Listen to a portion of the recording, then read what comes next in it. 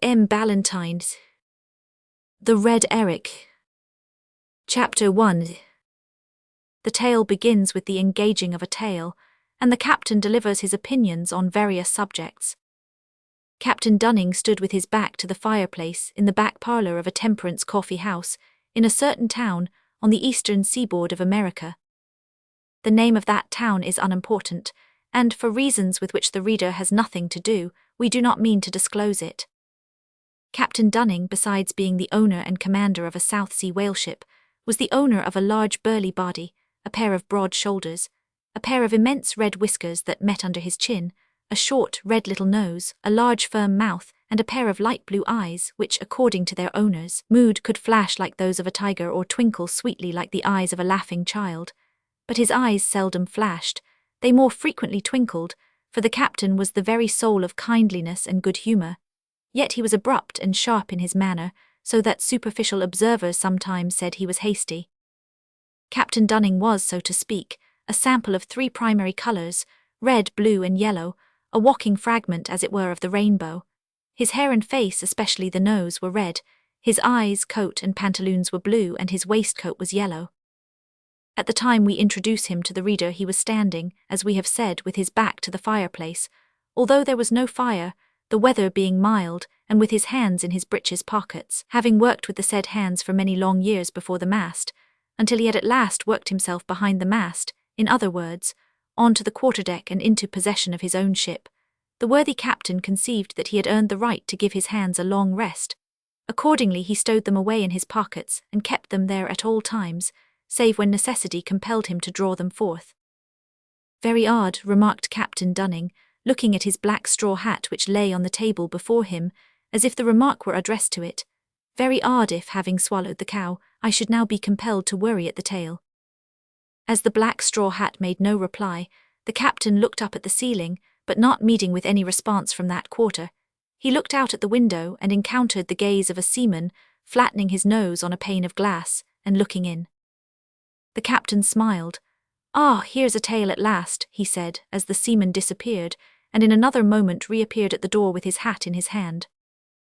It may be necessary, perhaps, to explain that Captain Dunning had just succeeded in engaging a first-rate crew for his next whaling voyage, which was the cow he professed to have swallowed, with the exception of a cook, which was the tail, at which he feared he might be compelled to worry.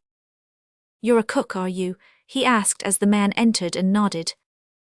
"Yes, sir," answered the tail, pulling his forelock. "And an uncommonly ill-favoured, rascally-looking cook you are," thought the captain, but he did not say so, for he was not utterly regardless of men's feelings. He merely said, "Ah," and then followed it up with the abrupt question, "Do you drink?" "Yes, sir, and smoke too," replied the tail in some surprise. "Very good, then you can go," said the captain shortly. "Eh," exclaimed the man. "You can go," repeated the captain. "You won't suit. My ship is a temperance ship and all the hands are teetotalers. I have found from experience that men work better and speak better and in every way act better on tea and coffee than on spirits. I don't object to their smoking, but I don't allow drinking aboard my ship, so you won't do, my man. Good morning." The tail gazed at the captain in mute amazement. "Ah, you may look," observed the captain, replying to the gaze, "but you may also mark my words if you will. I've not sailed the ocean for 30 years for nothing.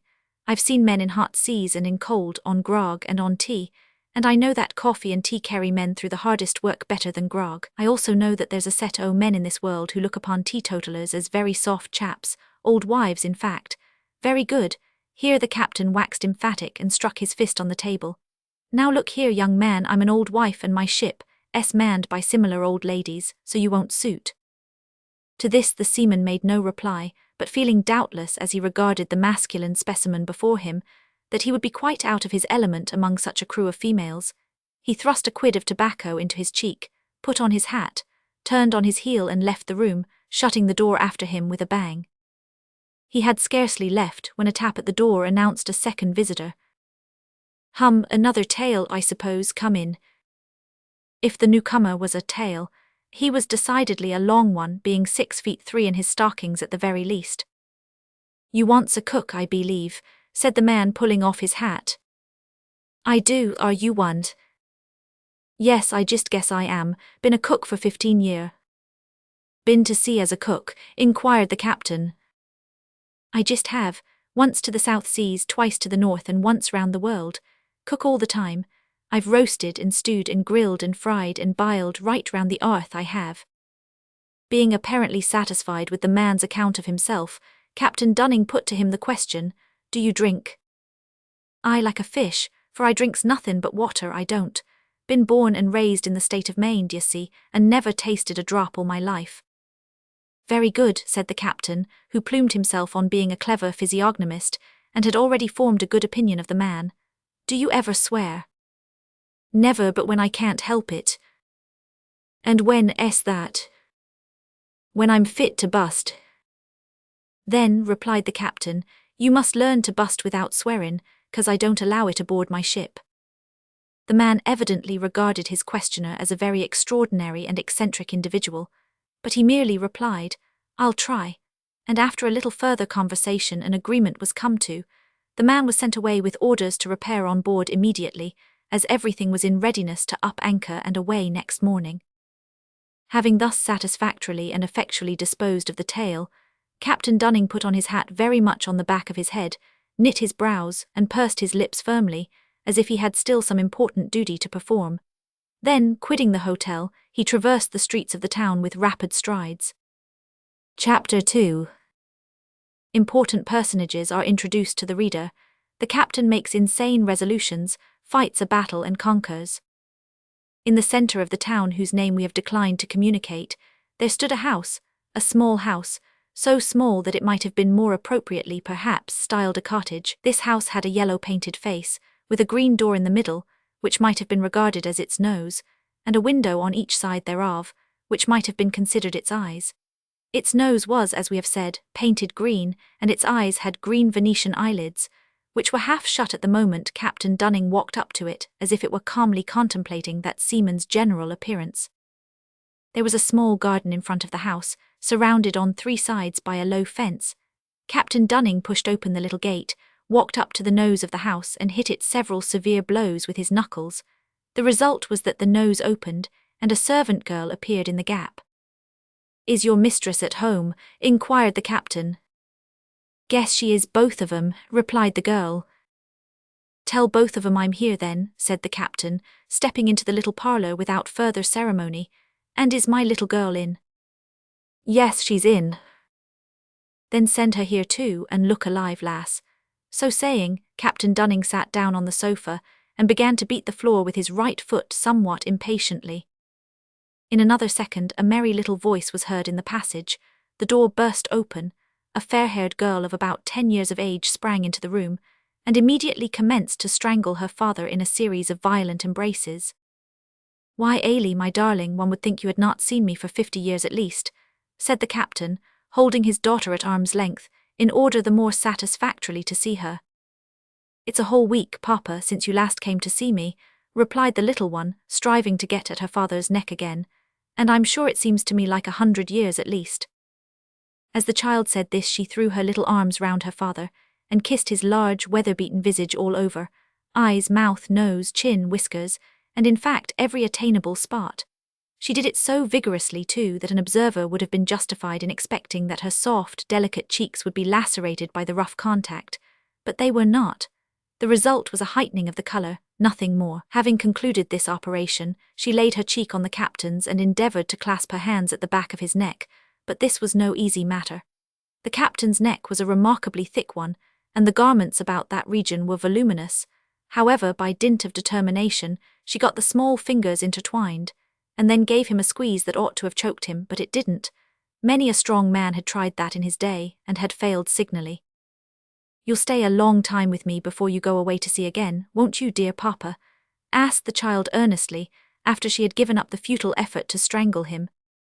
"How like," murmured the captain, as if to himself, and totally unmindful of the question, while he parted the fair curls and kissed Ailey's forehead. "Like what, Papa?" "Like your mother, your beloved mother," replied the captain in a low, sad voice. The child became instantly grave, and she looked up in her father's face with an expression of awe, while he dropped his eyes on the floor. Poor Alice had never known a mother's love. Her mother died when she was a few weeks old, and she had been confided to the care of 2 maiden aunts, excellent ladies, both of them, good beyond expression, correct almost to a fault, but prim, starched, and extremely self-possessed and judicious, so much so that they were injudicious enough to repress some of the best impulses of their natures, under the impression that a certain amount of dignified formality was essential to good breeding and good morals in every relation of life. Dear good starched Mrs. Dunning, if they had had their way, boys would have played cricket and football with polite urbanity, and girls would have kissed their playmates with gentle solemnity. They did their best to subdue little Alice, but that was impossible. The child would rush about the house at all unexpected and often inopportune seasons, like a furiously insane kitten, and she would disarrange their collars too violently every evening when she bade them good night. Alice was intensely sympathetic. It was quite enough for her to see anyone in tears, to cause her to open up the floodgates of her eyes and weep. She knew not and she cared not why. She threw her arms round her father's neck again and hugged him, while bright tears trickled like diamonds from her eyes. No diamonds are half so precious or so difficult to obtain as tears of genuine sympathy. "How would you like to go with me to the whale fishery?" inquired Captain Dunning, somewhat abruptly as he disengaged the child's arms and set her on his knee.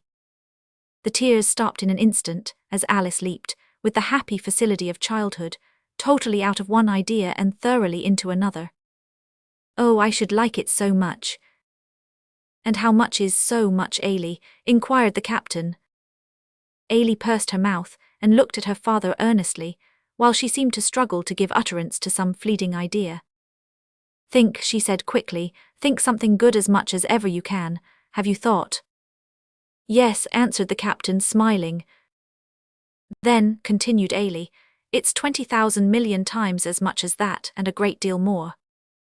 The laugh with which Captain Dunning received this curious explanation of how much his little daughter wished to go with him to the whale fishery was interrupted by the entrance of his sisters, whose sense of propriety induced them to keep all visitors waiting at least a quarter of an hour before they appeared, lest they should be charged with unbecoming precipitancy.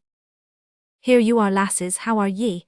cried the captain as he rose and kissed each lady on the cheek heartily. The sisters did not remonstrate. They knew that their brother was past hope in this respect, and they loved him, so they suffered it meekly.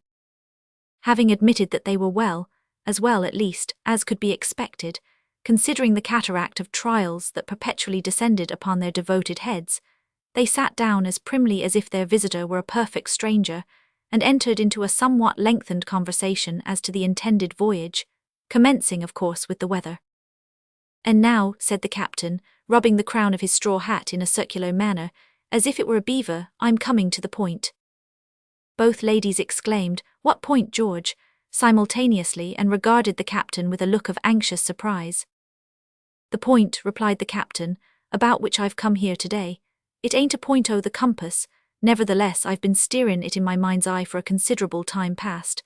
The fact is," here the captain hesitated, I've made up my mind to take my little Alice along with me this voyage." The Misses Dunning wore unusually tall caps, and their countenances were by nature uncommonly long, but the length to which they grew on hearing this announcement was something preternaturally awful. "Take Ailey to sea," exclaimed Miss Martha Dunning in horror. "To fish for whales," added Miss Jane Dunning in consternation. "Brother, you're mad," they exclaimed together after a breathless pause, "and you'll do nothing of the kind," they added firmly. Now, the manner in which the Misses Dunning received this intelligence greatly relieved their eccentric brother. He had fully anticipated, and very much dreaded, that they would at once burst into tears, and being a tender-hearted man he knew that he could not resist that without a hard struggle. A flood of woman's tears, he was wont to say, was the only sort of salt-water storm he hadn't the heart to face, but abrupt opposition was a species of challenge which the captain always accepted at once, offhand. No human power could force him to any course of action. In this latter quality Captain Dunning was neither eccentric nor singular.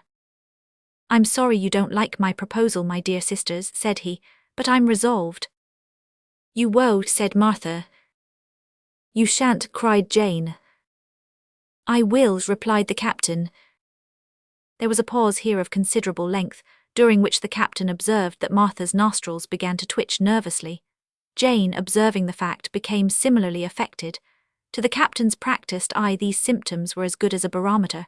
He knew that the storm was coming, and took in all sail at once, mentally, to be ready for it. It came. Martha and Jane Dunning were for once driven from the shelter of their wonted propriety. They burst simultaneously into tears, and buried their respective faces in their respective pocket handkerchiefs, which were immaculately clean, and had to be hastily unfolded for the purpose. Now, my dear girls," cried the captain, starting up and patting their shoulders, while poor little Ailie clasped her hands, sat down on a footstool, looked up in their faces, or rather at the backs of the hands which covered their faces, and wept quietly. "It's very cruel, George, indeed it is," sobbed Martha. "You know how we love her."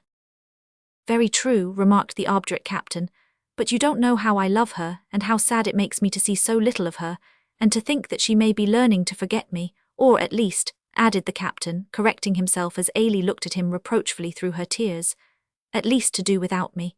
I can't bear the thought. She's all I have left to me and—" "Brother," interrupted Martha, looking hastily up, "did you ever before hear of such a thing as taking a little girl on a voyage to the whale fishing?" "No, never," replied the captain. "What has that got to do with it?"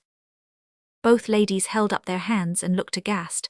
The idea of any man venturing to do what no one ever thought of doing before was so utterly subversive of all their ideas of propriety, such a desperate piece of profane originality, that they remained speechless. "George," said Martha, drying her eyes and speaking in tones of deep solemnity, "did you ever read Robinson Crusoe?" "Yes, I did when I was a boy, and that wasn't yesterday." "And did you," continued the lady in the same sepulchral tone, "did you note how that man, that beacon, if I may use the expression, set up as a warning to deter all wilful boys and men from reckless, and wicked, and wandering, and obstreperous courses? Did you note, I say, how that man, that beacon, was shipwrecked, and spent a dreary existence on an uninhabited and dreadful island, in company with a low, dissolute, black, unclothed companion called Friday?" "Yes," answered the captain, seeing that she paused for a reply. "And all," continued Martha, "in consequence of his resolutely and obstinately and wilfully and wickedly going to sea. Well, it couldn't have happened if he hadn't gone to sea, no doubt." "Then," argued Martha, can you, George, contemplate the possibility of your only daughter coming to the same dreadful end?" George, not exactly seeing the connection, rubbed his nose with his forefinger and replied, "Certainly not."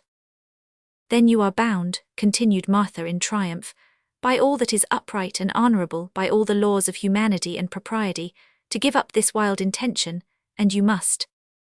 "There," cried Miss Jane emphatically, as if the argument were unanswerable, as indeed it was, being incomprehensible. The last words were unfortunate.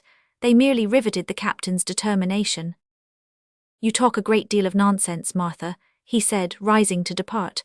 "I've fixed to take her, so the sooner you make up your minds to it the better." The sisters knew their brother's character too well to waste more time in vain efforts, but Martha took him by the arm and said earnestly, "Will you promise me, my dear George, that when she comes back from this voyage, you will never take her on another?" "Yes, dear sister," replied the captain, somewhat melted, "I promise that." Without another word, Martha sat down and held out her arms to Ailie, who incontinently rushed into them. Propriety fled for the nonce, discomfited. Miss Martha's curls were disarranged beyond repair, and Miss Martha's collar was crushed to such an extent that the very laundress who had washed and starched and ironed it would have utterly failed to recognize it. Miss Jane looked on at these improprieties in perfect indifference. Nay, when, after her sister had had enough, the child was handed over to her, she submitted to the same violent treatment without a murmur. For once nature was allowed to have her way, and all three had a good hearty satisfactory cry, in the midst of which Captain Dunning left them, and, proceeding on board his ship, hastened the preparations for his voyage to the southern seas. Chapter 3. The tea party, accidents and incidents of a minor kind, Glyn Proctor gets into trouble. On the evening of the day in which the foregoing scenes were enacted, the Misses Dunning prepared a repast for their brother and one or two of his officers, who were to spend the last evening in port there, and discuss various important and unimportant matters in a sort of semi-convivio business way.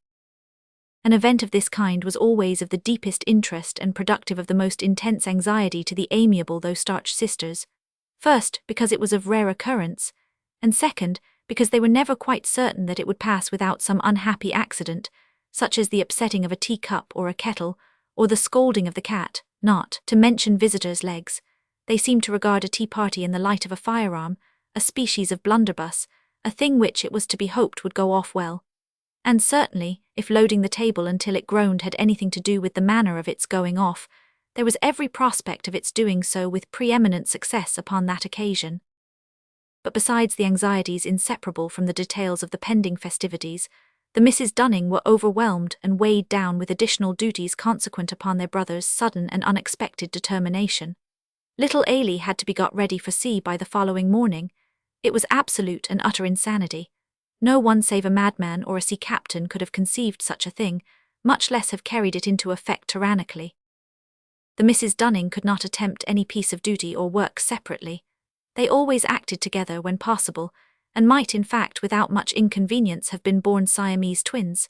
Whatever Martha did, Jane attempted to do or to mend. Wherever Jane went, Martha followed, not by any means that one thought she could improve upon the work of the other. Their conduct was simply the result of a desire to assist each other mutually. When Martha spoke, Jane echoed or corroborated, and when Jane spoke, Martha repeated her sentences word for word in a scarcely audible whisper, not after the other had finished, but during the course of the remarks. With such dispositions and propensities, it is not a matter to be wondered at that the good ladies, while arranging the tea-table, should suddenly remember some forgotten article of Ailey's wardrobe, and rush simultaneously into the child's bedroom to rectify the omission, or, when thus engaged, be filled with horror at the thought of having left the buttered toast too near the fire in the parlour. "It is really quite perplexing," said Martha, sitting down with a sigh and regarding the tea-table with a critical gaze. "Quite perplexing. I'm sure I don't know how I shall bear it. It is too bad of George, darling Ailey. Dear me, Jane, how crookedly you have placed the urn. It is really too bad." "Too bad indeed, yes, isn't it?" echoed Jane, in reference to the captain's conduct, while she assisted Martha, who had risen to readjust the urn. "Oh," exclaimed Martha with a look of horror. "What?" cried Jane, who looked and felt equally horrified, although she knew not yet the cause. "The eggs. The eggs." "Yes, the eggs. You know every one of the last dozen we got was bad, and we forgot to send for more," said Martha.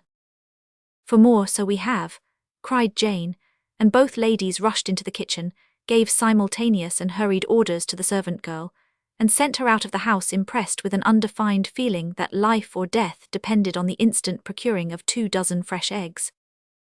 It may be as well to remark here that the Misses Dunning, although stiff and starched and formal, had the power of speeding nimbly from room to room, when alone and when occasion required, without in the least degree losing any of their stiffness or formality, so that we do not use the terms rushed, or rushing inappropriately. Nevertheless, it may also be remarked that they never acted in a rapid or impulsive way in company, however small in numbers or unceremonious in character the company might be, always excepting the servant girl and the cat, to whose company, from long habit, they had become used, and therefore indifferent. The sisters were on their knees, stuffing various articles into a large trunk, and Ailey was looking on by way of helping, with very red and swollen eyes, and the girl was still absent in quest of eggs, when a succession of sounding blows were administered to the green door, and a number of gruff voices were heard conversing without. "There," cried Martha and Jane with bitter emphasis, looking in each other's faces as if to say, "We knew it. Before that girl was sent away for these eggs, we each separately and privately prophesied that they would arrive, and that we should have to open the door. And you see, so it has happened, and we are not ready." But there was no time for remark. The case was desperate. Both sisters felt it to be so, and acted accordingly, while Ailey, having been forbidden to open the door, sat down on her trunk and looked on in surprise. They sprang up, washed their hands simultaneously in the same basin, with the same piece of soap broken in two, dried them with the same towel, darted to the mirror, put on 2 identically similar clean tall caps, leaped downstairs, opened the door with slow dignity of demeanour, and received their visitors in the hall with a calmness and urbanity of manner that contrasted rather strangely with their flushed countenances and heaving bosoms. "Hallo, Ailey," exclaimed the captain as his daughter pulled down his head to be kissed. "Why, you take a fellow all aback like a white squall.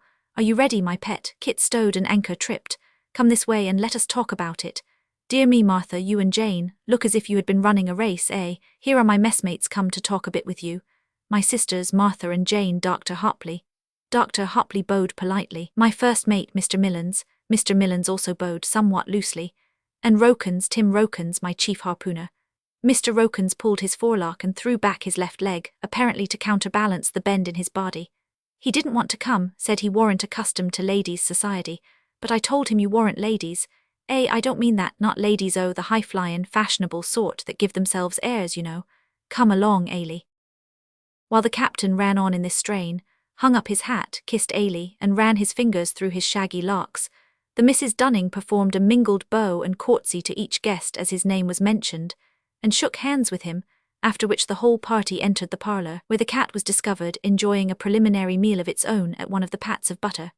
A united shriek from Martha and Jane, a nautical howl from the guests, and a rolled-up pocket handkerchief from Rokins sent that animal from the table as if it had received a galvanic shock. I ax your parding, ladies, said Mr. Rokins, whose aim had been so perfect that his handkerchief not only accelerated the flight of the cat, but carried away the violated pat of butter along with it. I ax your parding, but them brutes is sich thieves, I could roast 'em alive, so I could. The harpooner unrolled his handkerchief, and picking the pat of butter from its folds with his fingers, threw it into the fire.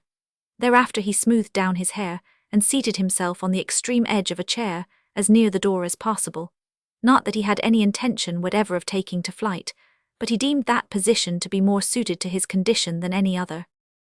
In a few minutes the servant girl returned with the eggs. While she is engaged in boiling them, we shall introduce Captain Dunning's friends and messmates to the reader. Dr. Hopley was a surgeon and a particular friend of the captain.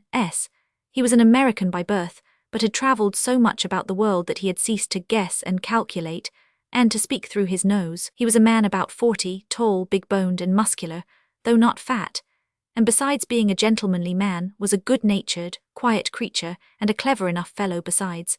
But he preferred to laugh at and enjoy the jokes and witticisms of others rather than to perpetrate any himself. Dr. Hopley was intensely fond of travelling, and being possessed of a small independence, he indulged his passion to the utmost. He had agreed to go with Captain Dunning as the ship's doctor, simply for the sake of seeing the whale fishery of the South Seas, having already, in a similar capacity, encountered the dangers of the North. Dr. Hopley had few weaknesses. His chief one was an extravagant belief in phrenology. We would not be understood to imply that phrenology is extravagant, but we assert that the doctor's belief in it was extravagant, assigning, as he did, to every real and ideal facility of the human mind, a local habitation and a name in the cranium, with a corresponding depression or elevation of the surface to mark its whereabouts. In other respects he was a commonplace sort of a man. Mr. Millens, the first mate, was a short, hale, thick-set man, without any particularly strong points of character. He was about 35, and possessed a superabundance of fair hair and whiskers, with a large, broad chin, a firm mouth, rather fierce-looking eyes, and a hasty, but by no means a bad temper. He was a trustworthy, matter-of-fact seaman and a good officer, but not bright intellectually. Like most men of his class, his look implied that he did not underestimate his own importance, and his tones were those of a man accustomed to command. Tim Rokins was an old salt, a bluff, strong, cast-iron man of about 45 years of age who had been at sea since he was a little boy, and would not have consented to live on dry land, though he had been offered command of a seaport town all to himself, as he was wont to affirm emphatically.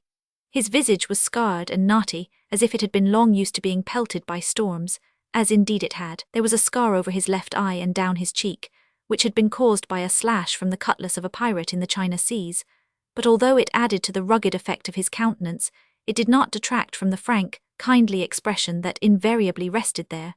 Tim Rokins had never been caught out of temper in his life. Men were wont to say he had no temper to lose. Whether this was true or no, we cannot presume to say, but certainly he never lost it. He was the best and boldest harpooner in Captain Dunning's ship, and a sententious deliverer of his private opinion on all occasions whatsoever. When we say that he wore a rough blue pilot-cloth suit, and had a large black beard with a sprinkling of silver hairs in it, we have completed his portrait. "What's come of Glyn?" inquired Captain Dunning, as he accepted a large cup of smoking tea with one hand, and with the other handed a plate of buttered toast to Dr. Hopley, who sat next him. "I really cannot imagine," replied Miss Martha. "No, cannot imagine," whispered Miss Jane. "He promised to come and to be punctual," continued Miss Martha. "Punctual," whispered Miss J. but something seems to have detained him, perhaps. Here Miss Martha was brought to an abrupt pause by observing that Mr. Rokins was about to commence to eat his egg with a teaspoon. "Allow me, Mr. Rokins," she said, handing that individual an ivory egg spoon. "Oh, certainly, ma'am, by all means," replied Rokins, taking the spoon and handing it to Miss Jane, under the impression that it was intended for her. "I beg pardon, it is for yourself, Mr. Rokins," said Martha and Jane together. "Thank ye, ma'am," replied Rokins, growing red, as he began to perceive he was a little off his course somehow. "I've no occasion for two, and this one suits me uncommon." "Ah, you prefer big spoons to little ones, my man, don't you?" said Captain Dunning, coming to the rescue. "Let him alone, Martha, he's used to take care of himself. Doctor, can you tell me now which is the easiest of digestion, a hard egg or a soft one?" Thus appealed to, Dr. Hopley paused a moment and frowned at the teapot, as though he were about to tax his brain to the utmost in the solution of an abstruse question in medical science. "Well now," he replied, stirring his tea gently and speaking with much deliberation, "that depends very much upon circumstances. Some digestions can manage a hard egg best, others find a soft one more tractable. And then the state of the stomach at the time of eating has to be taken into account. I should say now, that my little friend Ailey here, to judge from the rosy colour of her cheeks, could manage hard or soft eggs equally well. Couldn't you, eh?" Ailey laughed as she replied, "I'm sure I don't know, Dr. Hopley, but I like soft ones best." To this Captain Dunning said, "Of course you do, my sensible little pet," although it would be difficult to show wherein lay the sensibility of the preference, and then added, "There's Rokins now.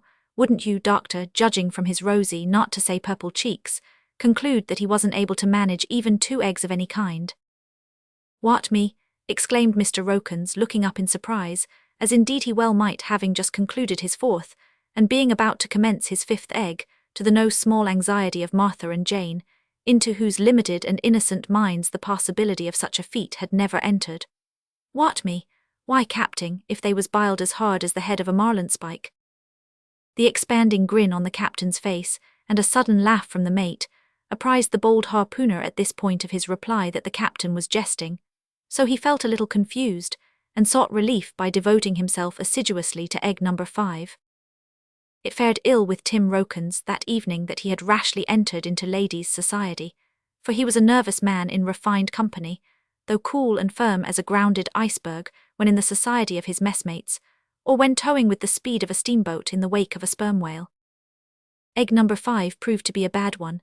Worse than that, egg number 5 happened to belong to that peculiar class of bad eggs which go off with a little crack when hit with a spoon, and sputter their unsavoury contents around them. Thus it happened that when Mr. Rokins, feeling confused, and seeking relief in attention to the business then in hand, hit egg number 5 a smart blow on the top, a large portion of its contents spurted over the fair white tablecloth, a small portion fell on Mr. Rokins' vest, and a minute yellow globule thereof alighted on the fair Martha's hand, eliciting from that lady a scream, and as a matter of course, an echo from Jane in the shape of a screamlet.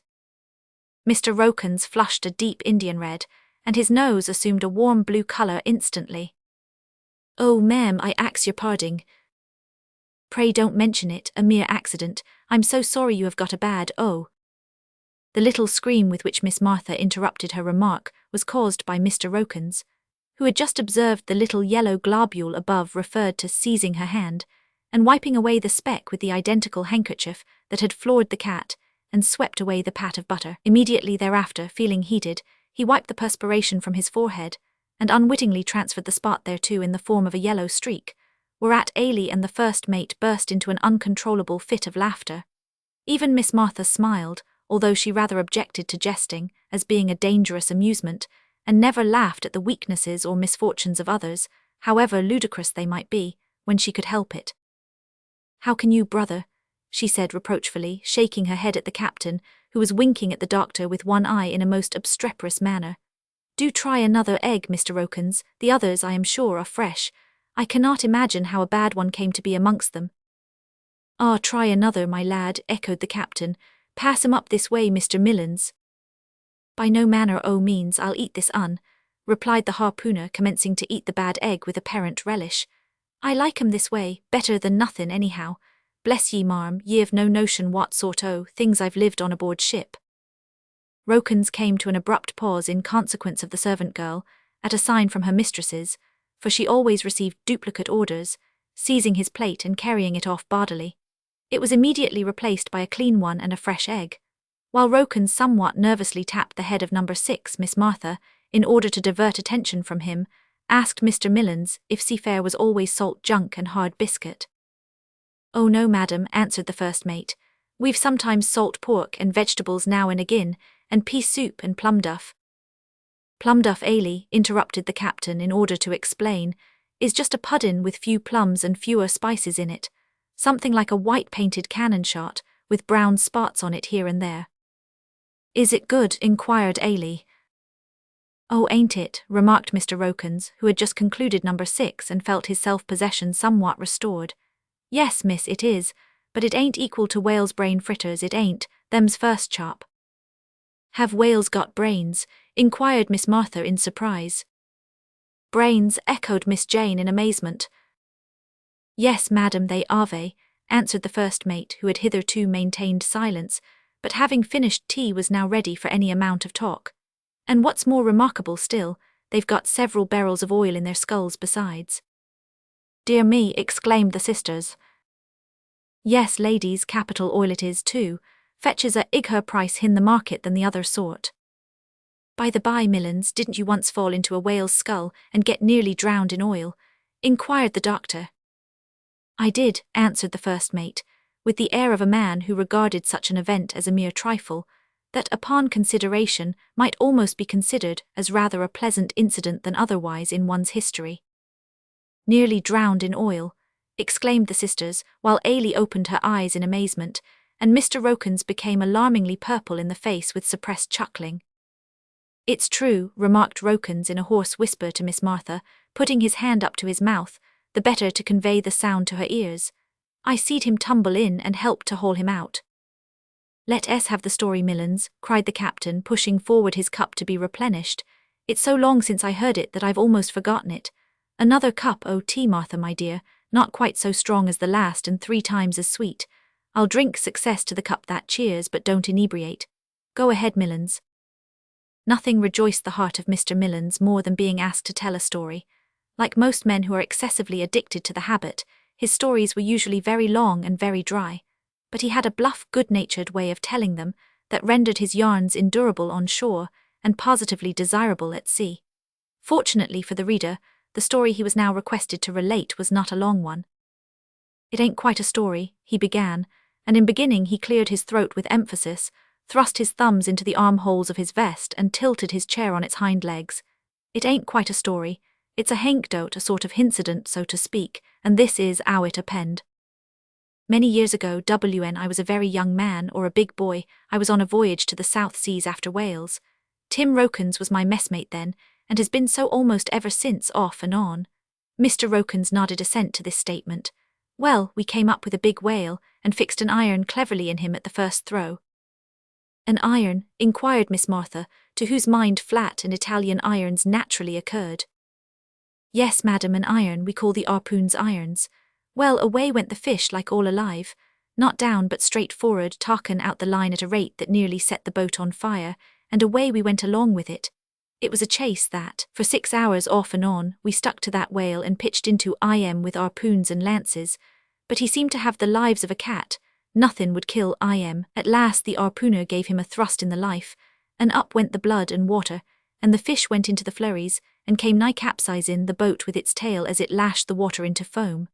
At last it gave in, and we had a 4 hours pull after that to tow the carcase to the ship, for there wasn't a catspaw of wind on the water. When we came alongside, we got out the tackles, and before beginning to flense, that means, ma'am, to strip off the blubber, we cut a hole in the top o' the skull to get out the oil that was there. For you must know that the sperm whale has got a sort of aloe or big cavern in its eed, which is full o' the best oil, quite pure, that don't need to be cleared, but is all ready to be bailed out and stowed away in casks. Well, when the hole was cut in its skull, I went down on my knees on the edge of it to peep in, when my knees they slipped on the blubber, and in I went, eed foremost, souse into the whale's skull, and began to swim for life in the oil. Of course I began to roar for help like a bull, and Rokins there, a pen to be near, he let down the end of a rope, but my hands was so slippy with oil I couldn't catch hold of it. So he hauls it up again and lets down a rope with a hook at the end, and I got hold of this and stuck it into the waistband o' my trousers and gave the word, "Heave away my earties," and sure enough so they did and pulled me out in a trice. And that's how it was, and I lost a suit o' clothes, for nothing on earth would take the oil out, and I didn't need to use pomatum for 6 months after. "No more you did," cried Rokins, who had listened to the narrative with suppressed delight. "No more you did. I never see such a glazed rat as you was when you comed out o' that hole in all my life, and he was just like a eel. It was all we could do to keep hold on marm, he was so slippery." While the captain was laughing at the incident, and Rokins was narrating some of the minute details in the half-unwilling yet half-willing ears of the sisters, the door opened, and a young man entered hastily and apologized for being late. "The fact is, Miss Dunning, had I not promised faithfully to come, I should not have made my appearance at all tonight." "Why, Glyn, what has kept you, lad?" interrupted the captain. "I thought you were a man of your word." "Aye, that's the question, Captain," said Rokins, who evidently regarded the new arrival with no favourable feelings. "It's always the way with them gentlemen sailors, till they're got into blue water and brought to their bearing. Mr. Rokins had wisdom enough to give forth the last part of his speech in a muttered tone, for the youth was evidently a favourite with the captain, as was shown by the hearty manner in which he shook him by the hand. "Messmates, this is Glyn Proctor, a friend o' mine," said Captain Dunning in explanation. "He is going with us this voyage before the mast, so you'll have to make the most of him as an equal tonight, for I intend to keep him in his proper place when afloat. He chooses to go as an ordinary seaman against my advice, the scamp, so I'll make him keep his head as low as the rest when aboard. You'll to keep your time better, too, than you have done tonight, lad," continued the captain, giving his young friend a slap on the shoulder. "What has detained you, eh?" "Necessity, Captain," replied the youth with a smile, as he sat down to table with an offhand easy air that savoured of recklessness. "And I am prepared to state, upon oath if need be, that necessity is not the mother of invention. If she had been, she would have enabled me to invent a way of escape from my persecutors in time to keep my promise to Miss Dunning." "Persecutors, Glyn," exclaimed Martha. "To whom do you refer?" "To the police of this good city." "Police," echoed the captain, regarding his young friend seriously, while the doctor and the first mate and Tim Rokins listened in some surprise. "Why, the fact is," said Glyn, "that I have just escaped from the hands of the police, and if it had not been that I was obliged to make a very wide detour in order to reach this house without being observed, I should have been here long ago." Boy, your hasty disposition will bring you into serious trouble one of these days," said the captain, shaking his head. "What mischief have you been about?" "Aye, there you go, it's my usual fate," cried Glyn, laughing. "If I chance to get into a scrape, you never think of inquiring whether it was my fault or my misfortune. This time, however, it was my misfortune, and if Miss Dunning will oblige me with a cup of tea, I'll explain how it happened. Little more than 2 hours ago, I left the ship to come here to tea, as I had promised to do. Nicholas Sling, the long-legged cook you engaged this morning, went ashore with me. As we walked up the street together, I observed a big porter passing along with a heavy deal plank on his shoulder. The street was somewhat narrow and crowded at that part, and Sling had turned to look in at a shop window just as the big fellow came up. The man shouted to my shipmate to get out o' the way, but the noise in the street prevented him from hearing. Before I could turn to touch the cook's arm, the fellow uttered an oath and ran the end of the plank against his head. Poor Sling was down in an instant. Before I well knew what I was about, I hit the porter between the eyes and down he went with a clatter, and the plank above him. In a moment 3 policemen had me by the collar. I tried to explain, but they wouldn't listen. As I was being hurried away to the lock-up, it flashed across me that I should not only lose my tea and your pleasant society this evening, but be prevented from sailing tomorrow, so I gave a sudden twist, tripped up the man on my left, overturned the one on my right, and bolted. They ran well, the rascals, and shouted like maniacs, but I got the start of 'em, dived down one street, up another into a lane, over a back garden wall, in at the back door of a house and out at the front, took a round of 2 or 3 miles, and came in here from the west.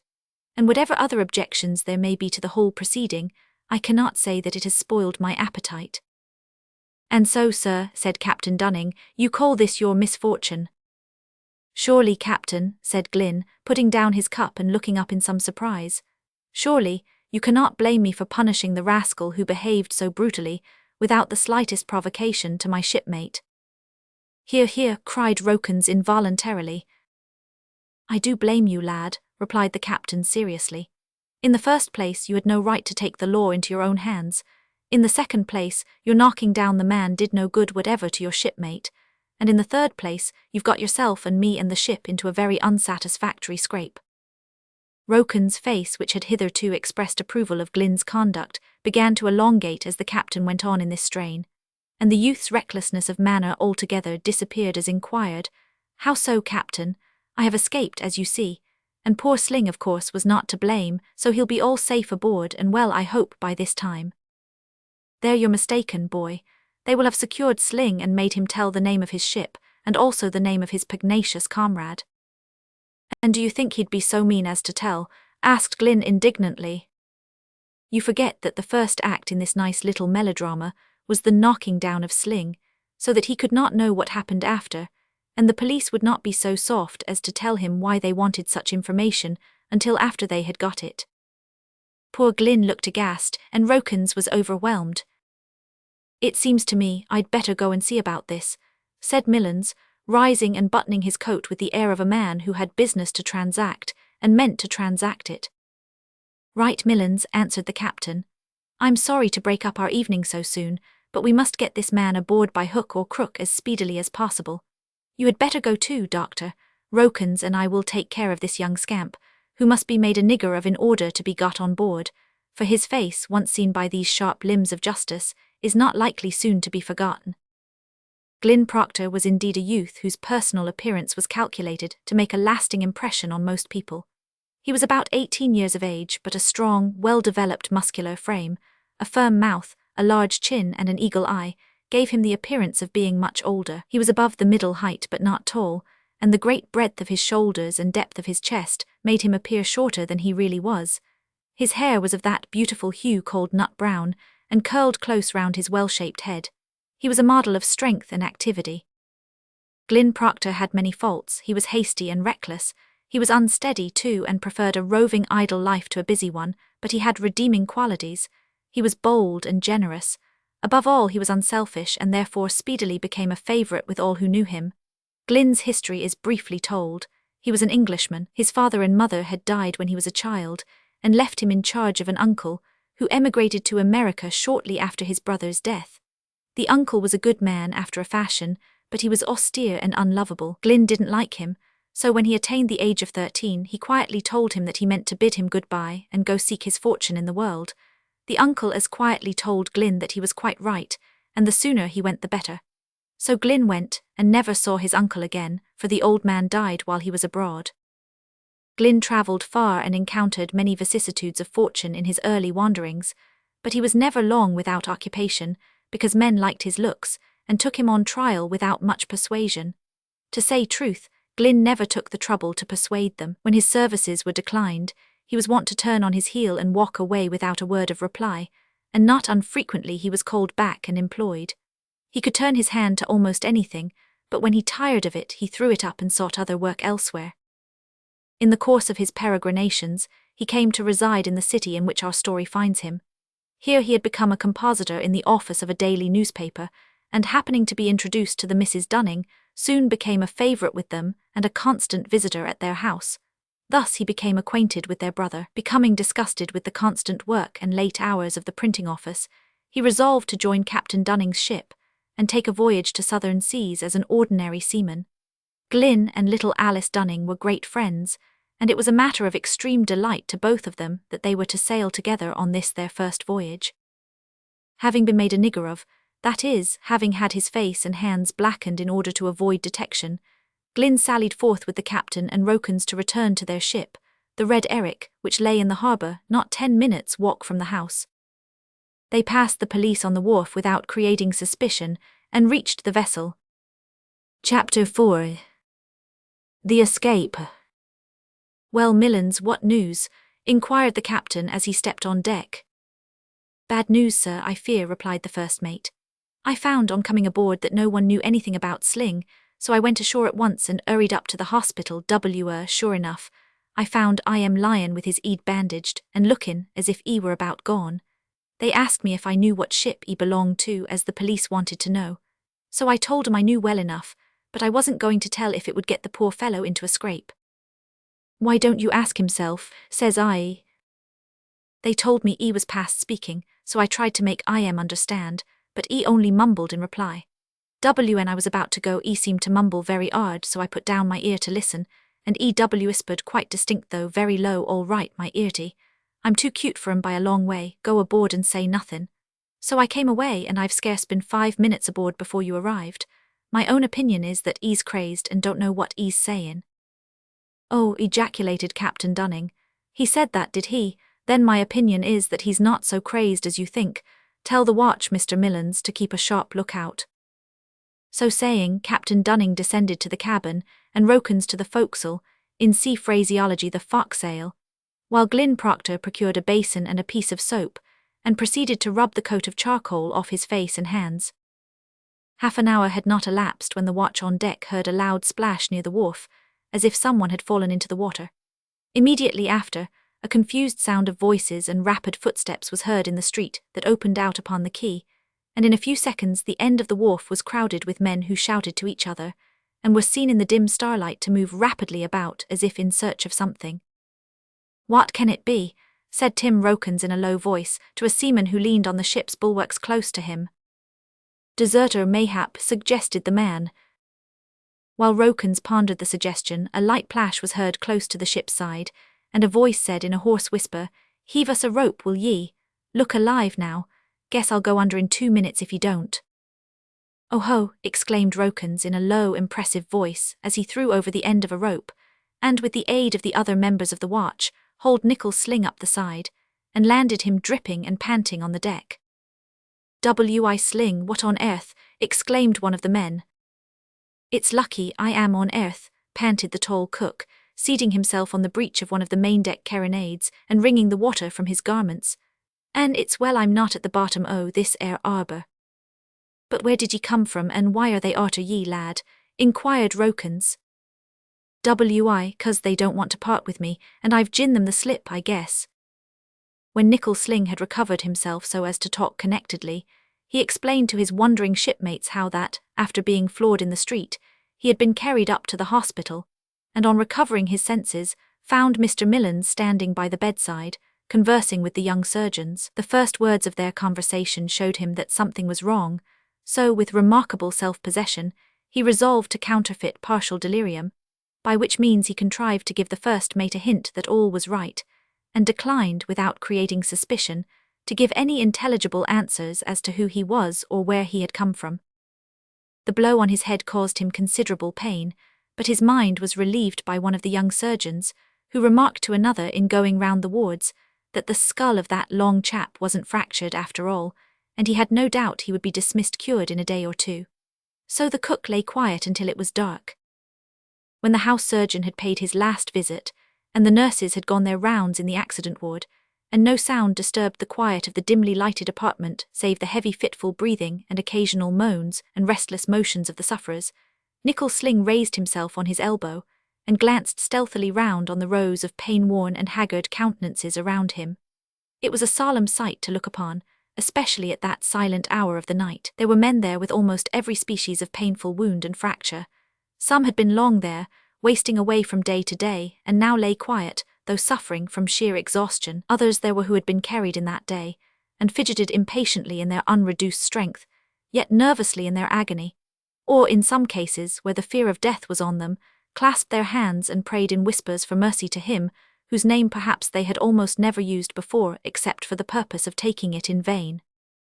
But such sights had little or no effect on the cook, who had rubbed hard against the world's roughest sides too long to be easily affected by the sight of human suffering, especially when exhibited in men. He paused long enough to note that the nurses were out of the way or dozing, and then slipping out of bed, he stalked across the room like a ghost and made for the outer gateway of the hospital. He knew the way, having once before been a temporary inmate of the place.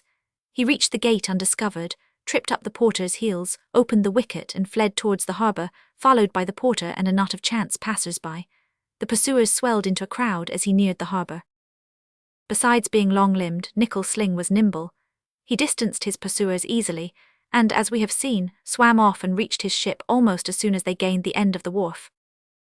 The above narration was made much more abruptly and shortly than we have presented it, for oars were soon heard in the water, and it behoved the poor hunted cook to secrete himself in case they should take a fancy to search the vessel. Just as the boat came within a few yards of the ship, he hastily went below.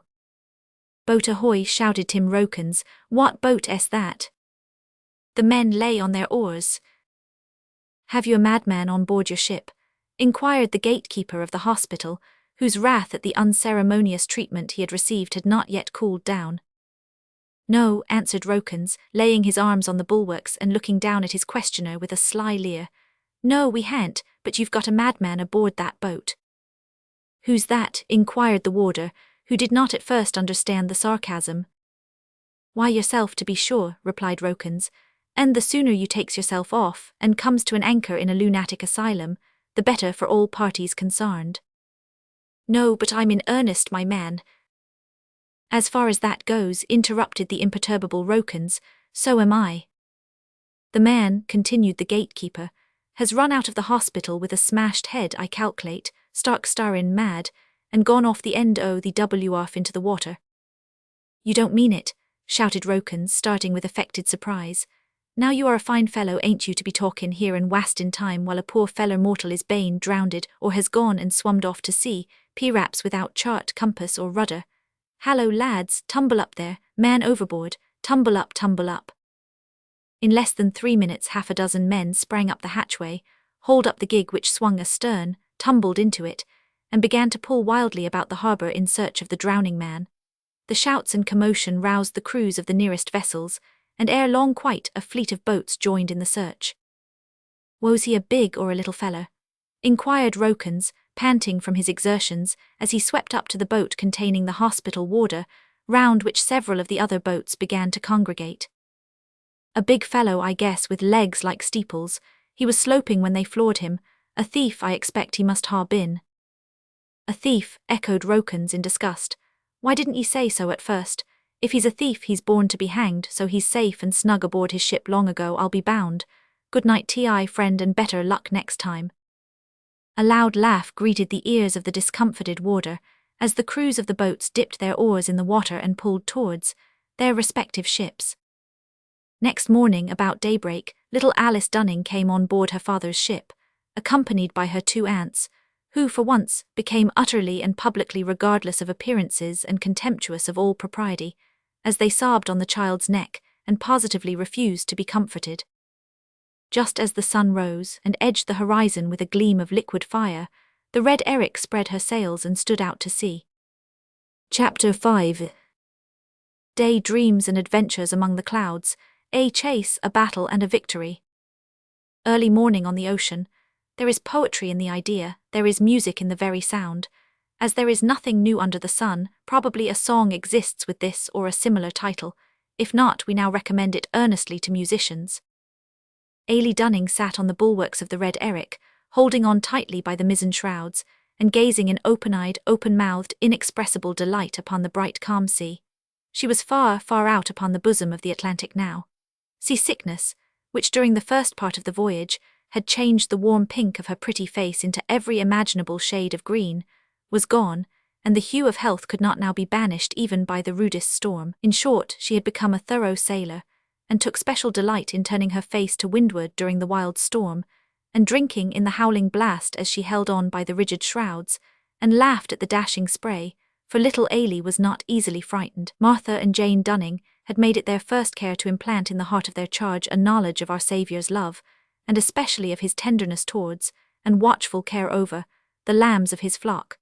Besides this, little Ailey was naturally of a trustful disposition. She had implicit confidence in the strength and wisdom of her father, and it never entered into her imagination to dream that it was possible for any evil to befall the ship which he commanded. But although Ailey delighted in the storm, she infinitely preferred the tranquil beauty and rest of a great calm, especially at the hour just before sunrise, when the freshness, brightness, and lightness of the young day harmonized peculiarly with her elastic spirit. It was at this hour that we find her alone upon the bulwarks of the Red Eric. There was a deep, solemn stillness around, that irresistibly and powerfully conveyed to her mind the idea of rest, The long, gentle undulation of the deep did not in the least detract from this idea. So perfect was the calm that several masses of clouds in the sky, which shone with the richest saffron light, were mirrored in all their rich details as if in a glass. The faintest possible idea of a line alone indicated, in one direction, where the water terminated and the sky began. A warm golden haze suffused the whole atmosphere and softened the intensity of the deep blue vault above. There was, indeed, little variety of object to gaze upon, only the water and the sky. But what a world of delight did not Ailey find in that vast sky and that pure ocean that reminded her of the sea of glass before the great white throne, of which she had so often read in Revelation. The towering masses of clouds were so rich and thick that she almost fancied them to be mountains and valleys, rocks and plains of golden snow. Nay, she looked so long and so ardently at the rolling mountain heights in the sky above, and their magical counterparts in the sky below, that she soon, as it were, thought herself into fairyland, and began a regular journey of adventures therein. Such a scene at such an hour is a source of gladsome, peaceful delight to the breast of man in every stage of life. But it is a source of unalloyed, bounding, exhilarating, romantic, unspeakable joy only in the years of childhood, when the mind looks hopefully forward, and before it has begun, as, alas, it must begin sooner or later, to gaze regretfully back. How long Ailey would have sat in motionless delight it is difficult to say. The man at the wheel, having nothing to do, had forsaken his post, and was leaning over the stern, either lost in reverie, or in a vain effort to penetrate with his vision the blue abyss to the bottom. The members of the watch on deck were either similarly engaged, or had stowed themselves away to sleep in quiet corners among blocks and cordage. No one seemed inclined to move or speak, and she would probably have sat there immovable for hours to come, had not a hand fallen gently on her shoulder, and by the magic of its simple contact, scattered the bright dreams of fairyland, as the finger-touch destroys the splendor of the soap bubble. "Oh, Glyn," exclaimed Ailey, looking round and heaving a deep sigh. "I've been away, far, far away, you can't believe how far." "Away, Ailey, where have you been?" asked Glyn, patting the child's head as he leaned over the gunwale beside her. "In fairyland, up in the clouds yonder, out and in and up and down. Oh, you've no idea, just look." She pointed eagerly to an immense towering cloud that rose like a conspicuous landmark in the center of the landscape of the airy world above. "Do you see that mountain?" "Yes, Ailey, the one in the middle you mean, don't you? Yes, well, continued the child, eagerly and hurriedly, as if she feared to lose the thread of memory that formed the warp and woof of the delicate fabric she had been engaged in weaving. "Well, I began there. I went in behind it and I met a fairy. Not really, you know, but I tried to think I met one, so I began to speak to her, and then I made her speak to me, and her voice was so small and soft and sweet. She had on silver wings and a star, a bright star in her forehead, and she carried a wand with a star on the top of it too. So I asked her to take me to see her kingdom, and I made her say she would, and do you know, Glyn, I really felt at last as if she didn't wait for me to tell her what to say, but just went straight on, answering my questions and putting questions to me in return. Wasn't it funny? Well, we went on and on and on, the fairy and me, up one beautiful mountain of snow and down another, talking all the time so pleasantly until we came to a great dark cave. So I made up my mind to make a lion come out of it, but the fairy said, no, let it be a bear, and immediately a great bear came out. Wasn't it strange? It really seemed as if the fairy had become real and could do things of her own accord." The child paused at this point, and looking with an expression of awe into her companion's face, said, "Do you think, Glyn, that people can think so hard that fairies really come to them?" Glyn looked perplexed. "No, Ailey, I suspect they can't, not because we can't think hard enough, but because there are no fairies to come." "Oh, I'm so sorry," replied the child sadly.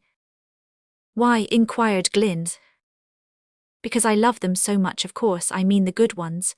I don't like the bad ones, though they're very useful, because they're nice to kill and punish and make examples of, and all that when the good ones catch them." "So they are," said the youth, smiling. "I never thought of that before, but go on with your ramble in the clouds." "Wells," began Ailey, "but where was I?" "Just going to be introduced to a bear." "Oh yes, well, the bear walked slowly away, and then the fairy called out an elephant, and after that a rhinoceros." "A rhinoceros," interrupted Glyn. "What's that?" "Oh, you know very well. A beast with a thick skin hanging in folds and a horn on its nose." "Ah, a rhinoceros, I see. Well, go on, Ailey." Then the fairy told a camel to appear, and after that a monkey and then a hippopotamus, and they all came out one after another, and some of them went away, and others began to fight. But the strangest thing of all was that every one of them was so like the pictures of wild beasts that are hanging in my room at home. The elephant, too, I noticed, had his trunk broken exactly the same way as my toy elephant's one was.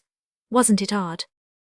It was rather odd, replied Glyn, but where did you go after that? Oh, then we went on and on again, until we came to— It's your turn at the wheel, lad, ain't it? Inquired Mr. Millens, coming up at that moment, and putting an abrupt termination to the walk in fairyland. It is, sir, answered Glyn, springing quickly to the wheel, and relieving the man who had been engaged in penetrating the ocean's depths. The mate walked forward, the released sailor went below, and Ailey was again left to her solitary meditations.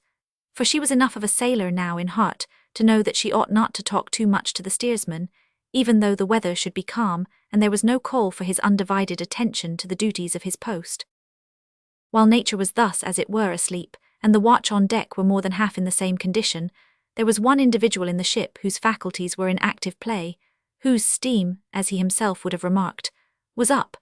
This was the worthy cook, Nickel Sling, whose duties called him to his post at the galley fire at an early hour each day. We have often thought that a cook's life must be one of constant self-denial and exasperation of spirit, besides the innumerable anxieties in reference to such important matters as boiling over and overboiling, being done to a turn, or overdone, or singed, or burned, or capsized. He has the diurnal misery of being the first human being in his little circle of life to turn out of a morning, and must therefore experience the discomfort, the peculiar discomfort, of finding things as they were left the night before. Anyone who does not know what that discomfort is has only to rise an hour before the servants of a household, whether at sea or on shore, to find out. Cook, too, has generally, if not always, to light the fire, and that especially in frosty weather is not agreeable. Moreover, cook roasts himself to such an extent, and at meal times, in 9 cases out of 10, gets into such physical and mental perturbation that he cannot possibly appreciate the luxuries he has been occupied all the day in concocting. Add to this that he spends all the morning in preparing breakfast, all the forenoon in preparing dinner, all the afternoon in preparing tea and supper, and all the evening in clearing up, and perhaps all the night in dreaming of the meals of the following day, and mentally preparing breakfast, and we think that we have clearly proved the truth of the proposition with which we started, namely, that a cook's life must be one of constant self-denial and exasperation of spirit. But this is by the way, and was merely suggested by the fact that, while all other creatures were enjoying either partial or complete repose, Nickel Sling was washing out pots and pans and kettles, and handling murderous-looking knives and 2-pronged tormentors with a demoniacal activity that was quite appalling. Beside him, on a little stool close to the galley fire, sat Tim Rokins. Not that Mr. Rokins was cold, far from it. He was, to judge from appearances, much hotter than was agreeable. But Tim had come there and sat down to light his pipe, and being rather phlegmatic when not actively employed, he preferred to be partially roasted for a few minutes to getting up again. We ought, remarked Tim Rokins, puffing at a little black pipe which seemed inclined to be obstinate, we ought to be gittin' among the fish by this time. Many's the one I've seed in them ere seas. I rather guess we should, replied the cook, pausing the midst of his toils and wiping the perspiration from his forehead with an immense bundle of greasy oakum. But I've seed us keep dodgin' about for weeks. I have later in the year than this without clappin' eyes on a fin. What sort o' baccy d'ye smoke, Rokins? Dun know, got it from a Spanish smuggler for an old clasp knife. Why? 'Cause it smells like rotten straw and won't improve the victuals. Guess you'd better take yourself off, old chap. What a cross-grained critter ye are, said Rokins, as he rose to depart. At that moment there was heard a cry that sent the blood tingling to the extremities of every one on board the Red Eric. Thar she blows, shouted the man in the crow's nest. The crow's nest is a sort of cask or nest, fixed at the top of the mainmast of whale ships, in which a man is stationed all day during the time the ships are on the fishing ground, to look out for whales, and the cry, "Thar she blows," announced the fact that the lookout had observed a whale rise to the surface and blow a spout of steamy water into the air. No conceivable event, unless perhaps the blowing up of the ship itself, could have more effectually and instantaneously dissipated the deep tranquillity to which we have more than once referred, had an electric shock been communicated through the ship to each individual, the crew could not have been made to leap more vigorously and simultaneously. Many days before, they had begun to expect to see whales. Everyone was therefore on the qui-vive, so that when the well-known signal rang out like a startling peal in the midst of the universal stillness, every heart in the ship leaped in unison. Had an observant man been seated at the time in the forecastle, he would have noticed that from out of the 10 or 15 hammocks that swung from the beams, there suddenly darted 10 or 15 pairs of legs, which rose to the perpendicular position in order to obtain leverage to fetch way. Instantly thereafter the said legs descended, and where the feet had been, 10 or 15 heads appeared. Next moment the men were tumbling up the fore hatch to the deck, where the watch had already sprung to the boat tackles. "Where away?" sang out Captain Dunning, who was among the first on deck. "Off the weather bow, sir, 3 points." "How far?" "About 2 miles, thar she blows." "Call all hands," shouted the captain.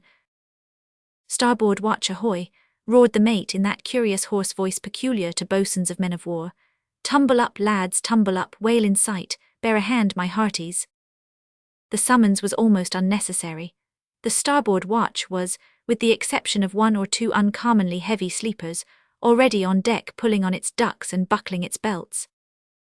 "Thar she breaches, thar she blows," again came from the crow's nest in the voice of a stentor. "Well done, Dick Barnes, you're the first to raise the oil," remarked one of the men, implying by the remark that the said Dick was fortunate enough to be the first to sight a whale. "Where away now?" roared the captain, who was in a state of intense excitement. "1.5 miles to leeward, sir." "Clear away the boats," shouted the captain. "Masthead ahoy, 500, you see that whale now." "Aye, aye, sir, thar she blows." "Bear a hand, my hearties," cried the captain as the men sprang to the boats which were swinging at the davits.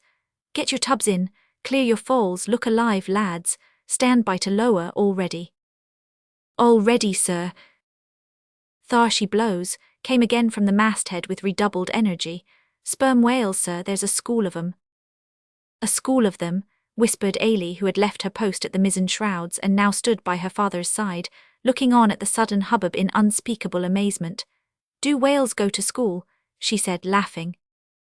"Out of the road, Ailie, my pet," cried her father hastily. "You'll get knocked over. Lower away, lads, lower away." Down went the starboard, larboard, and waist boats as if the falls had been cut, and almost before you could wink the men literally tumbled over the side into them, took their places, and seized their oars. "Here, Glyn, come with me and I'll show you a thing or two," said the captain. "Jump in, lad, look sharp." Glyn instantly followed his commander into the starboard boat, and took the aft oar. Tim Rokins, being the harpooner of that boat, sat at the bow oar with his harpoons and lances beside him, and the whale line coiled in a tub in the boat's head. The captain steered. And now commenced a race that taxed the boat's crews to the utmost, for it is always a matter keenly contested by the different crews, who shall fix the first harpoon in the whale. The larboard boat was steered by Mr. Millans, the first mate, the waist boat by Mr. Markham, the second mate, the latter an active man of about 25, whose size and physical strength were Herculean, and whose disposition was somewhat morose and gloomy. "Now, lads, give way, that's it, that's the way. Bend your backs now, do bend your backs," cried the captain, as the 3 boats sprang from the ship's side and made towards the nearest whale with the white foam curling at their bow.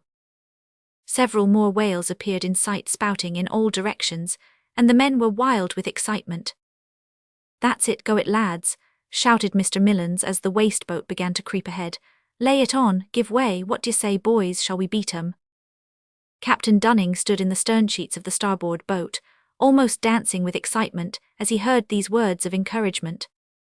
"Give way, boys," he cried. "They can't do it, that whale's ours, so it is. Only bend your backs, a steady pull, pull like steam tugs, that's it, bend the oars, double 'em up, smash 'em in bits, do." Without quite going the length of the captain's last piece of advice, the men did their work nobly. They bent their strong backs with a will and strained their sinewy arms to the utmost. Glyn, in particular, to whom the work was new, and therefore peculiarly exciting and interesting, almost tore the rowlocks out of the boat in his efforts to urge it on, and had the oar not been made of the toughest ash, there is no doubt that he would have obeyed the captain's orders literally, and have smashed it in bits. On they flew like racehorses.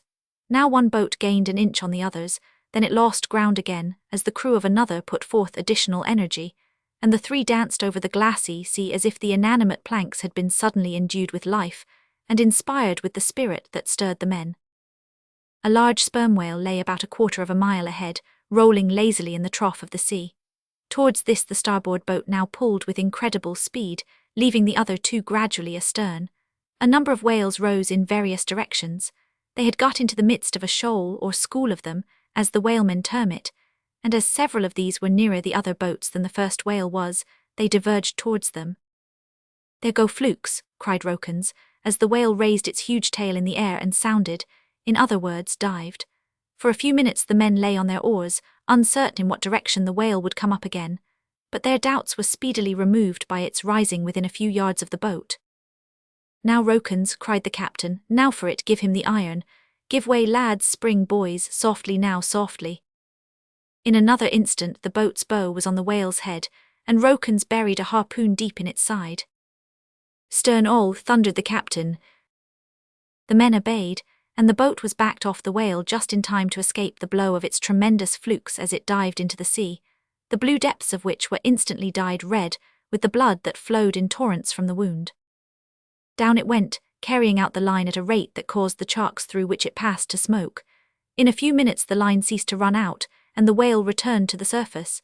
It had scarcely showed its nose when the slack of the line was hauled in, and a second harpoon was fixed in its body.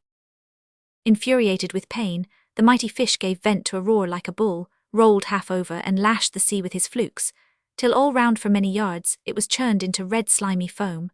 Then he turned round and dashed off with the speed of a locomotive engine, tearing the boat through the waves behind it, the water curling up like a white wall round the bows. "She won't stand that long," muttered Glyn Proctor, as he rested on his oar and looked over his shoulder at the straining line. "That she will, boy," said the captain, "and more than that if need be. You'll not be long of having a chance of greasing your fingers, I'll warrant." In a few minutes the speed began to slacken, and after a time they were able to haul in on the line. When the whale again came to the surface, a third harpoon was cleverly struck into it, and a spout of blood from its blowhole showed that it was mortally wounded. In throwing the harpoon, Tim Rokins slipped his foot and went down like a stone head foremost into the sea. He came up again like a cork, and just as the boat flew past fortunately caught hold of Glyn Proctor's hand. It was well that the grasp was a firm one, for the strain on their two arms was awful. In another minute Tim was in his place, ready with his lance to finish off the whale at its next rise. Up it came again, foaming, breaching and plunging from wave to wave, flinging torrents of blood and spray into the air. At one moment he reared his blunt gigantic head high above the sea. The next he buried his vast and quivering carcase deep in the gory brine, carrying down with him a perfect whirlpool of red foam. Then he rose again and made straight for the boat. Had he known his own power, he might have soon terminated the battle and come off the victor, but fortunately he did not. Tim Rokins received his blunt nose on the point of his lance and drove him back with mingled fury and terror. Another advance was made, and a successful lance thrust delivered. "That's into his life," cried the captain. "So it is," replied Rokins. And so it was. A vital part had been struck. For some minutes the huge leviathan lashed and rolled and tossed in the trembling waves in his agony, while he spouted up gallons of blood with every throw. Then he rolled over on his back, and lay extended a lifeless mass upon the waters. "Now, lads, 3 cheers for our first whale, hip, hip, hip." The cheer that followed was given with all the energy and gusto inspired by a first victory, and it was repeated again and over again, before the men felt themselves sufficiently relieved to commence the somewhat severe and tedious labour of towing the carcase to the ship. It was a hard pull, for the whale had led them a long chase, and as the calm continued, those left aboard could not approach to meet the boats. The exhausted men were cheered, however, on getting aboard late that night, to find that the other boats had been equally successful, each of them having captured a sperm whale. Chapter 6. Disagreeable changes, sagacious conversations and a terrible accident. A striking and by no means a pleasant change took place in the general appearance of the Red Eric, immediately after the successful chase detailed in the last chapter. Before the arrival of the whales the decks had been beautifully clean and white, for Captain Dunning was proud of his ship, and fond of cleanliness and order. A few hours after the said arrival, the decks were smeared with grease, oil, and blood, and everything from stem to stern became from that day filthy and dirty. This was a sad change to poor Ailey, who had not imagined it possible that so sudden and disagreeable an alteration could take place. But there was no help for it. The duties of the fishery in which they were engaged required that the whales should not only be caught, but cut up, boiled down to oil, and stowed away in the hold in casks. If the scene was changed for the worse a few hours after the cutting-up operations were begun, it became infinitely more so when the tryworks were set going and the melting fires were lighted, and huge volumes of smoke begrimed the masts and sails and rigging. It was vain to think of clearing up. Had they attempted that, the men would have been overtasked without any good being accomplished. There was only one course open to those who didn't like it, and that was to grin and bear it. Cutting out and trying in are the terms used by whalemen to denote the processes of cutting off the flesh or blubber from the whale's carcass and reducing it to oil. At an early hour on the following morning, the first of these operations was commenced. Ailey went about the decks, looking on with mingled wonder, interest, and disgust. She stepped about gingerly, as if afraid of coming in contact with slimy objects, and with her nose and mouth screwed up after the fashion of those who are obliged to endure bad smells. The expression of her face under the circumstances was amusing. As for the men, they went about their work with relish and total indifference as to consequences. When the largest whale had been hauled alongside, ropes were attached to his head and tail, and the former was secured near the stern of the ship, while the latter was lashed to the bow. The cutting tackle was then attached. This consisted of an arrangement of pulleys depending from the maintop, with a large blubber hook at the end thereof. The cutting was commenced at the neck, and the hook attached. Then the men hove on the windlass, and while the cutting was continued in a spiral direction round the whale's body, the tackle raised the mass of flesh until it reached the fixed blocks above. This mass, when it could be hauled up no higher, was then cut off and stowed away under the name of a blanket piece. It weighed upwards of a ton. The hook being lowered and again attached, the process was continued until the whole was cut off. Afterwards, the head was severed from the body and hoisted on board, in order that the oil contained in the hollow of it might be baled out. From the head of the first whale 10 barrels of oil were obtained. The blubber yielded about 80 barrels. When the cutting out was completed, and the remnants of bone and flesh were left to the sharks which swarmed round the vessel, revelling in their unusually rich banquet, the process of trying in commenced. Trying in is the term applied to the melting of the fat and the stowing of it away in barrels in the form of oil, and an uncommonly dirty process it is. The large blanket pieces were cut into smaller portions and put into the trypots, which were kept in constant operation. At night the ship had all the appearance of a vessel on fire, and the scene on deck was particularly striking and unearthly. One night several of the men were grouped on and around the windlass, chatting, singing, and spinning yarns. Ailey Dunning stood near them, lost in wonder and admiration, for the ears and eyes of the child were assailed in a manner never before experienced or dreamed of even in the most romantic mood of cloud wandering. It was a very dark night, darker than usual, and not a breath of wind ruffled the sea, which was like a sheet of undulating glass, for be it remembered there is no such thing at any time as absolute stillness in the ocean. At all times, even in the profoundest calm, the long, slow, gentle swell rises and sinks with unceasing regularity, like the bosom of a man in deep slumber. Dense clouds of black smoke and occasional lurid sheets of flame rose from the tryworks, which were situated between the foremast and the main hatch.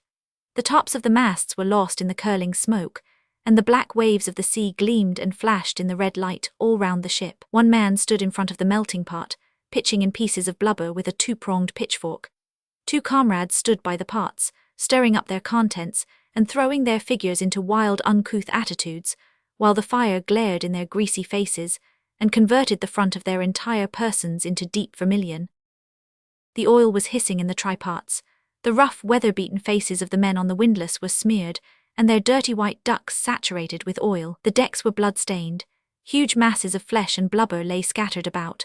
Sparks flew upwards in splendid showers as the men raked up the fires. The decks, bulwarks, railings, tryworks, and windlass were covered with oil and slime, and glistening in the red glare.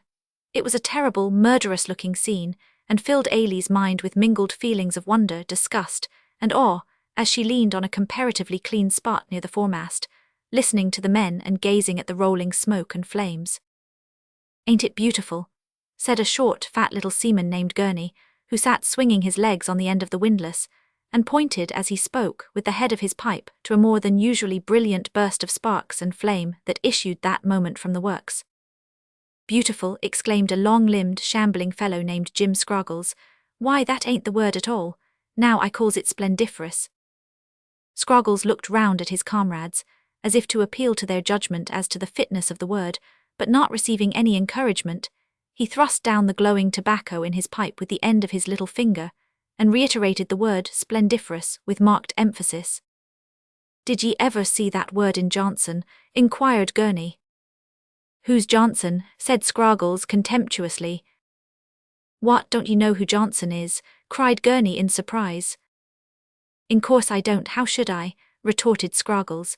"There's ever so many Johnsons in the world, which on 'em all do you mean?" "Why, I mean Johnson what wrote the dictionary, the great lexicographer." "Oh, it's him you mean, is it? In course I've knowed him ever since I was at school." A general laugh interrupted the speaker. "At school," cried Nickel Sling, who approached the group at that moment with a carving knife in his hand. He seldom went anywhere without an instrument of office in his hand. "At school? Well now that beats creation. If ye was, I'm sartin ye only larned to forgit all ye oughter to have remembered. I'd take a bet now, ye wasn't at school as long as I've been settin' on this here windlass." "You're about right, Sling. It 'ud be unpossible for me to be as long as you anywhere, 'cause everybody knows I'm only 5'2", whereas you're 6'4". "Hear, hear," shouted Dick Barnes, a man with a huge black beard, who the reader may perhaps remember was the first to raise the oil. "It'll be long before you make another joke like that, Gurney. Come now, give us a song, Gurney, do. There's the cap'n's darter standin' by the foremast a-waitin' to hear ye. Give us long, long ago." "Ah, that's it, give us a song," cried the men. "Come, there's a good fellow." "Well, it's so long ago since I sung that song, shipmates," replied Gurney, "that I've been and forgot it, but Tim Rokins knows it. Where S. Rokins?" "He's in the watch below." In sea parlance, the men whose turn it is to take rest after their long watch on deck are somewhat facetiously said to belong to the watch below. "Ah, that's a pity, so we can't have that particular song, but I'll give ye another if ye don't object." "No, no, all right, go ahead, Gurney. Is there a chorus to it?" "Aye, in course there is. What's a song without a chorus? What's plum duff without the plums? What's a ship without a elm? It's my opinion, shipmates, that a song without a chorus is no better than it should be. It's woos nor nothin'. It puts them what listens in the blues and the man what sings into the stews, and sarve him right. I wouldn't give the fag end o' nothin' mixed in bucket o' salt water for a song without a chorus, that's flat. So here goes." Having delivered himself of these opinions in an extremely vigorous manner, and announced the fact that he was about to begin, Gurney cleared his throat and drew a number of violent puffs from his pipe in quick succession, in order to kindle that instrument into a glow which would last through the first verse and the commencement of the chorus. This he knew was sufficient, for the men, when once fairly started on the chorus, would infallibly go on to the end with or without his assistance, and would therefore afford him time for a few restorative whiffs. "It hain't got no name, lads." "Never mind, Gurney, all right, fire away." "Oh, I once knowed a man as hadn't got a nose. And this is how he come to hadn't. One cold winter night he went and got it froze. By the pain he was well nigh maddened." Chorus, well nigh maddened.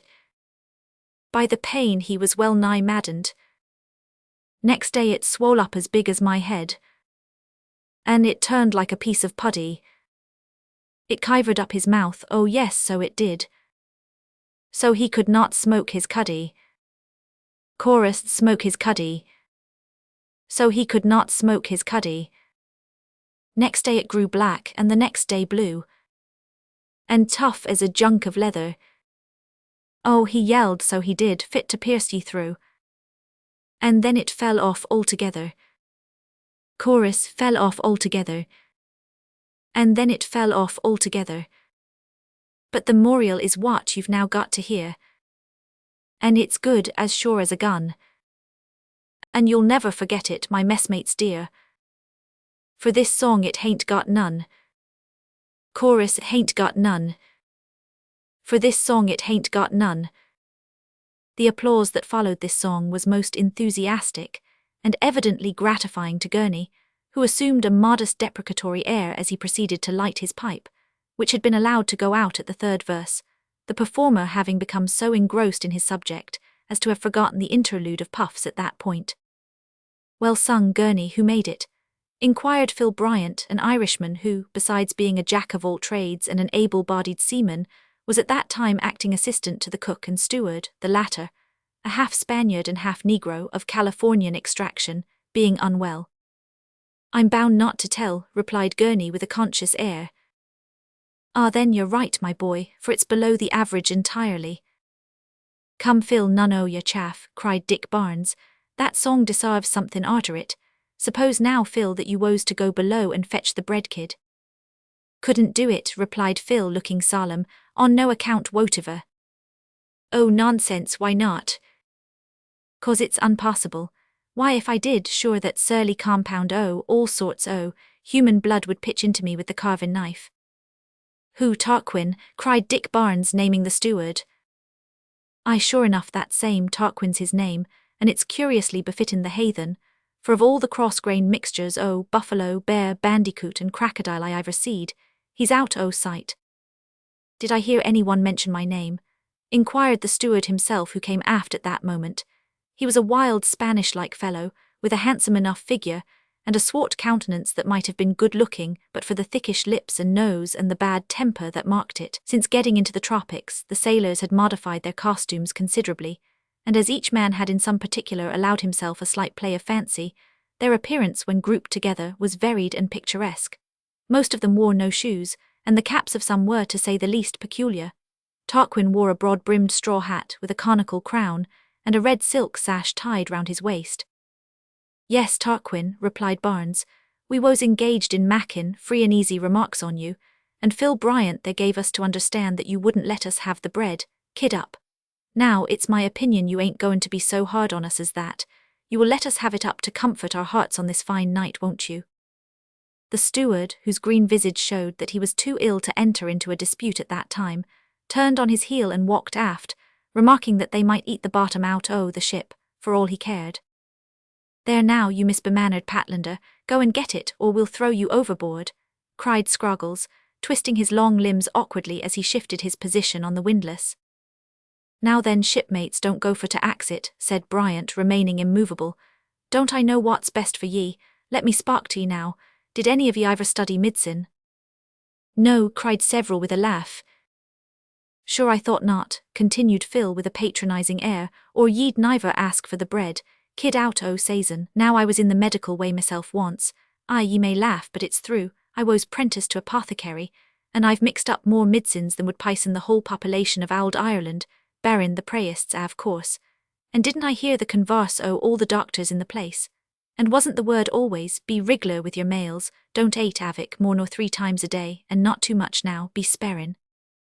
"Ha, ye long-winded grampus," interrupted Dick Barnes impatiently. "And warrant the doctors right, 3 times a day for sick folk and 6 times or more for them wot's well." "Hear, hear," cried the others, while 2 of them seized Bryant by the neck and thrust him forcibly towards the after-hatch. "Bring up the kid now, and if ye come without it, look out for squalls." "Ark, worse luck," sighed the misused assistant as he disappeared. In a few minutes Phil returned with the kid, which was a species of tray filled with broken sea biscuit, which when afloat goes by the name of bread. This was eagerly seized, for the appetites of sailors are always sharp, except immediately after meals.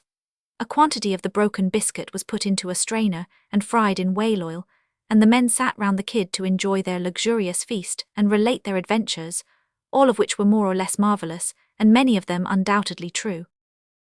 The more one travels in this world of ours, and the more one reads of the adventures of travellers upon whose narratives we can place implicit confidence, the more we find that men do not now require, as they did of old, to draw upon their imaginations for marvellous tales of wild, romantic adventure. In days gone by, travellers were few. Foreign lands were almost unknown. Not many books were written, and of the few that were, very few were believed. In the present day, men of undoubted truthfulness have roamed far and wide over the whole world. Their books are numbered by hundreds, and much that was related by ancient travellers, but not believed, has now been fully corroborated. More than that, it is now known that men have everywhere received, as true, statements which modern discovery has proved to be false, and on the other hand they have often refused to believe what is now ascertained to be literally true. We would suggest in passing that a lesson might be learned from this fact, namely that we ought to receive a statement in regard to a foreign land, not according to the probability or the improbability of the statement itself, but according to the credibility of him who makes it. Ailey Dunning had a trustful disposition. She acted on neither of the above principles. She believed all she heard, poor thing, and therefore had a head pretty well stored with mingled fact and nonsense. While the men were engaged with their meal, Dr. Hopley came on deck and found her leaning over the stern, looking down at the waves which shone with sparkling phosphorescent light. An almost imperceptible breeze had sprung up, and the way made by the vessel as she passed through the water was indicated by a stream of what appeared lambent blue flame. Looking at the fish, Ailey, as usual, said the doctor as he came up, "What are they saying to you tonight?" "I'm not looking at the fish," answered Ailey. "I'm looking at the fire." "No, not the fire. Papa said it wasn't fire, but it's so like it, I can scarcely call it anything else." "What is it, doctor?" "It is called phosphorescence," replied the doctor, leaning over the bulwarks and looking down at the fiery serpent that seemed as if it clung to the ship's rudder. "But I dare say you don't know what that means. You know what fireflies and glowworms are?" "Oh yes, I've often caught them." "Well, there are immense numbers of very small and very thin jelly-like creatures in the sea, so thin and so transparent that they can scarcely be observed in the water. These medusae, as they are called, possess the power of emitting light, similar to that of the firefly. In short, Ailey, they are the fireflies and glowworms of the ocean." The child listened with wonder, and for some minutes remained silent. Before she could again speak, there occurred one of those incidents which are generally spoken of as most unexpected and sudden, but which nevertheless are the result of natural causes, and might have been prevented by means of a little care. The wind, as we have said, was light, so light that it did not distend the sails. The boom of the spanker sail hung over the stern, and the spanker braces lay slack along the seat on which Ailey and the doctor knelt. A little gust of wind came. It was not strong, a mere puff, but the man at the wheel was not attending to his duty. The puff, light as it was, caused the spanker to jibe, that is, to fly over from one side of the ship to the other. The heavy boom passed close over the steersman's head as he cried, "Look out!" The braces tautened, and in so doing they hurled Dr. Hopley violently to the deck and tossed Ailey Dunning over the bulwarks into the sea. It happened at that moment that Glyn Proctor chanced to step on deck. "Hallo, what's wrong?" cried the youth, springing forward, catching the doctor by the coat as he was about to spring overboard and pulling him violently back, under the impression that he was deranged. The doctor pointed to the sea, and with a look of horror gasped the word Ailey. In an instant Glyn released his hold, plunged over the stern of the ship, and disappeared in the waves. Chapter 7. The Rescue, Preparations for a Storm. It is impossible to convey by means of words an adequate idea of the terrible excitement and uproar that ensued on board the Red Eric after the events narrated in the last chapter.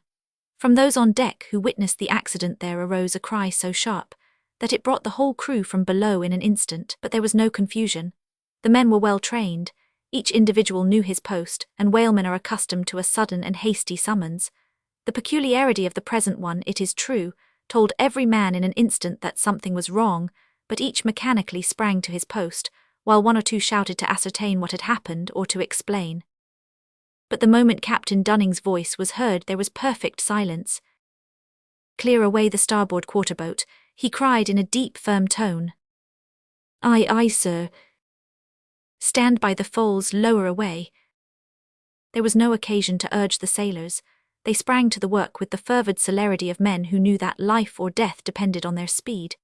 In less time than it takes to relate, the boat was leaping over the long ocean swell, as it had never yet done in chase of the whale, and in a few seconds passed out of the little circle of light caused by the fires and into the gloom that surrounded the ship.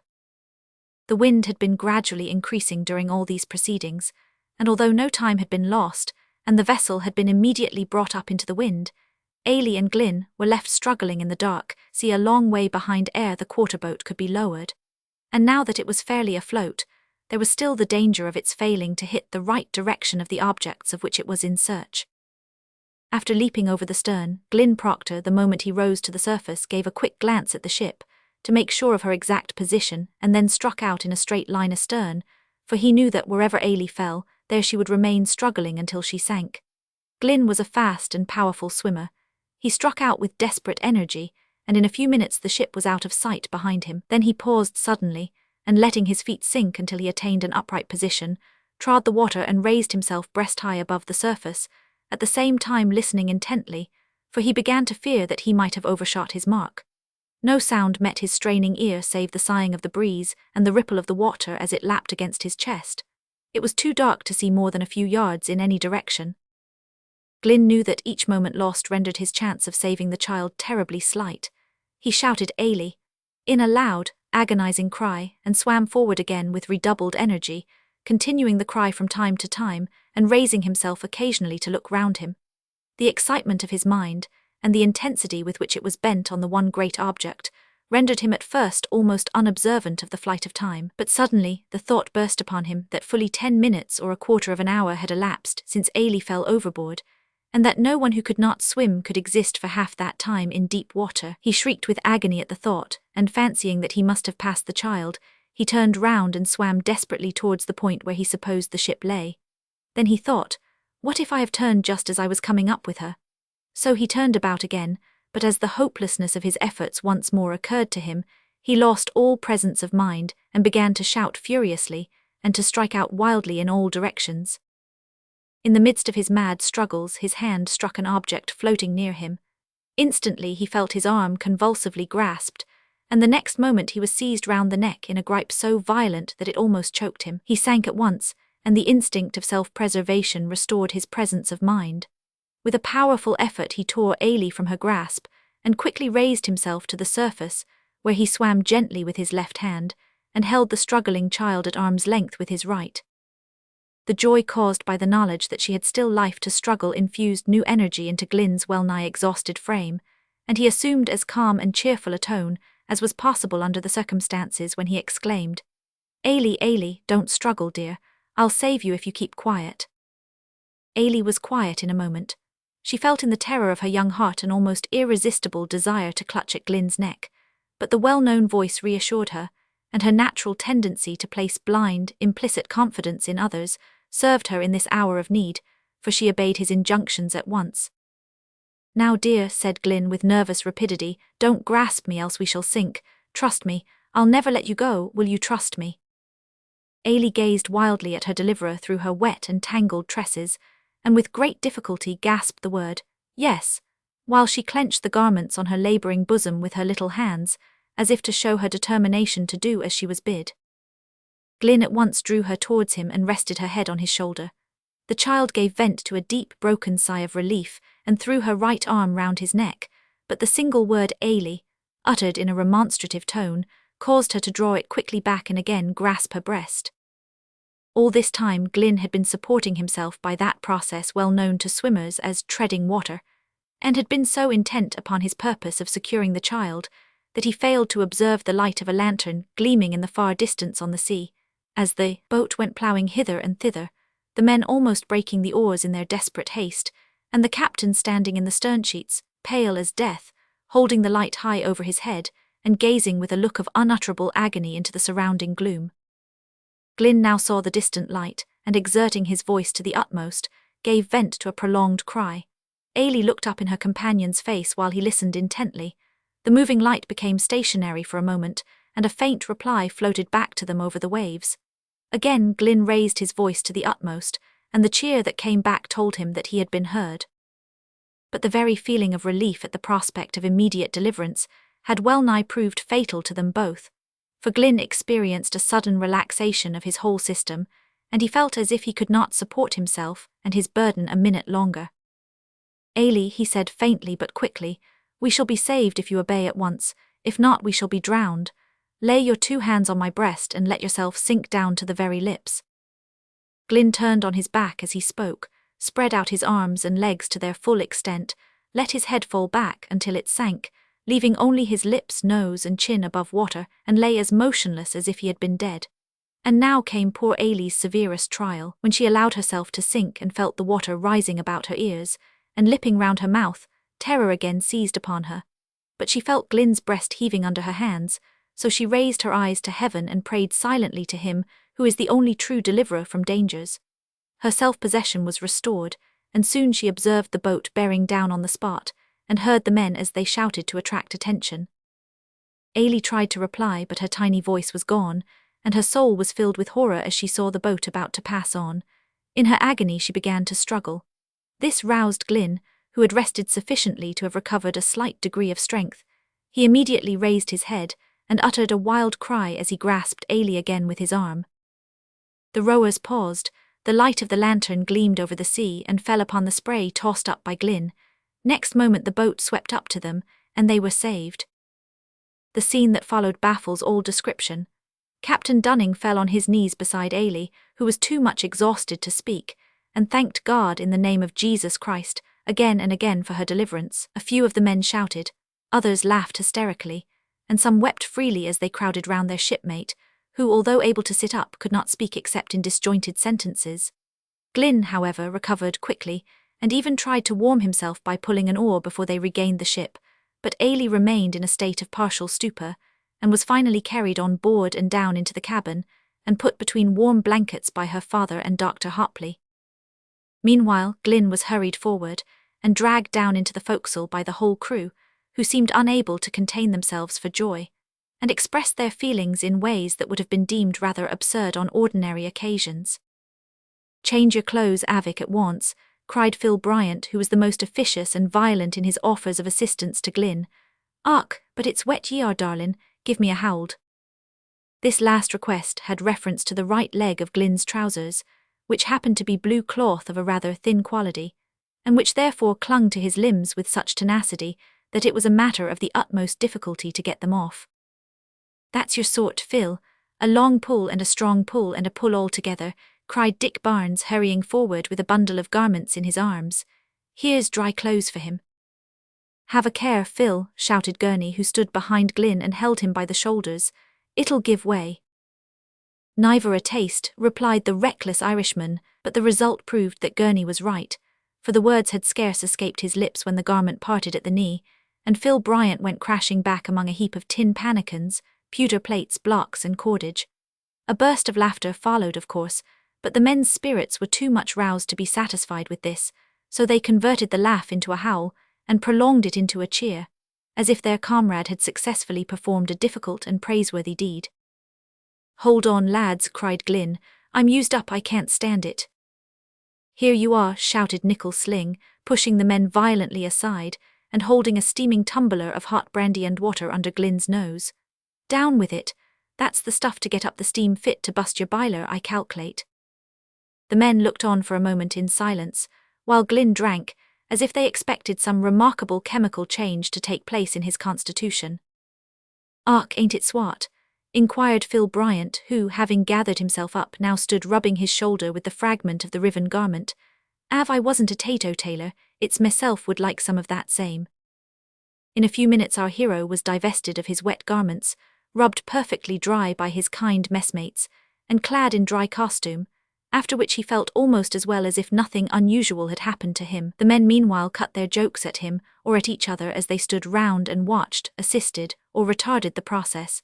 As for Tim Rokins, who had been in the boat and witnessed the rescue, he stood gazing steadfastly at Glyn without uttering a word, keeping his thumbs the while hooked in the armholes of his vest, and his legs very much apart. By degrees, as he thought on what had passed, and the narrow escape poor little Ailey had had, and the captain's tears, things he had never seen the captain shed before and had not believed the captain to have possessed, as he pondered these things, we say, his knotty visage began to work and his cast-iron chin began to quiver, and his shaggy brows contracted, and his nose, besides becoming purple, began to twist, as if it were an independent member of his face, and he came, in short, to that climax which is familiarly expressed by the words, bursting into tears.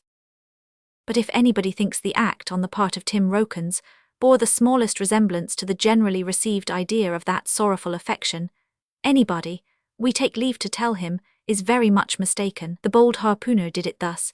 He suddenly unhooked his right hand from the armhole of his vest, and gave his right thigh a slap which produced a crack that would have made a small pistol envious. Then he uttered a succession of ferocious roars that might have quite well indicated pain or grief or madness, or a drunken cheer, and unhooking the left hand, he doubled himself up and thrust both knuckles into his eyes.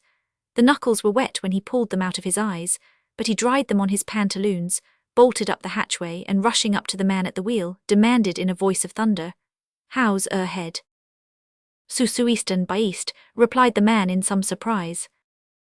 "Southeastern by east," repeated Mr. Rokins in a savage growl of authority, as if he were nothing less than the admiral of the Channel Fleet. "That's 2.5 points off your course, sir. Luff, you. At this point Tim Rokins turned on his heel, and began to walk up and down the deck as calmly as if nothing whatever had occurred to disturb his equanimity.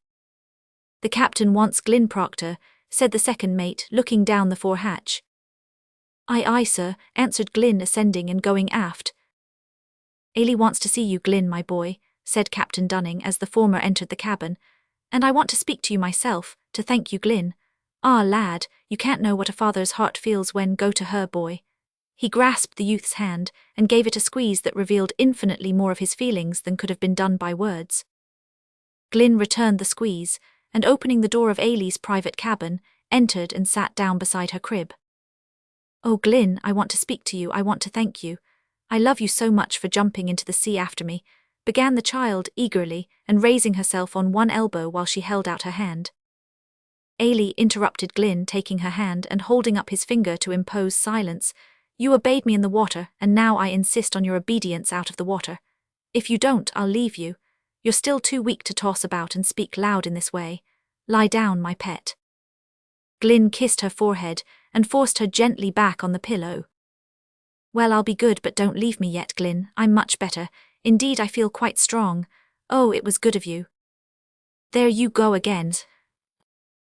"I love you," said Ailey. "I've no objection to that," replied Glyn, "but don't excite yourself. But tell me, Ailey, how was it that you managed to keep afloat so long? The more I think of it, the more I am filled with amazement, and in fact I'm half inclined to think that God worked a miracle in order to save you." "I don't know," said Ailey, looking very grave and earnest, as she always did when our Maker's name happened to be mentioned. "Does God work miracles still?" "Men say not," replied Glyn. "I'm sure I don't quite understand what a miracle is," continued Ailey, "although Aunt Martha and Aunt Jane have often tried to explain it to me. Is floating on your back a miracle?" "No," said Glyn, laughing, "it is." "Well, that's the way I was saved. You know, ever since I can remember I have bathed with Aunt Martha and Aunt Jane, and they taught me how to float, and it's so nice you can't think how nice it is, and I can do it so easily now that I never get frightened. But oh, when I was tossed over the side of the ship into the sea I was frightened just. I don't think I ever got such a fright, and I splashed about for some time and swallowed some water, but I got upon my back somehow. I can't tell how it was, for I was too frightened to try to do anything, but when I found myself floating as I used to do long ago, I felt my fear go away a little, and I shut my eyes and prayed, and then it went away altogether. And I felt quite sure you would come to save me, and you did come, Glyn, and I know it was God who sent you.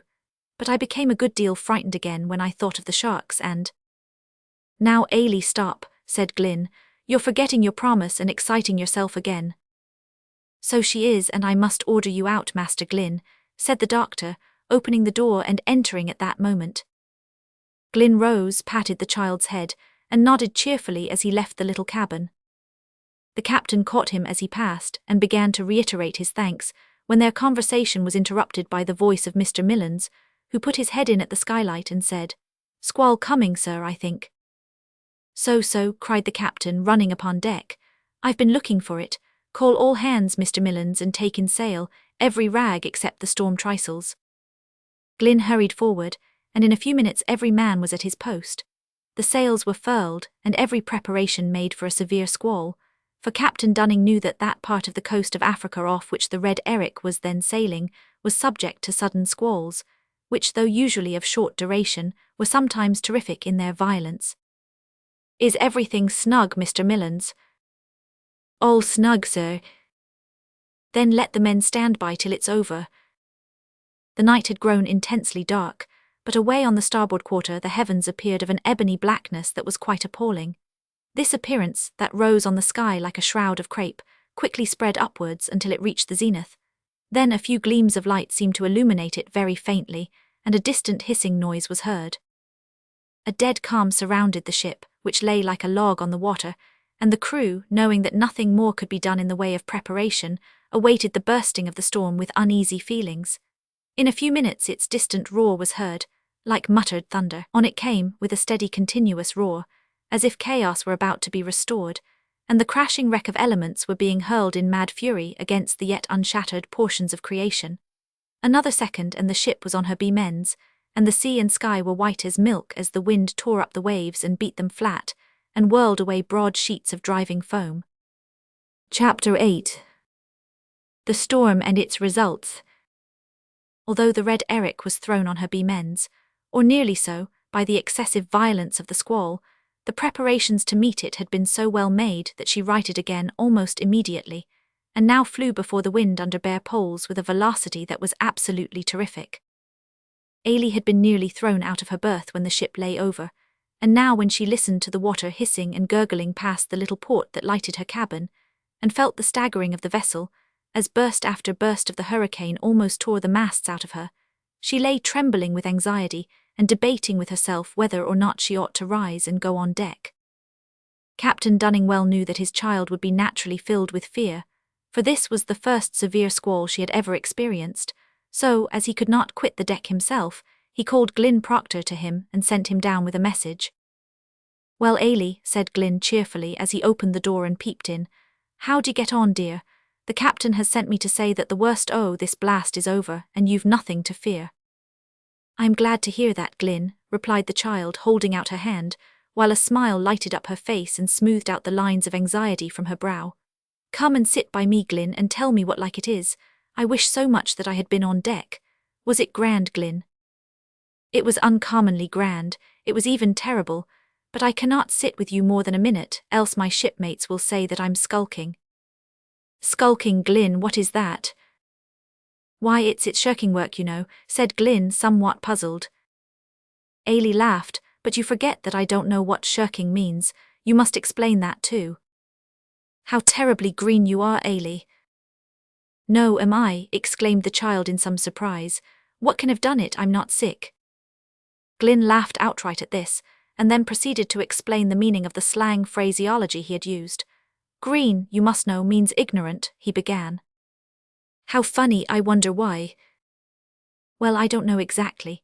Perhaps it's because when a fellow's asked to answer questions he don't understand, he's apt to turn either blue with rage or yellow with fear, or both, and that would make him green. I've heard it said that it implies a comparison of men to plants, very young ones, that are just born, as it were, and have not had much experience of life, are green of course, but I like my own definition best. It may perhaps be scarcely necessary to remark that our hero was by no means singular in this little preference of his own definition to that of anyone else. "Well, and what does skulking mean and shirking work?" persisted Ailey. "It means hiding so as to escape duty, my little catechist, but—" "Hallo, Glyn Proctor," roared the first mate from the deck. "Where that fellow? Skulking, I'll be bound. Lay aloft there and shake out the foretopsail. Look alive." "Aye, aye, sir," was the ready response as the men sprang to obey. "There you have it now, Ailey, explained and illustrated," cried Glyn, starting up. "Here I am at this minute in a snug, dry berth chatting to you, and in half a minute more I'll be out on the the foreyard holding on for bare life, with the wind fit to tear off my jacket and blow my ducks into ribbons, and the rain and spray dashing all over me fit to blot me out altogether. There's a pretty little idea to turn over in your mind, Ailey, while I'm away." Glyn closed the door at the last word, and, as he had prophesied, was, within half a minute, in the unenviable position above referred to. The force of the squall was already broken, and the men were busy setting close-reefed topsails, but the rain that followed the squall bid fair to blot them out. As Glyn said altogether, it came down, not in drops, but in masses, which were caught up by the fierce gale and mingled with the spray, and hurled about and on with such violent confusion, that it seemed as though the whole creation were converted into wind and water, and had engaged in a war of extermination, the central turmoil of which was the Red Eric. But the good ship held on nobly. Although not a fast sailor, she was an excellent sea-boat, and danced on the billows like a sea-mew. The squall, however, was not over. Before the topsails had been set many minutes, it burst on them again with redoubled fury, and the main topsail was instantly blown into ribbons. Glynn and his comrades were once more ordered aloft to furl the remaining sails, but before this could be done, the foretopmast was carried away, and in falling it tore away the jib-boom also. At the same moment a tremendous sea came rolling on astern. In the uncertain light, it looked like a dark moving mountain that was about to fall on them. "Luff, luff a little steady," roared the captain, who saw the summit of the wave toppling over the stern, and who fully appreciated the danger of being pooped, which means having a wave launched upon the quarterdeck. "Steady it is," replied the steersman. "Look out," shouted the captain and several of the men simultaneously. Every one seized hold of whatever firm object chanced to be within reach.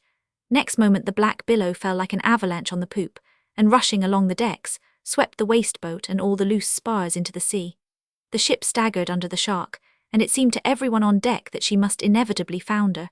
But in a few seconds she recovered, the water gushed from the scuppers and sides in cataracts, and once more they drove swiftly before the gale. In about 20 minutes the wind moderated, and while some of the men went aloft to clear away the wreck of the topsails and make all snug, others went below to put on dry garments. "That was a narrow escape, Mr. Millens," remarked the captain as he stood by the starboard rails. "It was, sir," replied the mate. "It's a good job too, sir, that none o' the ands were washed overboard." "It is indeed, Mr. Millens. We've reason to be thankful for that, but I'm sorry to see that we've lost our waste boat." "We've lost our spare sticks, sir," said the mate with a lugubrious face, while he wrung the brine out of his hair, "and I fear we've nothink left fit to make a new foretopmast or a jib-boom."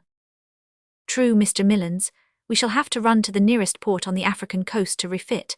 Luckily we are not very far from it. Meanwhile tell Mr. Markham to try the well. It is possible that we may have sprung a leak in all this straining, and see that the wreck of the foretopmast is cleared away. I shall go below and consult the chart. If any change in the weather takes place, call me at once." "Yes, sir," answered the mate, as he placed his hand to windward of his mouth, in order to give full force to the terrific tones in which he proceeded to issue his captain's commands. Captain Dunning went below, and looking into Ailey's berth, nodded his wet head several times, and smiled with his damp visage benignly, which acts, however well meant and kindly they might be, were under the circumstances quite unnecessary, seeing that the child was sound asleep. The captain then dried his head and face with a towel about as rough as the mainsail of a 74, and with a violence that would have rubbed the paint off the figurehead of the Red Eric. Then he sat down to his chart, and having pondered over it for some minutes, he went to the foot of the companion ladder and roared up, "Lay the course north-northeastern by half-nor, Mr. Millens."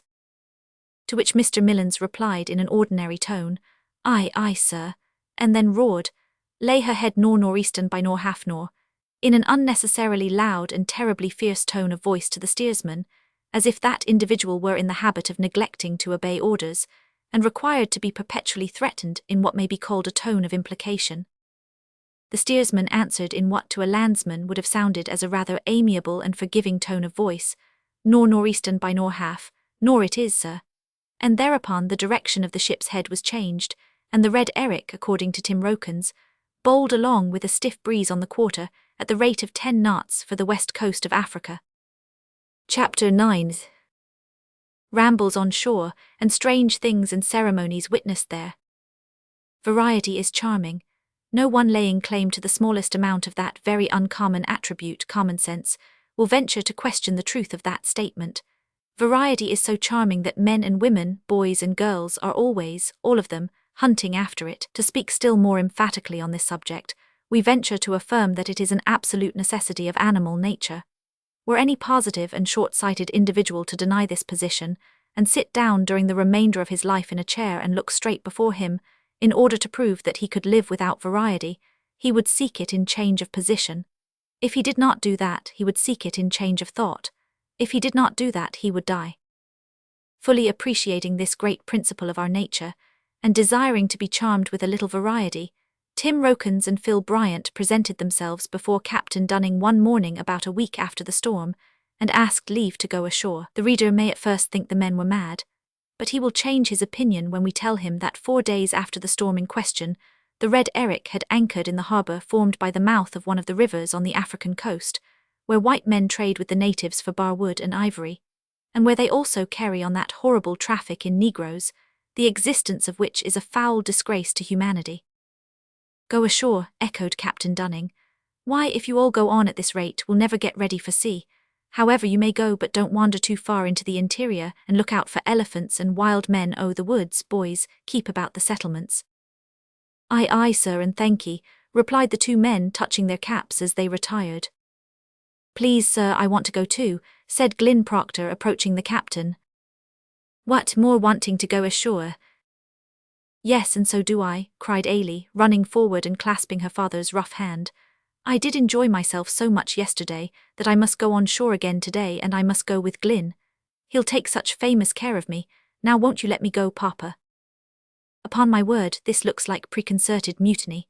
However, I don't mind if I do let you go, but have a care, Glyn, that you don't lose sight of her for a moment, and keep to the shore and the settlements. I've no notion of allowing her to be swallowed by an alligator, or trampled on by an elephant, or run away with by a gorilla. Never fear, sir, you may trust me, I'll take good care of her. With a shout of delight, the child ran down to the cabin to put on her bonnet, and quickly reappeared, carrying in her hand a basket which she purposed to fill with a valuable collection of plants, minerals and insects. These she meant to preserve and carry home as a surprise to Aunts Martha and Jane, both of whom were passionately fond of mineralogy, delighted in botany, luxuriated in entomology, doted on conchology, and raved about geology, all of which sciences they studied superficially, and specimens of which they collected and labelled beautifully, and stowed away carefully in a little cabinet, which they termed not jocularly, but seriously, their Bureau of Omnology. It was a magnificent tropical morning when the boat left the side of the Red Eric and landed Glyn and Ailey, Tim Rokins and Phil Bryant on the wharf that ran out from the yellow beach of the harbour in which their vessel lay. The sun had just risen, the air was cool, comparatively, and motionless, so that the ocean lay spread out like a pure mirror, and revealed its treasures and mysteries to a depth of many fathoms. The sky was intensely blue, and the sun intensely bright, while the atmosphere was laden with the delightful perfume of the woods, a perfume that is sweet and pleasant to those long used to it, how much more enchanting to nostrils rendered delicately sensitive by long exposure to the scentless gales of ocean. One of the sailors who had shown symptoms of weakness in the chest during the voyage had begged to be discharged and left ashore at this place. He could ill be spared, but as he was fit for nothing, the captain agreed to his request and resolved to procure a Negro to act as cook's assistant in the place of Phil Bryant, who was too useful a man to remain in so subordinate a capacity. The sick man was therefore sent on shore in charge of Tim Rokins. On landing they were met by a Portuguese slave dealer, an American trader, a dozen or two partially clothed Negroes, and a large concourse of utterly naked little Negro children, who proved to demonstration that they were of the same nature and spirit with white children, despite the colour of their skins, by taking intense delight in all the amusements practised by the fair-skinned juveniles of more northern lands, namely scampering after each other, running and yelling, indulging in mischief, spluttering in the waters, rolling on the sand, staring at the strangers, making impudent remarks, and punching each other's heads. If the youth of America ever wish to prove that they are of a distinct race from the sable sons of Africa, their only chance is to become paragons of perfection, and give up all their wicked ways. Oh, exclaimed Ailey, half amused, half frightened, as Glyn lifted her out of the boat. Oh, how funny, don't they look so very like as if they were all painted black? Good day to you, gentlemen, cried the trader as he approached the landing. Got your foretop damaged, I see. Plenty of sticks here to mend it. Be glad to assist you in any way I can. Was away in the woods when you arrived, else I'd have come to offer sooner. The trader, who was a tall, sallow man in a blue cotton shirt, sailor's trousers, and a broad-brimmed straw hat, addressed himself to Glyn, whose gentlemanly manner led him to believe he was in command of the party. Thank you, replied Glyn. We've got a little damage, lost a good boat too, but we'll soon repair the mast. We have come ashore just now, however, mainly for a stroll. I put in Phil Bryant, who was amusing the black children, and greatly delighting himself by nodding and smiling ferociously at them, with a view to making a favourable impression on the natives of this new country. Aye, sir, and sure we've come to land a sick shipmate who wants to see the doctor uncommon. Have ye sich an article in these parts? No, not exactly, replied the trader, but I do a little in that way myself. Perhaps I may manage to cure him if he comes up to my house. We wants a nigger too, said Rokins, who, while the others were talking, was extremely busy filling his pipe. At this remark the trader looked knowing. "Oh," he said, "that's your game, is it? There's your man there, I've nothing to do with such wares." He pointed to the Portuguese slave dealer as he spoke. Seeing himself thus referred to, the slave dealer came forward, hat in hand, and made a polite bow. He was a man of extremely forbidding aspect. A long dark visage, which terminated in a black peaked beard, and was surmounted by a tall-crowned, broad-brimmed straw hat, stood on the top of a long, raw-boned, thin, sinewy, shriveled but powerful frame that had battled with and defeated all the fevers and other diseases peculiar to the equatorial regions of Africa. He wore a short light-coloured cotton jacket and pantaloons, the latter much too short for his limbs, but the deficiency was more than made up by a pair of Wellington boots. His natural look was a scowl.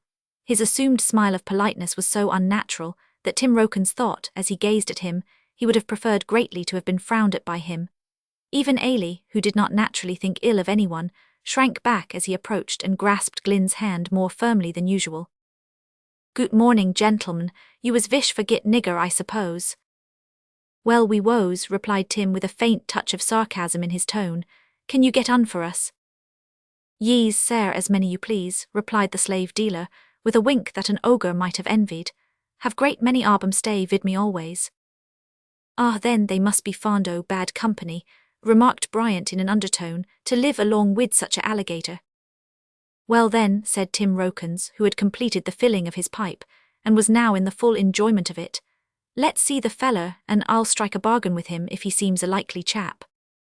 "You will have striked a bargain vid me," said the dealer. "I will charge you ver little, suppose you take full cargo." The whole party, who were ignorant of the man's profession, started at this remark and looked at the dealer in surprise.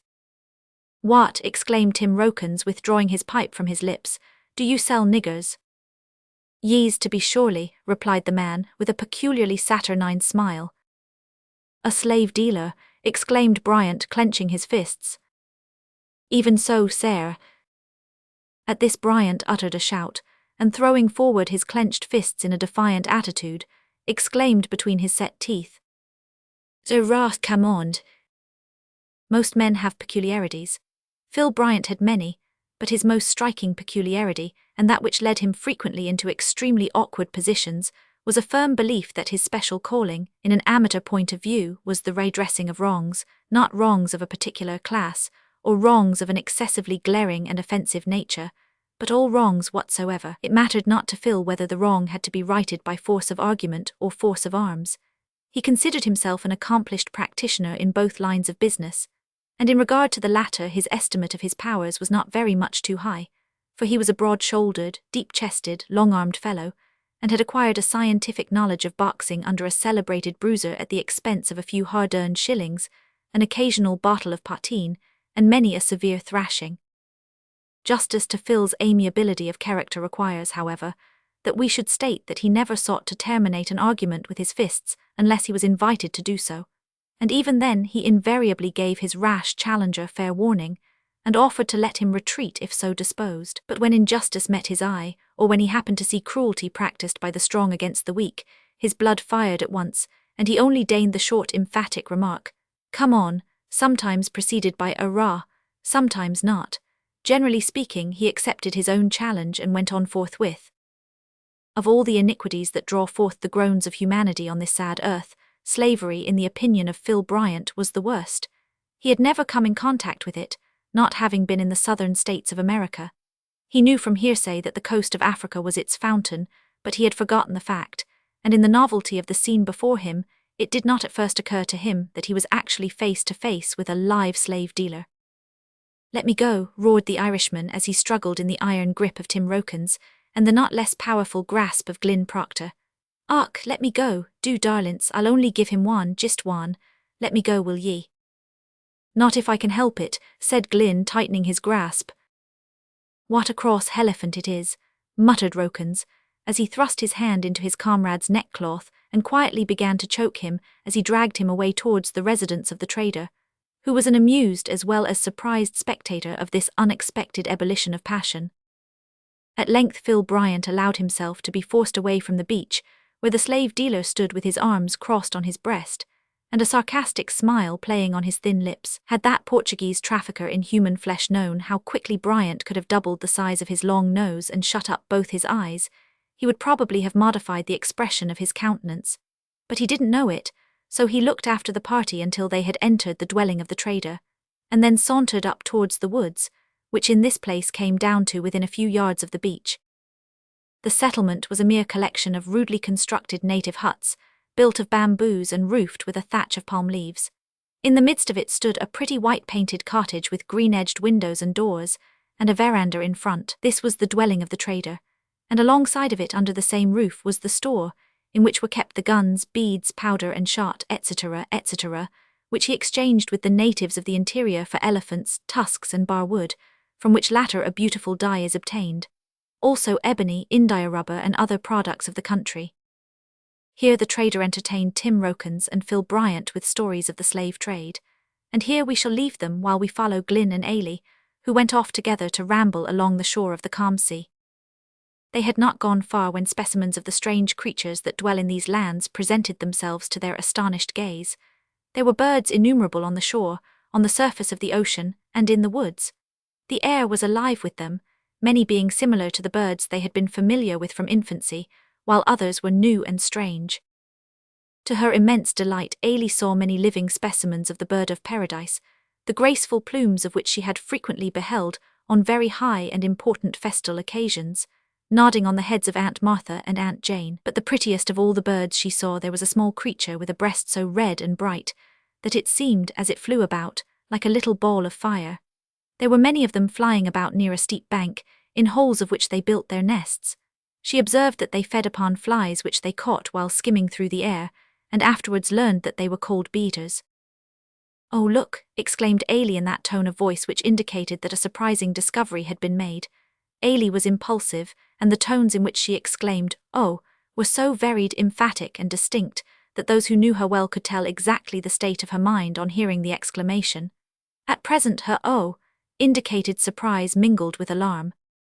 What, where?"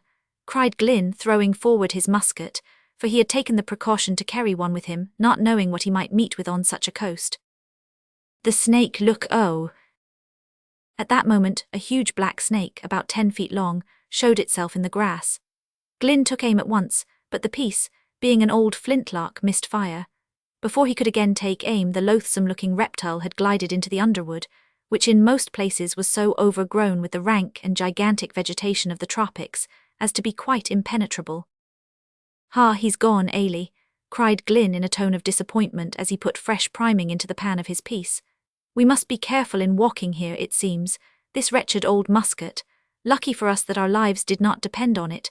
I wonder if it was a poisonous serpent." "Perhaps it was," said Ailey with a look of deep solemnity, as she took her companion's left hand and trotted along by his side. "Are not all serpents poisonous?" "Oh dear, no. Why, there are some kinds that are quite harmless. But as I don't know which are and which are not, we must look upon all as enemies until we become more knowing." Presently they came to the mouth of a river, one of those sluggish streams on the African coast, which suggest the idea of malaria and the whole family of low fevers. It glided through a mangrove swamp, where the trees seemed to be standing on their roots, which served the purpose of stilts to keep them out of the mud. The river was oily and sluggish and hot-looking, and its mud banks were slimy and liquid, so that it was not easy to say whether the water of the river was mud, or the mud on the bank was water. It was a place that made one involuntarily think of creeping monsters, and crawling objects and slimy things. "Look, oh, such a darling pet," exclaimed Ailey, as they stood near the banks of this river wondering what monster would first cleave the muddy waters and raise its hideous head. She pointed to the bough of a dead tree near which they stood, and on which sat the darling pet referred to. It was a very small monkey with white whiskers, a dumpy little thing that looked at them with an expression of surprise quite equal in intensity to their own. Seeing that it was discovered, the darling pet opened its little mouth and uttered a succession of ohs, that rendered Ailey's exclamations quite insignificant by comparison. They were sharp and short, and rapidly uttered, while at the same time 2 rows of most formidable teeth were bared, along with the gums that held them. At this Ailey and her companion burst into a fit of irrepressible laughter, whereupon the darling pet put itself into such a passion, grinned and coughed and gasped and shook the tree and writhed and glared, to such an extent that Glyn said he thought it would burst, and Ailey agreed that it was very likely. Finding that this terrible display of fury had no effect on the strangers, the darling pet gave utterance to a farewell shriek of passion, and bounding nimbly into the woods, disappeared. "Oh, what a funny beast," said Ailey, sitting down on a stone and drying her eyes, which had filled with tears from excessive laughter. "Indeed it was," said Glyn. "It's my opinion that a monkey is the funniest beast in the world." "No, Glyn, a kitten's funnier," said Ailey, with a degree of emphasis that showed she had considered the subject well, and had fully made up her mind in regard to it long ago. "I think a kitten's the very funniest beast in all the whole world." "Well, perhaps it is," said Glyn thoughtfully. "Did you ever see 3 kittens together?" asked Ailey. "No, I don't think I ever did. I doubt if I have seen even 2 together. Why?" "Oh, because they are so very, very funny. Sit down beside me and I'll tell you about 3 kittens I once had. They were very little, at least they were little before they got big." Glyn laughed. "Oh, you know what I mean. They were able to play when they were very little, you know."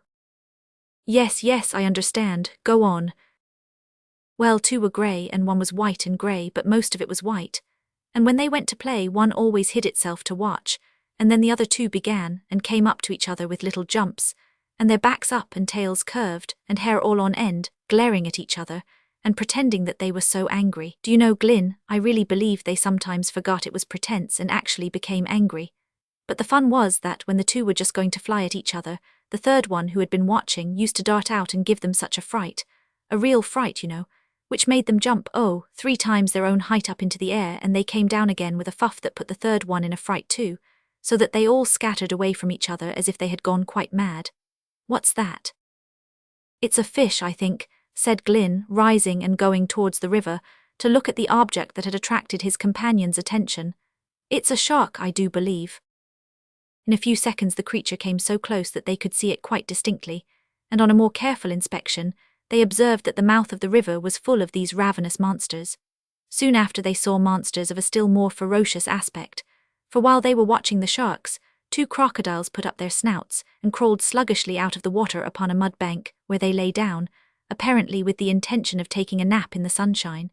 They were too far off, however, to be well seen. "Isn't it strange, Glyn, that there are such ugly beasts in the world?" said Ailey.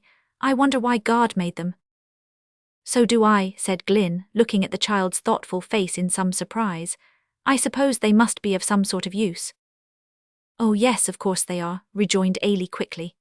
"Aunt Martha and Aunt Jane used to tell me that every creature was made by God for some good purpose, and when I came to the crocodile in my book, they said it was certainly of use too, though they did not know what. I remember it very well because I was so surprised to hear that Aunt Martha and Aunt Jane did not know everything." "No doubt Aunt Martha and Aunt Jane were right," said Glyn with a smile. "I confess, however, that crocodiles seem to me to be of no other use than to kill and eat up everything that comes within the reach of their terrible jaws. But indeed, now I think of it, the very same may be said of man, for he kills and eats up at least everything that he wants to put into his jaws." "So he does," said Ailey. "Isn't it funny?" "Isn't what funny?" asked Glyn. "That we should be no better than crocodiles, at least I mean about eating." "You forget, Ailey, we cook our food." "Oh, so we do. I did not remember to think of that. That's a great difference indeed." Leaving Glyn and his little charge to philosophize on the resemblance between men and crocodiles, we shall now return to Tim Rokins and Phil Bryant, whom we left in the trader's cottage. The irate Irishman had been calmed down by reason and expostulation, and had again been roused to great indignation several times since we left him, by the account of things connected with the slave trade, given him by the trader, who, although he had no interest in it himself, did not feel very much aggrieved by the sufferings he witnessed around him. "You don't mean to tell me now that whalers comes in here for slaves, do ye?" said Bryant, placing his 2 fists on his 2 knees and thrusting his head towards the trader, who admitted that he meant to say that, and that he meant, moreover, to add that the thing was by no means of rare occurrence, that whaling ships occasionally ran into that very port on their way south, shipped a cargo of Negroes, sold them at the nearest slave-buying port they could make on the American coast, and then proceeded on their voyage, no one being a whit the wiser. "You don't mean it," remarked Tim Rokins, crossing his legs and devoting himself to his pipe, with the air of a man who mourned the depravity of his species, but did not feel called upon to disturb his equanimity very much because of it. Phil Bryant clenched his teeth and glared. "Indeed I do mean it," reiterated the trader. "Would you believe it, there was one whaler put in here, and what does he do but go and invite a lot o' free blacks aboard to have a blowout, and no sooner did he get them down into the hold than he shut down the hatches, sailed away, and sold 'em every one." "Ah, mother, couldn't I burst," groaned Phil, "and of course they left a lot o' fatherless children and widders behind 'em." "They did, but all the widders are married again, and most of the children are grown up." Bryant looked as if he did not feel quite sure whether he ought to regard this as a comforting piece of information or the reverse, and wisely remained silent. "And now you must excuse me if I leave you to ramble about alone for some time, as I have business to transact. Meanwhile I'll introduce you to a nigger who will show you about the place, and one who, if I mistake not, will gladly accompany you to sea as steward's assistant." The trader opened a door which led to the back part of his premises, and shouted to a stout negro who was sawing wood there, and who came forward with alacrity. "Ho, Nipi Lutambo, go take these gentlemen round about the village, and let them see all that is to be seen." "Yes, massa." "And they've got something to say to you about going to sea. Would you like to go?" The negro grinned, and as his mouth was of the largest possible size, it is not exaggeration to say that the grin extended from ear to ear, but he made no other reply. "Well, please yourself, you're a free man, you may do as you choose." Nipi Lutambo, who was almost naked, having only a small piece of cloth wrapped round his waist and loins, grinned again, displaying a double row of teeth worthy of a shark in so doing, and led his new friends from the house. "Now," said Tim Rokins, turning to the negro and pointing along the shore, "we'll go along this way and jaw the matter over. Business first and pleasure if ye can get it, arterwards, them's my notions. Nippy, what's your name?" "Coo Tumble, I think," suggested Bryant.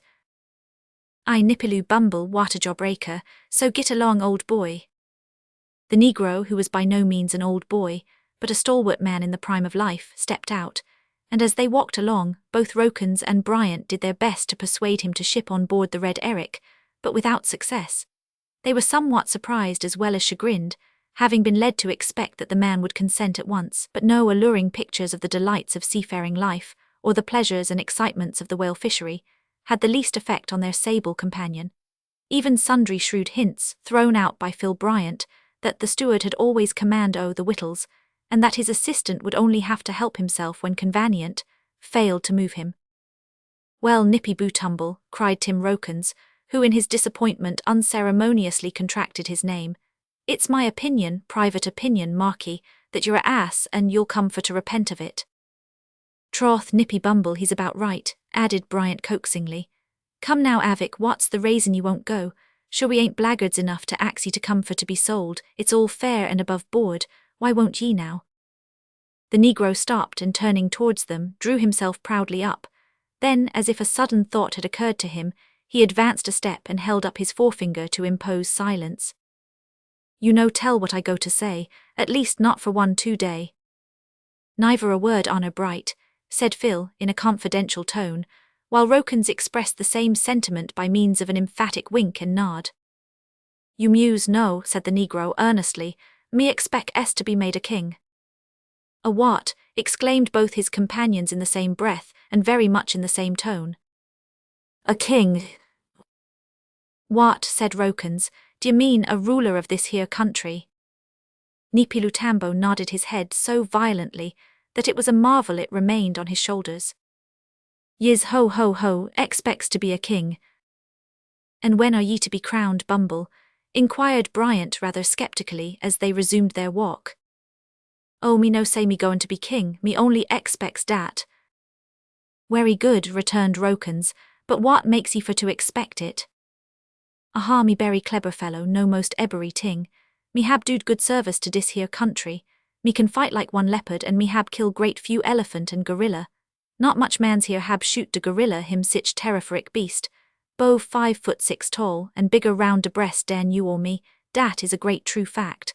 Also me can spark Inglies."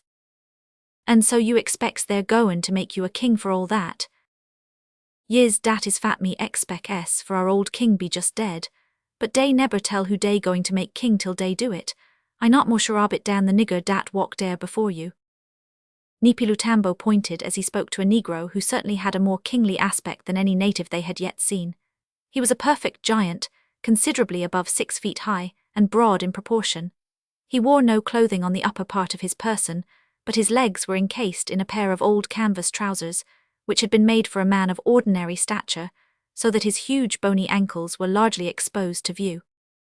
Just as Phil and Roken stopped to take a good look at him before passing on, a terrific yell issued from the bushes, and instantly after, a Negro ran towards the black giant and administered to him a severe kick on the thigh, following it up with a cuff on the side of the head, at the same time howling something in the native tongue, which our friends of course did not understand.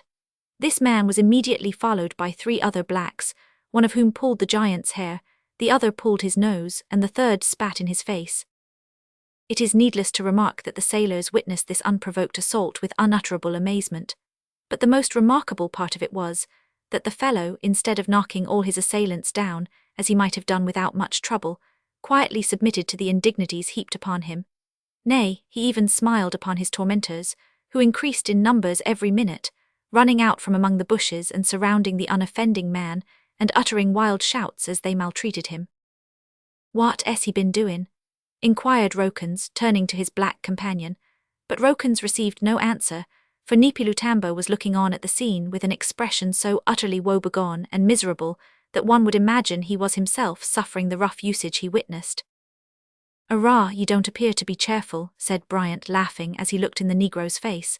"This is a quare country and no mistake. It seems to be always blowin' a gale o' surprises.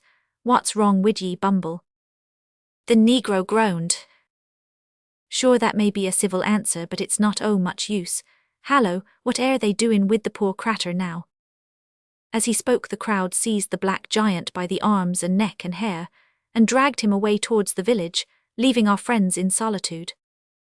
"A very purty little scene," remarked Phil Bryant when they were out of sight. "Very purty indade, av we only knowed what it's all about." If the surprise of the 2 sailors was great at what they had just witnessed, it was increased tenfold by the subsequent behavior of their Negro companion. That eccentric individual suddenly checked his groans, gave vent to a long, deep sigh, and assuming a resigned expression of countenance rose up and said, "Ho, it all ober now, massa." "I do believe," remarked Rokens, looking gravely at his shipmate, "that the fellers had an attack of the malagrumbles, and's got better all of a suddint." "No, massa, dat not it, but me willin' to go wid you now to de sea." "Willin' to go? Why, Nippy Tucumble, what a rum customer you are, to be sure." "Yis, massa," rejoined the Negro. "Me not going to be king now anyhow, so it ob no use stoppin' here, me go to sea." "Not goin' to be king, how d'ye know that?" "'Cause dat oder nigger, him be made king in a berry short time. You muse know dat WN dey make one king in dis here place, de people choose de man, but dey not let him know. He may guess if him please, like me, but p'raps him guess wrong like me, ho ho. Den arter dey fix on de man, dey run at him and kick him, as you hab seen dem do, and spit on him and throw mud over him, tellin' him all de time, 'You no king yet, you black rascal. You soon be king, and den you may put your foots on our necks and do W at you like, but not yit. Take dat, you tife,' and so dey abuse him for a little time. Den dey take him straight away to de palace and crown him, and arter dat dey become very perlite to him. Him know dat well nuff, and so him not be angry just now. Me did expect to have been kick and spitted on dis berry day."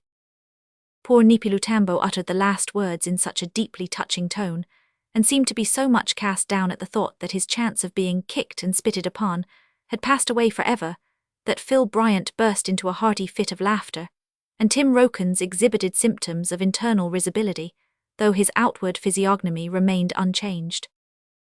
"Ark Bumble, you'll be the death o' me," cried Bryant, "and are they crownin' of him now?" "Yis, massa, dat what dey go for to do just now." "Troth then, I'll go and inspict the coronation. Come along, Bumble, me darlint, and show us the way." In a few minutes Nipilutambo conducted his new friends into a large, rudely constructed hut, which was open on 3 sides and thatched with palm leaves. This was the palace before referred to by him. Here they found a large concourse of Negroes, whose main object at that time seemed to be the creation of noise. For besides yelling and hooting, they beat a variety of native drums, some of which consisted of bits of board, and others of old tin and copper kettles. Forcing their way through the noisy throng, they reached the inside of the hut, into which they found that Ailey Dunning and Glyn Proctor had pushed their way before them. Giving them a nod of recognition, they sat down on a mat by their side to watch the proceedings, which by this time were nearly concluded. The new king, who was about to fill the throne rendered vacant by the recent death of the old king of that region, was seated on an elevated stool looking very dignified, despite the rough ordeal through which he had just passed. When the noise above referred to had calmed down, an old grey-headed Negro rose and made a speech in the language of the country, after which he advanced and crowned the new king, who had already been invested in a long scarlet coat covered with tarnished gold lace, and cut in the form peculiar to the last century. The crown consisted of an ordinary black silk hat, considerably the worse for wear. It looked familiar and commonplace enough in the eyes of their white visitors, but being the only specimen of the article in the district, it was regarded by the Negroes with peculiar admiration, and deemed worthy to decorate the brows of royalty. Having had this novel crown placed on the top of his woolly pate, which was much too large for it, the new king hit it an emphatic blow on the top, partly with a view to force it on, and partly, no doubt, with the design of impressing his new subjects with the fact that he was now their rightful sovereign, and that he meant thenceforth to exercise all the authority, and avail himself of all the privileges that his high position conferred on him.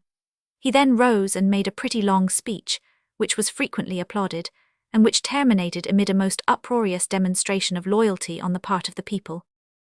If you wish to gladden the heart of a black man, reader, get him into the midst of an appalling noise. The Negro's delight is to shout and laugh and yell and beat tin kettles with iron spoons. The greater the noise, the more he enjoys himself. Great guns and musketry, gongs and brass bands, kettle drums and smashing crockery, crashing railway engines, blending their utmost whistles with the shrieks of 1,000 pigs being killed, all going at once full blast and as near to him as possible, is a species of Elysium to the sable sun of Africa. On their occasions of rejoicing, Negroes procure and produce as much noise as is possible, so that the white visitors were soon glad to seek shelter and find relief to their ears on board ship. But even there the sounds of rejoicing reached them, and long after the curtain of night had enshrouded land and sea, the hideous din of royal festivities came swelling out with the soft, warm breeze that fanned Ailey's cheek as she stood on the quarterdeck of the Red Eric, watching the wild antics of the naked savages as they danced round their bright fires, and holding her father's hand tightly as she related the day's adventures, and told of the monkeys, crocodiles, and other strange creatures she had seen in the mangrove swamps and on the mud banks of the slimy river. Chapter 10. An inland journey, sleeping in the woods, wild beasts everywhere, sad fate of a gazelle. The damage sustained by the Red Eric during the storm was found to be more severe than was at first supposed. Part of her false keel had been torn away by a sunken rock, over which the vessel had passed, and scraped so lightly that no one on board was aware of the fact, yet with sufficient force to cause the damage to which we have referred. A slight leak was also discovered, and the injury to the top of the foremast was neither so easily nor so quickly repaired as had been anticipated. It thus happened that the vessel was detained on this part of the African coast for nearly a couple of weeks, during which time Ailey had frequent opportunities of going on shore, sometimes in charge of Glyn, sometimes with Tim Rokins, and occasionally with her father. During these little excursions the child lived in a world of romance. Not only were the animals, and plants, and objects of every kind with which she came in contact entirely new to her, except in so far as she had made their acquaintance in pictures, but she invested everything in the roseate hue peculiar to her own romantic mind. True, she saw many things that caused her a good deal of pain, and she heard a few stories about the terrible cruelty of the Negroes to each other, which made her shudder, but unpleasant thoughts did not dwell long on her mind. She soon forgot the little annoyances or frights she experienced, and revelled in the enjoyment of the beautiful sights and sweet perfumes which more than counterbalanced the bad odours and ugly things that came across her path. Ailey's mind was a very inquiring one, and often and long did she ponder the things she saw, and wonder why God made some so very ugly and some so very pretty, and to what use he intended them to be put. Of course, in such speculative inquiries, she was frequently very much puzzled, as also were the companions to whom she propounded the questions from time to time, but she had been trained to believe that everything that was made by God was good, whether she understood it or not, and she noticed particularly, and made an involuntary memorandum of the fact in her own mind, that ugly things were very few in number, while beautiful objects were absolutely innumerable. The trader, who rendered good assistance to Captain Dunning in the repair of his ship, frequently overheard Ailey wishing, so much, that she might be allowed to go far into the wild woods, and one day suggested to the captain that, as the ship would have to remain a week or more in port, he would be glad to take a party an excursion up the river in his canoe, and show them a little of forest life, saying at the same time that the little girl might go too, for they were not likely to encounter any danger which might not be easily guarded against. At first the captain shook his head, remembering the stories that were afloat regarding the wild beasts of those regions.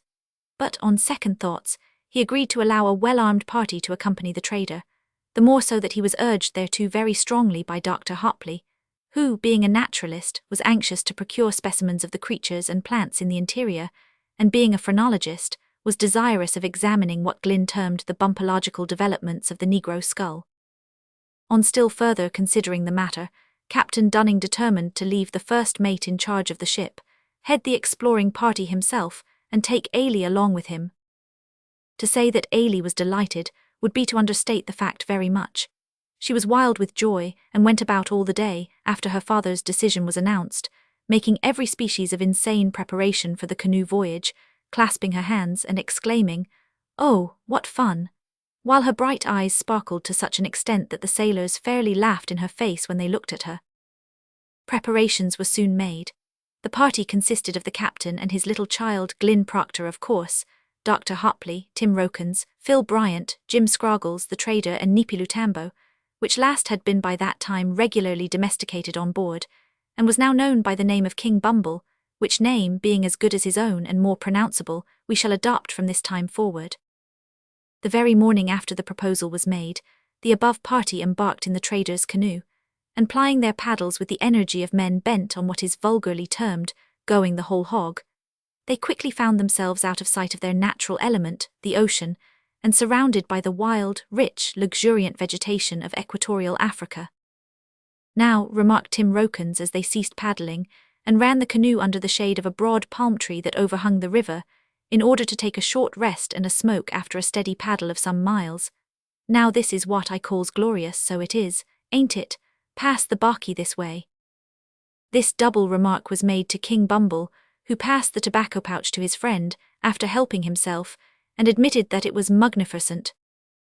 "Here have I been a-sittin' in this here canoe," continued Rokins, "for more nor 2 hours, and to my sartin knowledge I've seed with my 2 eyes 12 sharks, for I counted 'em every one at the mouth of the river, and 2 crocodiles, and the snout of a hopplepittimus. Is that what ye calls it?" Rokins addressed his question to the captain, but Phil Bryant, who had just succeeded in getting his pipe to draw beautifully, answered instead. "Ark, no," said he, "that's not the way to pronounce it at all, it's a huppy-puppy-puttimus." "I dun know," said Rokins, shaking his head gravely. "It appears to me there's too many huppy-puppies in that word." This debate caused Ailey infinite amusement, for she experienced considerable difficulty herself in pronouncing that name, and had a very truthful picture of the hippopotamus hanging at that moment in her room at home. "Isn't Tim Rokins very funny, Papa?" she remarked in a whisper, looking up in her father's face. "Hush, my pet, and look yonder, there is something funnier if I mistake not." He pointed, as he spoke, to a ripple in the water on the opposite side of the river, close under a bank which was clothed with rank, broad-leaved, and sedgy vegetation. In a few seconds a large crocodile put up its head, not farther off than 20 yards from the canoe, which apparently it did not see, and opening its tremendous jaws, afforded the travellers a splendid view of its teeth and throat. Bryant afterwards asserted that he could see down its throat, and could almost tell what it had had for dinner. "Plaise, sir, may I shoot him?" cried Bryant, seizing his loaded musket and looking towards the captain for permission. "It's of no use while in that position," remarked the trader, who regarded the hideous-looking monster with the calm unconcern of a man accustomed to such sights. "You may try," said the captain with a grin. Almost before the words had left his lips, Phil took a rapid aim and fired. At the same identical moment the crocodile shut his jaws with a snap, as if he had an intuitive perception that something uneatable was coming. The bullet consequently hit his forehead, off which it glanced as if it had struck a plate of cast iron. The reptile gave a wobble, expressive of lazy surprise, and sank slowly back into the slimy water. The shot startled more than one huge creature, for immediately afterwards they heard several flops in the water near them, but the tall sedges prevented their seeing what animals they were. A whole troop of monkeys, too, went shrieking away into the woods, showing that those nimble creatures had been watching all their movements, although until that moment they had taken good care to keep themselves out of sight. "Never fire at a crocodile's head," said the trader, as the party resumed their paddles and continued their ascent of the stream. "You might as well fire at a stone wall, it's as hard as iron. The only place that's sure to kill it just behind the foreleg. The niggers always spear them there." "What do they spear them for?" asked Dr. Hopley. "They eat 'em," replied the trader, "and the meat's not so bad after you get used to it." "Ha!" exclaimed Glyn Proctor, "I should fancy the great difficulty is to get used to it." "If you ever chance to go for a week without tasting fresh meat," replied the trader quietly, "you'll not find it so difficult as you think." That night the travellers encamped in the woods, and a wild, charmingly romantic scene their night bivouac was, so thought Ailey, and so too would you have thought, reader, had you been there. King Bumble managed to kindle 3 enormous fires, for the triple purpose of keeping the party warm, for it was cold at night, of scaring away wild beasts, and of cooking their supper. These fires he fed at intervals during the whole night with huge logs, and the way in which he made the sparks fly up in among the strange big leaves of the tropical trees and parasitical plants overhead was quite equal, if not superior, to a display of regular fireworks. Then Bumble and Glyn built a little platform of logs, on which they strewed leaves and grass, and over which they spread a curtain or canopy of broad leaves and boughs. This was Ailey's couch. It stood in the full blaze of the centre fire, and commanded a view of all that was going on in every part of the little camp.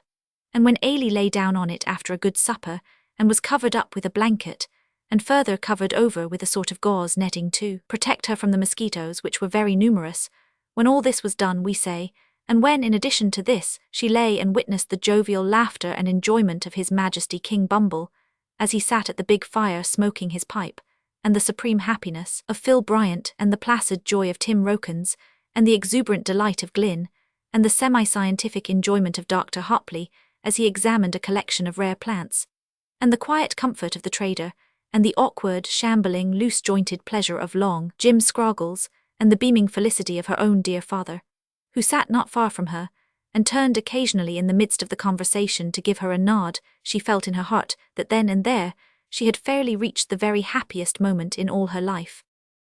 Ailey gazed in dreamy delight until she suddenly and unaccountably saw at least 6 fires, and fully half a dozen Bumbles, and 8 or 9 Glyns, and no end of fathers, and thousands of trees, and millions of sparks, all jumbled together in one vast, complicated and magnificent pyrotechnic display, and then she fell asleep.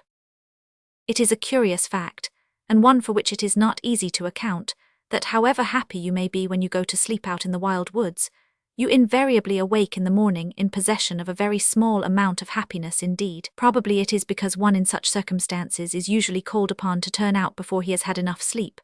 Perhaps it may be that the fires have burnt low or gone out altogether, and the gloom of a forest before sunrise is not calculated to elevate the spirits. Be this as it may, it is a fact that when Ailey was awakened on the following morning about daybreak, and told to get up, she felt sulky, positively and unmistakably sulky. We do not say that she looked sulky or acted sulkily, far from it, but she felt sulky, and that was a very uncomfortable state of things. We dwell a little on this point because we do not wish to mislead our young readers into the belief that life in the wild woods is all delightful together. There are shadows as well as lights there, some of them, alas, so deep that we would not like even to refer to them while writing in a sportive vein. But it is also a fact that when Ailey was fairly up and once more in the canoe, and when the sun began to flood the landscape with his golden light and turn the water into liquid fire, her temporary feelings of discomfort passed away, and her sensation of intense enjoyment returned. The scenery through which they passed on the second day was somewhat varied. They emerged early in the day upon the bosom of a large lake which looked almost like the ocean. Here there were immense flocks of waterfowl, and among them that strange, ungainly bird, the pelican. Here, too, there were actually hundreds of crocodiles. The lake was full of little mud islands, and on all of them these hideous and gigantic reptiles were seen basking lazily in the sun. Several shots were fired at them, but although the balls hit, they did not penetrate their thick hides, until at last one took effect in the soft part close behind the foreleg. The shot was fired by the trader, and it killed the animal instantly. It could not have been less than 20 feet long, but before they could secure it, the carcass sank in deep water. "What a pity," remarked Glynn, as the eddies circled round the spot where it had gone down. "Ah, so it is," replied the doctor, "but he would have been rather large to preserve and carry home as a specimen." "I ax your parding, sir," said Tim Rokins, addressing Dr. Hopley, "but I'm curious to know if crocodiles has got phrenology." "No doubt of it," replied the doctor, laughing. "Crocodiles have brains, and brains, when exercised, must be enlarged and developed, especially in the organs that are most used, hence corresponding development must take place in the skull." "I should think, doctor," remarked the captain, who was somewhat sceptical, "that their bumps of combativeness must be very large." "Probably they are," continued the doctor. "Something like my friend Phil Bryant here. I would venture to guess now that his organ of combativeness is well developed. Let me see." The doctor, who sat close beside the Irishman, caused him to pull in his paddle and submit his head for inspection. "Ah, then, don't operate on me, doctor dear. I've a mortial fear o' operations iver since me old grandmother's pig got its foreleg took off at the hip jint." "Hold your tongue, Paddy. Now the bump lies here, just under, why you haven't got so much as what?" "Plays, I think it's lost in fat, sir," remarked Bryant, in a plaintive tone, as if he expected to be reprimanded for not having brought his bump of combativeness along with him. "Well," resumed the doctor, passing his fingers through Bryant's matted locks, "I suppose you're not so combative as we had fancied." "Through for you," interrupted Phil. "But strange enough, I find your organ of veneration is very large indeed, singularly so for a man of your character, but I cannot feel it easily, you have such a quantity of hair." "Which is it, doctor dear?" inquired Phil. "This one I am pressing now." "Arrah, don't press so hard, plays, it's hurtin' me ye are. Sure that's the place where I run me head slap up agin the spanker boom 4 days ago. That's me bump o' veneration. It was 3 times as big and twice as hard yesterday. It was, indeed." Interruptions in this world of uncertainty are not uncommon, and in the African wilds they are peculiarly frequent. The interruption which occurred on the present occasion to Dr. Hopley's reply was, we need scarcely remark, exceedingly opportune. It came in the form of a hippopotamus, which rose so close to the boat that Ailey got a severe start, and Tim Rokins made a blow at its head with his paddle. It did not seem to notice the boat, but after blowing a quantity of water from its nostrils, and opening its horrible mouth as if it were yawning, it slowly sank again into the flood. "What an horrible critter!" exclaimed Jim Scroggles in amazement at the sight. "The howdacious willain," remarked Rokins. "Is that another on ahead?" said Glynn, pointing to an object floating on the water about 100 yards up the river, for they had passed the lake and were now ascending another stream. 500, ye see it, Ailey? Look." The object sank as he spoke, and Ailey looked round just in time to see the tail of a crocodile flop the water and follow its owner to the depths below. "Oh, oh," exclaimed Ailey, with one of those peculiar intonations that told Glynn she saw something very beautiful, and that induced the remainder of the crew to rest on their paddles and turn their eyes in the direction indicated.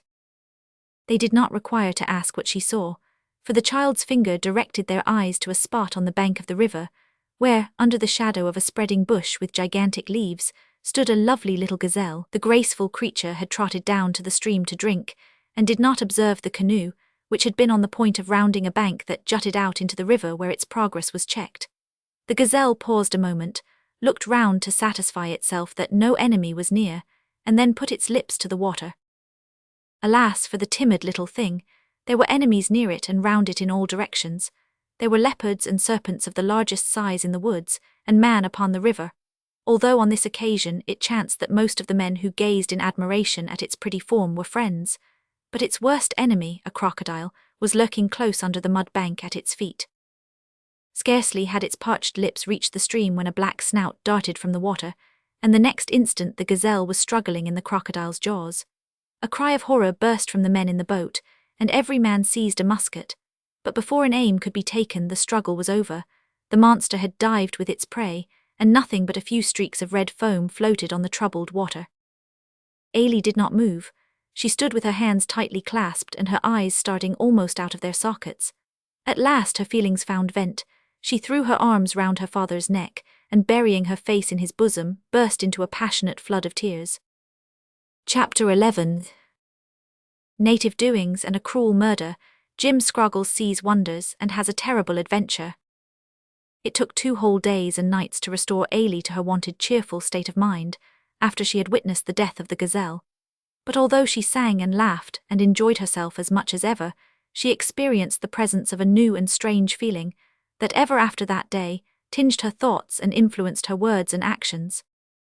The child had for the first time in her life experienced one of those rude shocks, one of those rough contacts with the stern realities of life, which tend to deepen and intensify our feelings. The mind does not always grow by slow, imperceptible degrees, although it usually does so. There are periods in the career of everyone when the mind takes, as it were, a sharp run, and makes a sudden and stupendous jump out of one region of thought into another, in which there are things new as well as old. The present was such an occasion to little Ailey Dunning. She had indeed seen bloody work before in the cutting up of a whale, but although she had been told it often enough, she did not realize that whales have feelings and affections like other creatures. Besides, she had not witnessed the actual killing of the whale, and if she had, it would probably have made little impression on her beyond that of temporary excitement, not even that perhaps had her father been by her side. But she sympathized with the gazelle. It was small and beautiful and lovable. Her heart had swelled the moment she saw it, and she had felt a longing desire to run up to it and throw her arms round its soft neck, so that, when she saw it suddenly struggling and crushed in the tremendous jaws of the horrible crocodile, every tender feeling in her breast was lacerated, every fibre of her heart trembled with a conflicting gush of the tenderest pity and the fiercest rage. From that day forward, new thoughts began to occupy her mind, and old ideas presented themselves in different aspects. We would not have the reader suppose for a moment that Ailey became an utterly changed creature. To an unobservant eye, such as that of Jim Scroggles, for instance, she was the same in all respects a few days after as she had been a few hours before the event, but new elements had been implanted in her breast, or rather, seeds which had hitherto lain dormant were now caused to burst forth into plants by the all-wise author of her being. She now felt for the first time, she could not tell why, that enjoyment was not the chief good in life. Of course she did not argue or think out all this clearly and methodically to herself. Her mind, on most things, material as well as immaterial, was very much what may be termed a jumble, but undoubtedly the above processes of reasoning and feeling, or something like them, were the result to Ailey of the violent death of that little gazelle. The very next day after this sad event, the travellers came to a native village, at which they stayed a night, in order to rest and procure fresh provisions. The trader was well known at this village, but the natives, all of whom were black of course and nearly naked, had never seen a little white girl before, so that their interest in and wonder at Ailey were quite amusing to witness. They crowded round her, laughing and exclaiming and gesticulating in a most remarkable manner, and taking special notice of her light brown glossy hair, which seemed to fill them with unbounded astonishment and admiration. As well it might, for they had never before seen any other hair except the coarse curly wool on their own pates, and the long lank hair of the trader, which happened to be coarse and black. The child was at first annoyed by the attentions paid her, but at last she became interested in the sooty little naked children that thronged round her, and allowed them to handle her as much as they pleased, until her father led her to the residence of the chief or king of the tribe. Here she was well treated, and she began quite to like the people who were so kind to her and her friends, but she chanced to overhear a conversation between the doctor and Tim Rokins, which caused her afterwards to shrink from the negroes with horror.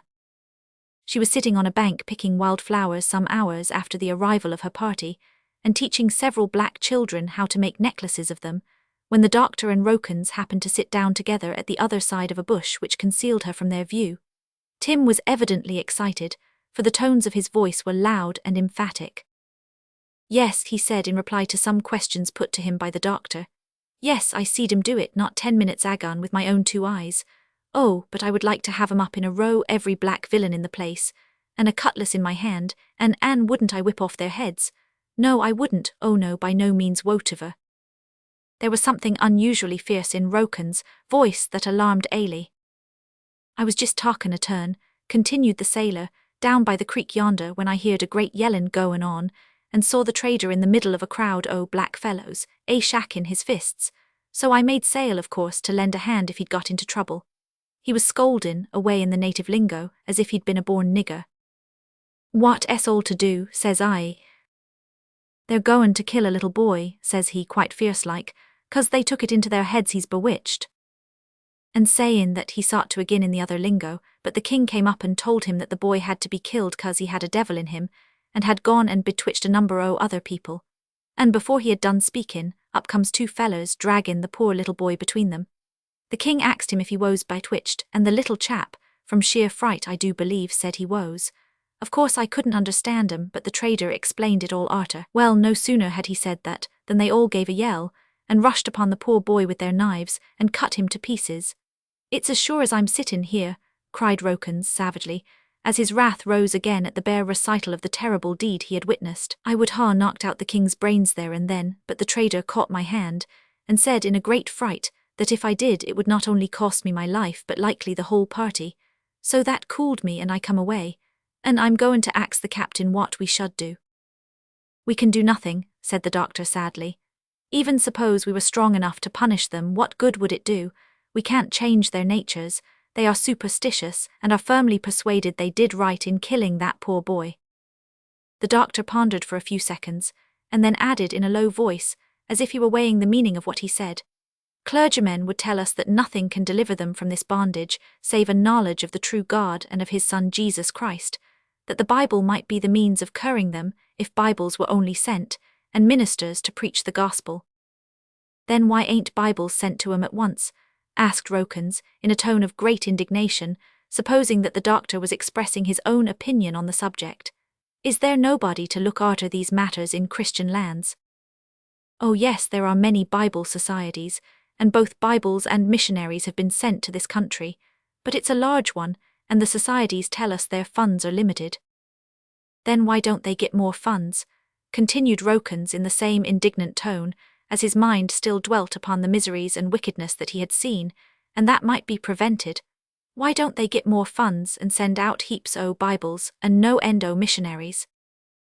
"Tim Rokins," said the doctor, looking earnestly into his companion's face, "if I were one of the missionaries, I might ask you how much money you ever gave to enable societies to send Bibles and missionaries to foreign lands." Tim Rokins was for once in his life completely taken aback.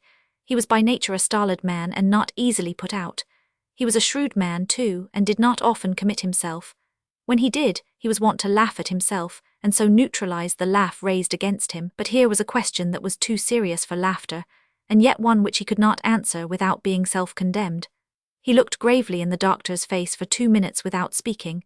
Then he heaved a deep sigh and said slowly, and with a pause between each word, "Dr. Hopley, I never gave rap in all my life."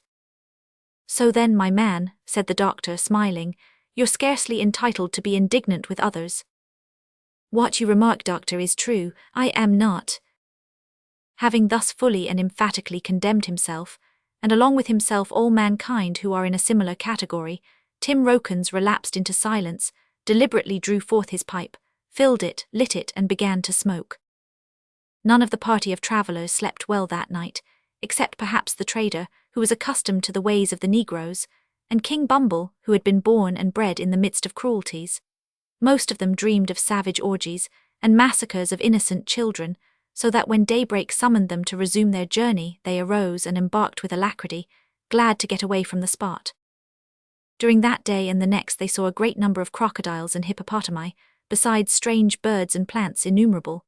The doctor filled his botanical box to bursting. Ailey filled her flower basket to overflowing.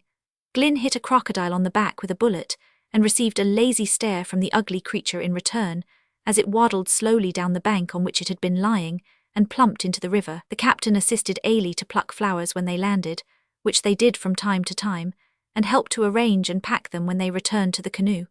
Tim Rokins did nothing particularly worthy of record, but he gave utterance to an immense number of sententious and wise remarks, which were listened to by Bumble with deep respect, for that sable gentleman had taken a great fancy for the bold harpooner, and treasured up all his sayings in his heart. Phil Bryant distinguished himself by shooting an immense serpent, which the doctor, who cut off and retained its head, pronounced to be an anaconda. It was full 20 feet long, and part of the body was cut up, roasted, and eaten by Bumble and the trader, though the others turned from it with loathing.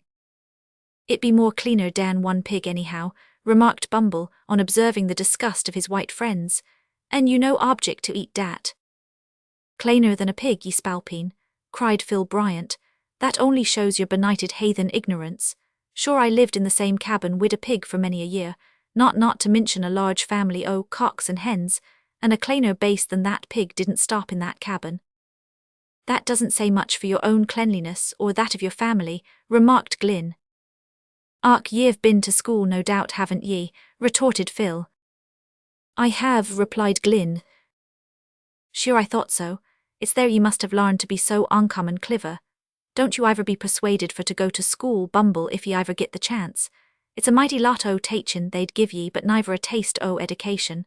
10 to 1, they'd cram ye till ye turned white i' the face, and that wouldn't suit your complexion, you know, King Bumble, be no mayonnaise." As for the trader, he acted interpreter when the party fell in with Negroes, and explained everything that puzzled them, and told them anecdotes without end about the natives and the wild creatures, and the traffic of the regions through which they passed. In short, he made himself generally useful and agreeable. But the man who distinguished himself most on that trip was Jim Scroggles. That lanky individual one day took it into his wise head to go off on a short ramble into the woods alone. He had been warned by the trader along with the rest of the party not to venture on such a dangerous thing, but being an absent man the warning had not reached his intellect although it had fallen on his ear. The party were on shore cooking dinner when he went off, without arms of any kind, and without telling whither he was bound. Indeed, he had no defined intentions in his own mind. He merely felt inclined for a ramble, and so went away, intending to be back in half an hour or less. But Jim Scroggles had long legs and loved locomotion. Moreover, the woods were exceedingly beautiful and fragrant, and comparatively cool, for it happened to be the coolest season of the year in that sultry region, else the party of Europeans could not have ventured to travel there at all. Wandering along beneath the shade of palm trees and large-leaved shrubs and other tropical productions, with his hands in his breeches pockets, and whistling a variety of popular airs, which must have not a little astonished the monkeys and birds and other creatures, such of them, at least, as had any taste for or knowledge of music, Jim Scroggles penetrated much farther into the wilds than he had any intention of doing. There is no saying how far, in his absence of mind, he might have wandered, had he not been caught and very uncomfortably entangled in a meshwork of wild vines and thorny plants that barred his further progress. Jim had encountered several such before in his walk, but had forced his way through without more serious damage than a rent or two in his shirt and pantaloons, and several severe scratches to his hands and face. But Scroggles had lived a hard life from infancy, and did not mind scratches. Now, however, he could not advance a step, and it was only by much patient labour and by the free use of his clasp knife that he succeeded at length in releasing himself. He left a large portion of one of the legs of his trousers and several bits of skin on the bushes, as a memorial of his visit to that spot. Jim's mind was awoken to the perception of 3 facts, namely, that he had made himself late for dinner, that he would be the means of detaining his party, and that he had lost himself. Here was a pretty business. Being a man of slow thought and much deliberation, he sat down on the trunk of a fallen tree, and looking up as men usually do when soliloquizing, exclaimed, "My eye, here's a go, what is to be done?" A very small monkey, with an uncommonly wrinkled and melancholy cast of visage, which chanced to be seated on a branch hard by, peering down at the lost mariner, replied, Oh, as much as to say, my boy, that's just the question." Jim Scroggles shook his head, partly as a rebuke to the impertinent little monkey, and partly as an indication of the hopelessness of his being able to return a satisfactory answer to his own question. At last he started up, exclaiming, "What for comes on it, there's no use sitting here," and walked straight forward at a brisk pace. Then he suddenly stopped, shook his head again, and said, "If I goes on like this, and it should turn out to be the wrong course arter all, what'll come on't?" Being as unable to answer this question as the former, he thrust both hands into his pockets, looked at the ground and began to whistle. When he looked up again he ceased whistling very abruptly and turned deadly pale, perhaps we should say yellow. And no wonder, for there, straight before him, not more than 20 yards off, stood a creature which to his ignorant eyes appeared to be a fiend incarnate, but which was in reality a large-sized and very ancient Shigo monkey. It stood in an upright position like a man, and was above 4 feet high. It had a bald head, grey whiskers, and an intensely black wrinkled face, And at the moment Jim Scroggles' eyes encountered it, that face was working itself into such a variety of remarkable and hideous contortions that no description, however graphic, could convey a correct notion of it to the reader's mind. Seen behind the bars of an iron cage, it might perhaps have been laughable, but witnessed as it was, in the depths of a lonely forest, it was appalling. Jim Scroggles' knees began to shake. He was fascinated with horror. The huge ape was equally fascinated with terror. It worked its wrinkled visage more violently than ever. Jim trembled all over. In another second the she-goat displayed not only all its teeth, and they were tremendous, but all its gums, and they were fearful to behold, besides being scarlet. Roused to the utmost pitch of fear, the she-goat uttered a shriek that rang through the forest like a death yell. This was the culminating point. Jim Scroggles turned and fled as fast as his long and trembling legs could carry him. The she-goat at the same instant was smitten with an identically similar impulse.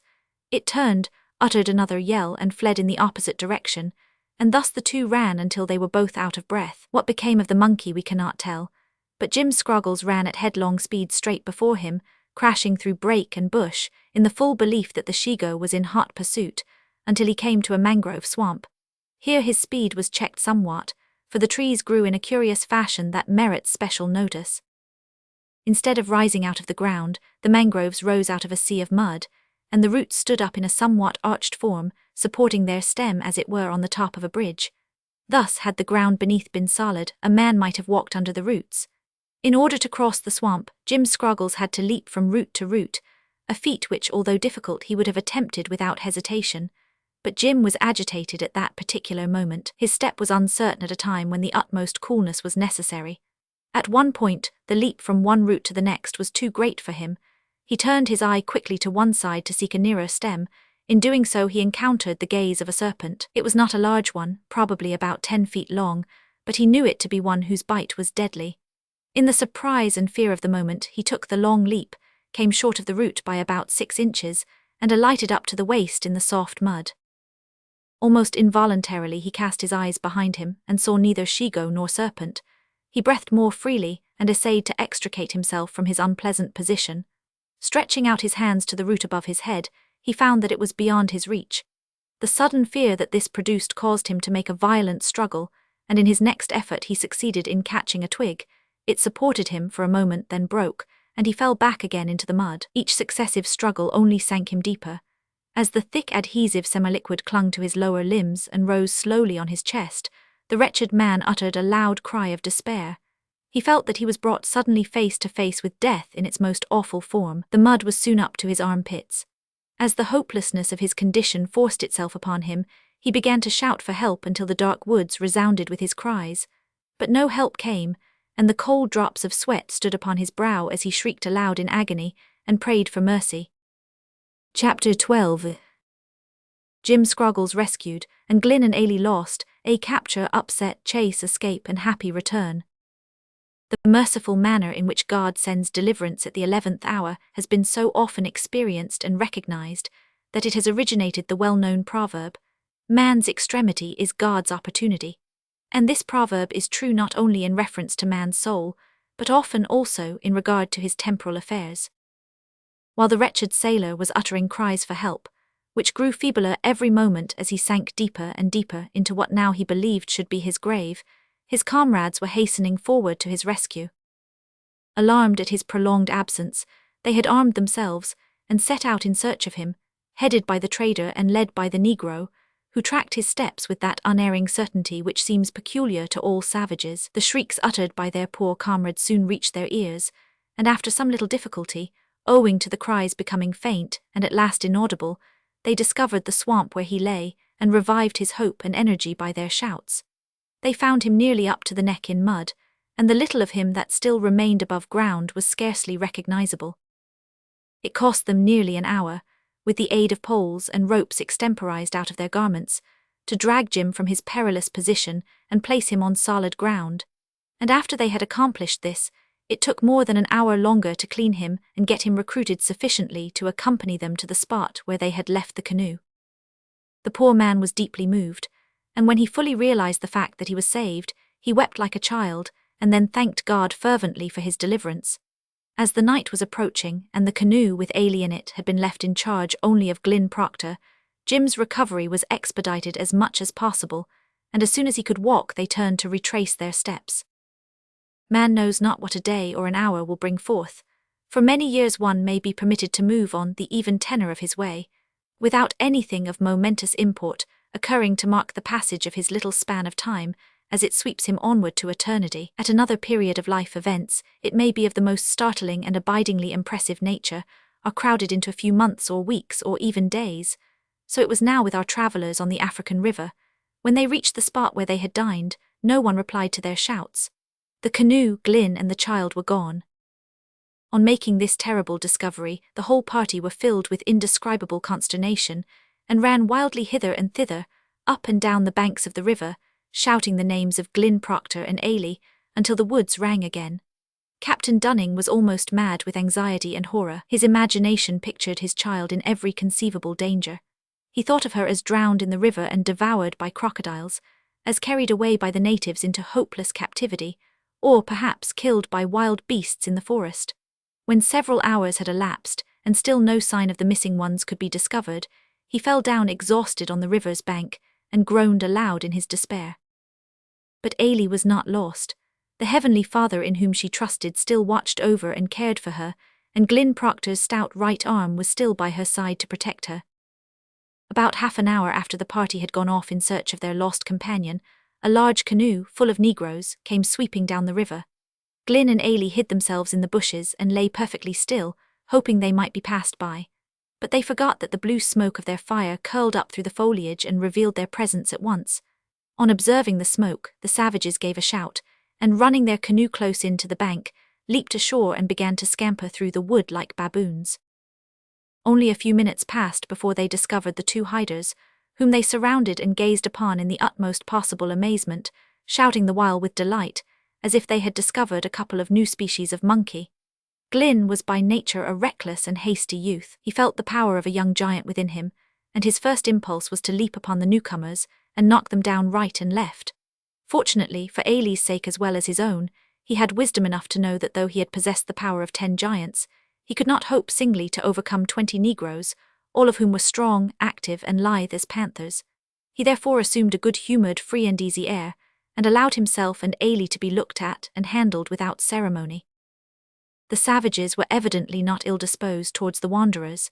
They laughed a great deal, and spoke to each other rapidly in what to Glyn was of course an unknown tongue. One who appeared to be the chief of the party passed his long black fingers through Ailey's glossy curls with evident surprise and delight. He then advanced to Glyn and said something like, "Holly boobo gaddle bump peepee daddle dumps." To which Glyn replied very naturally, "I don't understand you." Of course he did not, and he might have known well enough that the Negro could not understand him, but he deemed it wiser to make a reply of some kind, however unintelligible, than to stand like a post and say nothing. Again the Negro spoke, and again Glyn made the same reply, whereupon the black fellow turned round to his comrades and looked at them, and they, in reply to the look, burst again into an immoderate fit of laughter, and cut a variety of capers, the very simplest of which would have made the fortune of any Merry Andrew in the civilized world had he been able to execute it. This was all very well, no doubt, and exceedingly amusing, not to say surprising, but it became quite a different matter when, after satisfying their curiosity, these dark gentlemen coolly collected the property of the white men, stowed it away in the small canoe, and made signs to Glyn and Ailey to enter.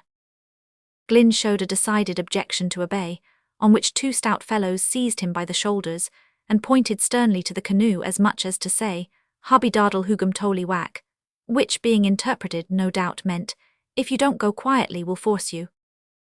Again the young sailor's spirit leaped up.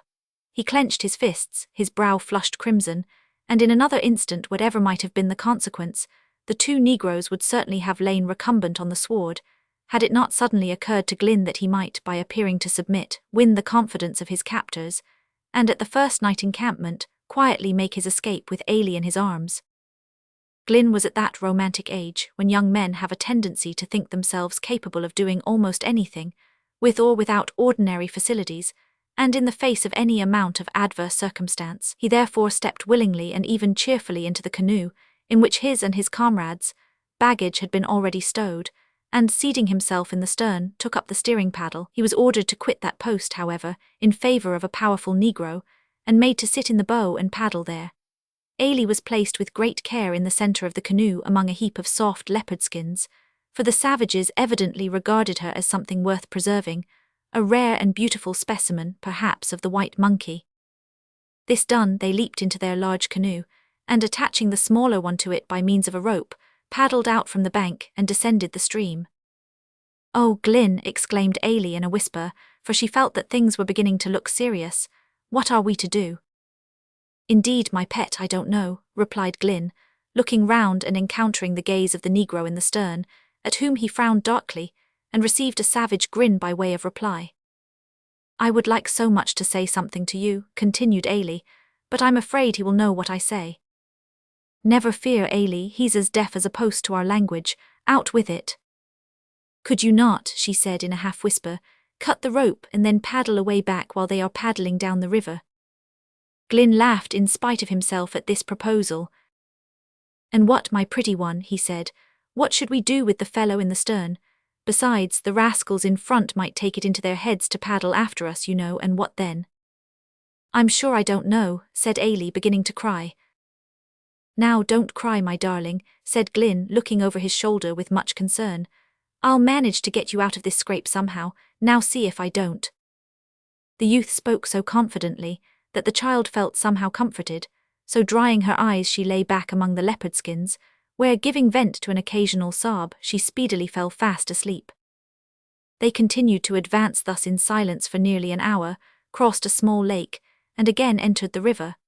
After descending this some time, the attention of the whole party was attracted to a group of hippopotami, gambolling in the mudbanks and in the river a short distance ahead. At any other time, Glynn would have been interested in the sight of these uncouth monsters, but he had seen so many within the last few days that he was becoming comparatively indifferent to them, and at that moment he was too much filled with anxiety to take any notice of them. The creatures themselves, however, did not seem to be so utterly indifferent to the strangers.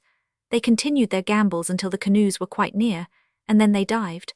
Now, hippopotami, as we have before hinted, are clumsy and stupid creatures, so much so that they occasionally run against and upset boats and canoes, quite unintentionally. Knowing this, the natives in the large canoe kept a sharp lookout in order to steer clear of them. They had almost succeeded in passing the place, when a huge fellow like a sugar puncheon rose close to the small canoe and grazed it with his tail. Apparently he considered this an attack made upon him by the boat, for he wheeled round in a rage and swam violently towards it. The Negro and Glynn sprang to their feet on the instant, and the former raised his paddle to deal the creature a blow on the head. Before he could do so, Glynn leaped lightly over Ailey, who had just awakened, caught the savage by the ankles and tossed him overboard. He fell with a heavy splash just in front of the cavernous jaws of the hippopotamus. In fact, he had narrowly escaped falling head-first into the creature's open throat.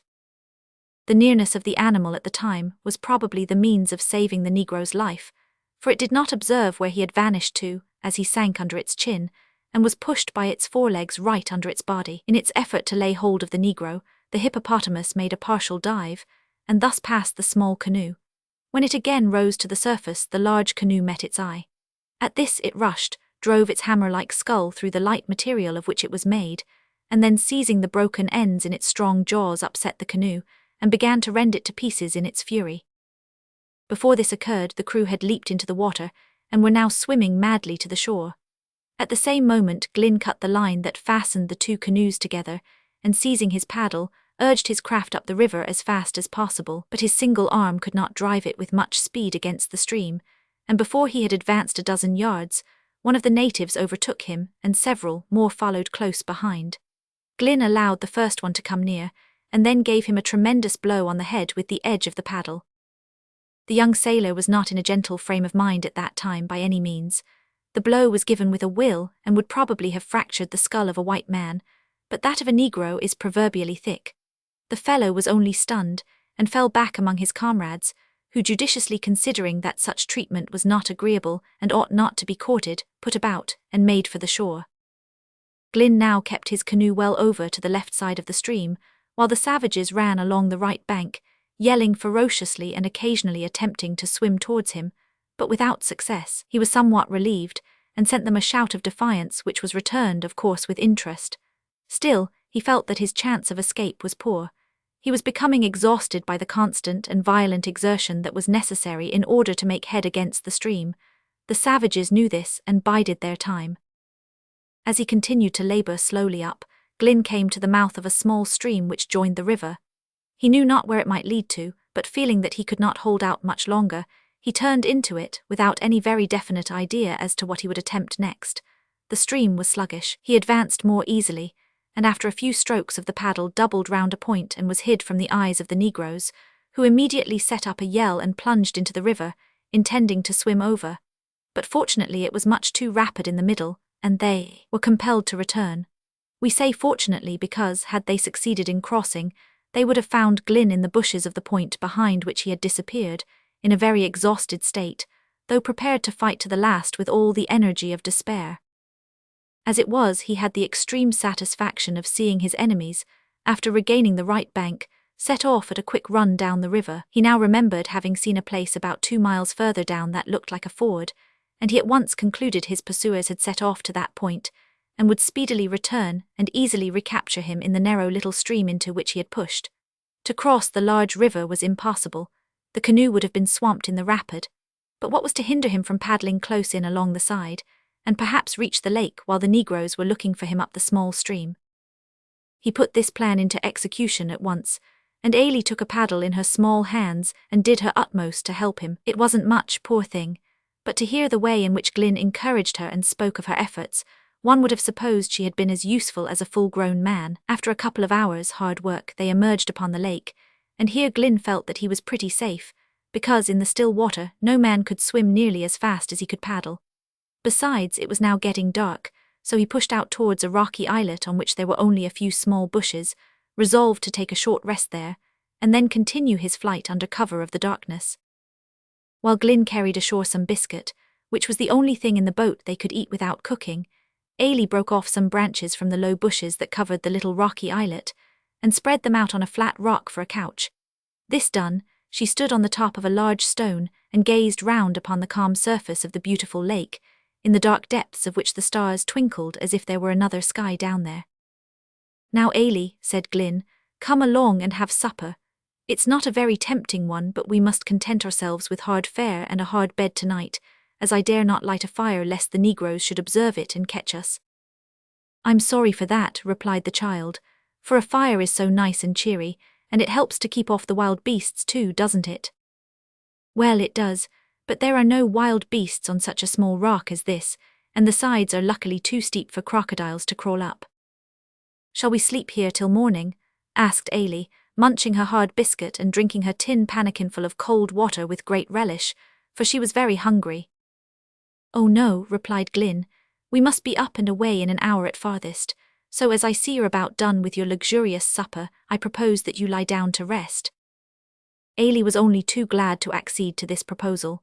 She lay down on the branches, and after Glynn had covered her with a blanket, he stretched himself on a leopard skin beside her, and both of them fell asleep in 5 minutes. The mosquitoes were very savage that night, but the sleepers were too much fatigued to mind their vicious attacks. Glynn slept 2 hours, and then he wakened with a start, as most persons do when they have arranged, before going to sleep, to rise at a certain hour. He rose softly, carried the provisions back to the canoe, and in his sleepy condition almost stepped upon the head of a huge crocodile, which, ignorant of their presence, had landed its head on the islet in order to have a snooze. Then he roused Ailey, and led her, more than half asleep, down to the beach, and lifted her into the canoe, after which he pushed off, and paddled briskly over the still waters of the starlit lake. Ailey merely yawned during all these proceedings, said, "Dear me, is it time to ye? Oh, I'm so sleepy," mumbled something about Papa wondering what had become of Jim Scroggles and about her being convinced that, the ship must have lost itself among the whales and monkeys, and then, dropping her head on the leopard skins with a deep sigh of comfort, she returned to the land of Nod. Glynn Proctor worked so well that it was still early in the morning and quite dark when he arrived at the encampment where they had been made prisoners. His heart beat audibly as he approached the dark landing place, and observed no sign of his comrades. The moment the bow of the canoe touched the shore, he sprang over the side, and without disturbing the little sleeper, drew it gently up the bank, and fastened the bow rope to a tree. Then he hurried to the spot where they had slept and found all the fires out except one, of which a few dull embers still remained, but no comrade was visible. It is a felicitous arrangement of our organs of sense, that where one organ fails to convey to our inward man information regarding the outward world, another often steps in to supply its place and perform the needful duty. We have said that Glyn Proctor saw nothing of his comrades, although he gazed earnestly all round the camp, for the very good reason that it was almost pitch dark. But although his eyes were useless, his ears were uncommonly acute, and through their instrumentality he became cognizant of a sound. It might have been distant thunder, but was too continuous and regular for that. It might have been the distant rumbling of heavy wagons or artillery over a paved road, but there were neither wagons nor roads in those African wilds. It might have been the prolonged choking of an alligator. It might in fact have been anything in a region like that, where everything almost was curious and new and strange and wild and unaccountable, and the listener was beginning to entertain the most uncomfortable ideas of what it probably was, when a gasp and a peculiar snort apprised him that it was a human snore. At least, if not a human snore, it was that of some living creature which indulged to a very extravagant degree in that curious and altogether objectionable practice. Stepping cautiously forward on tiptoe, Glyn searched among the leaves all round the fire, following the direction of the sounds, but nothing was to be found, and he experienced a slight feeling of supernatural dread creeping over him when a peculiarly loud metallic snore sounded clear above his head. Looking up, he beheld by the dull red light of the almost extinct fire the form of Phil Bryant, half-seated, half-reclining on the branch of a tree not 10 feet from the ground, and clasping another branch tightly with both arms. At that moment Ailey, who had awakened, ran up and caught Glyn by the hand. "Hallo, Bryant," exclaimed Glyn. A very loud snore was the reply. "Bryant, Phil Bryant, I say, hallo, Phil," shouted Glyn. "Arrah, howd your noise will ye," muttered the still sleeping man. "Snow, oh, ray. A fall, all hands ahoy, tumble up there, tumble up," shouted Glyn in the nautical tones which he well knew would have their effect upon his comrade. He was right, they had more than their usual effect on him. The instant he heard them, Phil Bryant shouted, Aye, sir," and throwing his legs over the side of what he supposed to be his hammock, he came down bodily on what he supposed to be the deck with a whack that caused him to utter an involuntary but tremendous howl. "Oh, och, oh, murther, oh, wirra," he cried as he lay half-stunned. "Oh, it's kilt, I am entirely dead as mutton at last, and no mistake. Sure I might have knowed it, och, worse luck. Didn't your poor ould mother tell ye, Phil, that ye'd come to a bad end? She did." "Are ye badly hurt?" said Glyn, stooping over his friend in real alarm. At the sound of his voice Bryant ceased his wails, rose into a sitting posture, shaded his eyes with his hand, a most unnecessary proceeding under the circumstances, and stared at him. "It's me, Phil, all right and Ailey.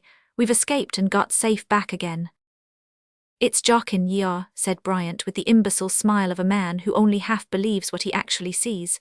"I'm draimin', that's it. Go away, Avic, and don't be botherin' me." "It's quite true, though, I assure you, my boy. I've managed to give the niggers the slip, and here's Ailey too, all safe and ready to convince you of the fact." Phil Bryant looked at one and then at the other in unbounded amazement for a few seconds, after which he gave a short laugh as if of pity for his own weakness, and his face assumed a mild aspect as he said softly, "It's all a drame, av course it is." He even turned away his eyes for a moment in order to give the vision time to dissipate. But on looking round again, there it was, as palpable as ever. Faith in the fidelity of his own eyesight returned in a moment, and Phil Bryant, forgetting his bodily pains, sprang to his feet with a roar of joy, seized Ailey in his arms and kissed her, embraced Glyn Proctor with a squeeze like that of a loving bear, and then began to dance an Irish jig, quite regardless of the fact that the greater part of it was performed in the fire, the embers of which he sent flying in all directions like a display of fireworks. He cheered too now and then like a maniac. "Oh, happy day, I've found ye, have I? After all me trouble too, hooray, and one chair more for luck. Av me soul only don't lape clane out o' me body, it's meself'll be thankful, but sure, I'm for jittin'." Bryant paused suddenly in the midst of his uproarious dance, and seized a burning stick, which he attempted to blow into a flame with intense vehemence of action. Having succeeded, he darted towards an open space a few yards off, in the centre of which lay a large pile of dry sticks. To these he applied the lighted brand, and the next instant a glare of ruddy flame leaped upwards, and sent a shower of sparks high above the forest trees into the sky. He then returned, panting a good deal but much composed, and said, "Now, darlints, come and help me to gather the bits o' stick. Somebody's been scatterin' them all over the place, they have, bad luck to them. And then ye'll sit down and talk a bit and tell me all about it." "But what's the fire for?" asked Ailey. "Aye, ye may say that," added Glynn. "We don't need such a huge bonfire as that to cook our supper with." "Och, be aisy do, it'll do its work, small doubt o' that.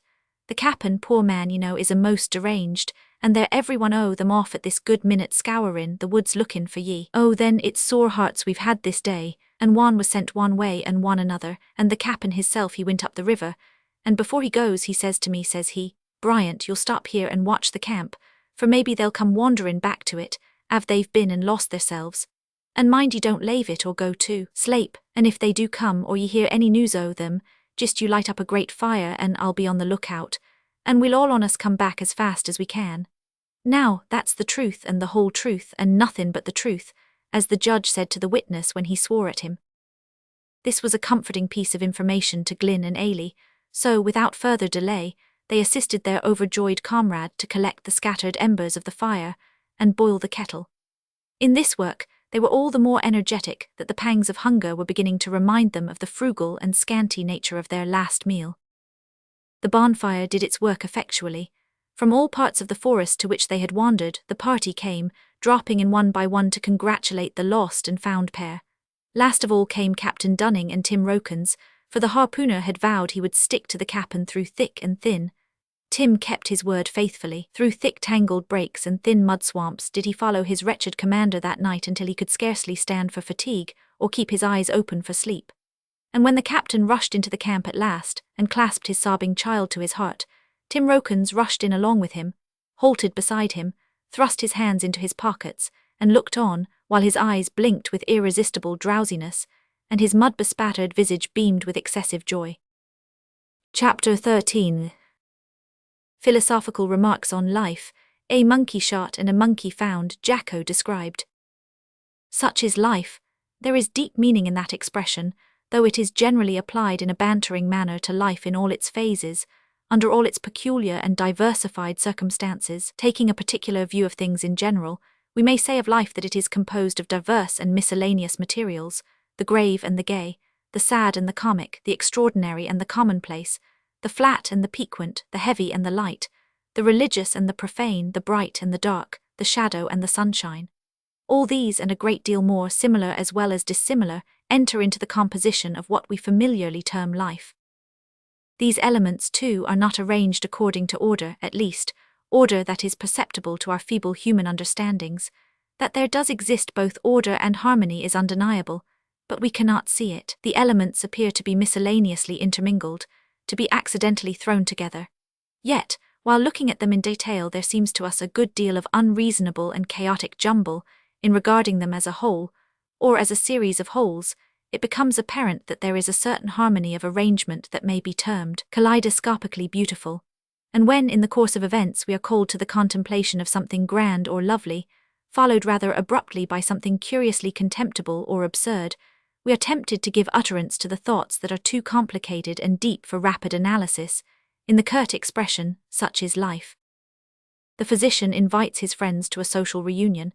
He chats and laughs at the passing jest, or takes part in the music, the glee or the comic song. A servant whispers in his ear. 10 minutes elapse and he is standing by the bed of death. He watches the flickering flame. He endeavors to relieve the agonized frame. He wipes the cold sweat from the pale brow and moistens the dry lips, or pours words of true, earnest, tender comfort into the ears of the bereaved. The contrast here is very violent and sudden. We have chosen perhaps the most striking instance of the kind that is afforded in the experience of men, yet such, in a greater or less degree, is life, in the case of every one born into this wonderful world of ours, and such undoubtedly it was intended to be. There is a time for all things. We were made capable of laughing and crying. Therefore, these being sinless indulgences in the abstract, we ought to laugh and cry. And one of our great aims in life should be to get our hearts and affections so trained that we shall laugh and cry at the right time. It may be well to remark in passing that we should avoid, if possible, doing both at once. Now, such being life, we consider that we shall be doing no violence to the harmonies of life if we suddenly, and without further preface, transport the reader into the middle of next day, and a considerable distance down the river up which we have for some time been travelling. Here he or she will find Ailey and her father, and the whole party in fact, floating calmly and pleasantly down the stream in their canoe. "Now this is what I do enjoy," said Rokins, laying down his paddle and wiping the perspiration from his brow. "It's the pleasantest sort o' thing I've known since I went to sea." To judge from the profuse perspiration that flowed from his brow, and from the excessive redness of his face, one would suppose that Rokins' experience of pleasant sort o' things had not hitherto been either extensive or deep, but the man meant what he said, and a well-known proverb clears up the mystery. What's one man's meat is another's poison. Hard work, violent physical exertion and excessive heat were Rokins' delight, and whatever may be the opinion of flabby-muscled, flat individuals, there can be no reasonable doubt that Rokins meant it when he added emphatically, "It's fuss-rate. Tip-top, A1 on Lloyd's, that's a fact." Phil Bryant, on hearing this, laid down his paddle, also wiped his forehead with the sleeve of his coat, and exclaimed, "Ditto, says I." Whereupon Glynn laughed, and Jim Scroggles grunted, this being his method of laughing, and the captain shook his head and said, "P'raps it is, my lads, a pleasant sort o' thing, but the sooner we're out of it the better. I've no notion of a country where the natives murder poor little boys in cold blood, and carry off your goods and chattels at a moment's notice." The captain looked at Ailey as he spoke, thereby implying that she was part of the goods and chattels referred to. "Sure it's a fact, and without sayin' by your lave too," added Bryant, who had a happy facility of changing his opinion on the shortest notice to accommodate himself to circumstances. "Oh, the monkey!" screamed Ailey. Now as Ailey screamed this just as Bryant ceased to speak, and moreover pointed, or appeared to point, straight into that individual's face, it was natural to suppose that the child was becoming somewhat personal, the more so that Bryant's visage, when wrinkled up and tanned by the glare of a tropical sun, was not unlike to that of a large baboon. But everyone knew that Ailey was a gentle, well-behaved creature, except perhaps when she was seized with one of her gleeful fits that bordered sometimes upon mischief, so that instead of supposing that she had made a personal attack on the unoffending Irishman, the boat's crew instantly directed their eyes close past Bryant's face and into the recesses of the wood beyond, where they saw a sight that filled them with surprise. A large-leaved tree of the palm species overhung the banks of the river, and formed a support to a wild vine and several bright-flowering parasitical plants that drooped in graceful luxuriance from its branches and swept the stream, which at that place was dark, smooth and deep. On the top of this tree and among the branches sat a monkey, at least so Ailey called it, but the term ape or baboon would have been more appropriate, for the creature was a very large one, and if the expression of its countenance indicated in any degree the feelings of its heart, also a very fierce one, an exceedingly ferocious one indeed. This monkey's face was as black as coal, and its two deep-seated eyes were, if possible, blacker than coal. Its head was bald, but the rest of its body was plentifully covered with hair. Now this monkey was evidently caught, taken by surprise, for instead of trying to escape as the canoe approached, it sat there chattering and exhibiting its teeth to a degree that was quite fiendish, not to say, under the circumstances, unnecessary. As the canoe dropped slowly down the river, it became obvious that this monkey had a baby, for a very small and delicate creature was seen clinging round the big one's waist with its little hands, grasping tightly the long hair on the mother's sides, its arms being much too short to encircle her body. Ailey's heart leapt with an emotion of tender delight as she observed that the baby monkey's face was white and sweet-looking. Yes, we might even go the length of saying that, for a monkey, it was actually pretty. But it had a subdued, sorrowful look that was really touching to behold. It seemed as though that infantine monkey had, in the course of its brief career, been subjected to every species of affliction, to every imaginable kind of heart-crushing sorrow, and had remained deeply meek and humble under it all. Only for one brief instant did a different expression cross its melancholy face. That was when it first caught sight of the canoe. Then it exposed its very small teeth and gums after the fashion of its mother, but repentance seemed to follow instantly, for the sad look, mixed with a dash of timidity, resumed its place, and it buried its face in its mother's bosom. At that moment there was a loud report. A bullet whistled through the air and struck the old monkey in the breast. We are glad to say, for the credit of our sailors, that a howl of indignation immediately followed, and more than one fist was raised to smite the trader who had fired the shot. But Captain Dunning called the men to order in a peremptory voice, while every eye was turned towards the tree to observe the effect of the shot. As for Ailey, she sat breathless with horror at the cruelty of the act. The old monkey gave vent to a loud yell, clutched her breast with her hands, sprang wildly into the air and fell to the ground. Her leap was so violent that the young one was shaken off and fell some distance from its poor mother, which groaned once or twice and then died. The baby seemed unhurt. Gathering itself nimbly up, it ran away from the men who had now landed, but who stood still by the captain's orders to watch its motions. Looking round, it observed its mother's form lying on the ground, and at once ran towards it and buried its little face in her breast, at which sight Ailey began to cry quietly. In a few seconds the little monkey got up and gently pawed the old one. Then, on receiving no sign of recognition, it uttered a faint wail, something like wee wee wee wee, and again hid its face in the breast of its dead parent. "Ah, the poor cratur," said Bryant, in a tone of voice that betrayed his emotion. "Oh, why did ye kill her?" "Me ketch I am," said Bumble, looking inquiringly at the captain. "Oh, do," answered Ailey with a sob. The negro deemed this permission sufficient, for he instantly sprang forward, and throwing a piece of net over the little monkey, secured it. Now the way in which that baby monkey struggled and kicked and shrieked when it found itself a prisoner was perfectly wonderful to see. It seemed as if the strength of 50 little monkeys had been compressed into its diminutive body, and King Bumble had to exert all his strength in order to hold the creature while he carried it into the canoe. Once safely there and in the middle of the stream, it was let loose. The first thing it did on being set free was to give a shriek of triumph, for monkeys, like men, when at last allowed to do that which they have long struggled in vain to accomplish, usually take credit for the achievement of their own success. Its next impulse was to look round at the faces of the men in search of its mother, but the poor mother was now lying dead covered with a cloth in the bottom of the canoe, so the little monkey turned from one to another with disappointment in its glance, and then uttered a low wail of sorrow. Glyn Proctor affirmed positively that it looked twice at Phil Bryant, and even made a motion towards him, but we rather suspect that Glyn was jesting. Certain it is, however, that it looked long and earnestly at Ailey, and there is little doubt that, young though it was able to distinguish something in her tender gaze of affection and pity that proved attractive. It did not, however, accept her invitation to go to her, although given in the most persuasive tones of her silver voice, and when any of the men tried to pat its head, it displayed such a row of sharp little teeth, and made such a fierce demonstration of its intention to bite, that they felt constrained to leave it alone. At last Ailey held her hand towards it and said, "Won't it come to me, dear, sweet pet, do come. I'll be as kind to you almost as your poor mother." The monkey looked at the child but said nothing. "Come, monkey, dear puggy, do come," repeated Ailey in a still more insinuating voice.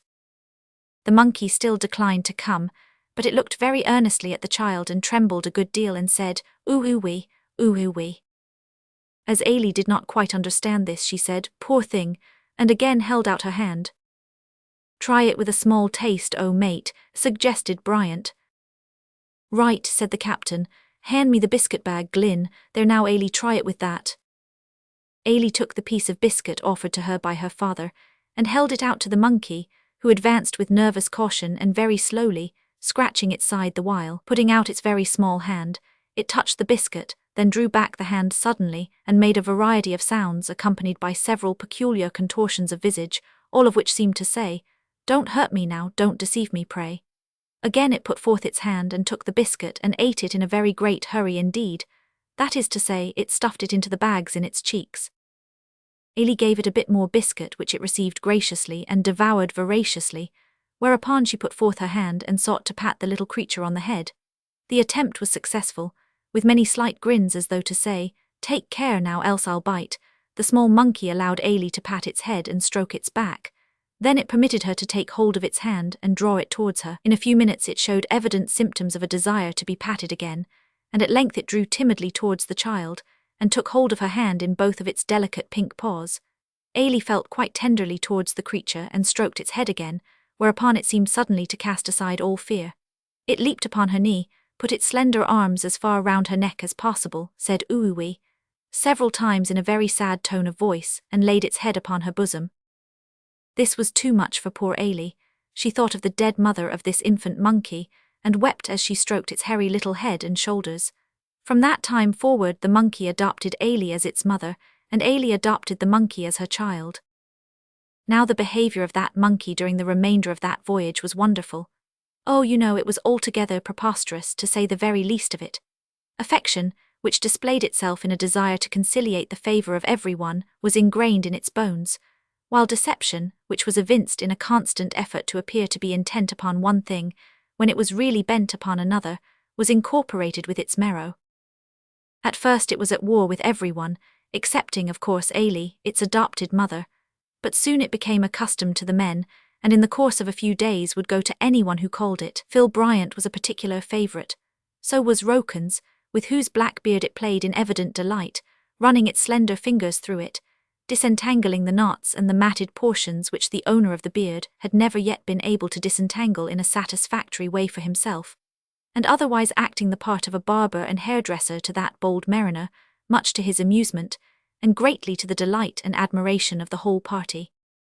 To say that that small monkey had a face would be to assert what was unquestionably true, but what also was very far short of the whole truth. No one ever could make up his mind exactly as to how many faces it had, if you looked at it at any particular time, and then shut your eyes and opened them a moment after.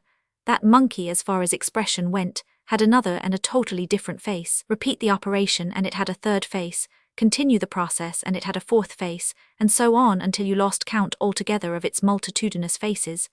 Now it was grave and pensive, anon it was blazing with amazement, again it bristled with indignation, then it glared with anger, and presently it was all serene, blended love and wrinkles. Of all these varied expressions, that of commingled surprise and indignation was the most amusing, because these emotions had the effect of not only opening its eyes and its mouth to the form of 3 excessively round O's, but also raised a small tuft of hair just above its forehead into a bristling position, and threw its brow into an innumerable series of wrinkles. This complex expression was of frequent occurrence, for its feelings were tender and sensitive, so that it lived in the firm belief that its new friends, always excepting Ailey, constantly wished to insult it, and was afflicted with a chronic state of surprise at the cruelty, and of indignation at the injustice, of men who could wantonly injure the feelings of so young, and especially so small a monkey.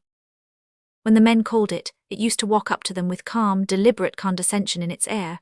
When Ailey held out her hand, it ran on its 2 legs, and being eager in its affections, it held out its arms in order to be caught up. As to food, that monkey was not particular. It seemed to be omnivorous. Certain it is that it never refused anything, but more than once it was observed quietly to throw away things that it did not relish. Once, in an unguarded moment, it accepted and chewed a small piece of tobacco, after which it made a variety of entirely new faces, and became very sick indeed, so sick that its adopted mother began to fear she was about to lose her child. But after vomiting a good deal and moaning piteously for several days, it gradually recovered, and from that time entertained an unquenchable hatred for tobacco, and for the man who had given it to him, who happened to be Jim Scroggles. Ailey, being of a romantic temperament, named her monkey Albertino, but the sailors called him Jacko, and their name ultimately became the well-known one of the little foundling, for Ailey was not obstinate. So, seeing that the sailors did not or could not remember Albertino, she soon gave in, and styled her pet Jacko to the end of the chapter, with which piece of information we shall conclude this chapter. Chapter 14. Rencounter with slave traders on board again, a start, a misfortune, a ghost story, a mistake, and an invitation to dinner. On the evening of the 2nd day after the capture of Jacko, as the canoe was descending the river and drawing near to the sea-coast, much to the delight of everyone, for the heat of the interior had begun to grow unbearable, a ship's boat was observed moored to the wharf near the slave station which they had passed on the way up. At first it was supposed to be one of the boats of the Red Eric, but on a nearer approach this proved to be an erroneous opinion. "What can it be doing of here?" inquired Tim Rokins in an abstracted tone of voice, as if he put the question to himself, and therefore did not expect an answer. "No doubt it's a slaver's boat," replied the trader. "They often come up here for cargoes of niggers." "Ark, the blackguards!" exclaimed Phil Bryant, all his blood rising at the mere mention of the horrible traffic. "Couldn't we land, captain, and give them a lickin'? I'll engage myself to put 6 at last the spalpeens on their beam ends." "No, Phil, we shan't land for that purpose, but we'll land for some gunpowder and a barrel or 2 of plantains, so give way, lads." In another moment, the bow of the canoe slid upon the mud bank of the river close to the slaver's boat, which was watched by a couple of the most villainous-looking men that ever took part in that disgraceful traffic. They were evidently Portuguese sailors, and the scowl of their bronzed faces, when they saw the canoe approach the landing place, showed that they had no desire to enter into amicable converse with the strangers. At this moment the attention of the travellers was drawn to a gang of slaves who approached the wharf, chained together by the neck, and guarded by the crew of the Portuguese boat. Ailey looked on with a feeling of dread that induced her to cling to her father's hand, while the men stood with folded arms, compressed lips, and knitted brows. On the voyage up they had landed at this station, and had seen the slaves in their places of confinement. The poor creatures were apparently happy at that time, and seemed totally indifferent to their sad fate, but their aspect was very different now. They were being hurried away, they knew not whither, by strangers whom they had been taught to believe were monsters of cruelty besides being cannibals, and who had purchased them for the purpose of killing them and eating their bodies. The wild, terrified looks of the men, and the subdued looks and trembling gait of the women showed that they expected no mercy at the hands of their captors. They hung back a little as they drew near to the boat, whereupon one of their conductors, who seemed to be in command of the party, uttered a fierce exclamation in Portuguese, and struck several of the men and women indiscriminately severe blows with his fists. In a few minutes they were all placed in the boat, and the crew had partly embarked, when Phil Bryant, unable to restrain himself, muttered between his teeth to the Portuguese commander as he passed.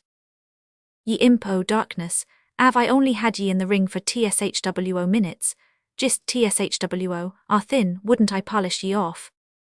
"Fat you say, sir," cried the man, turning fiercely towards Bryant and swearing at him in bad English. "Say, is it? Oh, then there's a translation for ye, that's understood in all lingos." Phil shook his clenched fist as close as possible to the nose of the Portuguese commander, without actually coming into contact with that hooked and prominent organ. The man started back and drew his knife, at the same time calling to several of his men, who advanced with their drawn knives. "Ho!" cried Bryant, and a jovial smile overspread his rough countenance as he sprang to a clear spot of ground and rolled up both sleeves of his shirt to the shoulders, thereby displaying a pair of arms that might, at a rapid glance, have been mistaken for a pair of legs. "That's your game, is it? Won't I stave in your planks? Won't I shiver your timbers and knock out your daylights, bless your purty faces? I didn't think ye had it in ye. Come on, darlints, toothpicks and all, as many as ye like. The more the better, one at a time, or all at once, it don't matter, not the last be no manes." While Bryant gave utterance to these liberal invitations, he performed a species of revolving dance, and flourished his enormous fists in so ludicrous a manner, that despite the serious nature of the fray the two parties were likely to be speedily engaged in, his comrades could not restrain their laughter. "Go it, Pat," cried one. "True blue," shouted another. "Silence," cried Captain Dunning in a voice that enforced obedience. "Get into the canoe, Bryant." "Ark, Captain," exclaimed the wrathful Irishman reproachfully, "sure you wouldn't spile the fun." "Go to the canoe, sir." "Ah, Captain dear, just one round." "Go to the canoe, I say." "I'll do it all in 4 minutes and 1/4. Av ye'll only shut your eyes," pleaded Phil. "Obey orders, will you?" cried the captain in a voice there was no mistaking.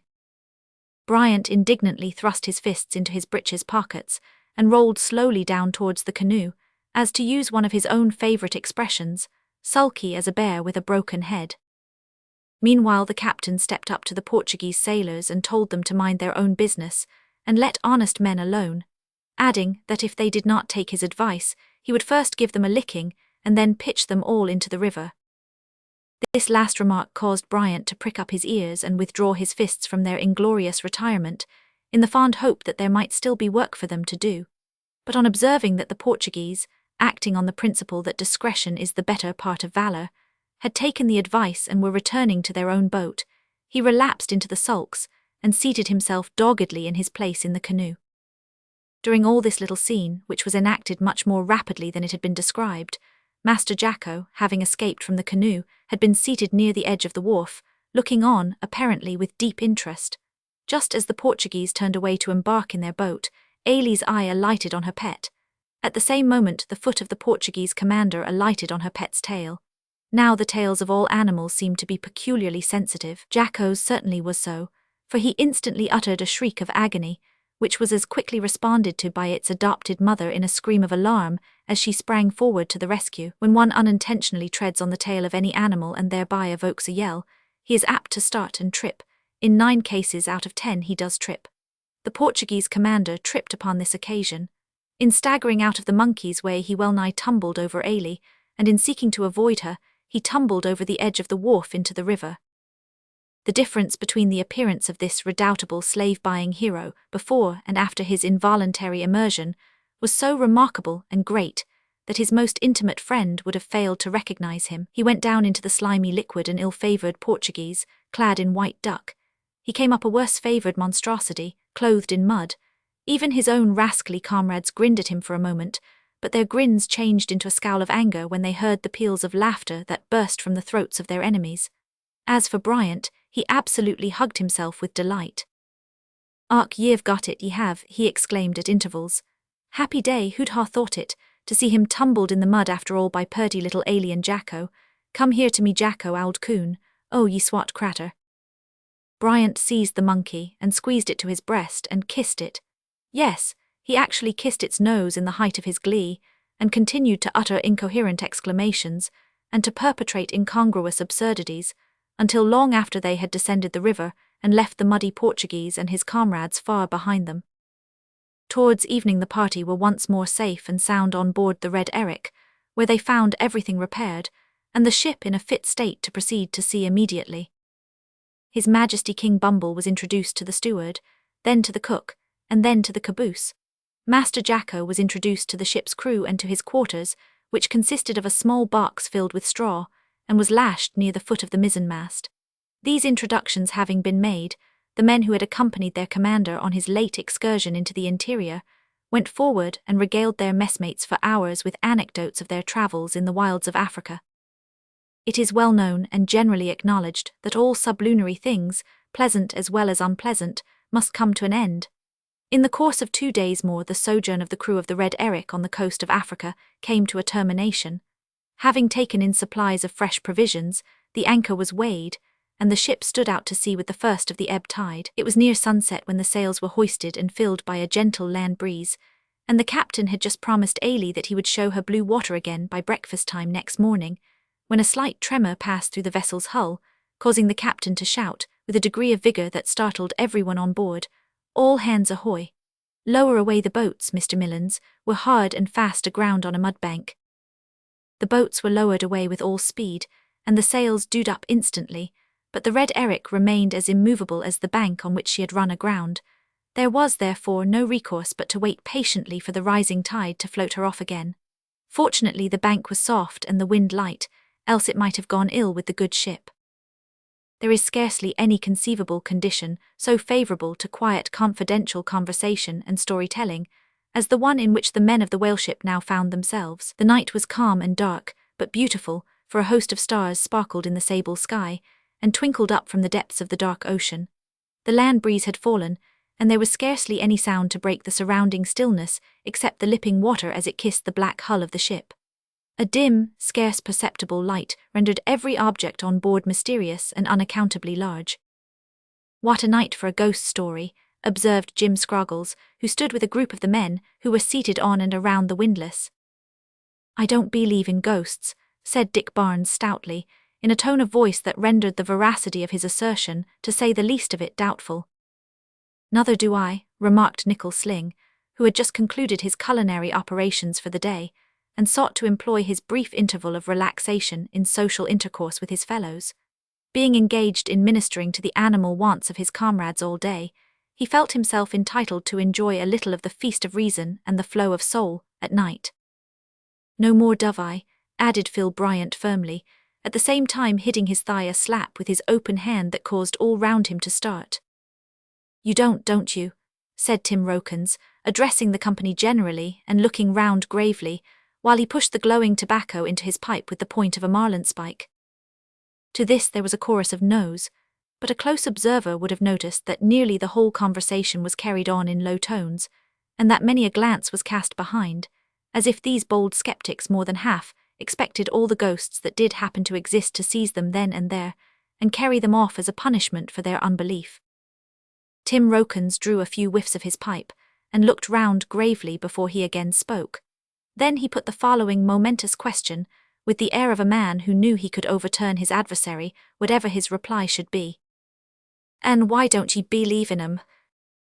We cannot say positively that Tim Rokins put the question to Jim Scroggles, but it is certain that Jim Scroggles accepted the question as addressed to him, and answered in reply. "'Cause why, I never seed a ghost, and nobody never seed a ghost, and I don't believe in what I can't see." Jim said this as if he thought the position incontestable.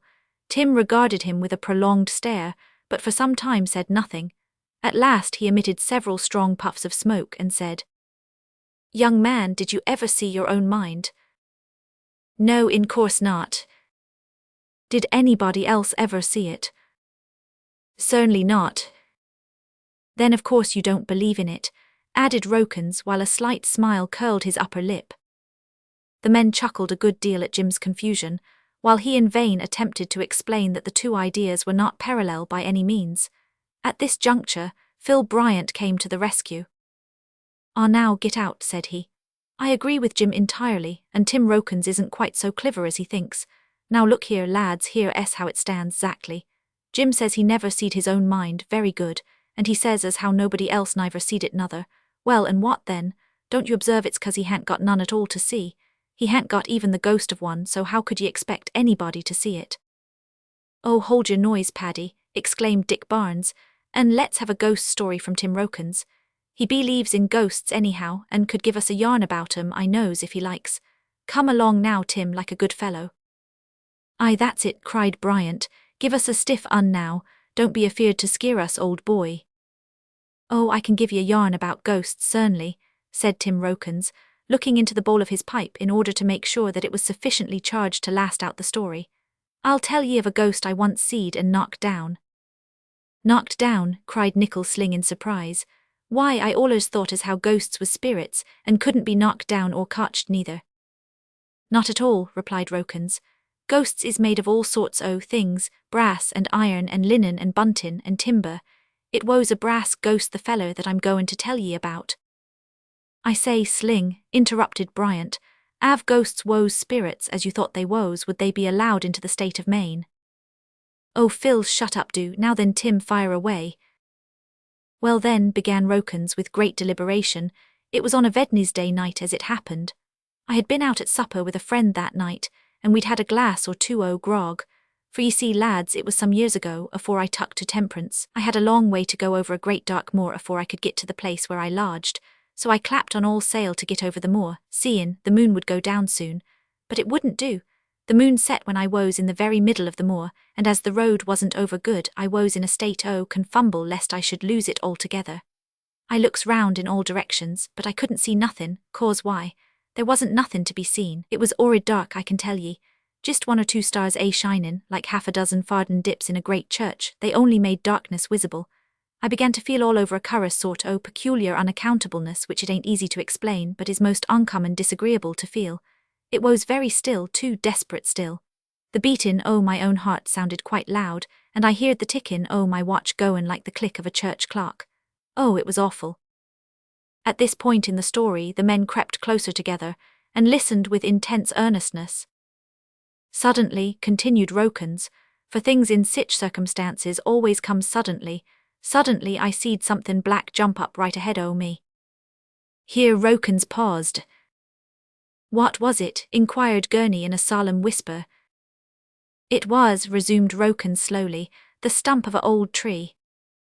"Oh, I thought it had been the ghost," said Gurney, somewhat relieved, for that fat little jacktar fully believed in apparitions, and always listened to a ghost story in fear and trembling. "No, it wasn't the ghost, it was the stump of a tree. Well, I set sail again, and presently I sees a great white thing rissin' up ahead o' me." "Ha, that was it," whispered Gurney. "No, that wasn't it," retorted Rokins. "That was a hin, a white-painted hin, as stood by the roadside, and right glad was I to see it. I can tell ye, shipmates, for I was gittin' tired as well as frightened. I soon roused the landlord by kickin' at the door till it nearly comed off its hinges, and arter gettin' another glass o' grog, I axed the landlord to show me my bunk as I wanted to turn in. It was a queer old house that hin was. a great ramblin' place with no end o' staircases and passages, a dreadful gloomy sort o' place. No one lived in it except the landlord, a dark-faced surly fellow as one would like to kick out of his own door, and his wife, who woes little better than hisself. They also had a hostler, but he slept with the cattle in a house. "You won't be feared," says the landlord, as he hove ahead through the long passages holdin' the candle high above his head to show the way, to sleep in the far end o' the house. "It's the old bit, the new bit's undergoing repairs. You'll find it comfortable enough, though it's rather gusty, bane old, ye see, but the weather ain't cold, so you won't mind it." "Oh, neither a bit," says I, quite bold-like. "I don't care a rap for nothin', there ain't no ghosts, is there?" "Well, I'm not sure. Many travellers what has stayed here has said to me they've seed 'em, particularly in the old part o' the buildin', but they seems to be quite harmless, and never hurts anyone as lets 'em alone. I never seed 'em myself, and there's certainly not more nor half a dozen on 'em. Hallo." At that moment, shipmates, a strong gust o' cold air came rushin' down the passage we was in and blowed out the candle.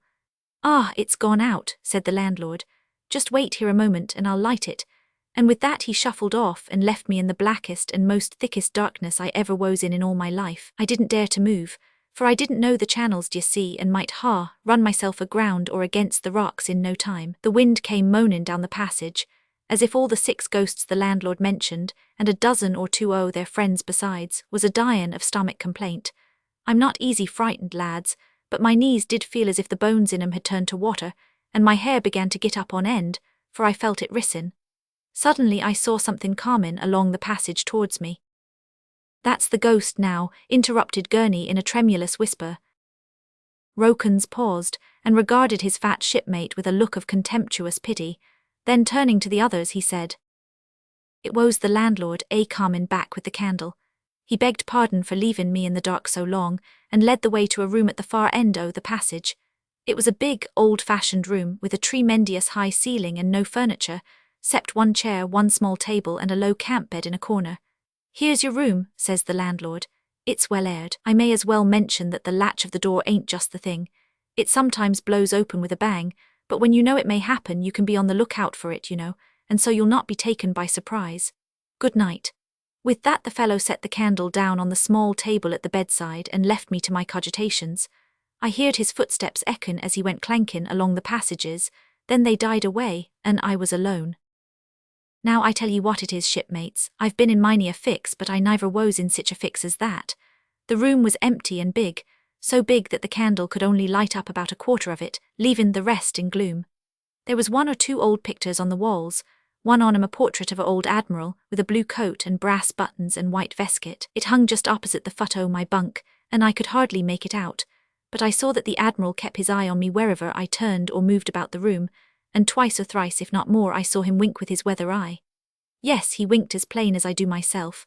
Says I to myself, says I, "Tim Rokins, you're a British tar and a whaler and a harpooner, so Tim, my boy, don't you go for to be a babby." With that I smoked a pipe and took off my clothes and tumbled in, and feeling a little bolder by this time I blew out the candle. In gittin' into bed I knocked over the snuffers, which fell with an awful clatter, and my heart leapt into my mouth as I leapt under the blankets and kivered up my head. Hows'ever, I was uncommon tired, so before my head was well on the pillow I went off to sleep. How long I slept I can't go for to say, but when I wakened it was pitch dark. I could only just make out the winder by the pale starlight that shone through it, but the moment I set my 2 eyes on it, what does I see? I seed a sight that made the hair on my head stand on end, and my flesh creep up like a muffin. It was a ghost, whispered Gurney, while his eyes almost started out of his head. Before Tim Rokins could reply, something fell with a heavy flop from the yard over their heads right in among the men, and vanished with a shriek. It was Jacko, who, in his nocturnal rambles in the rigging, had been shaken off the yard on which he was perched, by a sudden lurch of the vessel as the tide began to move her about. At any time such an event would have been startling, but at such a time as this it was horrifying. The men recoiled with sharp cries of terror, and then burst into laughter as they observed what it was that had fallen amongst them. But the laughter was subdued, and by no means hearty. "I'll be the death o' that brute yet," said Gurney, wiping the perspiration from his forehead. "But go on, Rokins, what was it you saw?" "It was the ghost," replied Rokins, as the men gathered round him again. "A long, thin ghost, standin' at my bedside. The light was so dim that I couldn't well make it out, but I saw that it was white or pale-like, and that it had on a pointed cap like the cap o' an old witch. I thought I should ha' died outright, and I lay for full 5 minutes trembling like a leaf and staring, full in its face. At last I started up in despair, not knowing well what to do, and the moment I did so the ghost disappeared. I thought this was very odd, but you may be sure I didn't find fault with it. So after looking all round very careful to make quite sure that it was gone, I lay down again on my back. Well, would ye believe it, shipmates, at that same moment up starts the ghost again as bold as ever, and up starts I in a fright, but the moment I was up the ghost was gone. Now, Tim Rokins, says I to myself, always keeping my eye on the spot where I'd last seed the ghost, this is queer, this is quite remarkable. You're dreamin', my lad, and the sooner ye put a stop to that air sort o' dreamin' the better. Having said this, I tried to feel reckless and lay down again, and up started the ghost again with its long, thin white body, and the pointed cap on its head. I noticed, too, that it wore its cap a little on one side quite jaunty-like. So whenever I sat up that air ghost disappeared, and whenever I lay down it bolted up again close beside me. At last I lost my temper, and I shouts out quite loud, "Shiver my timbers," says I, "ghost or no ghost, I'll knock in your daylights if ye carry on like that any longer." And with that I up fist and let drive straight out at the spot where its bread basket should ha' been. Down it went, that ghost did, with a clatter that made the old room echo like an empty church. I guv it a rap, I did, sich as it hadn't had since it was born, if ghosts be born at all, and my knuckles paid for it too, for they was skinned all up. Then I lay down tremblin', and then, I done know how it was, I went to sleep. Next mornin' I got up to look for the ghost, and sure enough I found his remains. His pale body lay in a far corner o' the room doubled up and smashed to bits, and his pointed cap lay in another corner almost flat. That ghost, concluded Rokins with slow emphasis, that ghost was the candle it was. The candle, exclaimed several of the men in surprise. Yes, the candle and brass candlestick with distinguisher atop o'. Ye see, lads, the candle stood close to the side o' my bed on the table, and when I woke up and I saw it there, it seemed to me like a big thing in the middle o' the room, instead o' a little thing close to my nose. And when I sat up in my bed, of course I looked right over the top of it and saw nothing, and when I lay down, of course it rose up in the very same place. And let me tell you, shipmates, added Tim, in conclusion with the air of a philosopher, all ghosts is o' the same sort. They're most of 'em made o' wood or brass or some sich stuff as I've good cause to remember, for I had to pay the price o' that air ghost before I left that there hin on the lonesome moor, and for the washin' of the blankets too, as woes all kivered with blood nixed, mornin' from my smashed knuckles. There's a moral contained in most things, lads, if ye only try for to find it out, and the moral of my story is this: don't ye go for to believe that everything ye do, zactly understand, is a ghost until ye have got to know more about it. While Tim Rokins was thus recounting his ghostly experiences, and moralizing thereon, for the benefit of his comrades, the silent tide was stealthily creeping up the sides of the Red Eric, and placing her gradually on an even keel. At the same time, a British man-o'-war was creeping down upon that innocent vessel, with the murderous intention of blowing her out of the water, if possible. In order to explain this latter fact, we must remind the reader of the boat and crew of the Portuguese slaver, which was encountered by the party of excursionists on their trip down the river.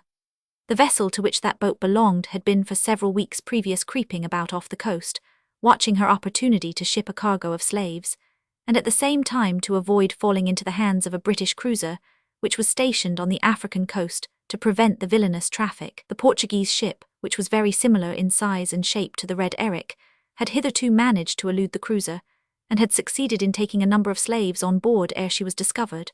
The cruiser gave chase to her on the same afternoon as that on which the Red Eric grounded on the mudbank off the mouth of the river.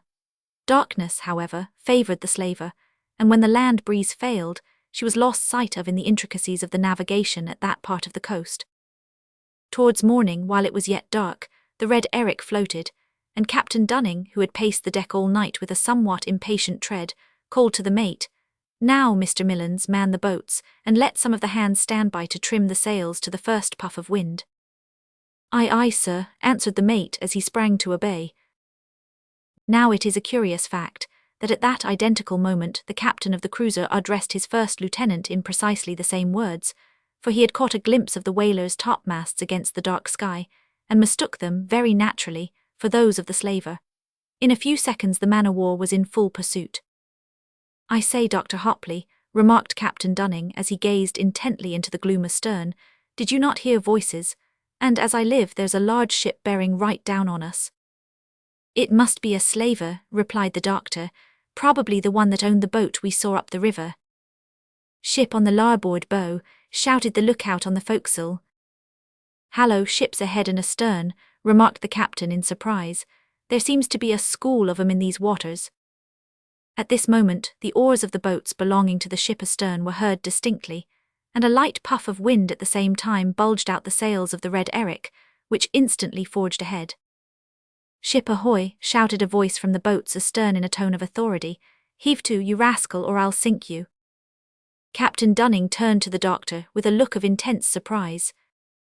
"Why, doctor, that's the usual hail of a pirate or something like it. What it can be doing here is past my comprehension. I would as soon expect to find a whale in a washtub as a black flag in these waters. Port a little," turning to the steersman. "Steady so. We must run for it anyhow, for we're in no fightin' trim. The best answer to give to such a hail is silence." Contrary to expectation, the boats did not again hail, but in a few minutes the dark hull of the British cruiser became indistinctly visible as it slipped swiftly through the water before the freshening breeze, and neared the comparatively slow-going whaler rapidly. Soon it came within easy range, and while Captain Dunning looked over the taffrail with a troubled countenance, trying to make her out, the same voice came hoarsely down on the night breeze issuing the same peremptory command. "Turn up the hands, Mr. Millens, and serve out pistols and cutlasses. Get the carronades on the forecastle and quarterdeck loaded, Mr. Markham, and look alive. We must show the enemy a bold front, whoever he is." As the captain issued these orders, the darkness was for an instant illuminated by a bright flash. The roar of a cannon reverberated over the sea. A round shot whistled through the rigging of the Red Eric, and the next instant the foretopsailyard came rattling down upon the deck. Immediately after, the cruiser ranged up alongside, and the order to heave to was repeated with a threat that was calculated to cause the hair of a man of peace to stand on end. The effect on Captain Dunning was to induce him to give the order. "Point the guns there, lads, and aim high. I don't like to draw first blood, even of a pirate." "Ship ahoy, who are you and where from?" inquired Captain Dunning through the speaking trumpet. "Her British Majesty's frigate Firebrand. If you don't heave to, sir, instantly I'll give you a broadside. Who are you and where bound?" "Hugh," whistled Captain Dunning to vent his feelings of surprise ere he replied. "The Red Eric, South Sea whaler, outward bound." Having given this piece of information, he ordered the topsails to be backed, and the ship was hove to. Meanwhile a boat was lowered from the cruiser, and the captain thereof speedily leaped upon the whaler's quarterdeck. The explanation that followed was not by any means calculated to allay the irritation of the British captain. He had made quite sure that the Red Eric was the slaver of which he was in search, and the discovery of his mistake induced him to make several rather severe remarks in reference to the crew of the Red Eric generally, and her commander in particular. "Why didn't you heave to when I ordered you," he said, "and so save all this trouble and worry?" "Because," replied Captain Dunning dryly, "I'm not in the habit of obeying orders until I know that he who gives them has a right to do so.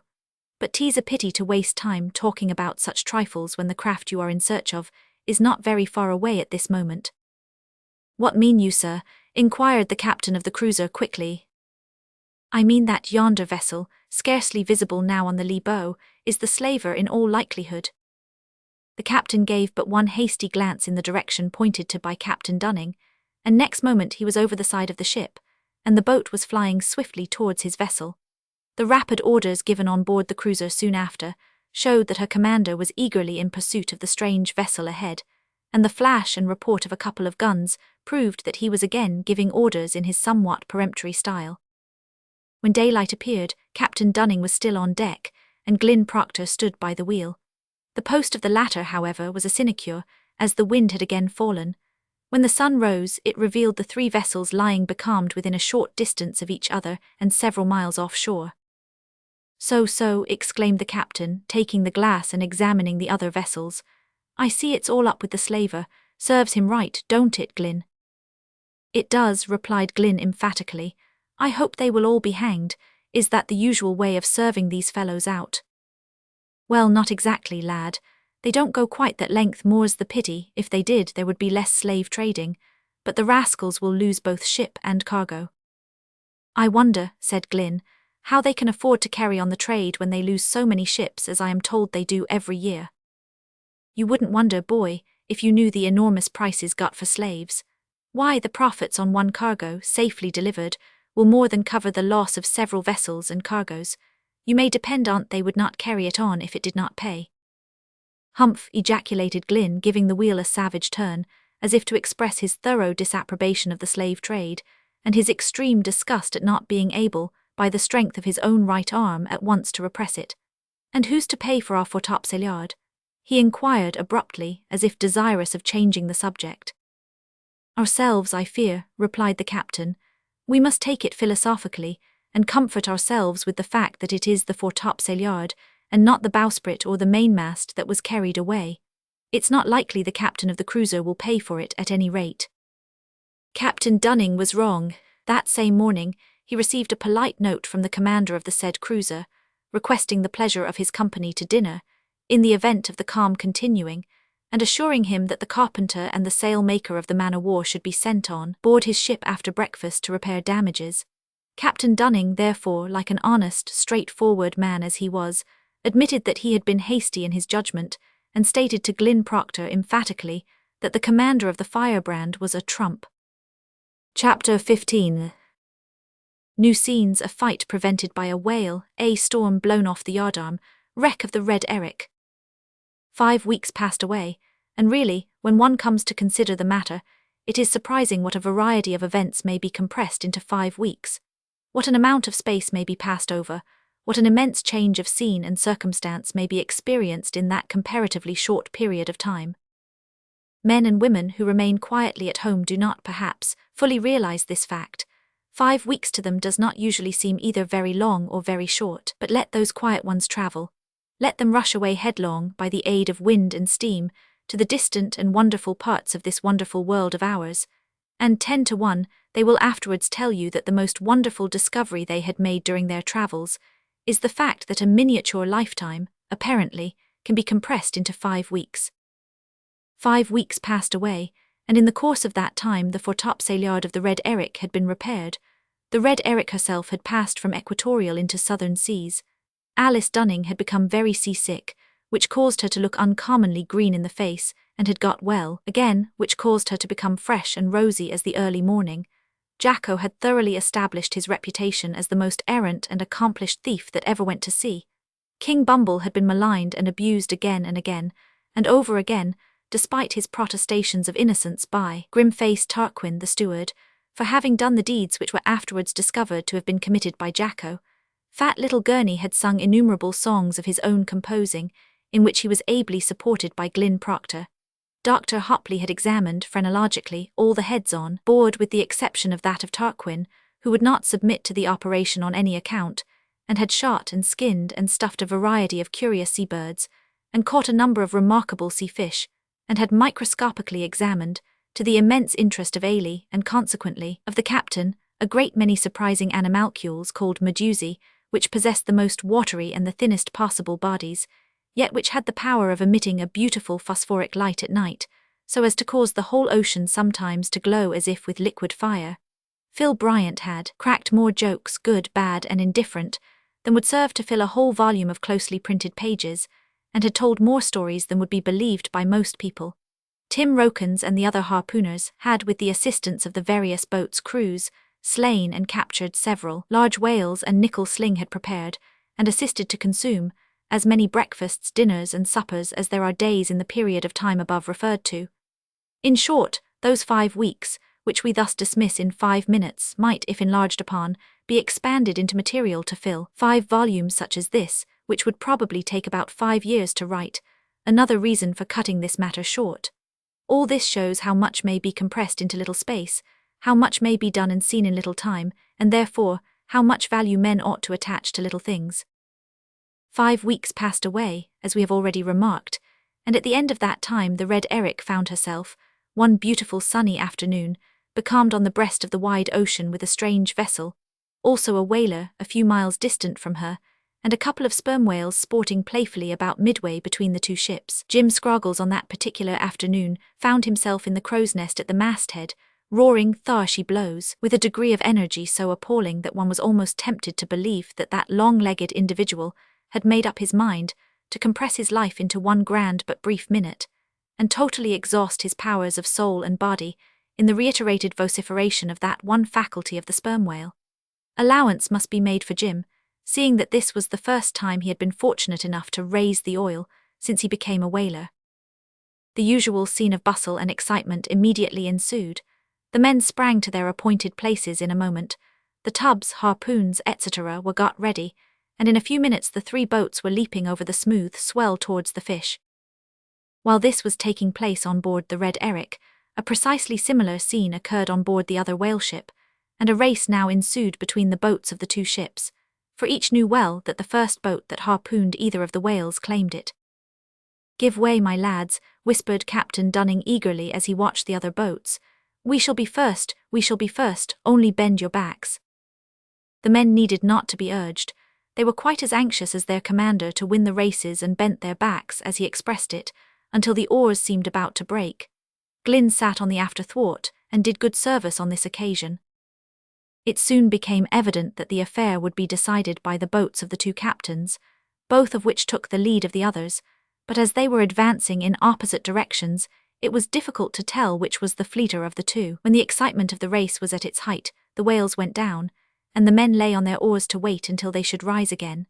They lay in anxious suspense for about a minute, when the crew of Captain Dunning's boat was startled by the sudden apparition of a waterspout close to them, by which they were completely drenched.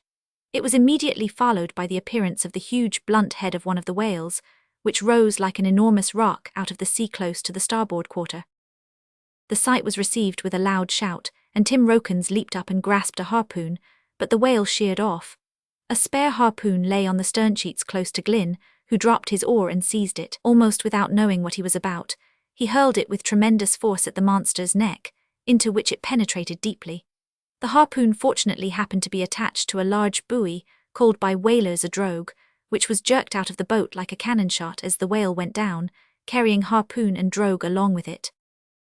"Well done, lad," cried the captain in great delight. "You've made a noble beginning. Now, lads, pull gently ahead. She won't go far with such an ornament as that dangling at her neck. A capital dart. Couldn't have done it half so well myself, even in my young days." Glynn felt somewhat elated at this unexpected piece of success. To do him justice, however, he took it modestly. In a few minutes the whale rose, but it had changed its course while under water, and now appeared close to the leading boat of the other ship. By the laws of the whale fishery, no boat of one vessel has a right to touch a whale that has been struck by the boat of another vessel, so long as the harpoon holds fast and the rope remains unbroken, or so long as the float to which the harpoon is connected remains attached. Nevertheless, in defiance of this well-known law, the boat belonging to the captain of the strange ship gave chase, and succeeded in making fast to the whale. To describe the indignation of Captain Dunning and his men on witnessing this act is impossible. The former roared rather than shouted, "Give way, lads," and the latter bent their backs as if they meant to pull the boat bodily out of the water and up into the atmosphere. Meanwhile, all the other boats were in hot pursuit of the second whale, which had led them a considerable distance away from the first. "What do you mean by striking that fish?" shouted Captain Dunning, when, after a hard pull, he came up with the boat, the crew of which had just succeeded in thrusting a lance deep into a mortal part of the huge animal, which soon after rolled over, and lay extended on the waves. "What right have you to ask?" replied the captain of the strange ship, an ill-favoured, powerful man, whose countenance was sufficient to condemn him in any society, save that of ruffians. "Don't you see your drogue has broke loose?" "I see nothing of the sort. It's fast at this moment, so you'll be good enough to cut loose and take yourself off as fast as you please." To this the other made no reply, but turning to his men said, "Make fast there, lads, signal the other boats and pull away for the ship. Look sharp, you lubbers." "Ark, Captain dear," muttered Phil Bryant, bearing both arms up to the shoulders, "only give the word do now." Captain Dunning, who was already boiling with rage, needed no encouragement to make an immediate attack on the stranger, neither did his men require an order. They plunged their oars into the water, ran right into the other boat, sprang to their feet, seized lances, harpoons and knives, and in another moment would have been engaged in a deadly struggle had not an unforeseen event occurred to prevent the fray. This was the partial recovery of the whale, which, apparently resolved to make one final struggle for life, turned over and over, lashed the sea into foam, and churned it up with the blood which spouted in thick streams from its numerous wounds. Both boats were in imminent danger, and the men sprang to their oars in order to pull out of the range of the monster's dying struggles. In this effort the strange boat was successful, but that of Captain Dunning fared ill. A heavy blow from the whale's tail broke it in two, and hurled it into the air, whence the crew descended, amid a mass of harpoons, lances, oars, and cordage, into the blood-stained water. The fish sheered away for some distance, dragging the other boat along with it, and then rolled over quite dead. Fortunately, not one of the crew of the capsized boat was hurt. All of them succeeded in reaching and clinging to the shattered hull of their boat, but there they were destined to remain a considerable time, as the boat of the stranger, having secured the dead fish, proceeded leisurely to tow it towards their ship, without paying the slightest attention to the shouts of their late enemies. A change had now come over the face of the sky. Clouds began to gather on the horizon, and a few light puffs of air swept over the sea, which enabled the strange vessel to bear down on her boat and take the whale in tow. It also enabled the Red Eric to beat up, but more slowly, towards the spot where their disabled boat lay, and rescue their comrades from their awkward position. It was some time before the boats were all gathered together. When this was accomplished, the night had set in, and the stranger had made off with her ill-gotten prize, the other whale having sounded, and the chase being abandoned. "Now, of all the disgusting things that ever happened to me, this is the worst," remarked Captain Dunning, in a very sulky tone of voice, as he descended to the cabin to change his garments, Ailey having preceded him in order to lay out dry clothes. "Oh, my darling papa, what a fright I got," she exclaimed, running up and hugging him, wet as he was, for the 7th time despite his efforts to keep her off. "I was looking through the spyglass at the time it happened, and when I saw you all thrown into the air I cried. Oh, I can't tell you how I cried." "You don't need to tell me, Ailey, my pet, for your red, swelled-up eyes speak for themselves. But go, you puss, and change your own frock. You've made it as wet as my coat, nearly. Besides, I can't undress, you know, while you stand there." Ailey said, "I'm so very, very thankful," and then giving her father one concluding hug, which completely saturated the frock, went to her own cabin. Meanwhile, the crew of the captain's boat were busy in the forecastle stripping off their wet garments, and relating their adventures to the men of the other boats, who, until they reached the ship, had been utterly ignorant of what had passed. It is curious that Tim Rokins should open the conversation with much the same sentiment, if not exactly the same phrase, as that expressed by the captain. "Now, boys," said he, slapping his wet limbs, "I'll tell you what it is, of all the aggravations as has happened to me in my life, this is out o' sight the wust. To think, oh, Lawson, that there whale, the very biggest I ever saw." "Ah, Rokins, man," interrupted Glynn as he pulled off his jacket, "the loss is greater to me than to you, for that was my first whale." "True, boy," replied the harpooner in a tone of evidently genuine sympathy. "I feel for ye. I knows how I should ha' taken on if it had happened to me. But cheer up, lad, you know the old proverb, there's as good fish in the sea as ever came out o' tea. You'll be the death o' many sich yet, I'll bet my best iron." "Sure, the worst of it all is that we don't know who was the big thief as got that fish away with him," said Phil Bryant, with a rueful countenance. "Don't we, though?" cried Gurney, who had been in the mate's boat. "I axed one o' the men o' the stranger's boats, for we run up close alongside during the chase, and he told me as how she was the termagant of New York, so we can be down on 'em yet if we live long enough." "Humph," observed Rokins, "and d'ye suppose he'd give ye the right name?" "He'd no reason to do otherwise. He didn't know of the dispute between the other boats." "There's truth in that," remarked Glynn as he prepared to go on deck, "but it may be a year or more before we foregather. No, I give up all claim to my first fish from this date." "All hands ahoy," shouted the mate. "Tumble up there, reef topsails, look alive." The men ran hastily on deck, completing their buttoning and belting as they went, and found that something very like a storm was brewing. As yet the breeze was moderate, and the sea not very high, but the night was pitchy dark, and a hot, oppressive atmosphere boded no improvement in the weather. "Lay out there, some of you, and close reef the topsails," cried the mate, as the men ran to their several posts. The ship was running at the time under a comparatively small amount of canvas, for, as their object was merely to cruise about in those seas in search of whales, and they had no particular course to steer, it was usual to run at night under easy sail, and sometimes to lay to. It was fortunate that such was the case on the present occasion, for it happened that the storm which was about to burst on them came with appalling suddenness and fury. The wind tore up the sea as if it had been a mass of white feathers and scattered it high in air. The mizzen topsail was blown to ribbons, and it seemed as if the other sails were about to share the same fate. The ship flew from billow to billow, after recovering from the first rude shock, as if she were but a dark cloud on the sea, and the spray flew high over her masts, drenching the men on the topsail-yards while they laboured to reef the sails.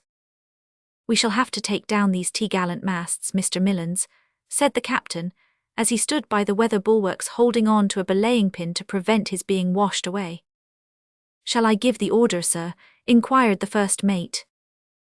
"You may," replied the captain. Just as the mate turned to obey, a shriek was heard high above the whistling of the fierce wind.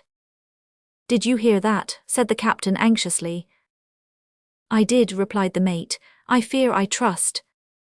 The remainder of the sentence was either suppressed, or the howling of the wind prevented its being heard. Just then a flash of lightning lit up the scene, and a terrific crash of thunder seemed to rend the sky. The flash was momentary, but it served to reveal the men on the yards distinctly. They had succeeded in close reefing the topsails, and were hurrying down the rigging. The mate came close to the captain's side and said, "Did you see, sir, the way the men on the mainyard were scrambling down?" The captain had not time to reply ere a shout, "Man overboard," was heard faintly in the midst of the storm, and in another instant some of the men rushed aft with frantic haste, shouting that one of their number had been blown off the yard into the sea. "Down your helm," roared the captain. "Stand by to lower away the boats."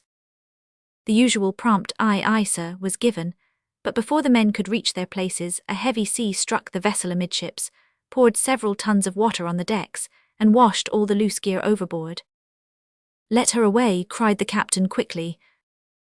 The steersman obeyed.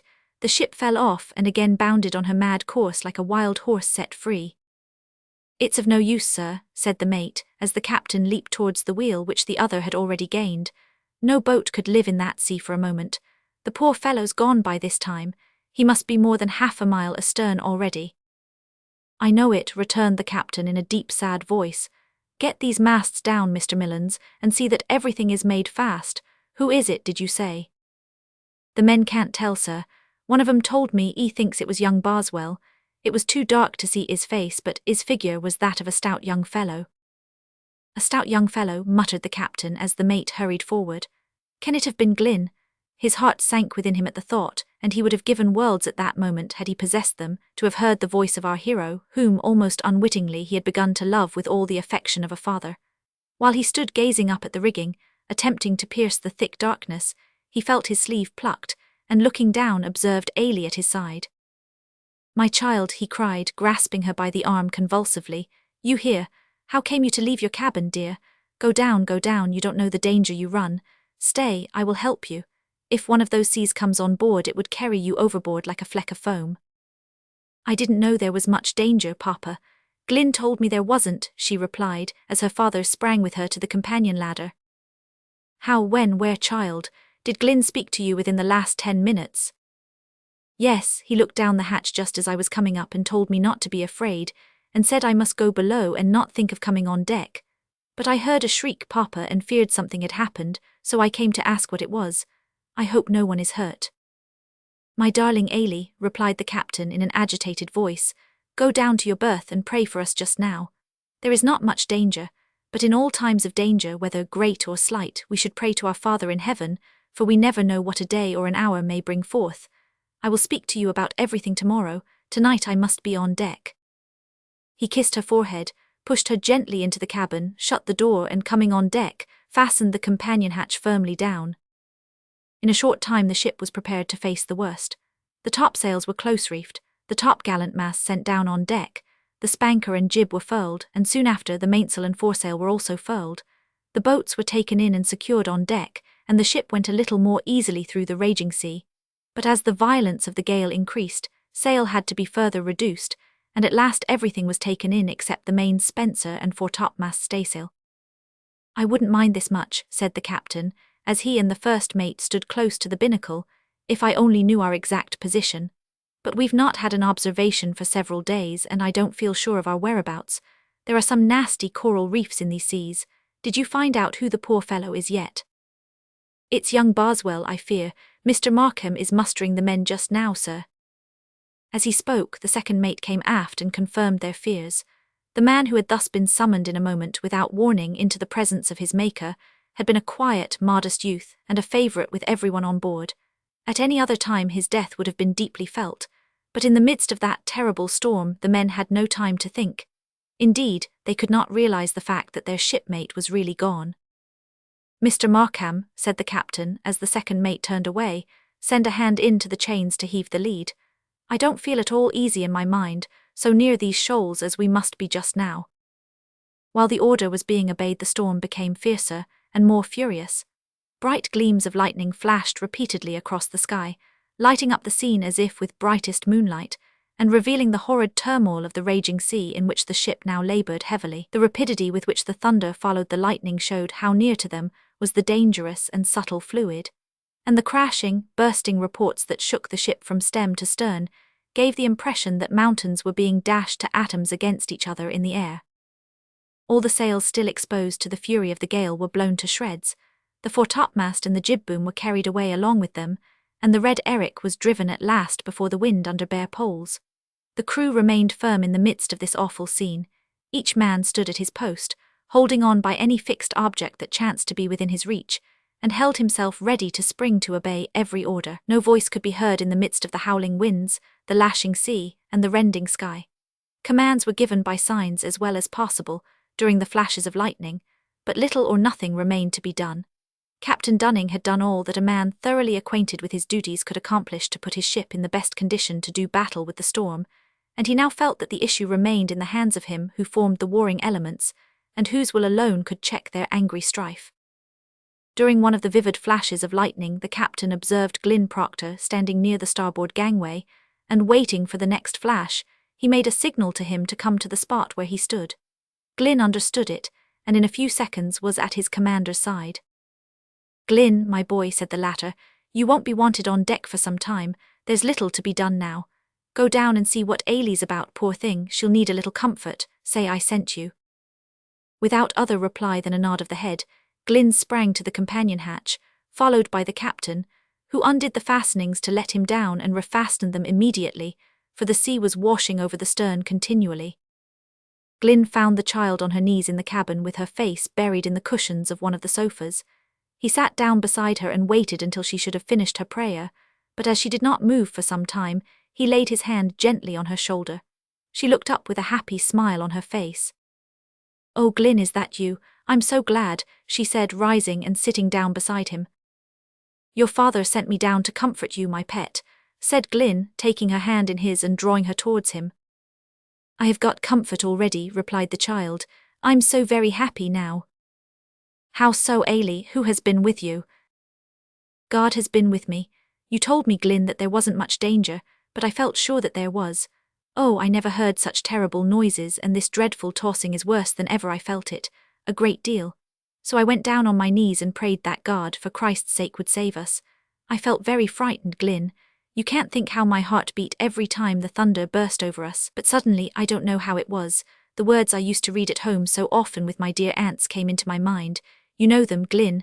Call upon me in the time of trouble, and I will deliver thee, and thou shalt glorify me. I don't know where I read them. I forget the place in the Bible now, but when I thought of them I felt much less frightened. Do you think it was the Holy Spirit who put them into my mind? My aunts used to tell me that all my good thoughts were given to me by the Holy Spirit. Then I remembered the words of Jesus, "I will never leave thee nor forsake thee," and I felt so happy after that. It was just before you came down. I think we shall not be lost. God would not make me feel so happy if we were going to be lost, would he? "I think not, Ailey," replied Glyn, whose conscience reproached him for his ignorance of the passages in God's word referred to by his companion, and who felt that he was receiving rather than administering comfort. "When I came down, I did not very well know how I should comfort you, for this is certainly the most tremendous gale I ever saw, but somehow I feel as if we were in less danger now. I wish I knew more of the Bible, Ailey. I'm ashamed to say I seldom look at it." "Oh, that's a pity, isn't it, Glyn?" said Ailey with earnest concern expressed in her countenance, for she regarded her companion's ignorance as a great misfortune. It never occurred to her that it was a sin. "But it's very easy to learn it," she added with an eager look. If you come to me here every day we can read it together. I would like to have you hear me say it off, and then I would hear you." Before he could reply, the vessel received a tremendous shock, which caused her to quiver from stem to stern. "She must have been struck by lightning," cried Glyn, starting up and hurrying towards the door. Ailey's frightened look returned for a few minutes, but she did not tremble as she had done before. Just as Glyn reached the top of the ladder, the hatch was opened, and the captain thrust in his head. "Glyn, my boy," said he in a quick, firm tone, "we are ashore. Perhaps we shall go to pieces in a few minutes. God knows, may he in his mercy spare us, you cannot do much on deck. Ailey must be looked after till I come down for her. Glyn, I depend upon you." These words were uttered hurriedly, and the hatch was shut immediately after. It is impossible to describe accurately the conflicting feelings that agitated the breast of the young sailor as he descended again to the cabin. He felt gratified at the trust placed in him by the captain, and his love for the little girl would at any time have made the post of protector to her an agreeable one. But the idea that the ship had struck the rocks, and that his shipmates on deck were struggling perhaps for their lives while he was sitting idly in the cabin, was most trying and distressing to one of his ardent and energetic temperament. He was not, however, kept long in suspense. Scarcely had he regained the cabin when the ship again struck with terrific violence, and he knew by the rending crash overhead that one or more of the masts had gone over the side. The ship at the same moment slewed round and was thrown on her beam ends. So quickly did this occur that Glyn had barely time to seize Ailey in his arms and save her from being dashed against the bulkhead. The vessel rose again on the next wave, and was hurled on the rocks with such violence that everyone on board expected her to go to pieces immediately. At the same time the cabin windows were dashed in, and the cabin itself was flooded with water. Glyn was washed twice across the cabin and thrown violently against the ship's sides, but he succeeded in keeping a firm hold of his little charge and in protecting her from injury. "Hallo, Glyn," shouted the captain as he opened the companion hatch. "Come on deck, quick, bring her with you." Glyn hurried up and placed the child in her father's arms. The scene that presented itself to him on gaining the deck was indeed appalling. The first grey streak of dawn faintly lighted up the sky, just affording sufficient light to exhibit the complete wreck of everything on deck, and the black froth-capped tumult of the surrounding billows. The rocks on which they had struck could not be discerned in the gloom, but the white breakers ahead showed too clearly where they were. The 3 masts had gone over the side one after another, leaving only the stumps of each standing. Everything above board, boats, binnacle, and part of the bulwarks had been washed away. The crew were clinging to the belaying pins and to such parts of the wreck as seemed likely to hold together longest. It seemed to poor Ailey, as she clung to her father's neck, that she had been transported to some far distant and dreadful scene, for scarcely a single familiar object remained by which her ocean home, the Red Eric, could be recognized. But Ailey had neither desire nor opportunity to remark on this tremendous change. Every successive billow raised the doomed vessel and let her fall with heavy violence on the rocks. Her stout frame trembled under each shock, as if she were endued with life, and shrank affrighted from her impending fate, and it was as much as the captain could do to maintain his hold of the weather bulwarks and of Ailey at the same time. Indeed, he could not have done it at all had not Glyn stood by and assisted him to the best of his ability. "It won't last long, lad," said the captain, as a larger wave than usual lifted the shattered hull and dashed it down on the rocks, washing the deck from stern to stem, and for a few seconds burying the whole crew under water. "May the Almighty have mercy on us. No ship can stand this long." "Perhaps the tide is falling," suggested Glyn in an encouraging voice, "and I think I see something like a shore ahead. It will be daylight in half an hour or less." The captain shook his head. "There's little or no tide here to rise or fall, I fear. Before half an hour we shall." He did not finish the sentence, but looking at Ailey with a gaze of agony, he pressed her more closely to his breast. "I think we shall be saved," whispered the child, twining her arms more closely round her father's neck and laying her wet cheek against his. Just then Tim Rokins crept aft and said that he saw a low sandy island ahead and a rocky point jutting out from it close to the bows of the ship. He suggested that a rope might be got ashore when it became a little lighter. Phil Bryant came aft to make the same suggestion, not knowing that Rokins had preceded him. In fact, the men had been consulting as to the possibility of accomplishing this object, but when they looked at the fearful breakers that boiled in white foam between the ship's bow and the rocky point, their hearts failed them, and no one was found to volunteer for the dangerous service. "Is anyone inclined to try it?" inquired the captain. "There's neither a one of us but 'ud try it, cap'n, if you gives the order," answered Bryant. The captain hesitated. He felt disinclined to order any man to expose himself to such imminent danger, yet the safety of the whole crew might depend on a rope being connected with the shore. Before he could make up his mind, Glynn, who saw what was passing in his mind, exclaimed, "I'll do it, captain," and instantly quitting his position, hurried forward as fast as circumstances would permit. The task which Glynn had undertaken to perform turned out to be more dangerous and difficult than at first he had anticipated. When he stood at the lee bow, fastening a small cord round his waist, and looking at the turmoil of water into which he was about to plunge, his heart well nigh failed him, and he felt a sensation of regret that he had undertaken what seemed now an impossibility. He did not wonder that the men had one and all shrunk from the attempt, but he had made up his mind to do it. Moreover, he had said he would do it, and feeling that he imperiled his life in a good cause, he set his face as a flint to the accomplishment of his purpose. Well was it for Glynn Proctor that day that in early boyhood he had learned to swim, and had become so expert in the water as to be able to beat all his young companions. He noticed, on looking narrowly at the foaming surge through which he must pass in order to gain the rocky point, that many of the submerged rocks showed their tops above the flood, like black spots, when each wave retired. To escape these seemed impossible. To strike one of them he knew would be almost certain death. "Don't try it, boy," said several of the men as they saw Glynn hesitate when about to spring, and turn an anxious gaze in all directions. "It's into death ye'll jump if ye do." Glynn did not reply. Indeed, he did not hear the remark, for at that moment his whole attention was riveted on a ledge of submerged rock, which ever and anon showed itself, like the edge of a knife, extending between the ship and the point. Along the edge of this the retiring waves broke in such a manner as to form what appeared to be dead water-tossed, indeed, and foam-clad, but not apparently in progressive motion.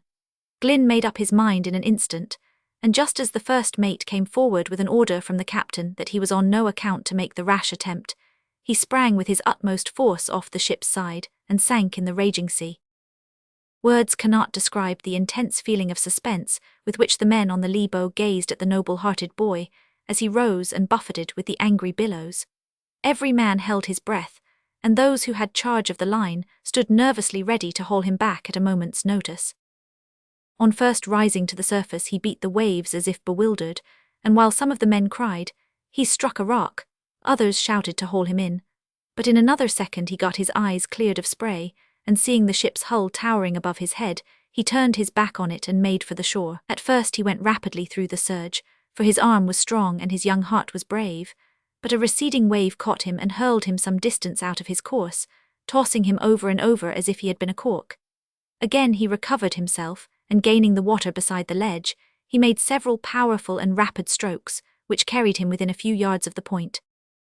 "He's safe," said Rokins eagerly. "No, he's missed it," cried the second mate, who with Gurney and Dick Barnes paid out the rope. Glynn had indeed almost caught hold of the farthest out ledge of the point when he was drawn back into the surge, and this time dashed against a rock and partially stunned. The men had already begun to haul in on the rope when he recovered, and making a last effort gained the rocks, up which he clambered slowly. When beyond the reach of the waves, he fell down as if he had fainted. This, however, was not the case. He was merely exhausted, as well as confused, by the blows he had received on the rocks, and lay for a few seconds quite still in order to recover strength, during which period of inaction he thanked God earnestly for his deliverance, and prayed fervently that he might be made the means of saving his companions in danger. After a minute or two he rose, unfastened the line from his waist, and began to haul it ashore. To the other end of the small line the men in the ship attached a thick cable, the end of which was soon pulled up and made fast to a large rock. Tim Rokins was now ordered to proceed to the shore by means of the rope in order to test it. After this a sort of swing was constructed, with a noose which was passed round the cable. To this a small line was fastened, and passed to the shore. On this swinging seat Ailey was seated, and hauled to the rocks, Tim Rokins shinning along the cable at the same time to guard her from accident. Then the men began to land, and thus, one by one, the crew of the Red Eric reached the shore in safety. And when all had landed, Captain Dunning, standing in the midst of his men, lifted up his voice in thanksgiving to God for their deliverance. But when daylight came the full extent of their forlorn situation was revealed. The ship was a complete wreck, the boats were all gone, and they found that the island on which they had been cast was only a few square yards in extent, a mere sandbank, utterly destitute of shrub or tree, and raised only a few feet above the level of the ocean. Chapter 16. The sandbank, the wrecked crew make the best of bad circumstances. It will scarcely surprise the reader to be told that, after the first emotions of thankfulness for deliverance from what had appeared to the shipwrecked mariners to be inevitable death, a feeling amounting almost to despair took possession of the whole party for a time. The sandbank was so low that in stormy weather it was almost submerged. It was a solitary coral reef in the midst of the boundless sea. Not a tree or bush grew upon it, and except at the point where the ship had struck, there was scarcely a rock large enough to afford shelter to a single man. Without provisions, without sufficient shelter, without the means of escape, and almost without the hope of deliverance, it seemed to them that nothing awaited them but the slow, lingering pains and horrors of death by starvation. As those facts forced themselves more and more powerfully home to the apprehension of the crew, while they cowered for shelter from the storm under the lee of the rocky point, they gave expression to their feelings in different ways. Some sat down in dogged silence to await their fate, others fell on their knees and cried aloud to God for mercy, while a few kept up their own spirits and those of their companions by affecting a cheerfulness which, however, in some cases was a little forced. Ailie lay shivering in her father's arms, for she was drenched with salt water and very cold. Her eyes were closed, and she was very pale from exposure and exhaustion, but her lips moved as if in prayer. Captain Dunning looked anxiously at Dr. Hopley, who crouched beside them, and gazed earnestly in the child's face while he felt her pulse. "It's almost too much for her, I fear," said the captain in a hesitating, husky voice. The doctor did not answer for a minute or two, then he said, as if muttering to himself rather than replying to the captain's remark, "If we could only get her into dry clothes, or had a fire, or even a little brandy," but he did not finish the sentence, and the captain's heart sank within him, and his weather-beaten face grew pale as he thought of the possibility of losing his darling child. Glynn had been watching the doctor with intense eagerness, and with a terrible feeling of dread fluttering about his heart.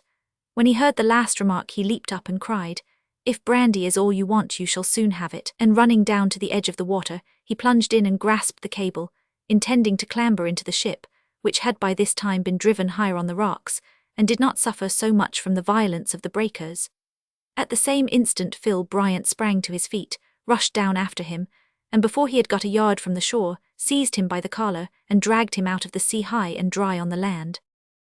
Glynn was so exasperated at this unceremonious, and at the moment unaccountable treatment, that he leaped up, and in the heat of the moment prepared to deal the Irishman a blow that would very probably have brought the experiences of the ring to his remembrance. But Bryant effectually checked him by putting both his own hands into his pockets, thrusting forward his face as if to invite the blow, and exclaiming, "Och, now hit fair, Glynn darlint, put it right in between me two eyes." Glynn laughed hysterically in spite of himself. "What mean you by stopping me?" he asked somewhat sternly.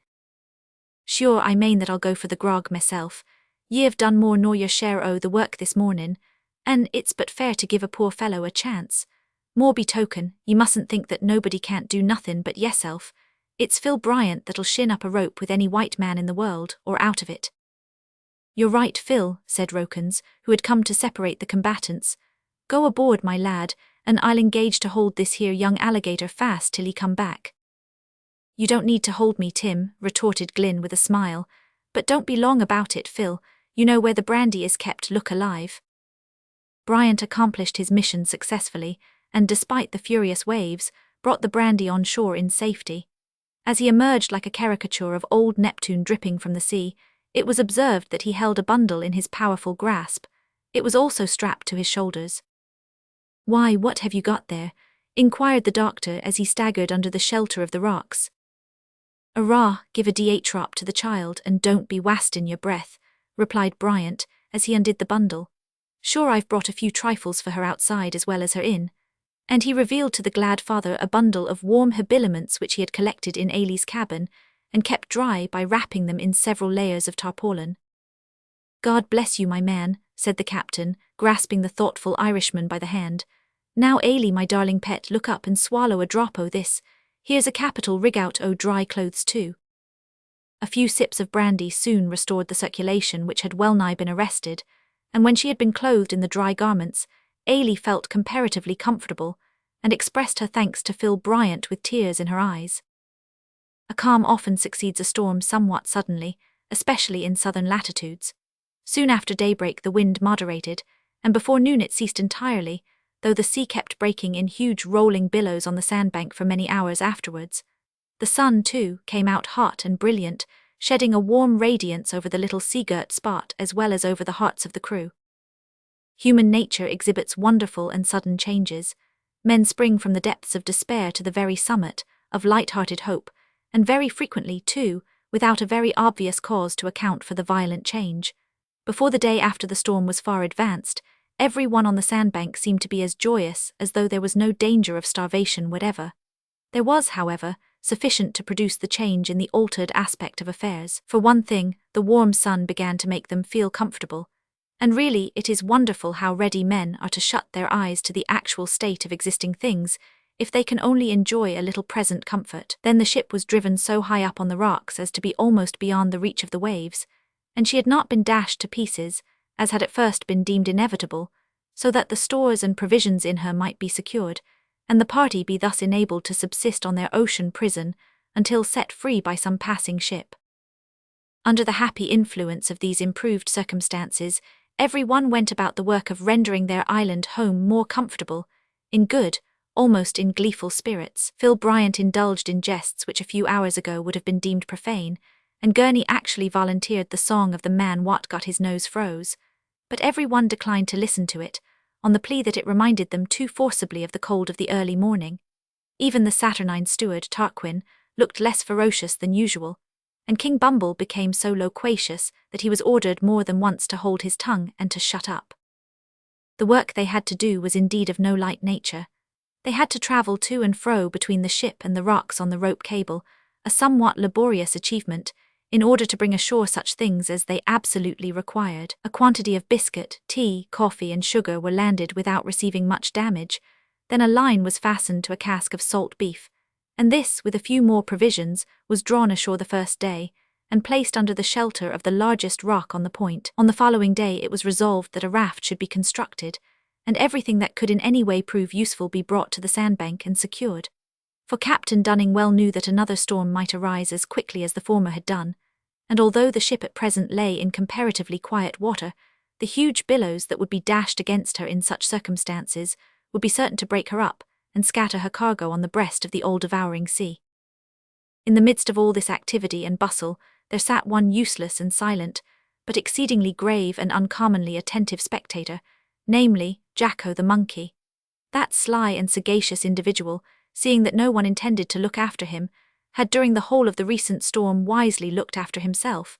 He had ensconced himself in a snug and comparatively sheltered corner under the afterpart of the weather bulwarks, but when he saw the men one by one leaving the ship, and proceeding to the shore by means of the rope, he began to evince an anxiety as to his own fate which had in it something absolutely human.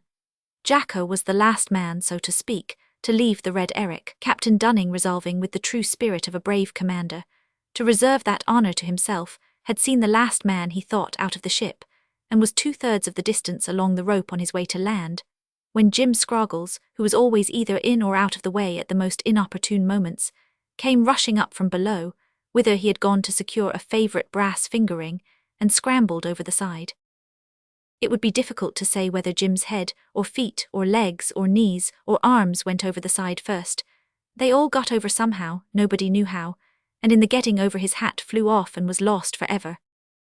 Seeing this, and feeling, no doubt, the momentous truth of that well-known adage, now or never, Master Jacko uttered a shriek, bounded from his position of fancied security, and seized Jim Scroggles firmly by the hair, resolved apparently to live or perish along with him.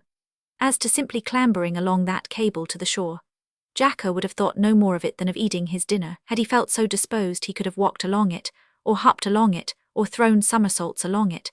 But to proceed along it while it was at one moment 30 feet above the sea, rigid as a bar of iron, and the next moment several feet under the mad turmoil of the raging billows, this it was that filled his little bosom with inexpressible horror, and induced him to cling with a tight embrace to the hair of the head of his bitterest enemy.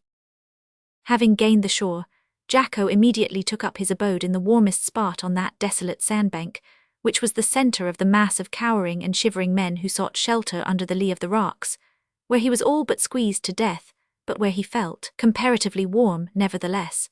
When the sun came out, he perched himself in a warm nook of the rock near to Ailey, and dried himself, after which, as we have already hinted, he superintended the discharging of the cargo, and the arrangements made for a prolonged residence on the sandbank.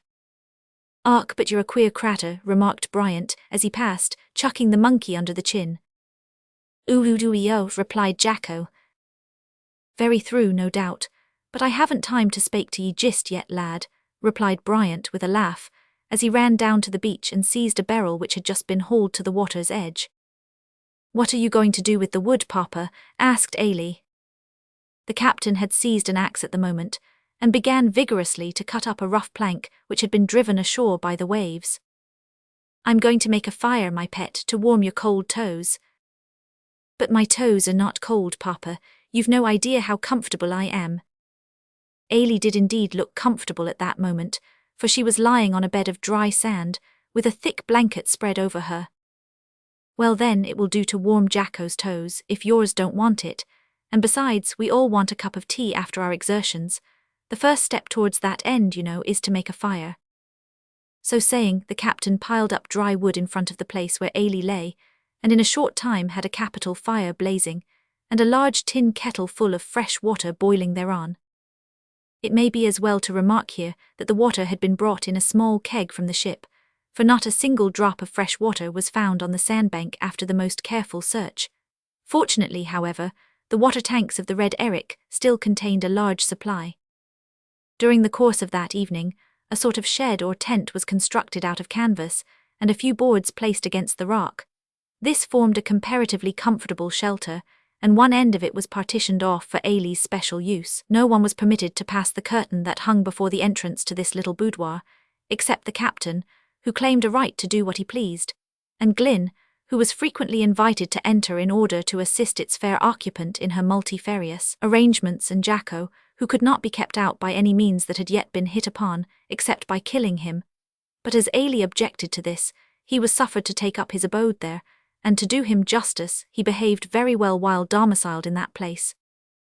It is curious to note how speedily little children, and men too sometimes, contrive to forget the unpleasant or the sad, or, it may be, the dangerous circumstances in which they may chance to be placed, while engaged in the minute details incident to their peculiar position. Ailey went about arranging her little nest under the rock with as much zeal and cheerful interest as if she were playing at houses in her own room at home. She decided that one corner was peculiarly suited for her bed, because there was a small rounded rock in it, which looked like a pillow, so Glynn was directed to spread the tarpaulin and the blankets there. Another corner exhibited a crevice in the rock, which seemed so suitable for a kennel for Jacko that the arrangement was agreed to on the spot. We say agreed to, because Ailey suggested everything to Glynn, and Glynn always agreed to everything that Ailey suggested, and stood by with a hammer and nails and a few pieces of plank in his hands ready to fulfill her bidding, no matter what it should be. So Jacko was sent for to be introduced to his new abode, but Jacko was not to be found, for the very good reason that he had taken possession of the identical crevice some time before, and at that moment was enjoying a comfortable nap in its inmost recess. Then Ailey caused Glynn to put up a little shelf just over her head, which he did with considerable difficulty, because it turned out that nails could not easily be driven into the solid rock. After that, a small cave at the foot of the apartment was cleaned out, and Ailey's box placed there. All this and sundry other pieces of work were executed by the young sailor and his little friend, with an amount of cheerful pleasantry that showed they had, in the engrossing interest of their pursuit, totally forgotten the fact that they were cast away on a sandbank on which were neither food nor water, nor wood, except what was to be found in the wrecked ship, and around which for thousands of miles rolled the great billows of the restless sea. Chapter 17. Life on the sandbank. Ailey takes possession of fairyland. Glynn and Bumble astonish the little fishes. In order that the reader may form a just conception of the sandbank on which the crew of the Red Eric had been wrecked, we shall describe it somewhat carefully. It lay in the Southern Ocean, a little to the west of the longitude of the Cape of Good Hope, and somewhere between 2,000 miles to the south of it. As has been already remarked, the bank at its highest point was little more than a few feet above the level of the ocean, the waves of which in stormy weather almost, and the spray of which altogether, swept over it. In length it was barely 50 yards, and in breadth about 40. Being part of a coral reef, the surface of it was composed of the beautiful white sand that is formed from coral by the dashing waves. At one end of the bank, that on which the ship had struck, the reef rose into a ridge of rock which stood a few feet higher than the level of the sand, and stretched out into the sea about 20 yards, with its points projecting here and there above water. On the centre of the bank at its highest point 1 or 2 very small blades of green substance were afterwards discovered. So few were they, however, and so delicate, that we feel justified in describing the spot as being utterly destitute of verdure. Ailey counted those green blades many a time after they were discovered. There were exactly 35 of them. 26 were, comparatively speaking, large, 7 were of medium size, and 2 were extremely small, so small and thin that Ailey wondered they did not die of sheer delicacy of constitution on such a barren spot. The greater part of the surface of the bank was covered with the fine sand already referred to, but there were 1 or 2 spots which were covered with variously sized pebbles, and an immense number of beautiful small shells. On such a small and barren spot one would think there was little or nothing to admire, but this was not the case. Those persons whose thoughts are seldom allowed to fix attentively on any subject are apt to fall into the mistake of supposing that in this world there are a great many absolutely uninteresting things. Many things are indeed uninteresting to individuals, but there does not exist a single thing which has not a certain amount of interest to one or another cast of mind, and which will not afford food for contemplation, and matter fitted to call forth our admiration for its great and good Creator. We know a valley so beautiful that it has been for generations past, and will probably be for generations to come, the annual resort of hundreds of admiring travellers. The valley cannot be seen until you are almost in it. The country immediately around it is no way remarkable, it is even tame. Many people would exclaim at first sight in reference to it, "How uninteresting."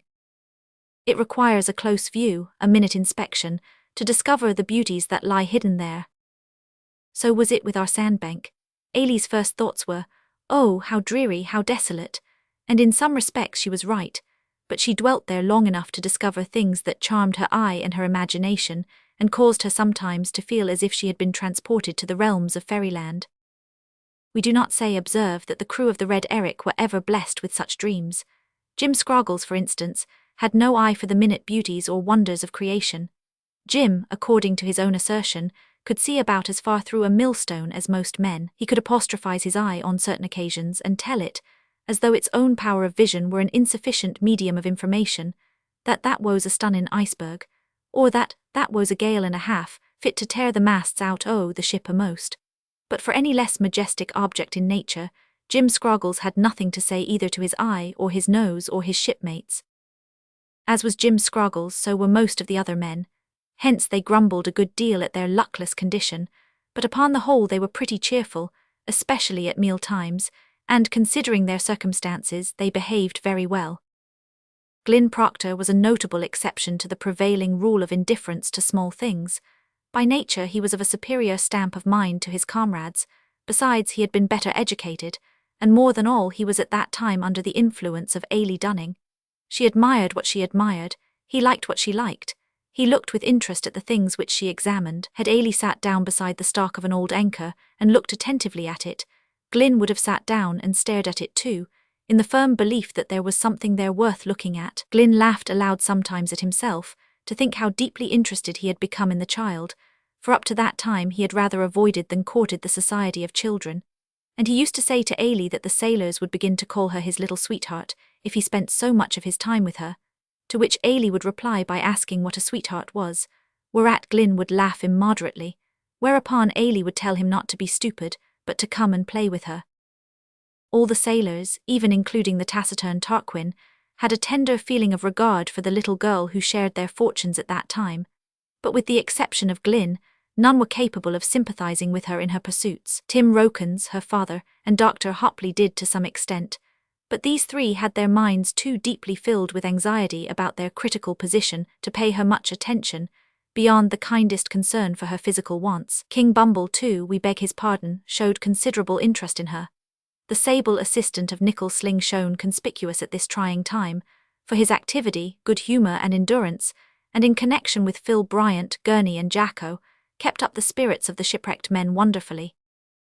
Close under the rocks, on the side farthest removed from the spot where the rude tent was pitched, there was a little bay or creek, not more than 20 yards in diameter, which Ailey appropriated and called Fairyland. It was an uncommonly small spot, but it was exceedingly beautiful and interesting. The rocks, although small, were so broken and fantastically formed that when Ailey crept close in amongst them, and so placed herself that the view of the sandbank was entirely shut out, and nothing was to be seen but little pools of crystal water and rocklets, with their margin of dazzling white sand, and the wreck of the ship in the distance with the deep blue sea beyond, she quite forgot where she actually was, and began to wander in the most enchanting daydreams. But when, as often happened, there came towering thick masses of snowy clouds, like mountain peaks and battlements in the bright blue sky, her delight was so great that she could find no words to express it. At such times, sometimes with Glyn by her side, sometimes alone, she would sit in a sunny nook or in a shady nook if she felt too warm, and invite innumerable hosts of fairies to come and conduct her through interminable tracts of pure white cloud region, and order such unheard of wild creatures, each usually wanting a tail, or a leg, or an ear to come out of the dark caves, that had they been all collected in one garden for exhibition to the public, that zoological garden would have been deemed out of sight, the greatest of all the wonders of the world. When a little wearied with those aerial journeys, she would return to Fairyland, and, leaning over the brinks of the pools, peer down into their beautiful depths for hours at a time.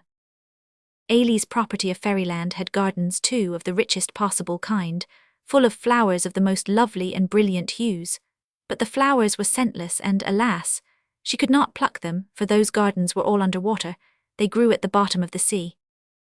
Yes, reader, if the land was barren on that ocean islet, the pools there made up for it by presenting to view the most luxuriant marine vegetation. There were forests of branching coral of varied hues, there were masses of fan-shaped sponges, there were groves of green and red seaweeds, and beds of red and white and orange and striped creatures that stuck to the rocks, besides little fish with bright-coloured backs that played there as if they really enjoyed living always under water, which is not easy for us, to realise. And above all, the medium of water between Ailey and these things was so pure and pellucid when no breeze fanned the surface, that it was difficult to believe, unless you touched it, there was any water there at all. While Ailey thus spent her time, or at least her leisure time, for she was by no means an idler in that busy little isle, the men were actively engaged each day in transporting provisions from the Red Eric to the sandbank, and in making them as secure as circumstances would admit of. For this purpose a raft had been constructed, and several trips a day were made to and from the wreck, so that in the course of a few days a considerable stock of provisions was accumulated on the bank. This was covered with tarpaulin, and heavy casks of salt junk were placed on the corners and edges to keep it down. "I'll tell ye what it is, messmates," remarked Gurney one day, as they sat down round their wood fire to dine in front of their tent, "we're provisioned for 6 months at least, and if the weather only keeps fine I've no objection to remain wotiver." "Maybe," said Bryant, "ye'll have to remain that time whether ye object or not." "By no means, Paddy," retorted Gurney. "I could swum off to sea and be drownded if I liked." "No, ye couldn't, Avic," said Bryant. "Why not?" demanded Gurney.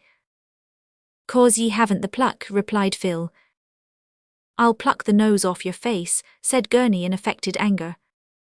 "No ye won't," cried Phil, "'cause av ye do I'll spile the soup by heaven it all over ye." "Oh," exclaimed Gurney with a look of horror, "listen to him, messmates, he calls it soup, the nasty kettle o' dirty water. Well, well, it's lucky we hain't got nothin' better to compare it with." "But I say, lads," interposed Jim Scroggles, seriously, "what'll we do if it comes on to blow a gale and blows away all our provisions?" "Aye, boys," cried Dick Barnes, "that airs the question, as Hamlet remarked to his grandfather's ghost. What is to come on us suppossin' it comes on to blow sich a snorin' gale as'll blow the whole sandbank away, carryin' us and our prog overboard along with it?" "What est that there soup made of?" demanded Tim Rokins. "Salt junk and peas," replied Nickel Sling. "Ah, I thought there was something else in it," said Tim carelessly, "for it seems to produce uncommon bad jokes in them what eats of it." "Now, Tim, don't you go for to be so caustic, but tell us a story." "Me tell a story? No, lads, there's Glyn Proctor, he's the boy for you. Where is he?" "He's aboard the wreck just now. The cap'n sent him for charts and quadrants and such like curiosities. Come, Gurney, tell you one if Tim won't. How was it now that you so mistook your trade as to come for to go to sea?"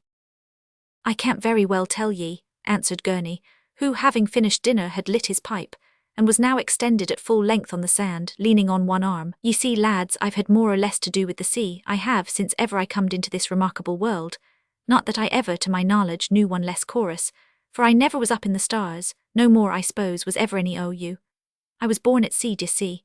I do 'zactly know how I comed for to be born there, but I was told that I was, and if them as told me spoke truth, I suppose I was. I was washed overboard in gales 3 times before I comed for to know myself at all. When I first came alive, so to speak, to my own certain knowledge, I was a-sitting on the top of a hen coop aboard an East Indiaman, roaring like a mad bull as had lost his senses.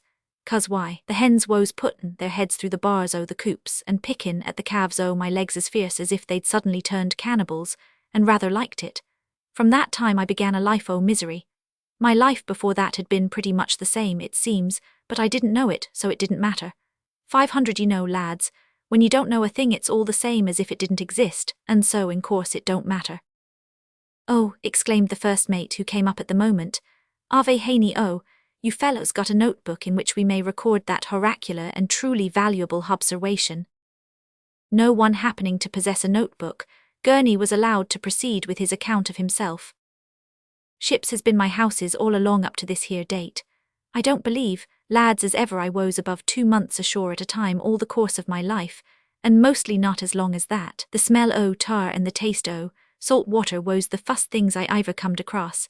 Except the line, I comed across that just about the time I was born, so I'm told, and the smell o' tar and taste o' salt water's what I've been used to most o' my life, and moreover what I likes best. One old gentleman as took a fancy to me when I was a boy said to me one fine day, when I chanced to be ashore visitin' my mother, says he, my boy, would you like to go with me and live in the country and be a gardener? What, says I, keep a garding and plant taters and hoe flowers and cabbages? Yes, says he, at least something o' that sort. No thanky, says I belong to the sea, I do. I wouldn't leave that air no more nor I would quit my first love if I had one. I'm a sailor, I am out and out, through and through, true blue and no mistake, and no one need go for to try to cause me for to forsake my profession and live on shore like a turnip. That's what I says to that old gentleman. Yes, lads, I've roamed the wide ocean, as the song says, far and near. I've been tattooed by the New Zealanders, and I've danced with the Hottentots and ate puppy dogs with the Chinese, and fished whales in the North Seas, and run among the ice near the South Pole, and fought with pirates, and done service on board of men-o'-war and merchantmen and junks and bumboats. But I never, concluded Gurney, looking round with a sigh, I never came for to be located on a sandbank in the middle of the ocean. No more did any on us, added Rokins. Moreover, if we're not picked up soon by a ship o' some sort, we're not likely to be located here long, for we can't live on salt junk forever. We shall all die o' the scurvy. There was just enough of possible and probable truth in the last remark to induce a feeling of sadness among the men for a few minutes, but this was quickly put to flight by the extraordinary movements of Phil Bryant. That worthy had left the group round the fire, and had wandered out to the extreme end of the rocky point, where he sat down to indulge, possibly in sad or mayhap hopeful reflections. He was observed to start suddenly up, and gaze into the sea eagerly for a few seconds. Then he cut a caper, slapped his thigh, and ran hastily towards the tent. What now, where away, Phil? Cried one of the men. Bryant answered not, but speedily reappeared at the opening of the tent door with a fishing line and hook. Hastening to the point of rock, he opened a small species of shellfish that he found there, wherewith he baited his hook, and then cast it into the sea. In a few minutes he felt a twitch, which caused him to return a remarkably vigorous twitch, as it were in reply. The fish and the sailor for some minutes acted somewhat the part of electricians in a telegraph office. When the fish twitched, Bryant twitched. When the fish pulled and paused, Bryant pulled and paused. And when the fish held on hard, Bryant pulled hard and finally pulled him ashore, and a very nice plump rock codling he was. There were plenty of them, so in a short time there was no lack of fresh fish, and Rokin's fear that they would have to live on salt junk was not realized.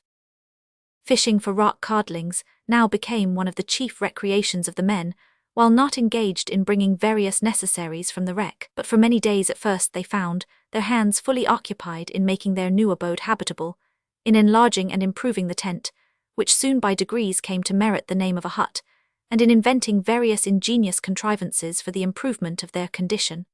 It was not until a couple of weeks had passed that time began to hang heavy on their hands, and fishing became a general amusement. They all fished except Jacko. Even Ailey tried it once or twice, but she did not like it and soon gave it up.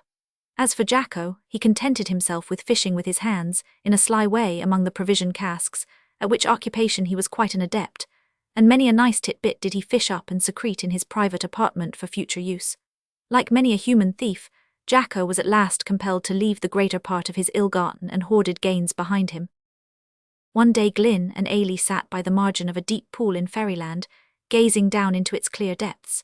The sun's rays penetrated to the very bottom, revealing 1,000 beauties in form and colour that called forth from Ailey the most extravagant expressions of admiration. She wound up one of those eloquent bursts by saying, "Oh, Glyn, how very, very much I do wish I could go down there and play with the dear, exquisite, darling little fishes." "You'd surprise them, I suspect," said Glyn. "It's rather too deep a pool to play in unless you were a mermaid." "How deep is it, Glyn?" "'Bout 10 feet, I think."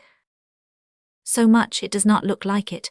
What a very pretty bit of coral I see over there, close to the white rock. Do you see it? It is bright pink. Oh, I would like so much to have it." "Would you?" cried Glyn, jumping up and throwing off his jacket. "Then here goes for it." So saying, he clasped his hands above his head, and bending forward, plunged into the pool and went straight at the piece of pink coral, head foremost like an arrow. Glyn was lightly clad. His costume consisted simply of a pair of white canvas trousers and a blue striped shirt, with a silk kerchief round his neck, so that his movements in the water were little, if at all, impeded by his clothes. At the instant he plunged into the water, King Bumble happened to approach, and while Ailey stood, petrified with fear as she saw Glyn struggling violently at the bottom of the pool, her sable companion stood looking down with a grin from ear to ear that displayed every one of his white teeth. "Don't be 'fraid, Missy Ally," said the Negro. "Hims know what hims doin', ho yis." Before Ailey could reply, Glyn was on the surface spluttering and brushing the hair from his forehead with one hand, while with the other he hugged to his breast the piece of pink coral.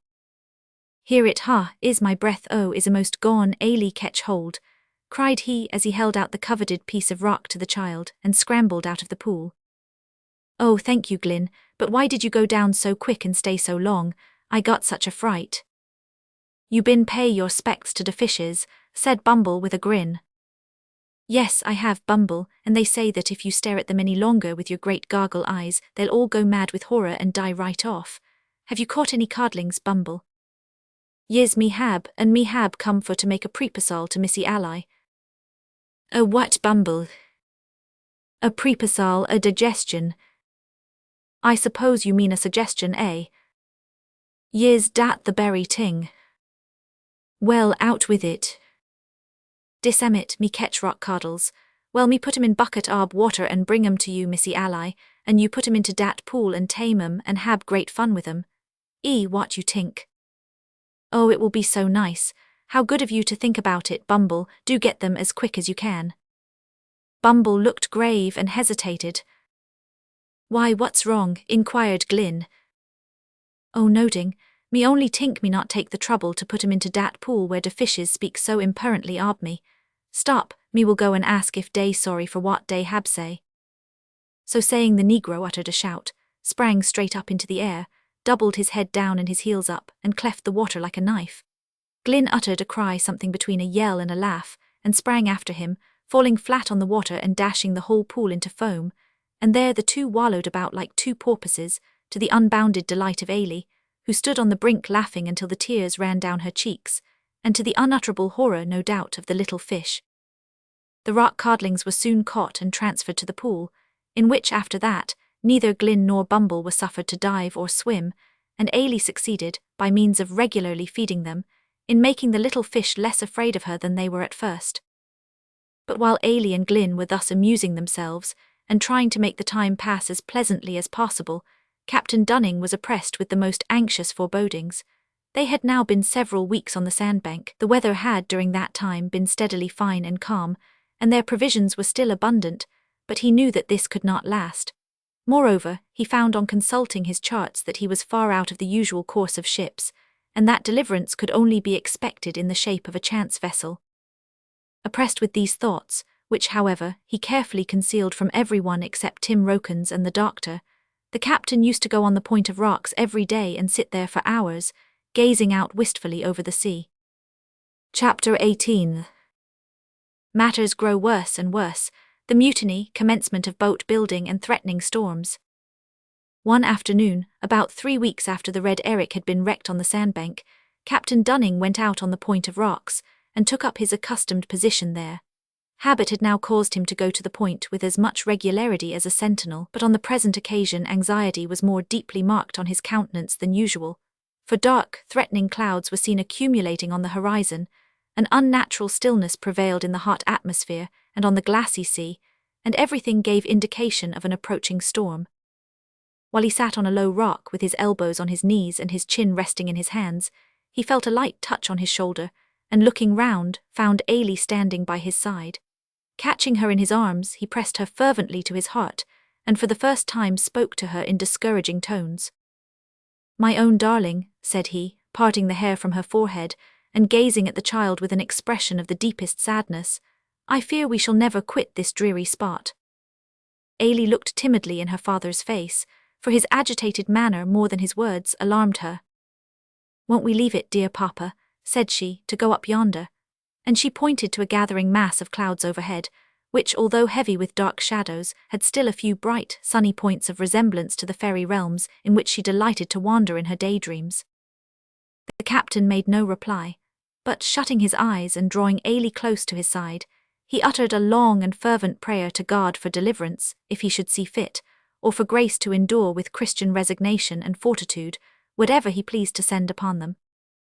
When he concluded and again looked up, Dr. Hopley was standing beside them, with his head bowed upon his breast.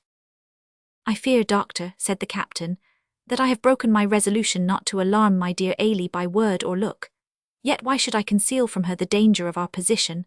Her prayers for help ought to ascend, as well as ours, to Him who alone can deliver us from evil at any time, but who makes us to feel, as well as know, the fact at such times as these."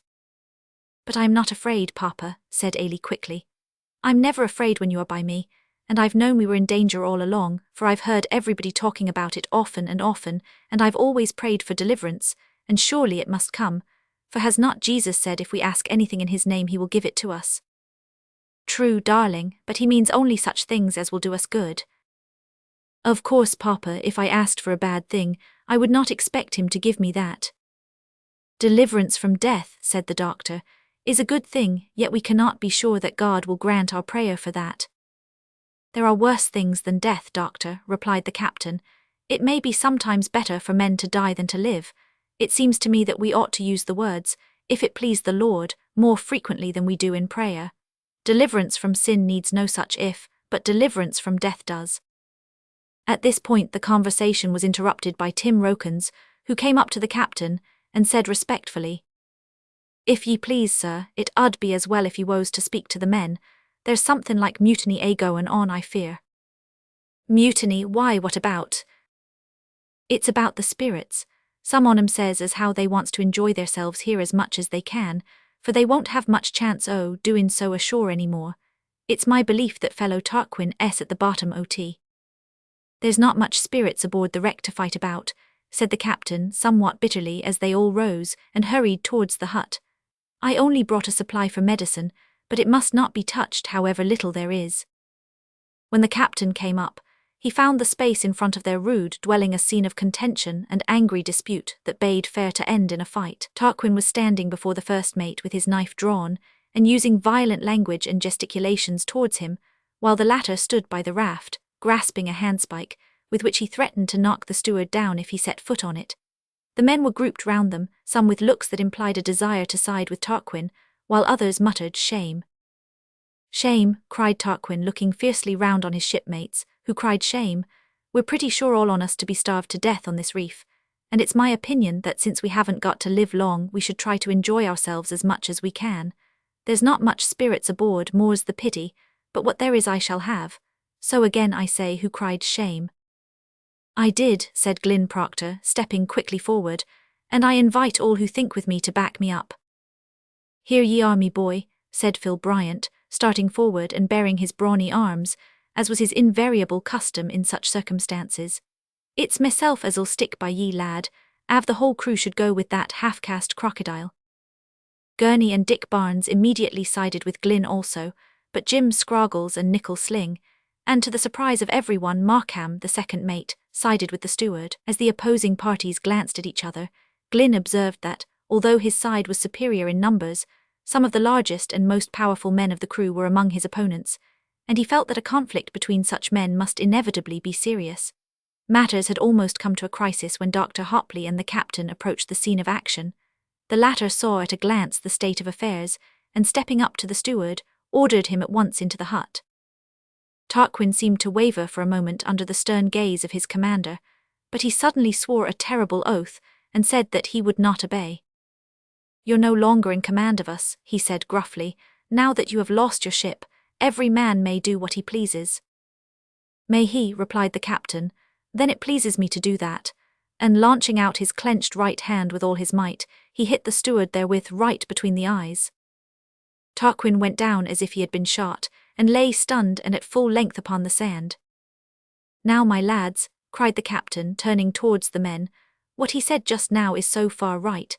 Having lost my ship, I am no longer entitled to command you, but my command does not cease unless a majority of you choose that it should. Tarquin has taken upon himself to decide the question without asking your opinion, which amounts to mutiny, and mutiny, under the circumstances in which we are placed, requires to be promptly dealt with.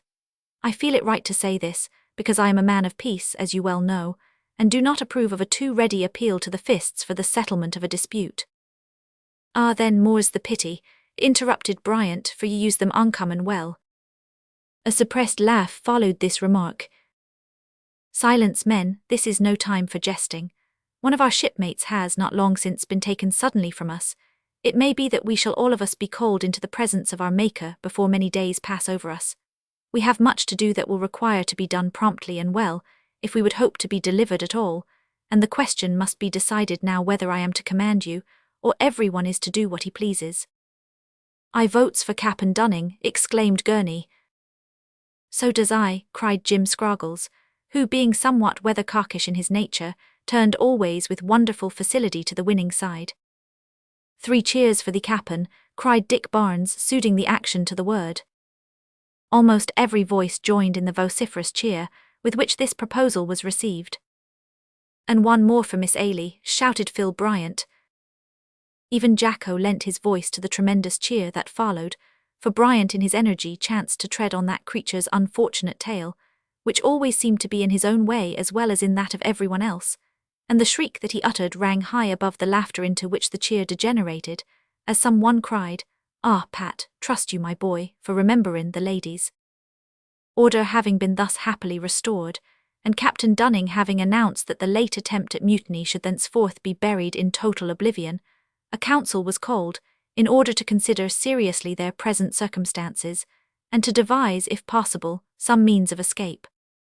"My lads," said the captain when they were all assembled, "I've been ponderin' over matters ever since we were cast away on this bank, and I've at last come to the conclusion that our only chance of gettin' away is to build a small boat and fit her out for a long voyage. I need not tell you that this chance is a poor one, well nigh a forlorn hope. Had it been better I would have spoken before now and began the work sooner, but I have lived from day to day in the hope of a ship heaving in sight. This is a vain hope. We are far out of the usual track of all ships here. None come this way, except such as may chance to be blown out of their course, as we were, and even if one did come within sight, it's 10 chances to 1 that we should fail to attract attention on such a low bank as this. I've had several reliable observations of late, and I find that we are upwards of 2,000 miles from the nearest known land, which is the Cape of Good Hope. I propose, therefore, that we should strip off as much of the planking of the wreck as will suit our purpose, get the carpenter's chest landed, and commence work at once. Now, what say you? If anyone has a better plan to suggest, I'll be only too glad to adopt it, for such a voyage in so slim a craft as we can build here will be one necessarily replete with danger." "I'll tell you what it is, Cap'n," said Tim Rokins, rising up, taking off his cap and clearing his throat as if he were about to make a studied oration. "We've not none on us got no suggestions to make whatsomdiver. You've only got to give the word and we'll go to work. And the sooner you does so the better, for it's my belief we'll have a gale afore long that'll pretty well stop work altogether as long as it lasts." The indications in the sky gave such ample testimony to the justness of Rokins' observations that no more time was wasted in discussion. Dick Barnes, who acted the part of ship's carpenter when not otherwise engaged, went out to the wreck on the raft, with a party of men under command of Mr. Millans, to fetch planking and the necessary material for the construction of a boat, while the remainder of the crew, under the captain's superintendence, prepared a place near Ferryland for laying the keel. This spot was selected partly on account of the convenient formation of the shore for the launching of the boat when finished, and partly because that would be the lee side of the rocky point when the coming storm should burst. For the latter reason the hut was removed to Ferryland, and poor Ailie had the mortification in a few hours of seeing her little paradise converted into an unsightly wreck of confusion. Alas, how often this is the case in human affairs of greater moment, showing the folly of setting our hearts on the things of earth. It seems at first sight a hard passage, that, in the word of God, what the enthusiastic but thoughtless are ready to exclaim, not love the world, the bright, beautiful world that was made by God to be enjoyed, not love our fathers, mothers, brothers, sisters, wives, not give our warmest affections to all these. Truly, ye hasty ones, if you would but earnestly consider it, you would find that God not only permits, but requires us to love all that is good and beautiful here, as much as we will, as much as we can. But we ought to love himself more. If this be our happy condition, then our hearts are not set on the world. On the contrary, they are set free to love the world and all that is lovable in it, of which there is very, very much more, probably, than the best of men suppose. Else, wherefore does the Father love it and care for it so tenderly? But Ailie had not set her heart on her possessions on the sandbank. She felt deep regret for a time, it is true, and in feeling thus she indulged a right and natural impulse, but that impulse did not lead to the sin of murmuring. Her sorrow soon passed away, and she found herself as cheerful and happy afterwards in preparing for her long, long voyage as ever she had been in watching the gambols of her fish, or in admiring the lovely hues of the weeds and coral rocks in the limpid pools of Ferryland. It was a fortunate circumstance that Captain Dunning set about the preparations for building the boat that afternoon, for the storm burst upon them sooner than had been expected, and long before all the requisite stores and materials had been rafted from the wreck. The most important things, however, had been procured, such as the carpenter's chest, a large quantity of planking, oakum and cordage, and several pieces of sail cloth, with the requisite thread and needles for making boat sails. Still, much was wanting when the increasing violence of the wind compelled them to leave off work. Some of the men were now ordered to set about securing such materials as had been collected, while others busied themselves in fixing ropes to the hut and rolling huge masses of coral rock against its fragile walls to steady it. "Have ye plays, sir?" said Bryant to the captain, wiping his forehead as he approached with a lump of tarry canvas which he used in default of a better pocket-handkerchief. "Have ye plays, sir, what'll I do now?" "Do something useful, lad, whatever you do," said the captain, looking up from the hole which he was busily engaged in digging for the reception of a post to steady the hut. "There's lots of work, you can please yourself as to choice. Then I comed fur to suggest that the pervisions and things atop the sandbank isn't quite so safe as they might be." "True, Bryant, I was just thinking of that as you came up. Go and see you make a tight job of it, get Rokins to help you." Bryant hurried off and, calling his friend, walked with him to the top of the sandbank, leaning heavily against the gale, and staggering as they went. The blast now whistled so that they could scarcely hear each other talk. "We'll be blowed right into the sea," shouted Tim, as the two reached a pile of casks and cases. "Sure, that's me own belief entirely," roared his companion. "What d'ye say to dig a hole and stick the things in it?" yelled Rokins. "We're not fit," screamed Phil. "Let's try," shrieked the other. To this Bryant replied by falling on his knees on the lee side of the goods, and digging with his hands in the sand most furiously. Tim Rokins followed his example, and the two worked like a couple of sea moles, if such creatures exist, until a hole capable of holding several casks was formed. Into this they stowed all the biscuit casks and a few other articles, and covered them up with sand. The remainder they covered with tarpaulin, and threw sand and stones above it until the heap was almost buried out of sight. This accomplished, they staggered back to the hut as fast as they could. Here they found everything snugly secured, and as the rocks effectually sheltered the spot from the gale, with the exception of an occasional eddying blast that drove the sand in their faces, they felt comparatively comfortable. Lighting their pipes, they sat down among their comrades to await the termination of the storm. Chapter 19. The storm. A storm in almost all circumstances is a grand and solemnizing sight, one that forces man to feel his own weakness and his Maker's might and majesty. But a storm at sea in southern latitudes, where the winds are let loose with a degree of violence that is seldom or never experienced in the temperate zones, is so terrific that no words can be found to convey an adequate idea of its appalling ferocity. The storm that at this time burst upon the little sandbank on which the shipwrecked crew had found shelter was one of the most furious, perhaps, that ever swept the seas. The wind shrieked as if it were endued with life, tore up the surface of the groaning deep into masses and shreds of foam, which it whirled aloft in mad fury, and then dissipated into a thin blinding mist that filled the whole atmosphere, so that one could scarcely see a couple of yards beyond the spot on which he stood. The hurricane seemed to have reached its highest point soon after sunset that night, and a ray of light from the moon struggled ever and anon through the black hurtling clouds, as if to reveal to the cowering seamen the extreme peril of their situation.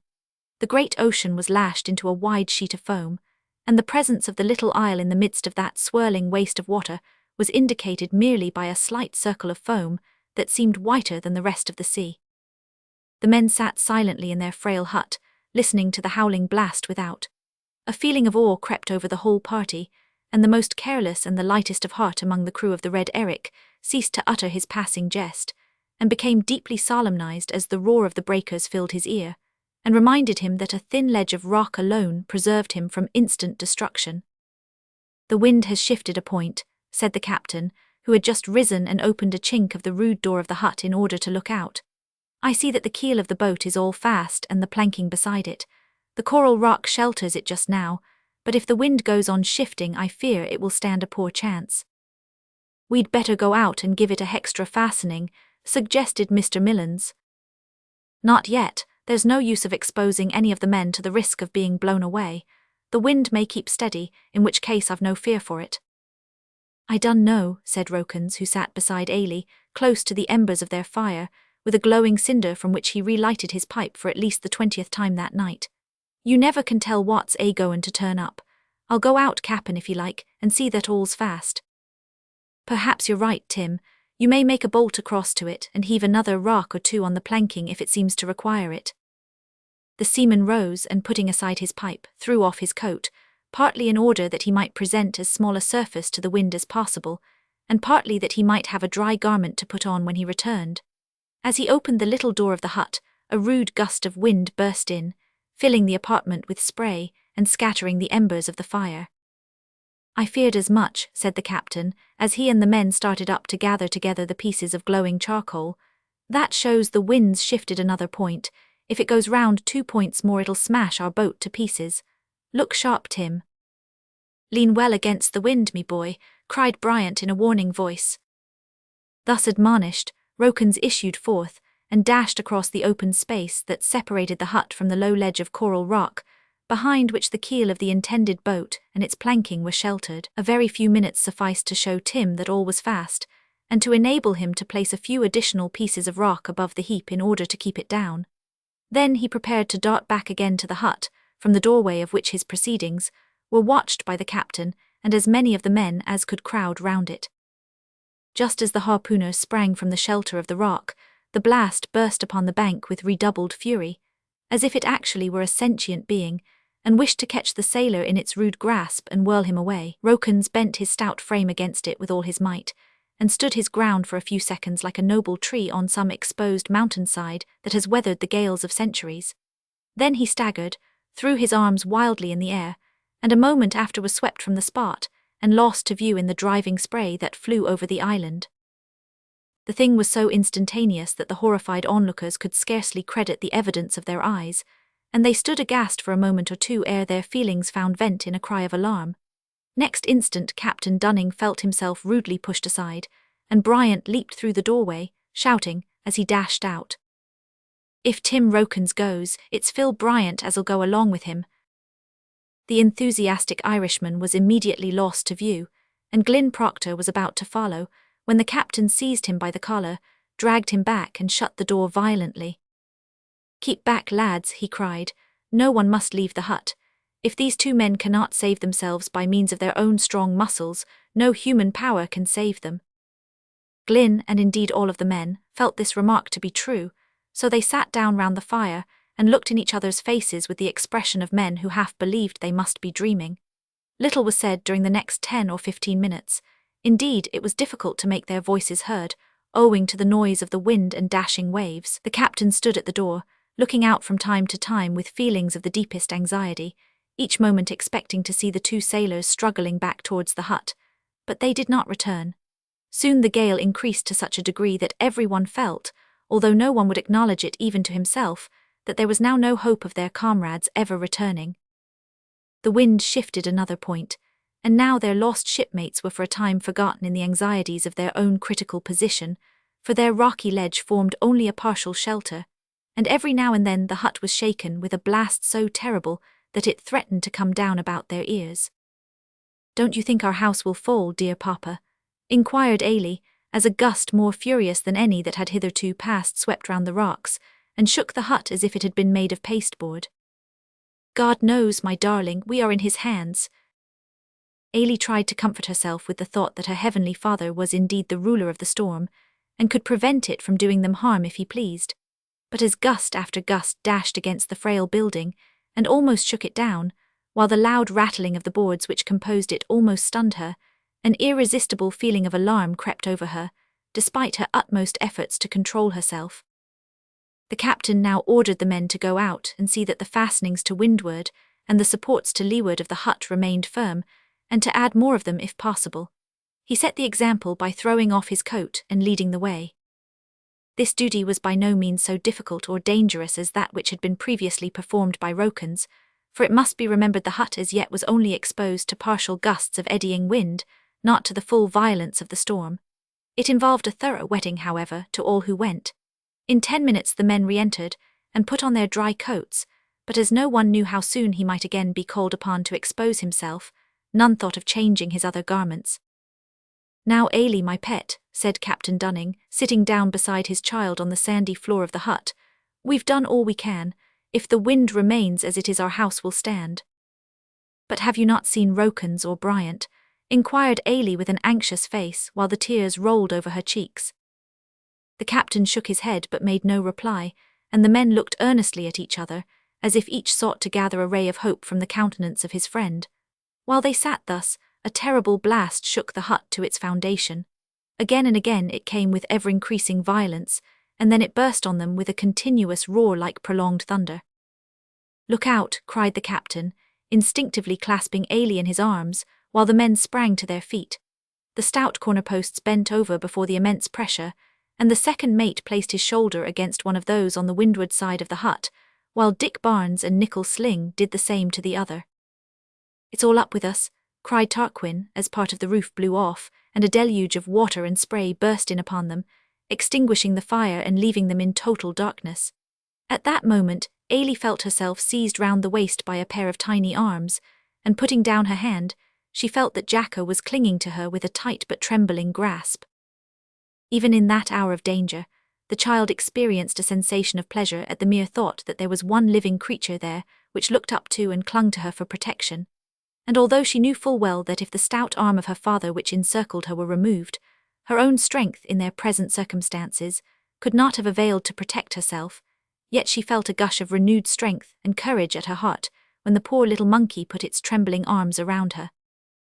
"Lay your shoulders to the weather wall, lads," cried the captain, as another rush of wind bore down in the devoted hut. The men obeyed, but their united strength availed nothing against the mighty power that raged without. The wind, as the captain had feared, went round another point, and they were now exposed to the unbroken force of the hurricane. For a few minutes the stout corner posts of the hut held up, then they began to rend and crack. "Bear down with the blast to the lee of the rocks, lads," cried the captain. "It's your only chance, don't try to face it." Almost before the words left his lips, the posts snapped with a loud crash.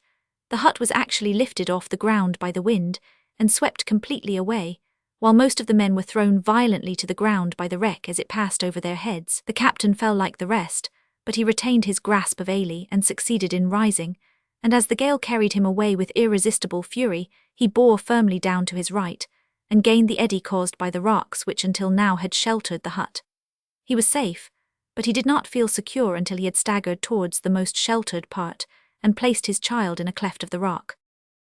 Here he found Gurney and Tarquin before him, and soon after Glynn came staggering in, along with 1 or 2 others. In less than 3 minutes after the hut had been blown away, all the men were collected in the cleft, where they crouched down to avoid the pelting, pitiless spray that dashed over their heads. It is difficult to conceive a more desperate position than that in which they were now placed, yet there, and at that moment, a thrill of joy passed through the hearts of most, if not all of them, for they heard a shout which was recognized to be the voice of Tim Rokins. It came from the rocks a few yards to their right, and almost ere it had died away, Rokins himself staggered into the sheltering cleft of rock, accompanied by Phil Bryant. Some of the men who had faced the dangers to which they had been exposed with firm nerves and unblanched cheeks now grew pale and trembled violently, for they actually believed that the spirits of their lost shipmates had come to haunt them. But these superstitious fears were soon put to flight by the hearty voice of the harpooner, who shook himself like a great Newfoundland dog as he came up, and exclaimed, "Why, what on earth has brought ye all here?" "I think we may say, what has brought you here?" replied the captain, as he grasped them each by the hand and shook them with as much energy as if he had not met them for 10 years past. "It's aisy to tell that," said Bryant as he crouched down in the midst of the group.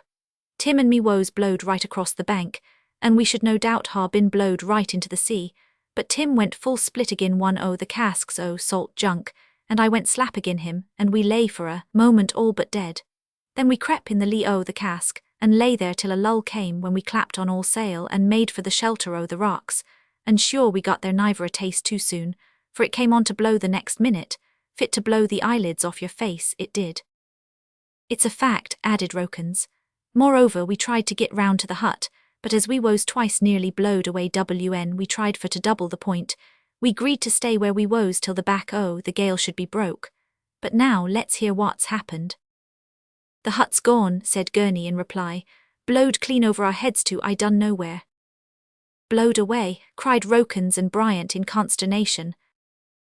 "Not a stick left," replied the captain. "And the boat?" inquired Bryant. "It's gone too, I fancy, but we can't be sure." "Then it's all up, boys," observed Bryant, "for nearly every morsel o' the prog that woes on the top o' the bank is washed away." This piece of news fell like a thunderbolt on the men, and no one spoke for some minutes. At last the captain said, "Well, lads, we must do the best we can. Thank God, we are still alive, so let us see whether we can't make our present quarters more comfortable." Setting his men the example, Captain Dunning began to collect the few boards and bits of canvas that chanced to have been left on that side of the rocky ledge when the hut was removed to the other side. And with these materials, a very partial and insufficient shelter was put up, but the space thus enclosed was so small that they were all obliged to huddle together in a mass. Those farthest from the rock were not altogether protected from the spray that flew over their heads, while those nearest to it were crushed and incommoded by their companions. Thus they passed that eventful night and all the following day, during which the storm raged with such fury that no one dared venture out to ascertain how much, if any, of their provisions and stores were left to them.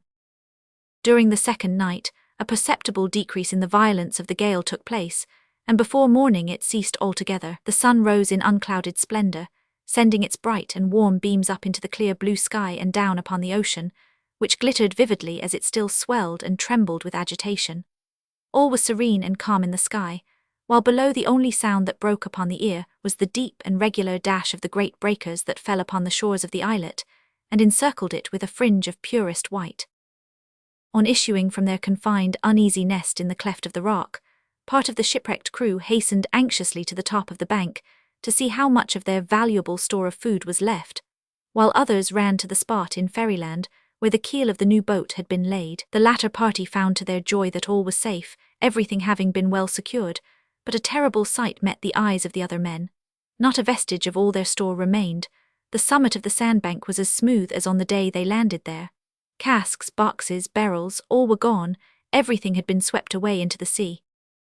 Almost instinctively, the men turned their eyes towards the reef on which the Red Eric had grounded, each man feeling that in the wrecked vessel all his hope now remained. It too was gone. The spot on which it had lain was now washed by the waves, and a few broken planks and spars on the beach were all that remained to remind them of their ocean home. The men looked at each other with deep despondency expressed in their countenances. They were haggard and worn from exposure, anxiety, and want of rest, and as they stood there in their wet, torn garments, they looked the very picture of despair. "There's one chance for us yet, lads," exclaimed Tim Rokins, looking carefully round the spot on which they stood. "What's that?" exclaimed several of the men eagerly, catching at their comrades' words as drowning men are said to catch at straws. "Bryant and me buried some o' the things, by good luck, when we were sent to make all snug here, and I'm of opinion they'll be here yet if we could only find the place. Let me see." Rokins glanced round at the rocks beside which their hut had found shelter, and at the reef where the ship had been wrecked, in order to find the bearings o' the spot, as he expressed it. Then, walking a few yards to one side, he struck his foot on the sand and said, "It should be hereabouts." The blow of his heel returned a peculiar hollow sound, very unlike that produced by stamping on the mere sand. "Sure ye've hit the very spot, ye have," cried Bryant, falling on his knees beside the place and scraping up the sand with both hands. "It sounds uncommon like a bread cask. Here it is. Hurrah, boys, lend a hand, will ye? There now, heave away, but trate it tenderly. Sure it's the only friend we've got in the wide world." "You're all wrong, Phil," cried Gurney, who almost at the same moment began to scrape another hole close by. "It's not our only one. Here's another friend o' the same family. Bear a hand, lads." "And here's another," cried Ailey with a little scream of delight, as she observed the rim of a small keg just peeping out above the sand. "Well done, Ailey," cried Glynn, as he ran to the spot and quickly dug up the keg in question, which however proved to be full of nails, to Ailey's great disappointment, for she expected it to have turned out a keg of biscuits. "How many casks did you bury?" inquired the captain. "It's myself can't tell," replied Bryant. "D'ye know, Tim?" "3, I think, but we was in sich a hurry that I ain't sartin exactly." "Well then, boys, look here," continued the captain, drawing a pretty large circle on the sand. "Set to work like a band of moles and dig up every inch o' that till you come to the water." "That's your sort," cried Rokins, plunging elbow-deep into the sand at once. "Arrah, then, here's at ye. A fair field and no favour at any price," shouted Bryant, baring his arms, straddling his legs, and sending a shower of sand behind him that almost overwhelmed Gurney, before that stout little individual could get out of the way. The spirits of the men were farther rejoiced by the coming up of the other party, bearing the good news that the keel of the boat was safe, as well as all her planking and the carpenter's tools, which fortunately happened to have been secured in a sheltered spot. From the depths of despair they were all suddenly raised to renewed and sanguine hope, so that they wrought with the energy of gold diggers, and soon their toil was rewarded by the discovery of that which, in their circumstances, they would not have exchanged for all the golden nuggets that ever were or will be dug up from the prolific mines of Australia, California, or British Columbia, namely 3 casks of biscuit, a small keg of wine, a cask of fresh water, a roll of tobacco, and a barrel of salt junk. Chapter 20. Preparations for a long voyage. Bryant proves that ghosts can drink. Jacko astonishes his friends and saddens his adopted mother. "What I say is one thing, what you say is another, so it is. I done know WH is right or WH is wrong, no more do you. P'raps you is, p'raps I is. Anywise we can't both on us be right or both on us be wrong, that's a comfort if it's nothing else. What you say is, that it's morally impossible for a crew sich as us to travel over 2,000 miles of ocean on 3 casks o' biscuit and a barrel o' salt junk. What I say is, that we can and, moreover, that morals has nothing to do with it whatsomever. Now what then?" Tim Rokins paused and looked at Gurney, to whom his remarks were addressed, as if he expected an answer. That rotund little seaman did not, however, appear to be thoroughly prepared to reply to what then, for he remained silent, but looked at his comrade as though to say, "I'll be happy to learn wisdom from your sagacious lips." "What then?" repeated Tim Rokins, assaulting his knee with his clenched fist in a peculiarly emphatic manner. "I'll tell you what then, as you may be right and I may be right, and nother on us can be both right or wrong, I say as how that we don't know nothing about it." Gurney looked as if he did not quite approve of so summary a method of solving such a knotty question, but observing from the expression of Rokins' countenance that, though he had paused, that philosopher had not yet concluded, he remained silent. "And furthermore," continued Tim, "it's my opinion, seein' that we're both on us in such a state o' cumblebaffubulation, and don't know nothin', we'd better go and ax the cap'n who does." "You may save yourselves the trouble," observed Glyn Proctor, who at that moment came up and sat down on the rocks beside them, with a piece of the salt junk that formed an element in the question at issue, in his hand. "I've just heard the captain give his opinion on that subject, and he says that the boat can be got ready in a week or less, and that with strict economy, the provisions we have will last us long enough to enable us to make the Cape, supposing we have good weather and fair winds. That's his opinion." "I told ye so," said Tim Rokins. "You did nothin' o' the sort," retorted Gurney. "Well, if ye come fur to be oncommon strick in the use o' your lingo, I did not zactly tell ye so, but I thought so, which is all the same." "It ain't all the same," replied Gurney, whose temper seemed to have been a little soured by the prospects before him, "and you don't need to go for to be talkin' there like a great Solon as you are." "What es a Solon?" inquired Tim. "Solon was a man as thought hisself a great philosopher, but he warn't, he were an ass." "If I'm like Solon," retorted Rokins, "you're like a Solongoose, which is an animal as don't think itself an ass, 'cause it's too great a one to know it." Having thus floored his adversary, the philosophically merino turned to Glynn and said, "In course we can't expect to be on full allowance." "Of course not, old boy. The captain remarked just as I left him that we'd have to be content with short allowance, very short allowance indeed." Gurney sighed deeply. "How much?" inquired Tim. "About 3 ounces of biscuit, 1 ounce of salt junk, and 1/4 of a pint of water per day." Gurney groaned aloud. "You of all men," said Glynn, "have least reason to complain, Gurney, for you've got fat enough on your own proper person to last you a week at least." "Aye, a fortnight or more," added Rokins, "and even then ye'd scarcely be reduced to a decent size." "Ah, but," pleaded Gurney, "you scarecrow creatures don't know how horrid sore the process o' calmin' down is. And one gets so cold too, it's just like taking off your clothes." "Sarves ye right for puttin' on so many," said Rokins, as he rose to resume work, which he and Gurney had left off 3/4 of an hour before, in order to enjoy a quiet philosophical tete-a-tete during dinner. "It's a bad business, that of the planking not being sufficient to deck or even half-deck the boat," observed Glynn, as they went together towards the place where the new boat was being built. "It is," replied Rokins, "but it's a good thing that we've got plenty of canvas to spare. It won't make an overly strong deck to be sure, but it's better than nothin'." "A heavy sea would burst it in no time," remarked Gurney. "We must hope to escape heavy seas then," said Glynn as they parted, and went to their several occupations. The boat that was now building with the most urgent dispatch had a keel of exactly 23 feet long, and her breadth at the widest part was 7 feet.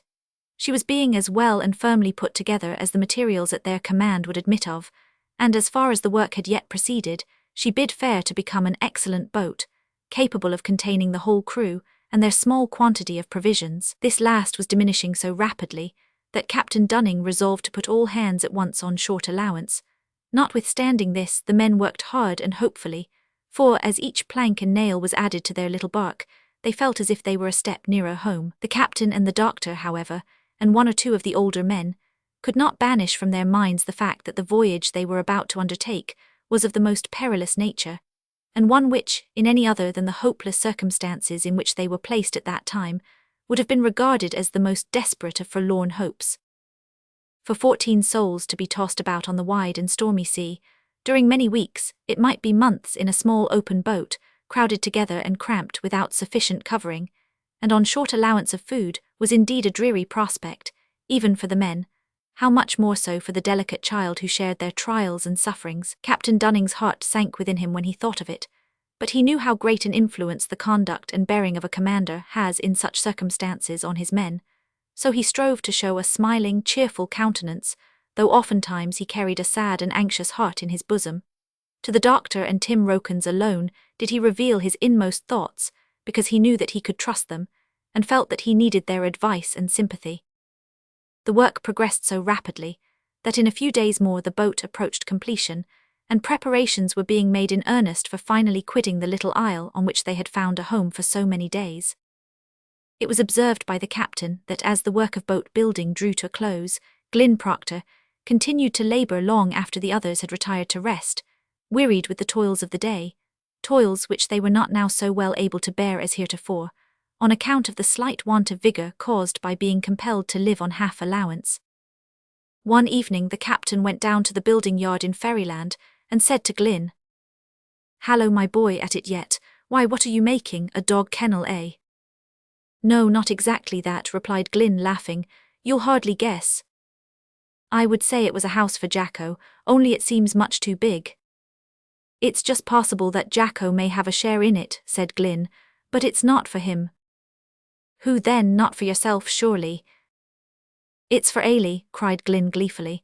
"Don't you think it will be required?" he added, looking up as if he half feared the captain would not permit his contrivance to be used. "Well, I believe it will, my boy. I had intended to get some sort of covering for my dear Ailey put up in the stern sheets, but I did not think of absolutely making a box for her. Ah, you'll find it will be a capital thing at nights.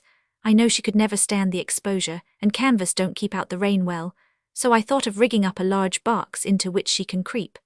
I'll make air holes in the roof that will let in air but not water, and I'll caulk the seams with oakum so as to keep it quite dry inside." "Thank you, my boy, it's very kind of you to take so much thought for my poor child. Yet she deserves it, Glyn, and we can't be too careful of her." The captain patted the youth on the shoulder, and leaving him to continue his work, went to see Gurney, who had been ailing a little during the last few days. Brandy in small quantities had been prescribed by the doctor, and fortunately 2 bottles of that spirit had been swept from the wreck. Being their whole stock, Captain Dunning had stowed it carefully away in what he deemed a secret and secure place, but it turned out that some member of the crew was not so strict in his principles of temperance as could be desired, for on going to the spot to procure the required medicine, it was found that one of the bottles was gone. This discovery caused the captain much anxiety and sorrow, for besides inflicting on them the loss of a most valuable medicine, it proved that there was a thief in their little society. What was to be done? To pass it over in silence would have shown weakness which, especially in the circumstances in which they were at that time placed, might have led at last to open mutiny. To discover the thief was impossible. The captain's mind was soon made up. He summoned every one of the party before him, and after stating the discovery he had made, he said, "Now, lads, I'm not going to charge any of you with having done this thing, but I cannot let it pass without warning you that if I discover any of you being guilty of such practices in future, I'll have the man tied up and give him 3 dozen with a rope's end. You know I have never resorted, as many captains are in the habit of doing, to corporal punishment. I don't like it.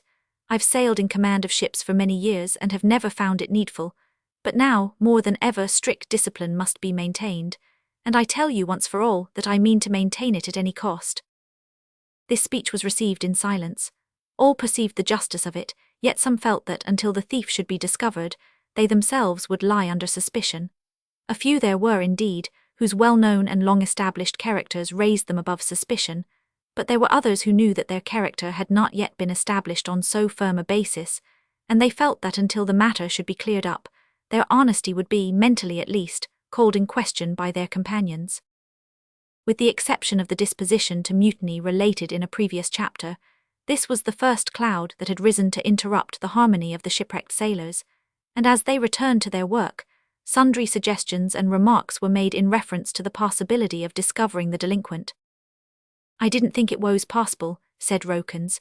"I thought as how there wasn't a man in the ship as could ha' done sich a low, mean thing as that." "No more did I," said Dick Barnes.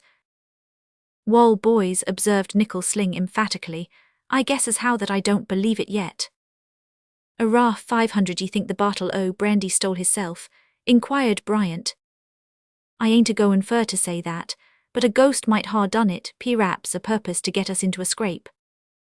There was a slight laugh at this, and from that moment the other men suspected that Sling was the culprit. The mere fact of his being the first to charge the crime upon anyone else, even a ghost, caused them, in spite of themselves, to come to this conclusion. They did not, however, by word or look, show what was passing in their minds, for the Yankee was a favourite with his comrades, and each felt unwilling that his suspicion should prove to be correct. "I don't agree with you," said Tarquin, who feared that suspicion might attach to himself, seeing that he had been the ringleader in the recent mutiny. "I don't believe that ghosts drink." "Och, that's all ye know," cried Phil Bryant. "Av ye'd only lived a month or 2 in ould Ireland, ye'd have seen racin' to change your mind, ye would. Sure, I've seed a ghost the worse o' liquor myself." "Oh, Phil, what a stunner," cried Gurney. It's as true as me name's Phil Bryant, more's the pity. Did I never tell ye the widdy Morgan, as had a ghost come to see her frequently? No, never, let's hear it. Stop that noise with your hammer, then Tim Rokins, just for 5 minutes and I'll tell it ye. The men ceased work for a few minutes while their comrade spoke as follows. It's not a long story, boys, but it's long enough to prove that ghosts drink. Ye must know that once upon a time there was a widdy as lived in a small town in the county o' Clare in ould Ireland, and but that was the place for drinkin' and fightin'. It was there that I learned to use me sippers, and it was there too that I learned to give up drinkin', for I comed for to see what a mighty dale harm it did to my poor countrymen. The sexton the place was the only man as niver went near the grog shop, and no one iver seed him overtook with drink, but it was a queer thing that no one could rightly understand why he used to smell drink very bad sometimes. There was a young widdy in that town, the name Morgan, as kep a cow, and owned a small cabin, and a patch tater ground about the size the starn sheets of our old longboat. She was a great deal run after was this widdy, not that the young lads had an eye to the cow or the cabin or the tater estate by no manes, but she was greatly admired, she was. I admired her myself and went to see her pretty frequent. Well, one evening I went to see her, and says I, Mrs. Morgan, did ye ever hear the bit song called the Widdy Mackery? Sure I never did, says she. Would ye like to hear it, darlint? Says I, so she says she would, and I gave it to her right off, and when I'd done says I, now Widdy Morgan Archon, will ye take me? But she shook her head and looked melancholy. Ye ain't goin' to take spasms, said I, for I got frightened at her looks. No, says she, but there's a sacret about me, and I like ye too well, Phil, to decker ye. If ye only knowed the sacret ye wouldn't have me at any price. Wouldn't I, says I, try me cushler and see av I won't. Phil Bryant, says she awful solemn like, I'm haunted. Haunted, says I. Av course ye are, bliss your purty face, don't I know that ivory boy in the parish is after ye? It's not that I mane, it's a ghost as haunts me. It haunts me cabin and me cow and me tater estate, and it drinks. Now darlint, says I, everybody knows you're aisy frightened about ghosts. I don't belave in one myself, and I don't mind 'em a farden dip, but av all the ghosts in Ireland haunted ye, I'd never give ye up. Will ye come and see it this night, says she. Av course I will, says I, and that same night I went to her cabin, and she let me in and put a candle on the table, and hid me behind a great clock, in a corner just close by the cupboard, where the brandy bottle lived. Then she lay down on her bed with her clothes on and pulled the coverlid over her, and pretended to go to sleep. In less nor half an hour I hears a foot on the doorstep, then a tap at the door which opened, it seemed to me, of its own accord, and in walks the ghost, sure enough. It was covered all over from head to foot in a white sheet, and I seed by the way it walked that it was the worse of drink. I was in a mortal fright, ye may be sure, and me knees shook to that extent ye might have heard them rattle. The ghost walks straight up to the cupboard, takes out the brandy bottle and fills out a whole tumbler quite full and drinks it off. It did, the baste ivory d8 drop. I seed it with me 2 eyes, as sure as I'm standin' here. It came into the house drunk, and it went out drunker nor it came in. Is that all? Exclaimed several of Bryant's auditors. All, av course it is. What more would ye have? Didn't I say that I'd tell ye a story as would prove to ye that ghosts drink, more especially Irish ghosts? To be sure, it turned out afterwards that the ghost was the sexton the parish as took advantage the poor widdy's fears. But I can tell ye, boys, that ghost never came back after the widdy became Mrs. Bryant. Oh, then ye married the widder, did ye? Said Jim Scroggles. I did, and she's alive and hearty this day av she's not. Bryant was interrupted by a sudden roar of laughter from the men, who at that moment caught sight of Jacko, the small monkey in a condition of mind and body that, to say the least of it, did him no credit. We are sorry to be compelled to state that Jacko was evidently and undoubtedly tipsy. Gurney said he was as drunk as a fiddler. We cannot take upon ourselves to say whether he was or was not as drunk as that. We are rather inclined to think that fiddlers as a class are maligned, and that they are no worse than their neighbours in this respect, perhaps not so bad. Certainly, if any fiddler really deserves the imputation, it must be a violoncello player, because he is, properly speaking, a bass fiddler.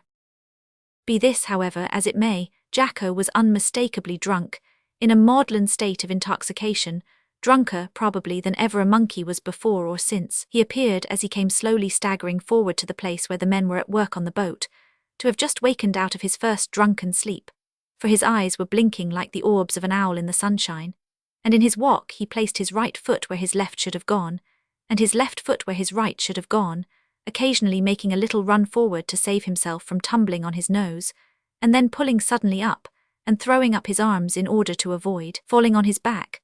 Sometimes he halted altogether, and swayed to and fro, gazing meanwhile pensively at the ground, as if he were wondering why it had taken to rolling and earthquaking in that preposterous manner, or were thinking on the bald-headed mother he had left behind him in the African wilderness.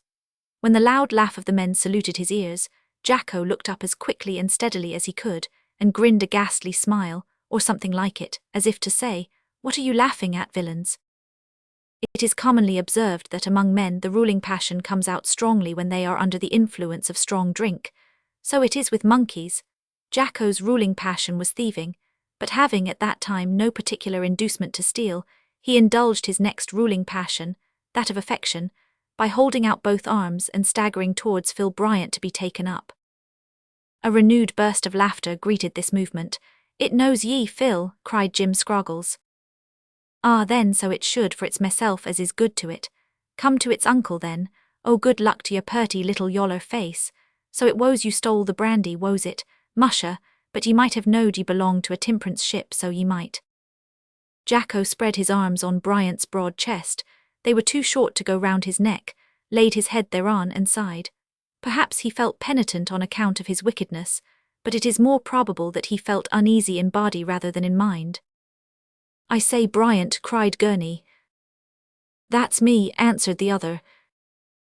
"If you are Jacko's self-appointed uncle, and Miss Ailie is his adopted mother, what relation is Miss Ailie to you?" "You never does nothin' right, Gurney," interposed Nickel Sling. "You can't even prepound a proposition. Here s how you oughter to ha put it. If Phil Bryant be Jacko's uncle and Miss Ailie his adopted mother, all three bane, related in a sorter way by Bane's shipmates, and all on us together bane, closely connected in virtue of our bane messmates, what relation is Gurney to a donkey?" "That's a puzzler," said Gurney, affecting to consider the question deeply. "Here's a puzzler what'll beat it, though," observed Tim Rokins. "Suppose we all go on talkin' stuff till doomsday, when'll the boat be finished?" "That's true," cried Dick Barnes, resuming work with redoubled energy. "Take that young thief to his mother, Phil, and tell her to rope send him. I'm right glad to find, though, that he is the thief arter all and not one o' us." On examination being made, it was found that the broken and empty brandy bottle lay on the floor of the monkey's nest, and it was conjectured from the position in which it was discovered that that dissipated little creature, having broken off the neck, in order to get at the brandy, had used the body of the bottle as a pillow whereon to lay its drunken little head. Luckily for its own sake, it had spilt the greater part of the liquid, with which everything in its private residence was saturated and perfumed. On having ocular demonstration of the depravity of her pet, Ailie at first wept, then, on beholding its eccentric movements, she laughed in spite of herself. After that she wept again and spoke to it reproachfully, but failed to make the slightest impression on its hardened little heart. Then she put it to bed, and wrapped it up carefully in its sailcloth blanket. With this piece of unmerited kindness Jacko seemed touched, for he said, "Ooh, ooh, ooh ye," once or twice in a peculiarly soft and penitential tone, after which he dropped into a calm, untroubled slumber. Chapter 21. The boat finished. Farewell to fairyland, once more at sea. At last the boat was finished. It had 2 masts and 2 lug sails and pulled 8 oars. There was just sufficient room in it to enable the men to move about freely, but it required a little management to enable them to stow themselves away when they went to sleep, and had they possessed the proper quantity of provisions for their contemplated voyage, there is no doubt that they would have found themselves considerably cramped. The boat was named the Maid of the Isle, in memory of the sandbank on which she had been built, and although in her general outline and details she was rather a clumsy craft, she was serviceable and strongly put together. Had she been decked, or even half-decked, the voyage which now began would not have been so desperate an undertaking. But having been only covered in part with a frail tarpaulin, she was not at all fitted to face the terrible storms that sometimes sweep the southern seas. Each man, as he gazed at her, felt that his chance of ultimate escape was very small indeed. Still, the men had now been so long contemplating the voyage and preparing for it, and they had become so accustomed to risk their lives upon the sea, that they set out upon this voyage at last in cheerful spirits, and even jested about the anticipated dangers and trials which they knew full well awaited them. It was a lovely morning, that on which the wrecked crew of the whaler bade adieu to Fairyland, as the islet had been named by Ailey, a name that was highly, though laughingly, approved of by the men. The ocean and sky presented that mysterious commingling of their gorgeous elements that irresistibly call forth the wonder and admiration of even the most unromantic and matter-of-fact men. It was one of Ailey's peculiarly beloved skies. You could not, without much consideration, have decided as to where was the exact line at which the glassy ocean met the clear sky, and it was almost impossible to tell, when gazing at the horizon, which were the real clouds and which the reflections. The bright blue vault above was laden with clouds of the most gorgeous description, in which all the shades of pearly grey and yellow were mingled and contrasted. They rose up pile upon pile in stupendous majesty like the very battlements of heaven, while their images, clear and distinct almost as themselves, rolled down and down into the watery depths, until the islet, the only well-defined and solid object in the scene, appeared to float in their midst. The rising sun shot throughout the vast immensity of space, and its warm rays were interrupted, and broken and caught and absorbed, and reflected in so many magical ways, that it was impossible to trace any of the outlines for more than a few seconds, ere the eye was lost in the confusion of bright lights and deep shadows that were mingled and mellowed together by the softer lights and shades of every degree of depth and tint into splendid harmony. In the midst of this scene Captain Dunning stood with Ailey by his side and surrounded by his men on the shores of the little island. Everything was now in readiness to set sail. The boat was laden and in the water, and the men stood ready to leap in and push off. "My lads," said the captain earnestly, "we're about to quit this morsel of sandbank on which it pleased the Almighty to cast our ship, and on which, thanks be to Him, we have found a pretty safe shelter for so long. I feel a sort o' regret almost at leaving it now, but the time has come for us to begin our voyage towards the Cape, and I need scarcely repeat what you all know well enough, that our undertaking is no child's play. We shall need all our bodily and our mental powers to carry us through. Our labour must be constant, and our food is not sufficient, so that we must go on shorter allowance from this day. I gave you half rations while you were building the boat, because we had to get her finished and launched as fast as we could, but now we can't afford to eat so much. I made a careful inspection of our provisions last night, and I find that by allowing every man 4 ounces a day, we can spin it out. We may fall in with islands perhaps, but I know of none in these seas. There are none put down on the charts, and we may get hold of a fish now and then, but we must not count on these chances.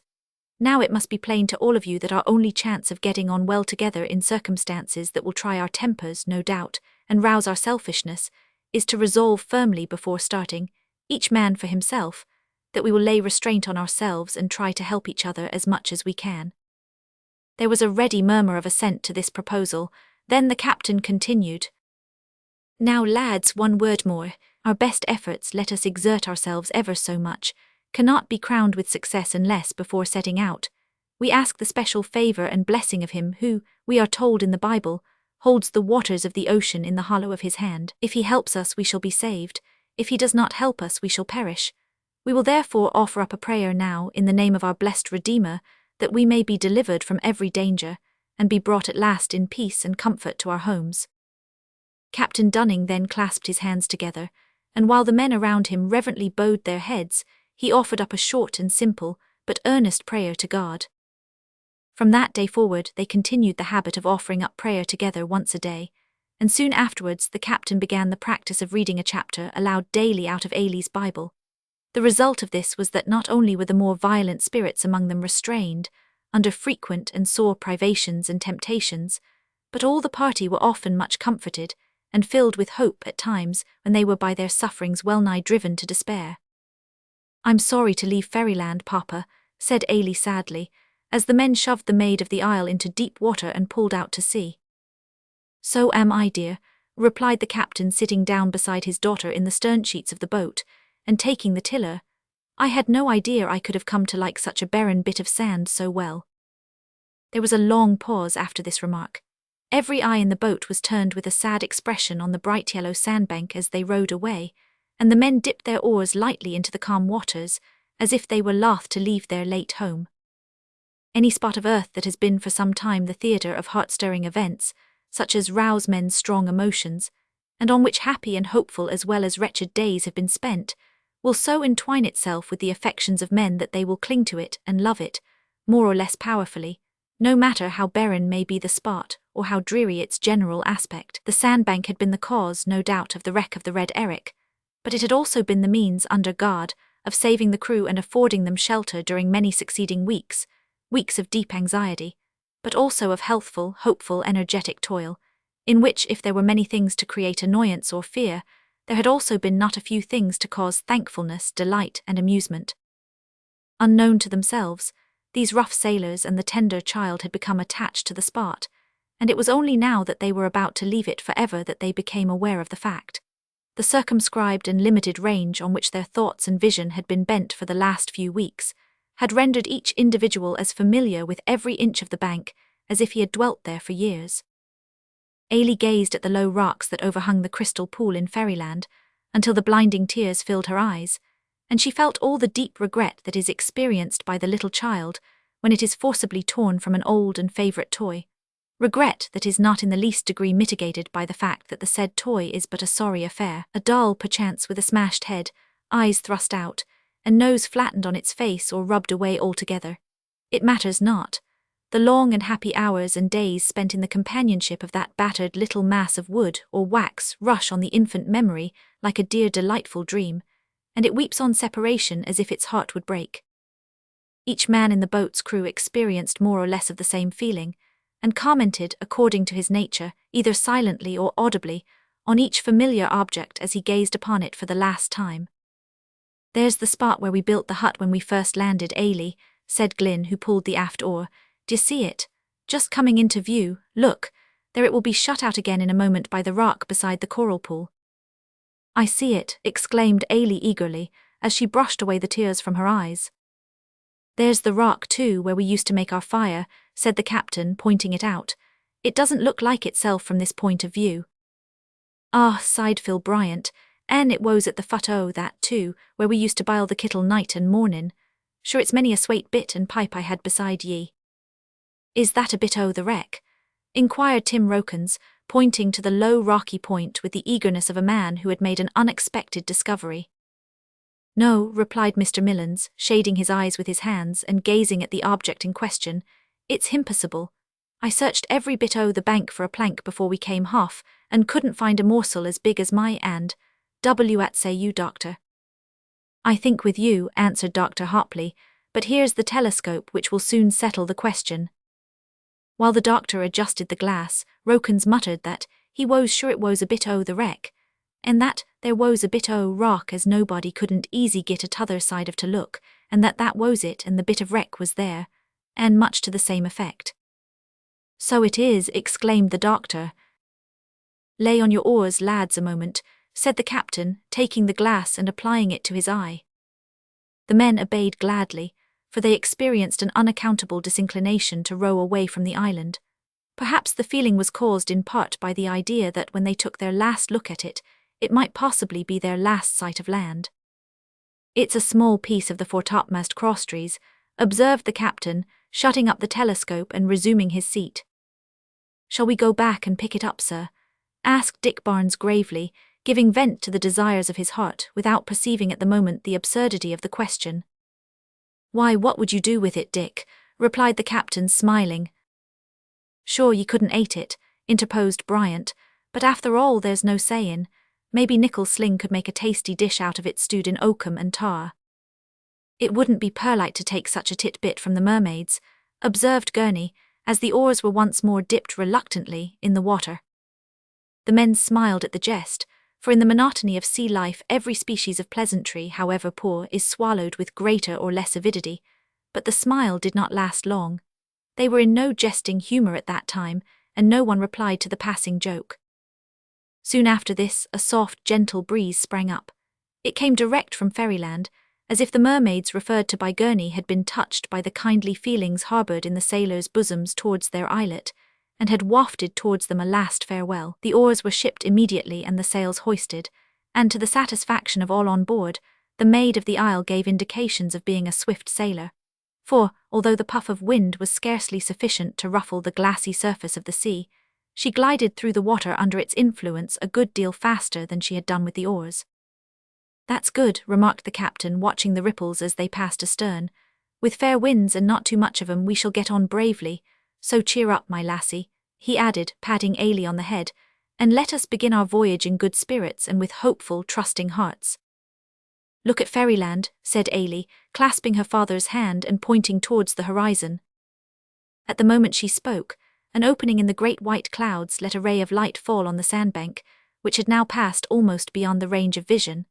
The effect was to illumine its yellow shore, and cause it to shine out for a few seconds like a golden speck on the horizon. No one had ceased to gaze at it from the time the boat put forth, but this sudden change caused everyone to start up, and fix their eyes on it with renewed interest and intensity. Shall we ever see land again? Passed in one form or another through the minds of all. The clouds swept slowly on the golden point melted away, and the shipwrecked mariners felt that their little boat was now all the world to them in the midst of that mighty world of waters. Chapter 22. Reduced allowance of food. Jacko teaches Bryant a useful lesson. The first few days of the voyage of the Maid of the Isle were bright and favourable. The wind, though light, was fair, and so steady that the men were only twice obliged to have recourse to their oars. The boat behaved admirably. Once during these first days the wind freshened into a pretty stiff breeze, and a somewhat boisterous sea arose, so that she was tested in another of her sailing qualities, and was found to be an excellent sea-boat. Very little water was shipped, and that little was taken in rather through the awkwardness of King Bumble, who steered, than through the fault of the boat. Captain Dunning had taken care that there should be a large supply of tin and wooden scoops, for bailing out the water that might be shipped in rough weather, as he foresaw that on the promptness with which this duty was performed might sometimes depend the safety of the boat and crew. There was one thing that proved a matter of much regret to the crew, and that was the want of a fowling piece or firearm of any kind. Had they possessed a gun, however old and bad, with ammunition for it, they would have been certain at some period of their voyage to shoot a few sea-birds, with which they expected to fall in on approaching the land, even although many days distant from it. But having nothing of the kind, their hope of adding to their slender stock of provisions was very small indeed. Fortunately they had one or two fishing lines, but in the deep water over which for many days they had to sail, fishing was out of the question. This matter of the provisions was a source of constant anxiety to Captain Dunning.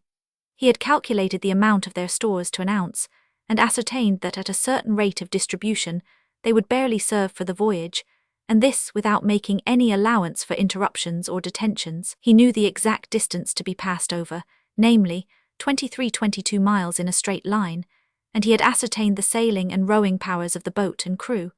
Thus he was enabled to arrive at a pretty correct idea of the probable duration of the voyage, supposing that all should go well. But in the event of strong contrary winds arising, no fresh supplies of fish or fowl being obtained, or sickness breaking out among the men, he knew either that they must starve altogether, or that he must at once, before it was too late, still farther reduce the scanty allowance of food and drink to each man. The captain sat at the helm one fine evening, about a week after their departure from Fairyland, brooding deeply over this subject. The boat was running before a light breeze at the rate of about 4 or 5 knots, and the men, who had been obliged to row a good part of that day, were sitting or reclining on the thwarts, or leaning over the gunwale, watching the ripples as they glided by, and enjoying the rest from labour. For now that they had been for some time on reduced allowance of food, they felt less able for work than they used to be, and often began to look forward with intense longing to seasons of repose. Ailie was sitting near the entrance of her little sleeping apartment, which the men denominated a kennel, and Master Jacko was seated on the top of it, scratching his sides and enjoying the sunshine. "My lads," said the captain, breaking a silence which had lasted a considerable time, "I'm afraid I shall have to reduce our allowance still farther." This remark was received by Gurney and Phil Bryant with a suppressed groan, by the other men in silence. "You see," continued the captain, "it won't do to count upon chances, which may or may not turn out to be poor. We can, by fixing our allowance per man at a lower rate, make quite certain of our food lasting us until we reach the Cape, even if we should experience a little detention. But if we go on at the present rate, we are equally certain that it will fail us just at the last." "We're starting to fall in with birds before we near the land," murmured Gurney, with a rueful expression of countenance. "We are certain of nothing," replied the captain, "but even suppose we were, how are we to get hold of them?" "That's true," observed Bryant, who solaced himself with his pipe in the absence of a sufficiency of food. Sea birds, no more nor land birds, ain't given to pluckin' and roastin' themselves, and flyin' down people's throats ready cooked. Besides, resumed the captain, the plan I propose, although it will entail a little more present self-denial, will, humanly speaking, ensure our getting through the voyage with life in us even at the worst, and if we are so lucky as to catch fish or procure birds in any way, why we shall fare sumptuously. Here Tim Rokins, to whom the men instinctively looked, upon all matters of perplexity, removed his pipe from his lips and said, "What Cap'n Dunnan says is true. If we take his plan, why, we'll starve in a reg'lar way little by little, and P-raps spin out till we get to the Cape. Double your ears if we take the other plan, we'll keep a little fatter on the first part of the voyage mayhap, but we'll arrive at the end of it as dead as mutton, every man on us." This view of the question seemed so just to the men, and so full of incontrovertible wisdom, that it was received with something like a murmur of applause. "You're a true philosopher, Rokins. Now, Dr. Hopley, I must beg you to give us your opinion, as a medical man, on this knotty subject," said the captain, smiling. "Do you think that we can continue to exist if our daily allowance is reduced 1/4?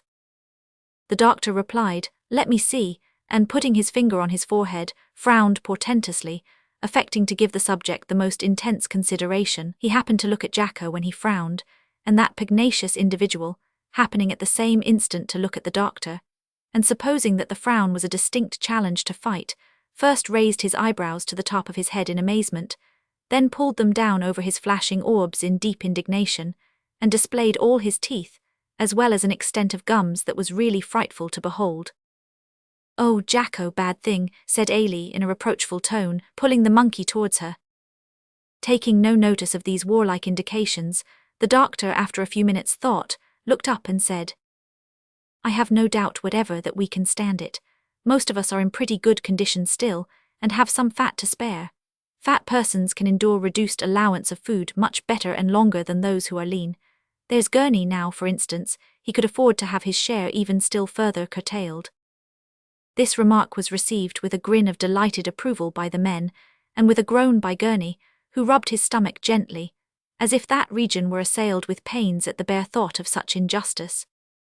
"Troth, if that's true what ye say, doctor, I hope ye'll see it to be your duty to give what ye cut off Gurney's share to me," remarked Bryant, "for it's nothing but a bag o' bones that I am this minute." Oh, what a whopper," cried Jim Scroggles, whose lean and lanky person seemed ill adapted to exist upon light fare. "Well," observed the captain, "the doctor and I shall make a careful calculation and let you know the result by supper time, when the new system shall be commenced. What think you, Ailey, my pet, will you be able to stand it?" "Oh yes, Papa, I don't care how much you reduce my allowance." "What, don't you feel hungry?" "No, not a bit." "Not ready for supper?" "Not anxious for it at any rate." "Ach, I wish I was you," murmured Bryant with a deep sigh. "I think I could ate the foresail, av it was only well biled with the last possible taste o' pig's fat." By supper time the captain announced the future daily allowance and served it out. Each man received a piece of salt junk, that is, salt beef, weighing exactly 1 ounce, also 2 ounces of broken biscuit, a small piece of tobacco, and 1/4 of a pint of water. Although the supply of the latter was small, there was every probability of a fresh supply being obtained when it chanced to rain, so that little anxiety was felt at first in regard to it. But the other portions of each man's allowance were weighed with scrupulous exactness, in a pair of scales which were constructed by Tim Rokins out of a piece of wood, a leaden musket ball doing service as a weight. Ailey received an equal portion with the others, but Jacko was doomed to drag out his existence on a very minute quantity of biscuit and water. He utterly refused to eat salt junk, and would not have been permitted to use tobacco even had he been so inclined, which he was not. Although they were thus reduced to a small allowance of food, a smaller quantity than was sufficient to sustain life for any lengthened period, no one in the slightest degree grudged Jacko his small portion. All the men entertained a friendly feeling to the little monkey, partly because it was Ailey's pet, and partly because it afforded them great amusement at times by its odd antics. As for Jacko himself, he seemed to thrive on short allowance, and never exhibited any unseemly haste or anxiety at meal times.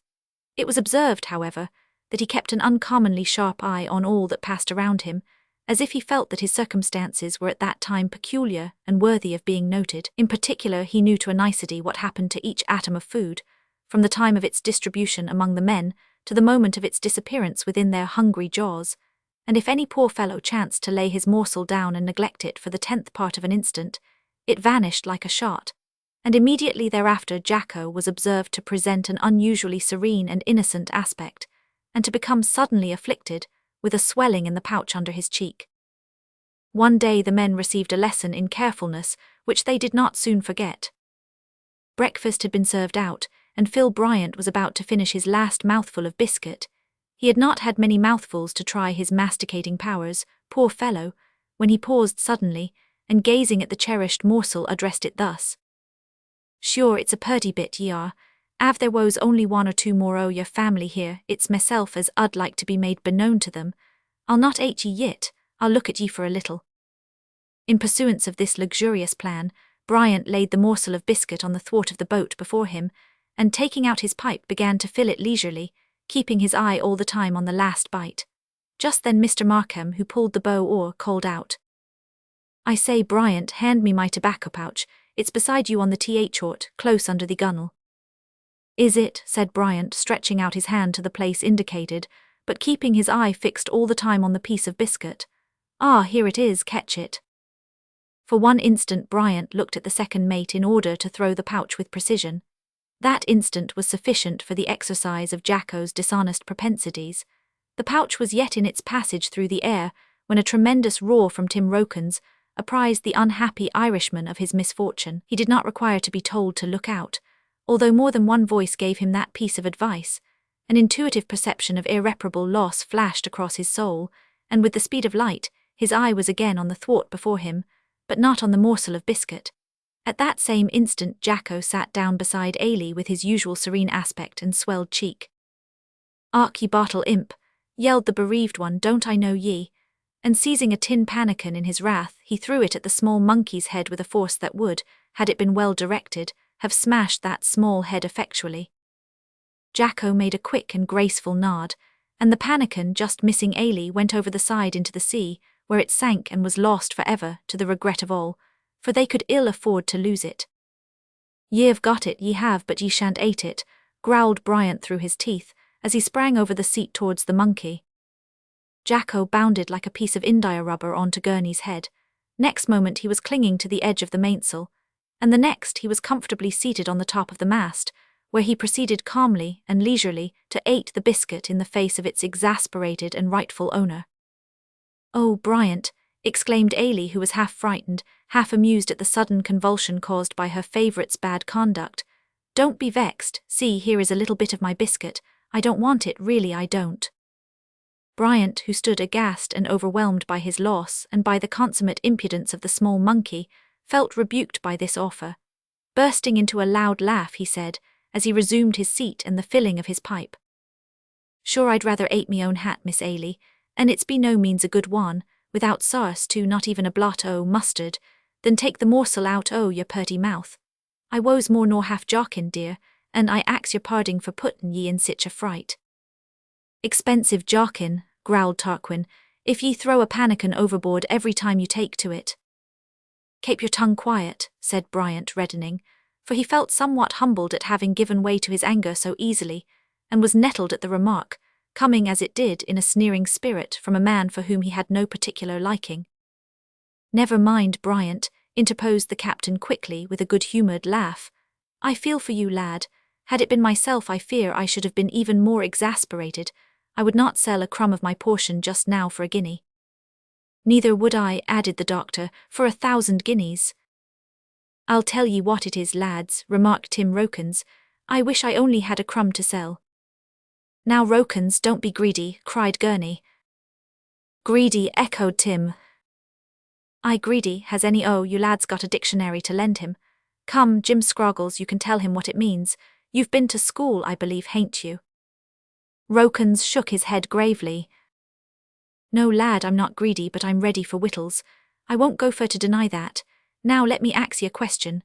What, suppossin' ye had the chance, would ye give at this good minute for a biled leg o' mutton?" "With or without capers sauce?" inquired Gurney. Whichever you please. We wouldn't need capers, sarse, interposed Bryant. Av we only had the mutton, I'd cut enough capers myself to do for the sarse, I would.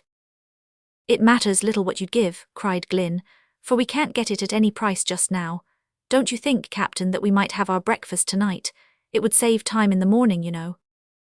There was a general laugh at this proposal, yet there was a strong feeling in the minds of some that if it were consistent with their rules to have breakfast served out then and there, they would gladly have consented to go without it next morning.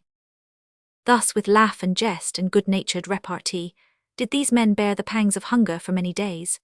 They were often silent during long intervals, and sometimes they became talkative and sprightly, but it was observed that, whether they conversed earnestly or jestingly, their converse ran, for the most part, on eating and drinking, and in their uneasy slumbers during the intervals between the hours of work and watching, they almost invariably dreamed of food. Chapter 23. Progress of the long voyage, storytelling and journalizing. Many weeks passed away, but the Maid of the Isle still held on her course over the boundless ocean. Day after day came and went, the sun rose in the east morning after morning, ran its appointed course, and sank, night after night, on the western horizon, but little else occurred to vary the monotony of that long, long voyage. When the sun rose, its bright rays leapt from the bosom of the ocean. When it set, the same bosom of the great deep received its descending beams.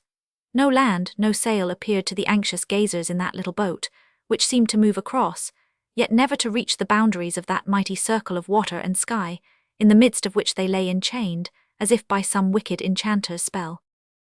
Breezes blew steadily at times and urged them swiftly on towards the circumference, but it fled as fast as they approached. Then it fell calm, and the weary men resumed their oars, and with heavy hearts and weakened arms tugged at the boat which seemed to have turned into a mass of lead. At such times a dead silence was maintained, for the work, which once would have been to them but child's play, had now become severe and heavy labour. Still they did not murmur. Even the cross-grained Tarquin became subdued in spirit by the influence of the calm endurance and good humour of his comrades. But the calms seldom lasted long. The winds, which happily continued favourable, again ruffled the surface of the sea, and sometimes blew so briskly as to oblige them to take in a reef or two in their sails. The oars were gladly drawn in, and the spirits of the men rose as the little boat bent over to the blast, lost her leaden qualities, and danced upon the broad-backed billows like a cork. There was no rain during all this time, little or no stormy weather, and but for their constant exposure to the hot sun by day and the cold chills by night, the time might have been said to pass even pleasantly, despite the want of a sufficiency of food. Thus day after day and night after night flew by, and week after week came and went, and still the Maid of the Isle held on her course over the boundless ocean.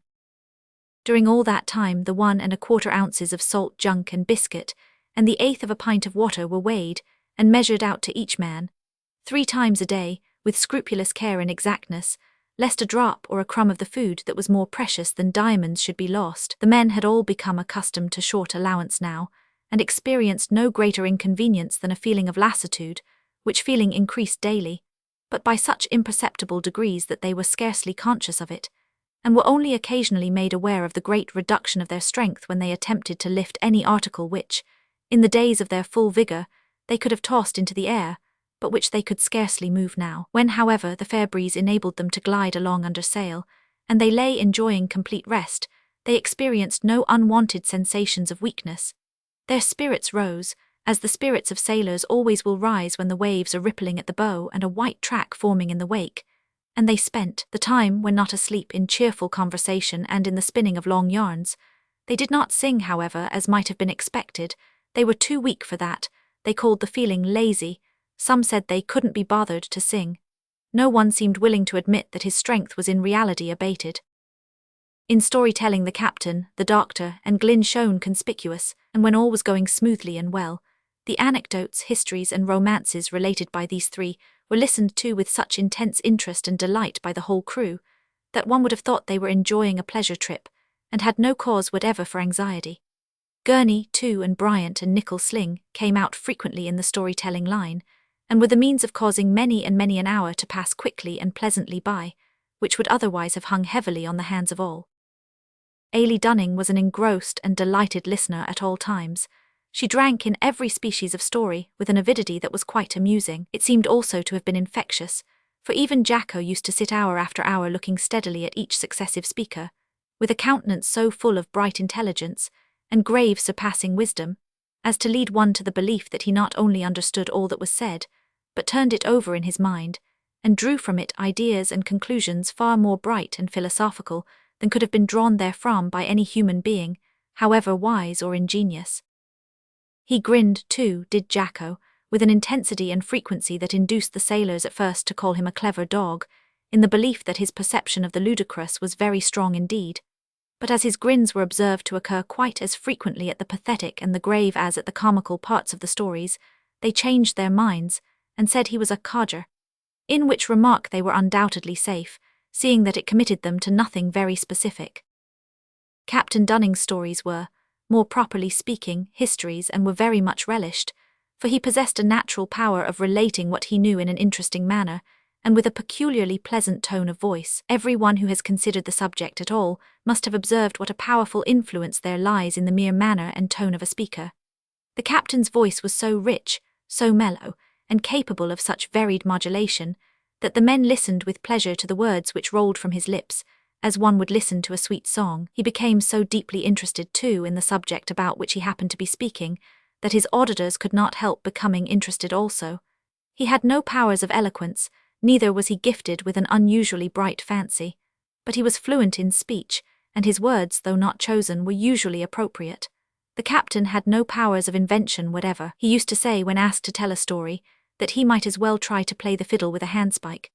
But this was no misfortune, for he had read much, and his memory was good, and supplied him with an endless flow of small talk on almost every subject that usually falls under the observation of sea captains, and on many subjects besides, about which most sea captains, or land captains, or any other captains whatsoever, are almost totally ignorant. Captain Dunning could tell of adventures in the whale fishery, gone through either by himself or by friends, that would have made your two eyes stare out of their two sockets until they looked like saucers, to use a common but not very correct simile. He could tell the exact latitude and longitude of almost every important and prominent part of the globe, and give the distance pretty nearly of any one place, on a large scale, from any other place. He could give the heights of all the chief mountains in the world to within a few feet, and could calculate, by merely looking at its current and depth, how many cubic feet of water any river delivered to the sea per minute. Length, breadth, and thickness, height, depth, and density were subjects in which he revelled, and with which he played as a juggler does with golden balls, and so great were his powers of numerical calculation that the sailors often declared they believed he could work out any calculation backwards without the use of logarithms. He was constantly instituting comparisons that were by no means what the proverb terms odious, but which were often very astonishing, and in all his stories so many curious and peculiar facts were introduced that, as we have already said, they were very much relished indeed. Not less relished, however, were Glyn Proctor's astounding and purely imaginative tales. After the men's minds had been chained intently on one of the captain's semi-philosophical anecdotes, they turned with infinite zest to one of Glyn's outrageous flights. Glyn had not read much in his short life, and his memory was nothing to boast of, but his imagination was quite gigantic. He could invent almost anything, and the curious part of it was that he could do it out of nothing, if need be. He never took time to consider what he should say. When called on for a story, he began at once, and it flowed from him like a flood of sparkling water from a fountain in fairy realms. Up in the clouds, high in the blue ether, down in the coral caves, deep in the ocean waves, out on the mountain heaths, far in the rocky glens or away in the wild woods green, it was all one to Glyn. He leaped away in an instant with a long train of adventurers at his heels, male and female, little and big, old and young, pretty and plain, grave and gay. And didn't they go through adventures that would have made the hair of mortals not only stand on end, but fly out by the roots altogether? Didn't he make them talk as mortals never talked before, and sing as mortals never dreamed of? And oh, didn't he just make them stew, and roast, and boil joints of savoury meat, and bake pies and tarts and puddings, such as Sawyer in his wildest culinary dreams never imagined, and such as caused the mouths of the crew of the Maid of the Isle to water, until they were constrained, poor fellows, to tell him to clap a stopper upon that, and hold his tongue, for they couldn't stand it. Phil Bryant and Gurney dealt in the purely comic line. They remarked generally in an undertone that they left poetry and prose to Glyn and the captain, and it was as well they did, for their talents certainly did not lie in either of these directions. They came out strong after meals, when the weather was fine, and formed a species of light and agreeable interlude to the more weighty efforts of the captain and the brilliant sallies of Glynn. Gurney dealt in experiences chiefly, and usually endeavoured by asseveration and iteration to impress his hearers with the truth of facts said to have been experienced by himself, which, if true, would certainly have consigned him to a premature grave long ago. Bryant, on the other hand, dealt largely in ghost stories, which he did not vouch for the truth of, but permitted his hearers to judge of for themselves, a permission which they would doubtless have taken for themselves at any rate. But tales and stories occupied, after all, only a small portion of the men's time during that long voyage. Often, very often, they were too much exhausted to talk or even to listen, and when not obliged to labour at the oars they tried to sleep. But nature's sweet restorer did not always come at the first invitation, as was his wont in other days, and too frequently they were obliged to resume work unrefreshed.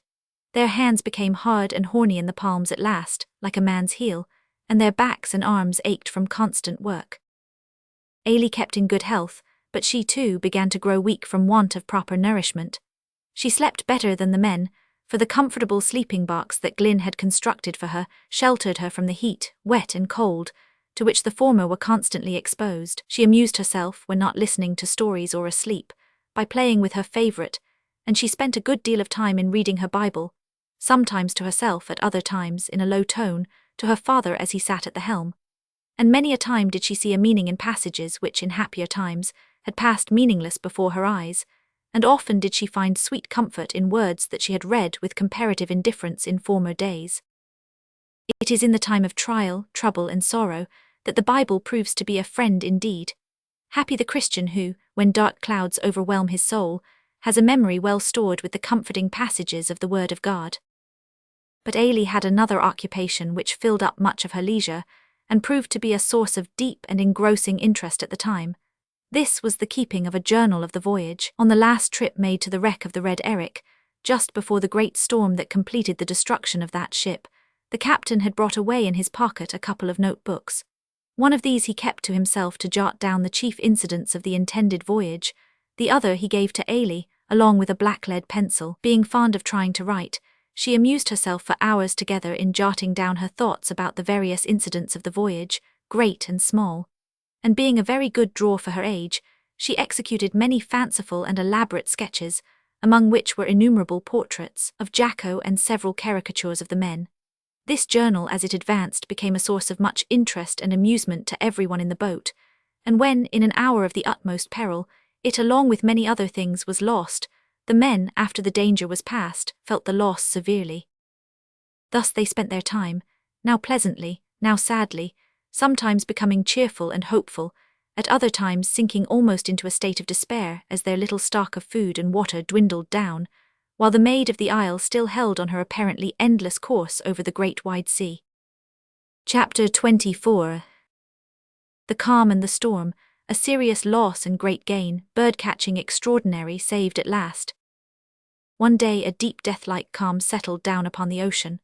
For some days before, the winds had been light and uncertain, and the air had been excessively warm. The captain cast uneasy glances around him from time to time, and looked with a sadder countenance than usual on the haggard faces of the men as they laboured slowly and silently at the oars. "I don't know what this will turn to, Doctor," he said in a low tone. "I don't like the look of it." The doctor, who was perusing Ailie's journal at the moment, looked up and shook his head. "It seems to me, Captain, that whatever happens, matters cannot be made much worse." "You are wrong, Doctor," replied the captain quietly. "We have still much to be thankful for. Did you not tell me a few minutes ago that the water was almost done?" The doctor said this in a whisper, for the men had not yet been made aware of the fact. "Yes, I did, but it is not quite done. That is matter for thankfulness." "Oh, according to that principle," observed the doctor, somewhat testily, "you may say we have cause to be thankful for everything, bad as well as good." So we have. If everything good were taken from us and nothing left us but our lives, we would have reason to be thankful for that, thankful that we were still above ground, still in the land of hope, with salvation to our immortal souls through Jesus Christ freely offered for our acceptance. The doctor made no reply. He thought the captain a little weak in the matter of religion. If religion is false, his opinion of the captain no doubt was right, but if true, surely the weakness lay all the other way. That morning the captain's voice in prayer was more earnest, if possible, than usual, and he put up a special petition for water, which was observed by the men with feelings of great anxiety, and responded to with a deep amen. After morning worship the scales were brought, and the captain proceeded to weigh out the scanty meal, while the men watched his every motion with an almost wolfish glare that told eloquently of the prolonged sufferings they had endured. Even poor Ailey's gentle face now wore a sharp, anxious expression when food was being served out, and she accepted her small portion with a nervous haste that was deeply painful and touching to witness. She little knew, poor child, that portion of bread and meat and water, small though it was larger than that issued to the men, being increased by a small quantity deducted from the captain's own allowance, and an equal amount from that of Glynn. The latter had noticed the captain's habit of regularly calling off the child's attention during the distribution of each meal, for the purpose of thus increasing her portion at the expense of his own, and in a whispering conversation held soon after he insisted that a little of his allowance should also be transferred to her. At first the captain firmly refused, but Glynn said that if he did not accede to his wish he would hand over the whole of his portion in future to the monkey, let the result be what it might. As Glynn never threatened without a full and firm resolve to carry out his threats, the captain was compelled to give in.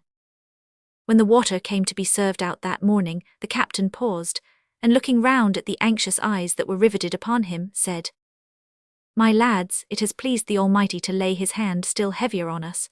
May he who has said that he will not suffer men to be tempted above what they are able to bear, give us strength to stand it. Our water is almost done. We must be content with a quarter of our usual allowance." This information was received in deep silence.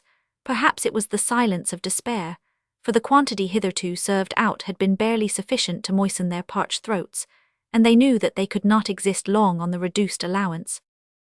Jacko came with the rest as usual for his share, and held out his little hand for the tin cup in which his few drops of water were wont to be handed to him. The captain hesitated and looked at the men. Then he poured out a few drops of the precious liquid. For the first time a murmur of disapproval was heard. "It's only a brute beast, the monkey must die before us," said a voice which was so hollow and changed that it could scarcely be recognized as that of Tarquin, the steward. No one else said a word. The captain did not even look up to see who had spoken.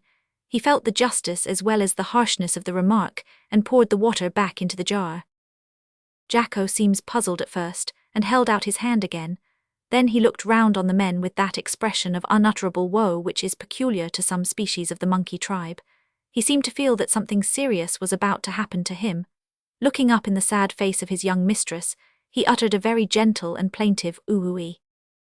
Ailey burst into a passionate flood of tears, and in the impulse of the moment handed her own cup, which she had not tasted, to Jacko, who drained it in a twinkling, before the captain could snatch it from his hands. Having emptied it, Jacko went forward as he had been taught to do, and handed back the cup with quite a pleased expression of countenance, for he was easily satisfied, poor thing. "You should not have done that, my darling," said the captain as he gave Ailey another portion. "Dear papa, I couldn't help it," sobbed the child. "Indeed I couldn't, and you need not give me any.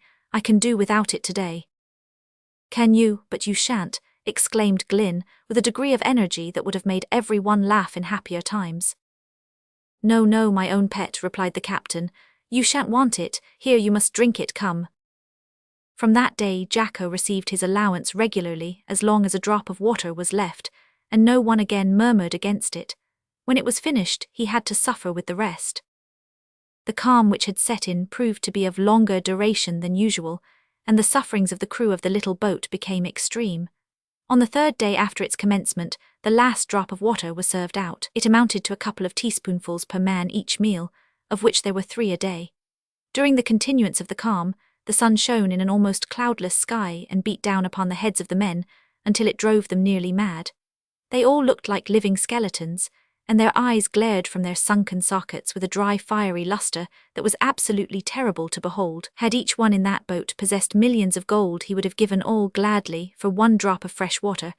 But alas, nothing could purchase water there. Ailey thought upon the man who in the Bible is described as looking up to heaven from the depths of hell and crying for 1 drop of water to cool his tongue, and she fancied that she could now realize his agony.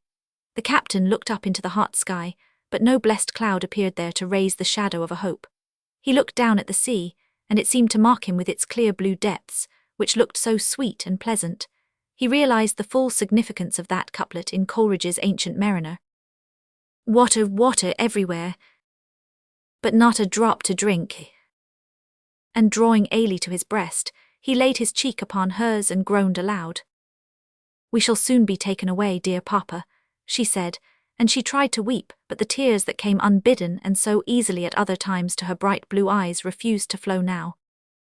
The men had one by one ceased to ply their useless oars, and the captain did not take notice of it, for he felt that unless God sent relief in some almost miraculous way, their continuing to row would be of no avail. It would only increase their agony without advancing them more than a few miles on the long, long voyage that he knew still lay before them. "O God, grant us a breeze," cried Mr. Millins in a deep, tremulous tone, breaking a silence that had continued for some hours. "Messmates," said Tim Rokins, who for some time had leaned with both elbows on his oar and his face buried in his hands, "what d'ye say to a bath? I do believe it 'ud do us good." "Perhaps it would," replied King Bumble, but he did not move and the other men made no reply, while Rokins again sank forward. Gurney and Tarquin had tried to relieve their thirst the day before by drinking sea-water, but their inflamed and swollen throats and lips now showed that the relief sought had not been obtained. "It's time for supper," said the captain, raising his head suddenly and laying Ailie down, for she had fallen into a lethargic slumber. "Fetch me the bread and meat can." Dick Barnes obeyed reluctantly, and the usual small allowance of salt junk was weighed out, but there were no eager glances now. Most of the crew refused to touch food. One or two tried to eat a morsel of biscuit without success. "I'll try a swim," cried Glynn, suddenly starting up with the intention of leaping overboard. But his strength was more exhausted than he had fancied, for he only fell against the side of the boat. It was as well that he failed. Had he succeeded in getting into the water, he could not have clambered in again, and it is doubtful whether his comrades had sufficient strength left to have dragged him in. "Try it this way, lad," said Tim Rokins, taking up a bucket and dipping it over the side. "Perhaps it'll do as well." He raised the bucket with some difficulty and poured its contents over Glynn's head. "Thank God," said Glynn with a deep, long-drawn sigh. "Do it again, Tim, do it again. That's it, again, again. No, stop, forgive my selfishness. Here, give me the bucket, I'll do it to you now." Tim Rokins was quickly drenched from head to foot and felt great and instantaneous relief. In a few minutes everyone in the boat, Jacko included, was subjected to this species of cold bath, and their spirits rose at once. Some of them even began to eat their food, and Bryant actually attempted to perpetrate a joke, which Gurney seconded promptly, but they failed to make one, even a bad one, between them. Although the cold bathing seemed good for them at first, it soon proved to be hurtful. Sitting and lying constantly night and day in saturated clothes had the effect of rendering their skins painfully sensitive, and a feverish feeling was often alternated with cold, shivering fits, so they were fain to give it up. Still they had found some slight relief, and they bore their sufferings with calm resignation, a state of mind which was fostered, if not induced, by the blessed words of comfort and hope which the captain read to them from the Bible as frequently as his strength would permit, and to which they listened with intense, all-absorbing interest. It is ever thus with men. When death approaches, in almost all instances we are ready, aye, anxious, to listen with the deepest interest to God's message of salvation through his Son, and to welcome and long for the influences of the Holy Spirit. Oh, how happy should we be in life and in death, did we only give heartfelt interest to our souls' affairs before the days of sorrow and death arrive. On the 5th morning after the water had been exhausted, the sun arose in the midst of dark clouds. The men could scarcely believe their eyes. They shouted and in their weakness laughed for joy. The blessing was not long delayed. Thick vapours veiled the red sun soon after it emerged from the sea, then a few drops of rain fell. Blessed drops, how the men caught at them, how they spread out old cloths and tarpaulins and garments to gather them, how they grudged to see them falling around the boat into the sea and being lost to them forever. But the blessing was soon sent liberally. The heavens above grew black, and the rain came down in thick, heavy showers. The tarpaulins were quickly filled, and the men lay with their lips to the sweet pools, drinking in new life, and dipping their heads and hands in the cool liquid when they could drink no more. Their thirst was slaked at last, and they were happy. All their past sufferings were forgotten in that great hour of relief, and they looked and laughed and spoke to each other like men who were saved from death. As they stripped off their garments and washed the encrusted salt from their shrunken limbs, all of them doubtless felt, and some of them audibly expressed, gratitude to the giver of every good and perfect gift. So glad were they, and so absorbed in their occupation, that they thought not of and cared not for the fact that a great storm was about to break upon them. It came upon them almost before they were aware, and before the sails could be taken in the boat was almost upset. "Stand by to lower the sails," shouted the captain, who was the first to see their danger. The old familiar command issued with something of the old familiar voice, and energy caused everyone to leap to his post, if not with the agility of former times, at least with all the good will. "Let go!" The halyards were loosed, and the sails came tumbling down. At the same moment the squall burst on them. The maid of the isle bent over so quickly that everyone expected she would upset. The blue water curled in over the edge of the gunwale, and the foam burst from her bows at the rude shock. Then she hissed through the water as she answered the helm, righted quickly, and went tearing away before the wind at a speed that she had not known for many days. It was a narrow escape. The boat was nearly filled with water, and worst of all, the provision can, along with Ailey's sleeping barks, were washed overboard and lost. It was of no use attempting to recover them. All the energies of the crew were required to bail out the water and keep the boat afloat, and during the whole storm some of them were constantly employed in bailing. For 3 days it blew a perfect hurricane, and during all that time the men had nothing whatever to eat, but they did not suffer so much as might be supposed. The gnawing pangs of hunger do not usually last beyond a few days when men are starving. After that, they merely feel ever-increasing weakness. During the fall of the rain they had taken care to fill their jars, so that they had now a good supply of water. After the first burst of the squall had passed, the tarpaulins were spread over the boat, and under one of these, near the stern, Ailey was placed, and was comparatively sheltered and comfortable, besides forming a shelter for the men while they slept. These tarpaulins threw off the waves that frequently broke over the boat, and more than once bid fair to sink her altogether. These arose in enormous billows, and the gale was so violent that only the smallest corner of the foresail could be raised. Even that was almost sufficient to tear away the mast. At length the gale blew itself out, and gradually decreased to a moderate breeze, before which the sails were shaken out, and on the 4th morning after it broke they found themselves sweeping quickly over the waves on their homeward way, but without a morsel of food, and thoroughly exhausted in body and in mind.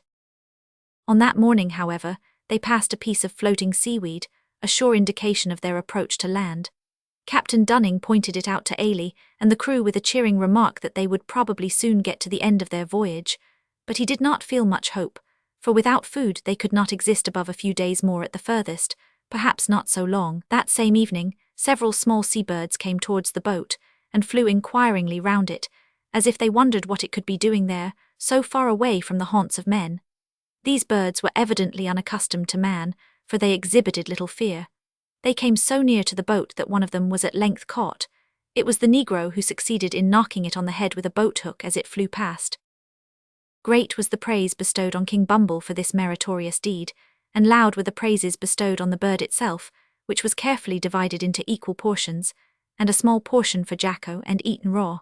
Not a morsel of it was lost. Claws, beak, blood, bones, and feathers, all were eaten up.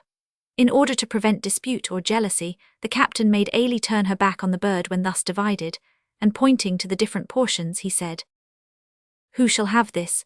Whoever was named by Ailey had to be content with what thus fell to his share. "Ah, but ye wo's always an unlucky dog," exclaimed Bryant, to whom fell the head and claws. "Ye've no reason to grumble," replied Gurney. "Ye've got all the brains to yourself, and no one needs them more." The catching of this bird was the saving of the crew, and it afforded them a good deal of mirth in the dividing of it. The heart and a small part of the breast fell to Ailey, which everyone remarked was singularly appropriate. Part of a leg and the tail fell to King Bumble, and the lungs and stomach became the property of Jim Scroggles, whereupon Bryant remarked that he would think as much almost that stomach as he had ever done of his own. But there was much of sadness mingled with their mirth, for they felt that the repast was a peculiarly light one, and they had scarcely strength left to laugh or jest. Next morning they knocked down another bird, and in the evening they got 2 more. The day after that they captured an albatross, which furnished them at last with an ample supply of fresh food. It was Mr. Markham, the second mate, who first saw the great bird looming in the distance as it sailed over the sea towards them. "Let's try to fish for him," said the doctor. "I've heard of seabirds being caught in that way before now." "Fish for it," exclaimed Ailey in surprise. "Aye, with hook and line, Ailey." "I've seen it done often," said the captain. "Hand me the line, Bumble, and a bit o' that bird we got yesterday. Now for it." By the time the hook was baited, the albatross had approached near to the boat, and hovered around it with that curiosity which seems to be a characteristic feature of all seabirds. It was an enormous creature, but Ailey, when she saw it in the air, could not have believed it possible that it was so large as it was afterwards found to be on being measured. "Here, Glyn, catch hold of the line," said the captain as he threw the hook overboard and allowed it to trail astern. "You are the strongest man amongst us now, I think. Starvation don't seem to tell so much on your young flesh and bones as on ours." "No, it seems to agree with his constitution," remarked Gurney. "It's me that wouldn't give much for his flesh," observed Bryant, "but his skin and bones would fetch a good price in the leather and rag market." While his messmates were thus freely remarking on his personal appearance, which to say truth was dreadfully haggard, Glyn was holding the end of the line and watching the motions of the albatross with intense interest. "He won't take it," observed the captain. "Me tink him will," said Bumble. "No go," remarked Nickel-Sling sadly. "That was near," said the first mate eagerly, as the bird made a bold swoop down towards the bait, which was skipping over the surface of the water. "No, he's off," cried Mr. Markham in despair. "Cotched, or I'm a Dutchman," shouted Gurney. "No," cried Jim Scroggles. "Yes," screamed Ailey. "Hurrah!" shouted Tim Rokins and Tarquin in a breath. Dick Barnes and the doctor and the captain, and in short, everybody, echoed the last sentiment, and repeated it again and again with delight, as they saw the gigantic bird once again swoop down upon the bait and seize it. Glyn gave a jerk, the hook caught in its tongue, and the albatross began to tug and swoop and whirl madly in its effort to escape. Now, to talk of any ordinary bird swooping and fluttering and tugging does not sound very tremendous, but reader, had you witnessed the manner in which that enormous albatross conducted itself, you wouldn't have stared with amazement. Oh no, you wouldn't have gone home with your mouth as wide open as your eyes and have given a gasping account of what you had seen. By no means. You wouldn't have talked of feathered steam engines or of fabled rocks or of winged elephants in the air. Certainly not. Glyn's arms jerked as if he were holding on to the sheet of a shifting mainsail of a 74. "Bear a hand," he cried, "else I'll be torn to bits." Several hands grasped the line in a moment. "My, what a whopper!" exclaimed Tim Rokins. "Ark, don't he pull? What a fortin he'd make av he'd only set hisself up as a tugboat in the Thames." "If only we had him at the oar for a week," added Gurney. "Hoich, doctor, have ye strength to set disjointed limbs?" "Have a care, lads," cried the captain in some anxiety. "Give him more play, the line won't stand it. Time enough to jest after we've got him." The bird was now swooping, and waving, and beating its great wings so close to the boat that they began to entertain some apprehension lest any of the crew should be disabled by a stroke from them before the bird could be secured. Glyn, therefore, left the management of the line to others, and taking up an oar tried to strike it, but he failed in several attempts. "Wait till we haul him nearer, boy," said the captain. "Now then." Glyn struck again and succeeded in hitting it a slight blow. At the same instant the albatross swept over the boat and almost knocked the doctor overboard. As it brushed past, King Bumble, who was gifted with the agility of a monkey, leaped up, caught it round the neck, and the next moment the two were rolling together in the bottom of the boat. The creature was soon strangled, and a mighty cheer greeted this momentous victory. We are not aware that albatross flesh is generally considered very desirable food, but we are certain that starving men are particularly glad to get it, and that the supply now obtained by the wrecked mariners was the means of preserving their lives until they reached the land, which they did 10 days afterwards, having thus accomplished a voyage of above 2,000 miles over the ocean in an open boat in the course of 8 weeks, and on an amount of food that was barely sufficient for 1 or 2 weeks' ordinary consumption. Great commiseration was expressed for them by the people at the Cape, who vied with each other in providing for their wants and in showing them kindness. Ailey and her father were carried off bodily by a stout old merchant, with a broad kind face, and a hearty, boisterous manner, and lodged in his elegant villa during their stay in that quarter of the world, which was protracted some time in order that they might recruit the wasted strength of the party ere they commenced their voyage home in a vessel belonging to the same stout, broad-faced, and vociferous merchant. Meanwhile, several other ships departed for America, and by one of these Captain Dunning wrote to his sisters Martha and Jane.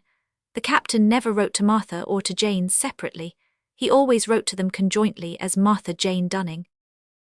The captain was a peculiar letter writer.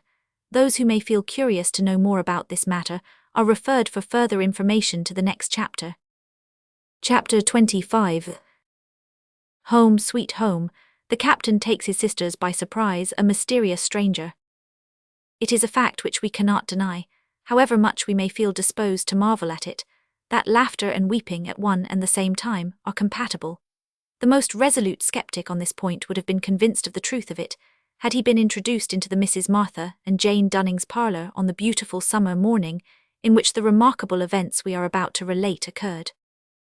On the morning in question, a letter-carrier walked up to the cottage with the yellow-painted face, and with the green door so like a nose in the middle, and the window on each side thereof so like its eyes, and the green Venetian blinds that served so admirably for eyelids attached thereto, all of which stood and beamed and luxuriated and vegetated, and grew old in the centre of the town on the eastern seaboard of America, whose name, for strictly private reasons, we have firmly declined, and do still positively refuse to communicate.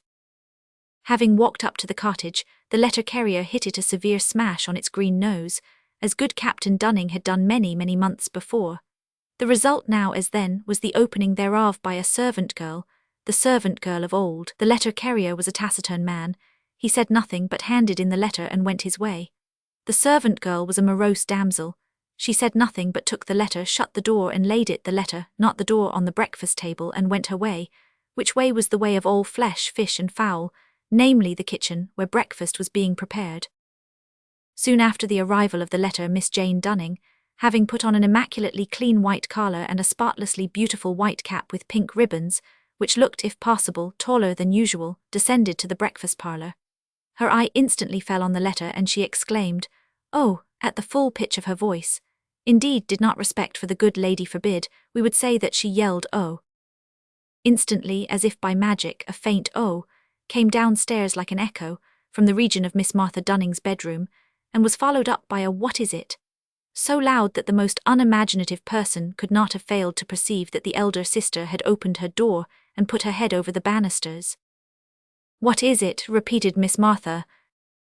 "A letter," answered Miss Jane.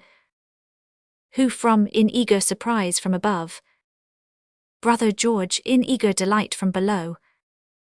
Miss Jane had not come to this knowledge because of having read the letter, for it still lay on the table unopened, but because she could not read it at all. One of Captain Dunning's peculiarities was that he wrote an execrably bad and illegible hand. His English was good, his spelling pretty fair, considering the absurd nature of the orthography of his native tongue, and his sense was excellent, but the whole was usually shrouded in hieroglyphical mystery. Miss Jane could only read the opening "My dearest sisters," and the concluding "George Dunning," nothing more. But Miss Martha could, by the exercise of some rare power, spell out her brother's hand, though not without much difficulty. "I'm coming," shouted Miss Martha. "Be quick," screamed Miss Jane. In a few seconds Miss Martha entered the room with her cap and collar, though faultlessly clean and stiff, put on very much awry. "Give it me, where is it?" Miss Jane pointed to the letter, still remaining transfixed to the spot where her eye had first met it, as if it was some dangerous animal which would bite if she touched it. Miss Martha snatched it up, tore it open and flopped down on the sofa. Miss Jane snatched up an imaginary letter, tore it open in imagination, and flopping down beside her sister, looked over her shoulder, apparently to make believe to herself that she read it along with her. Thus they read and commented on the captain's letter in concert. "Table Bay, dear me. What a funny bay that must be, my dearest sisters, the darling fellow, he always begins that way, don't he, Jane dear?" "Bless him, he does, Martha dear. We've been all, I can't make this word out, can you, dear?" "No, love. We've been all worked, no, it can't be that, stay, we've been all wrecked." Here Martha laid down the letter with a look of horror, and Jane, with a face of ashy paleness, exclaimed, "Then they're lost." "But no," cried Martha, "George could not have written to us from Tablecloth Bay had he been lost." "Neither he could," exclaimed Jane eagerly. Under the influence of the revulsion of feeling this caused, Martha burst into tears and Jane into laughter. Immediately after, Jane wept and Martha laughed. Then they both laughed and cried together, after which they felt for their pocket handkerchiefs and discovered that in their haste they had forgotten them, so they had to call the servant girl and send her upstairs for them, and when the handkerchiefs were brought, they had to be unfolded before the sisters could dry their eyes. When they had done so and were somewhat composed, they went on with the reading of the letter. "We've been all wrecked, dreadful, and the poor Red Angel.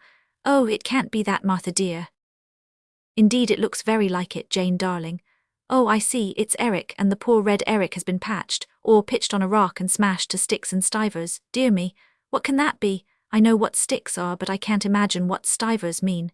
Can you, Jane?" "Haven't the remotest idea. Perhaps Johnson or Walker or Webster may. Yes, Webster is sure to." "Oh, never mind just now, dear Jane, we can look it up afterwards. Stivers, sticks and stivers, something very dreadful, I fear. But we're all safe and well now, I'm so thankful. And we've been stumped, no, starved nearly to death too. My poor Ailie was thinner than ever I saw her before. This is horrible, dear Jane." "Dreadful, darling Martha. But she's milk and butter, it can't be that milk and oh, much better now." At this point Martha laid down the letter, and the two sisters wept for a few seconds in silence. "Darling Ailie," said Martha, drying her eyes, "how thin she must have been." "Ah, yes, and no one to take in her frocks." "We'll be home in less than no time," continued Martha, reading, "so you may get ready for us. Glyn will have tremendous long yarns to spin to you when we come back, and so will Ailie. She has seen a lot of fun since we left you, bless me. What can that be, Jane?" "Very likely some terrible sea monster, Martha. How thankful we ought to be that it did not eat her. Seen a lot of fun, strange. A lot, lot fun. That's it, how stupid of me. And my dear pet has been such an ass, eh? For shame, brother." "Don't you think, dear Martha, that there's some more of that word on the next line?" "So there is, I'm so stupid. Istance, it's not rightly divided though, as sistance and a comfort to me. I knew it couldn't be ass." "So did I, alien ass, precious child. Now goodbye ti, my dear lasses. Ever your affectionate brother, dear fellow, George Dunning." Now it chanced that the ship which conveyed the above letter across the Atlantic was a slow sailer, and was much delayed by contrary winds, and it also chanced, for odd coincidences do happen occasionally in human affairs, that the vessel in which Captain Dunning with Ailie and his crew embarked some weeks later was a fast-sailing ship, and was blown across the sea with strong favouring gales. Hence it fell out that the first vessel entered port on Sunday night, and the second cast anchor in the same port on Monday morning.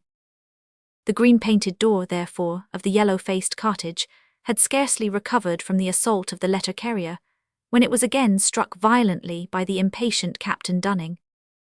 Miss Martha, who had just concluded and refolded the letter, screamed "Oh!" and leaped up. Miss Jane did the same, with this difference that she leaped up before screaming "Oh!" instead of after doing so. Then both ladies, hearing voices outside, rushed towards the door of the parlour with the intention of flying to their rooms and there carefully arranging their tall white caps and clean white collars, and keeping the early visitor, whoever he or she might be, waiting fully a quarter of an hour or 20 minutes before they should descend, stiffly, starchly and ceremoniously to receive him, or her. These intentions were frustrated by the servant girl, who opened the green-painted door and let in the captain, who rushed into the parlour and rudely kissed his speechless sisters. "Can it be?" gasped Martha. Jane had meant to gasp impossible, but seeing Ailie at that moment bound into Martha's arms, she changed her intention, uttered a loud scream instead, and fell down flat upon the floor under the impression that she had fainted. Finding, however, that this was not the case, she got up again quickly, ignorant of the fact that the tall cap had come off altogether in the fall, and stood before her sister weeping and laughing and wringing her hands and waiting for her turn. But it did not seem likely to come soon, for Martha continued to hug Ailie, whom she had raised entirely from the ground with passionate fervour. Seeing this and feeling that to wait was impossible, Jane darted forward, threw her arms round Ailie, including Martha as an unavoidable consequence, and pressed the child's back to her throbbing bosom. Between the two, poor Ailey was nearly suffocated. Indeed, she was compelled to scream, not because she wished to, but because Martha and Jane squeezed a scream out of her. The scream acted on the former as a reproof. She resigned Ailey to Jane, flung herself recklessly on the sofa, and kicked. Meanwhile, Captain Dunning stood looking on, rubbing his hands, slapping his thighs, and blowing his nose. The servant girl also stood looking on, doing nothing. Her face was a perfect blaze of amazement. "Girl," said the captain, turning suddenly towards her, "is breakfast ready?" "Yes," gasped the girl. "Then fetch it." The girl did not move. "500 ye hear," cried the captain. "Ye is." "Then look alive." The captain followed this up with a roar and such an indescribably ferocious demonstration that the girl fled in terror to the culinary regions, where she found the cat breakfasting on a pat of butter. The girl yelled and flung first a saucepan, and after that the lid of a teapot at the thief. She failed, of course, in this effort to commit murder, and the cat vanished. Breakfast was brought, but excepting in the captain's case, breakfast was not eaten. What between questioning and crying and hysterical laughing, and replying, and gasping, explaining, misunderstanding, exclaiming and choking, the other members of the party that breakfasted that morning in the yellow cottage with the much-abused green door did little else than upset teacups and cream pots, and sputter eggs about, and otherwise make a mess of the once immaculate tablecloth. "Oh, Aunt Martha," exclaimed Ailey in the midst of a short pause in the storm, "I'm so very, very, very glad to be home." The child said this with intense fervor. No one but he who has been long, long away from the home of his childhood, and had come back after having despaired of ever seeing it again, can imagine with what deep fervor she said it, and then burst into tears. Aunt Jane at that moment was venturing to swallow her first mouthful of tea, so she gulped and choked, and Aunt Martha spent the next 5 minutes in violently beating the poor creature's back, as if she deemed choking a serious offence which merited severe punishment. As for the captain, that unfeeling monster went on grinning from ear to ear, and eating a heavy breakfast as if nothing had happened, but a close observer might have noticed a curious process going on at the starboard side of his weather-beaten nose. In one of his many desperate encounters with whales, Captain Dunning had had the end of a harpoon thrust accidentally into the prominent member of his face just above the bridge. A permanent little hole was the result, and on the morning of which we write, a drop of water got into that hole continually, and when it rolled out, which it did about once every 2 minutes, and fell into the captain's teacup, it was speedily replaced by another drop, which trickled into the depths of that small cavern on the starboard side of the captain's nose. We don't pretend to account for that curious phenomenon. We merely record the fact. While the breakfast party were yet in this April mood, a knock was heard at the outer door. "Visitors," said Martha, with a look that would have led a stranger to suppose that she held visitors in much the same estimation as tax-gatherers. "How awkward," exclaimed Aunt Jane. "Send 'em away, girl," cried the captain. "We're all engaged, can't see anyone today." In a moment the servant girl returned. "He says he must see you." "See who?" cried the captain. "See you, sir." "Must he? Then he shan't. Tell him that." "Please, sir, he says he won't go away." "Won't he?" As he said this the captain set his teeth, clenched his fists and darted out of the room. "Oh, George, stop him, do stop him, he's so violent he'll do something dreadful," said Aunt Martha. "Will no one call out murder?" groaned Aunt Jane with a shudder. As no one, however, ventured to check Captain Dunning, he reached the door and confronted a rough, big, burly sailor, who stood outside with a free and easy expression of countenance, and his hands in his trousers pockets. "Why don't you go away when you're told, eh?" shouted the captain. "'Cause I won't," answered the man coolly. The captain stepped close up, but the sailor stood his ground and grinned. "Now, my lad, if you don't up anchor and make sail right away, I'll knock in your daylights." "No, you won't do nothin' o' the kind, old gentleman, but you'll double reef your temper and listen to what I've got to say, for it's very particular and won't keep long without spillin'." "What have you got to say then?" said the captain, becoming interested but still feeling nettled at the interruption. "Can't tell you here." "Why not?" Never mind, but put on your skyscraper, and come down with me to the grog shop what I frequents, and I'll tell ye. I'll do nothing of the sort, be off, cried the captain, preparing to slam the door. Oh, it's all the same to me, in course, but I rather think if ye knowed that it's 'bout the termagant and that ere whale what, but it don't matter. Good mornin'. Stay, cried the captain, as the last words fell on his ears. Have you really anything to say to me about that ship? In course I has. Won't you come in and say it here? Not by no means, you must come down to the grog shop with me. Well, I'll go. So saying, the captain ran back to the parlour, said in hurried tones that he had to go out on matters of importance, but would be back to dine at 5, and putting on his hat, left the cottage in company with the strange sailor.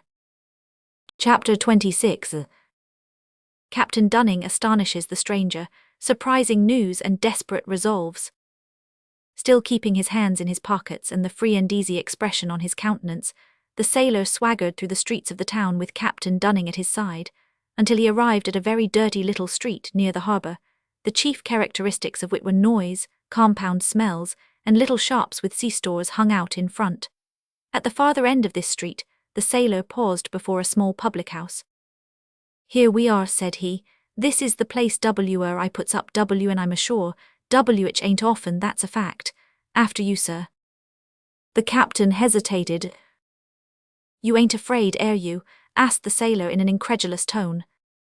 No, I'm not, my man, but I have an objection to enter a public-house unless I cannot help it. Have you had a glass this morning? The sailor looked puzzled, as if he did not see very clearly what the question had to do with the captain's difficulty. Well, for the matter o' that, I've had 3 glasses this morning. Then I suppose you have no objection to try a glass of my favourite tipple, have you? The man smiled, and wiping his mouth with the cuff of his jacket, as if he expected the captain was, then and there, about to hand him a glass of the tipple referred to, said, No objection whatsoever. Then follow me, I'll take you to the place where I put up sometimes when I'm ashore. It's not far off. 5 minutes sufficed to transport them from the dirty little street near the harbour to the back parlour of the identical coffee-house, in which the captain was first introduced to the reader. Here, having whispered something to the waiter, he proceeded to question his companion on the mysterious business for which he had brought him there. Couldn't we have the tipple first? Suggested the sailor. It will be here directly. Have you breakfasted? Exceptin' the 3 glasses I told ye of, no. Well, now what have you to tell me about the termagant? You have already said that you are one of her crew, and that you were in the boat that day when we had a row about the whale. What more can you tell me? The sailor sat down on a chair, stretched out his legs quite straight and very wide apart, and thrust his hands, if possible, deeper into his pockets than they even were thrust before, so deep, in fact, as to suggest the idea that there were no pockets there at all, merely holes. Then he looked at Captain Dunning with a peculiarly sly expression of countenance and winked. Well, that's not much, anything more? Inquired the captain. Oh yes, lots more. The termagant's in this yer port, at this yer moment. The latter part of this was said in a hoarse, emphatic whisper, and the man, raising up both legs to a horizontal position, let them fall so that his heels came with a crash upon the wooden floor. Is she? Cried the captain with lively interest, and her captain. He's yer too. Captain Dunning took 1 or 2 hasty strides across the floor, as if he were pacing his own quarterdeck, then stopped suddenly and said, Can you get hold of any more of that boat's crew? I can do nothing more whatever, nor say nothing more whatsoever, till I've tasted that air tipple of yourn. The captain rang the bell, and the waiter entered with ham and eggs, buttered toast, and hot coffee for 2. The sailor opened his eyes to their utmost possible width, and made an effort to thrust his hands still deeper into his unfathomable trousers pockets. Then he sat bolt upright, and gathering his legs as close under his chair as possible, clasped his knees with his hands, hugged himself, and grinned from ear to ear. After sitting a second or 2 in that position, he jumped up and, going forward to the table, took up the plate of ham and eggs, as if to make sure that it was a reality, and smelt it. Is this your favourite tipple? He said, on being quite satisfied of the reality of what he saw. Coffee is my favourite drink, replied the captain, laughing. I never take anything stronger. Ho, you're a teetler. I am, now my man, as you have not yet had breakfast, and as you interrupted me in the middle of mine, suppose we sit down and discuss the matter of the whale over this. Well, this is the rummiest way of offering, to give a fellow a glass as I ever did come across since I was a tadpole, as sure as my name's Dick Jones, remarked the sailor, sitting down opposite the captain and turning up the cuffs of his coat. Having filled his mouth to its utmost possible extent, the astonished seaman proceeded at one and the same time to masticate and to relate all that he knew in regard to the termagant. He said that not only was that vessel in port at that time, but that the same men were still aboard, that the captain, Dixon by name, was still in command, and that the whale which had been seized from the crew of the Red Eric had been sold along with the rest of the cargo. He related, moreover, how that he and his comrades had been very ill-treated by Captain Dixon during the voyage, and that he, Captain 500, was, in the opinion of himself and his shipmates, the greatest blackguard afloat, and had made them so miserable by his brutality and tyranny that they all hoped they might never meet with his like again, not to mention the hopes and wishes of a very unfeeling nature which they one and all expressed in regard to that captain's future career. Besides all this, he stated that he, Dick Jones, had recognized Captain Dunning when he landed that morning, and had followed him to the cottage with the yellow face and the green door, after which he had taken a turn of half an hour or so up and down the street to think what he ought to do, and had at last resolved to tell all that he knew, and offer to stand witness against his captain, which he was then and there prepared to do at that time or at any future period, wherever he, Captain Dunning, liked, and whenever he pleased, and that there was an end of the whole matter, and that was a fact. Having unburdened his mind, and eaten all the ham and eggs and toast, and drunk all the coffee, and asked for more and got it, Dick Jones proceeded to make himself supremely happy by filling his pipe and lighting it. "I'll take him to law," said Captain Dunning firmly, smiting the table with his fist.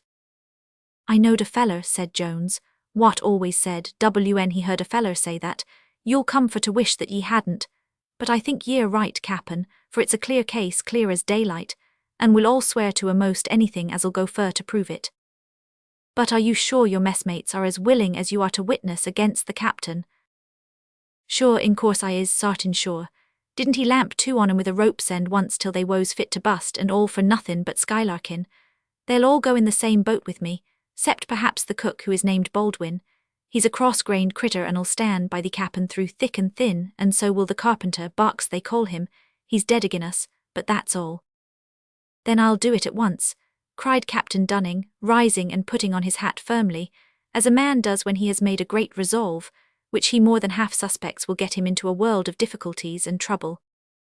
"I suppose I may set here till he come back?"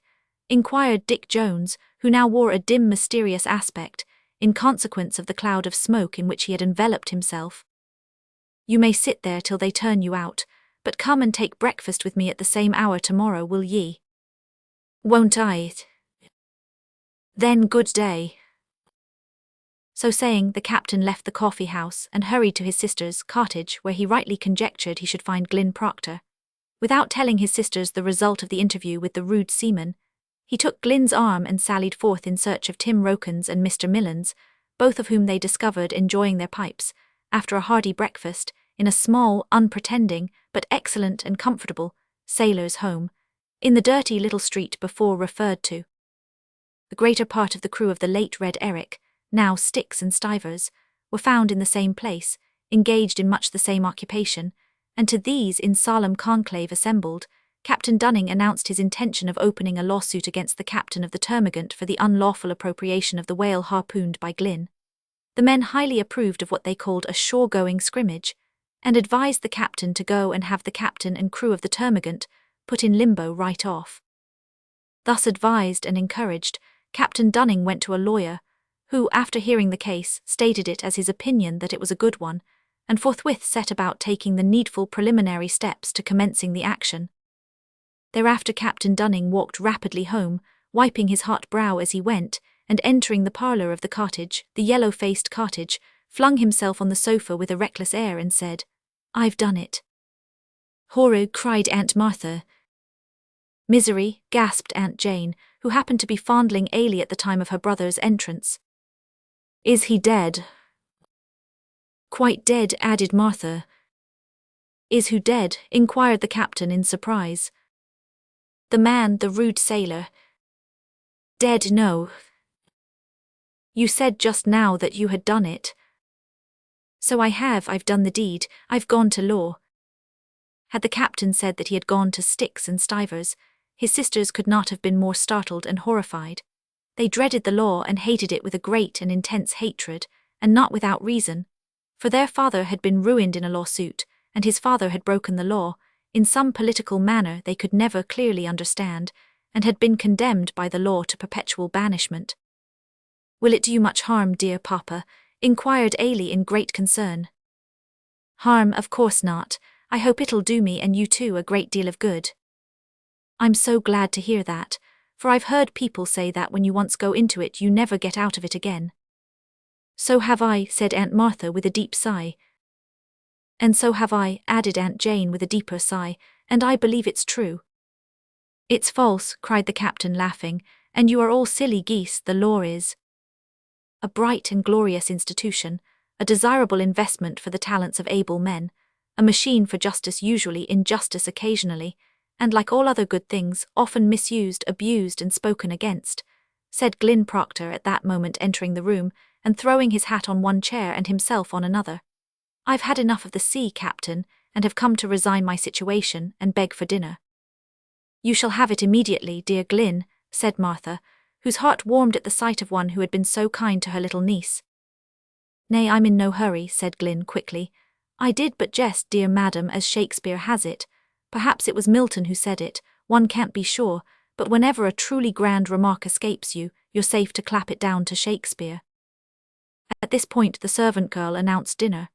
At the same instant, a heavy foot was heard in the passage, and Tim Rokins announced himself, saying that he had just seen the captain's lawyer, and had been sent to say that he wished to see Captain Dunning in the course of the evening. Then let him go on wishing till I'm ready to go to him. Meanwhile do you come and dine with us, Rokins, my lad. Rokins looked awkward, and shuffled a little with his feet and shook his head. Why, what's the matter, man? Rokins looked as if he wished to speak, but hesitated. If ye please, Cap'n, I'd rather not axin the ladies parting. I'd like a word with you in the passage.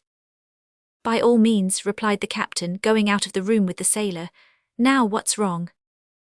My flippers, Cap'n, said Rokins, thrusting out his hard, thick, enormous hands, which were stained all over with sundry streaks of tar, and were very red as well as extremely clumsy to look at.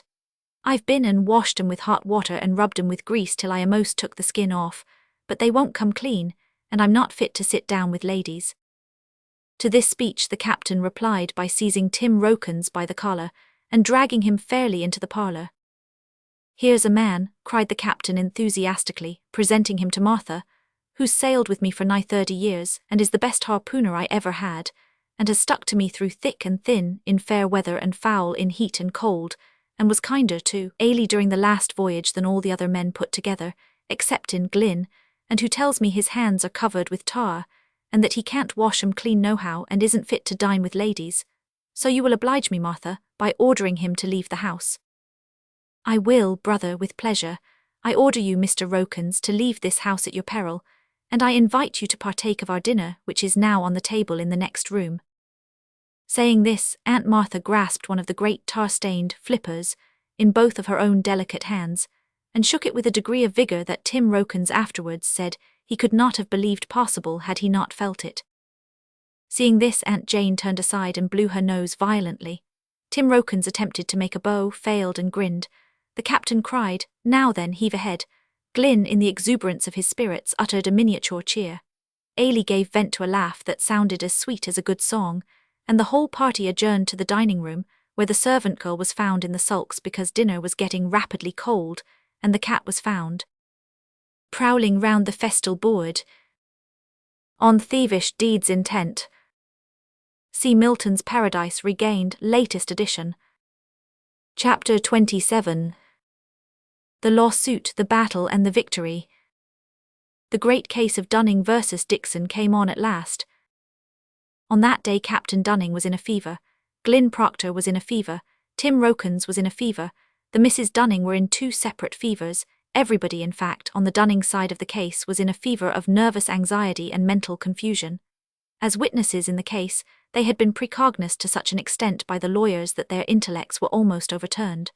On being told that he was to be precognized, Tim Rokins said stoutly he'd like to see the man as I'd do it, under the impression that that was the legal term for being kicked or otherwise maltreated, and on being informed that the word signified merely an examination as to the extent of his knowledge of the facts of the case, he said quietly, "Fire away."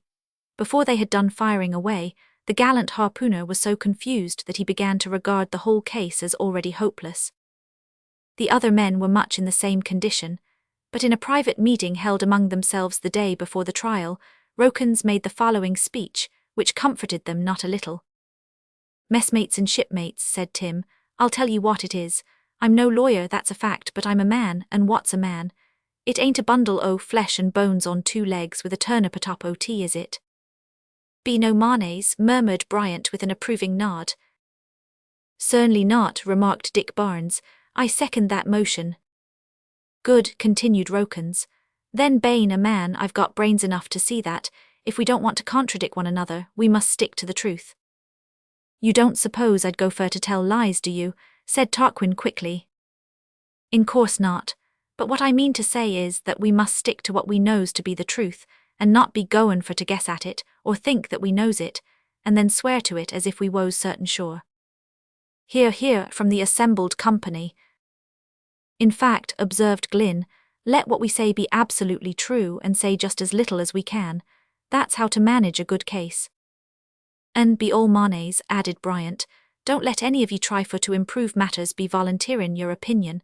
Volunteerin' opinions is stuff. Volunteerin' is altogether a bad lookout. I knowed a feller I did, a strappin' young feller he was too, more betoken, as volunteered himself to death he did. To be sure his wo's a case o' volunteerin' into the Louth militia, and he wo's shot, he wo's in a poplar riot as the newspapers said, a scrimmage I calls it, so don't let any o' us be goin' for to volunteer opinions wn nobody axes 'em. No, nor wants 'em." Bryant looked so pointedly at Gurney, while delivering this advice that that obese individual felt constrained to look indignant, and inquire whether them imperent remarks woes meant for him, to which Bryant replied that they woes meant for him, as well as for Ivory Man then present. Whereupon Gurney started up and shook his fist across the table at Bryant, and Bryant made a face at Gurney, at which the assembled company of mariners laughed, and immediately thereafter the meeting was broken up. Next day the trial came on, and as the case was expected to be more than usually interesting, the house was filled to overflowing long before the hour. The trial lasted all that day, and all the next, and a great part of the third, but we do not purpose going into it in detail. The way in which Mr. Rasp, Captain Dunning's counsel, and Mr. Tooth, Captain Dixon's counsel, badgered, browbeat, and utterly bamboozled the witnesses on both sides, and totally puzzled the jury, can only be understood by those who have frequented courts of law, but could not be fully or adequately described in less than 600 pages. In the course of the trial, the resolutions come to by the crew of the Red Eric, that they would tell nothing but the truth, and carefully refrain from touching on what they were not quite sure of, proved to be of the greatest advantage to the pursuer's case. We feel constrained here to turn aside for one moment to advise the general adoption of that course of conduct in all the serious affairs of life. The evidence of Tim Rokins was clear and to the point.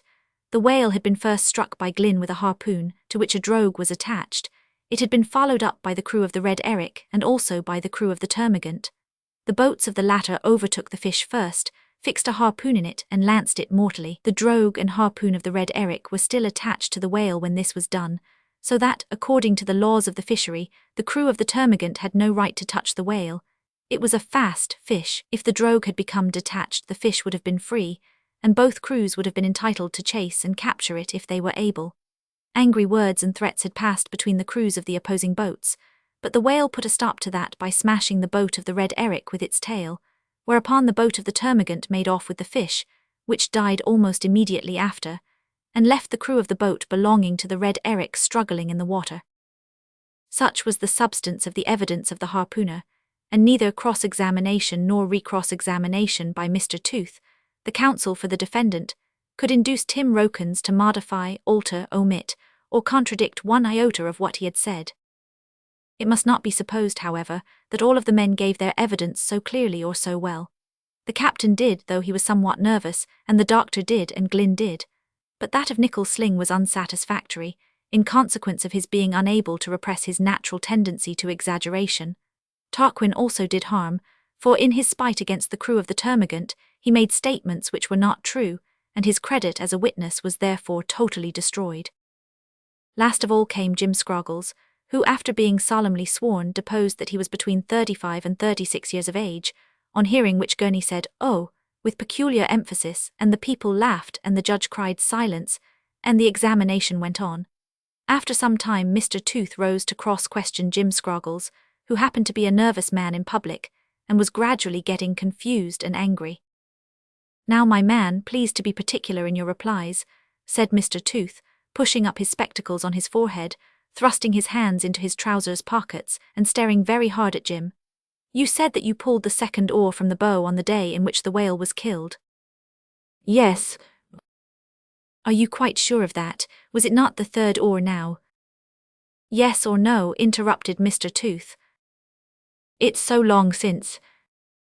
"Yes or no?" repeated Mr. Tooth.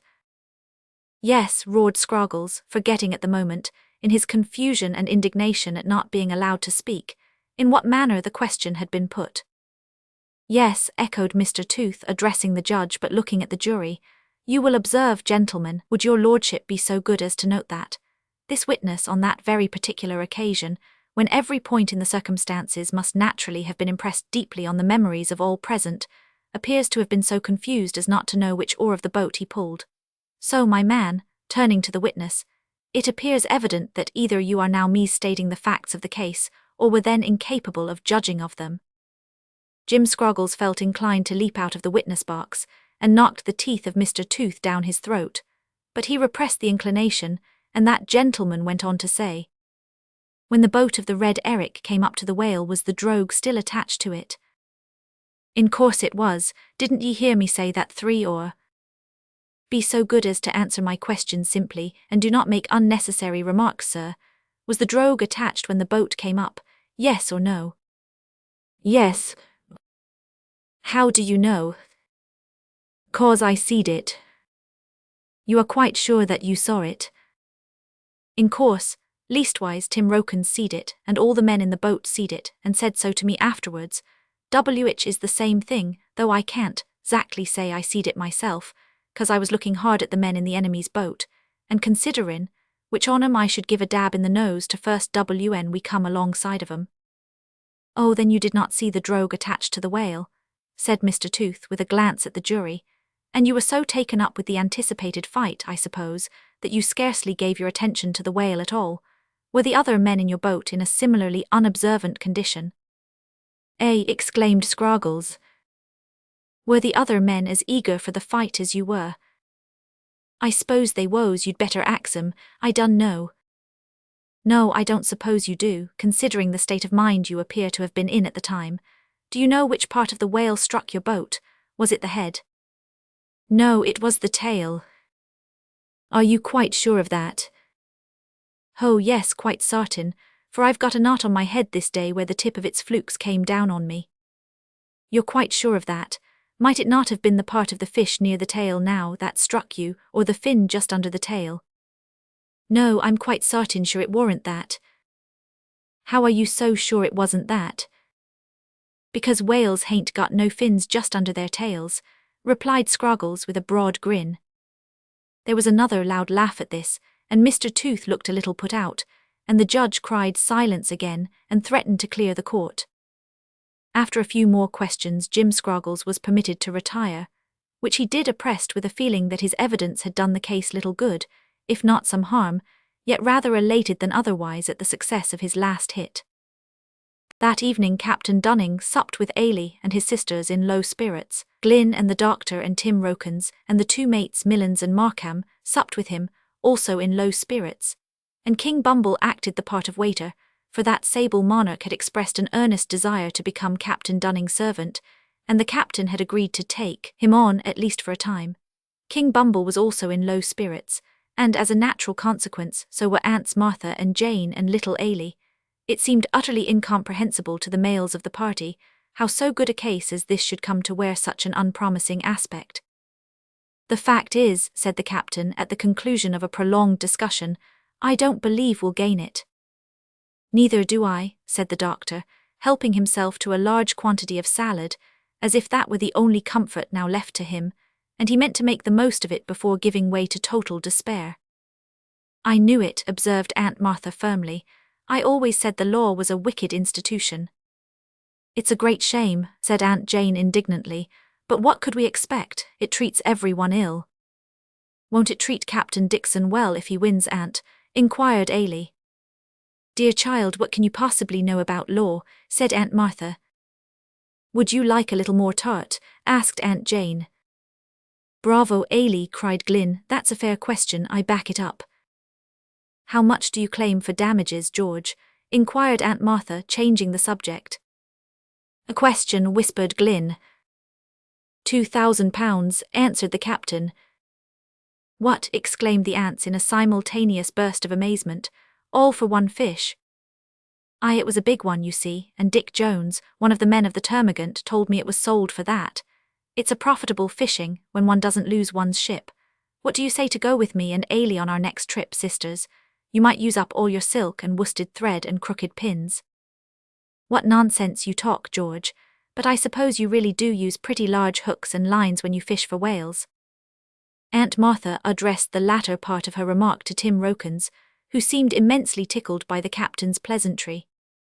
"Hooks and lines, ma'am," cried Rokins, regarding his hostess with a look of puzzled surprise. "To be sure we do," interrupted Glyn. "We use anchors baited with live crocodiles, sometimes elephants when we can't get crocodiles, but hippopotamuses do best." "Oh, Glyn," cried Ailey, laughing, "how can you?" "It all depends on the drogue," remarked the doctor. "I'm surprised to find how few of the men can state with absolute certainty that they saw the drogue attached to the whale when the boat came up to it. It all hinges upon that." "Yes," observed Mr. Millens, "the ole case ings on that because that proves it was a fast fish." "Dear me, Mr. Millens," said Aunt Martha, smiling, "I have heard of fast young men, but I never heard of a fast fish before." "Didn't you, ma'am?" exclaimed the first mate, looking up in surprise. For that matter of fact, seamen seldom recognized a joke at first sight. Aunt Martha, who very rarely ventured on the perpetration of a joke, blushed, and turning somewhat hastily to Mr. Markham, asked if he would take another cup of tea. Seeing that there was no tea on the table, she substituted another slice of ham, and laughed. Thereupon the whole company laughed, and from that moment their spirits began to rise. They began to discuss the more favourable points of the evidence led that day, and when they retired at a late hour to rest, their hopes had again become sanguine. Next morning, the examination of the witnesses for the defendant came on. There were more of them than Dick Jones had expected, for the crew of the Termagant happened to be partly made up of very bad men, who were easily bribed by their captain to give evidence in his favour. But it soon became evident that they had not previously determined, as Captain Dunning's men had done, to stick to the simple truth. They not only contradicted each other, but each contradicted himself more than once, and it amazed them all more than they could tell, to find how easily Mr. Rasp turned their thoughts outside in, and caused them to prove conclusively that they were telling falsehoods. After the case had been summed up by the judge, the jury retired to consult, but they only remained 5 minutes away, and then came back with a verdict in favour of the pursuers. "Who's the pursuers?" inquired Gurney when this was announced to him by Nickel Sling. "Ain't we all pursuers? Wasn't we all pursuing the whale together?" "Oh, you grampus," cried Nickel, laughing. "Don't you know that we is the pursuers, 'cause why, we're pursuing the cap'n and crew of the Termagant at law, and means to pursue 'em too, I guess, till they stumps up for that air whale. And they is the defendants, 'cause they're s'posed to defend themselves to the last gasp, but it ain't no manner o' use." Nickel Sling was right. Captain Dixon was pursued until he paid back the value of his ill-gotten whale, and was forcibly reminded by this episode in his career that honesty is the best policy after all. Thus Captain Dunning found himself suddenly put in possession of a sum of £2,000. Chapter 28. The conclusion.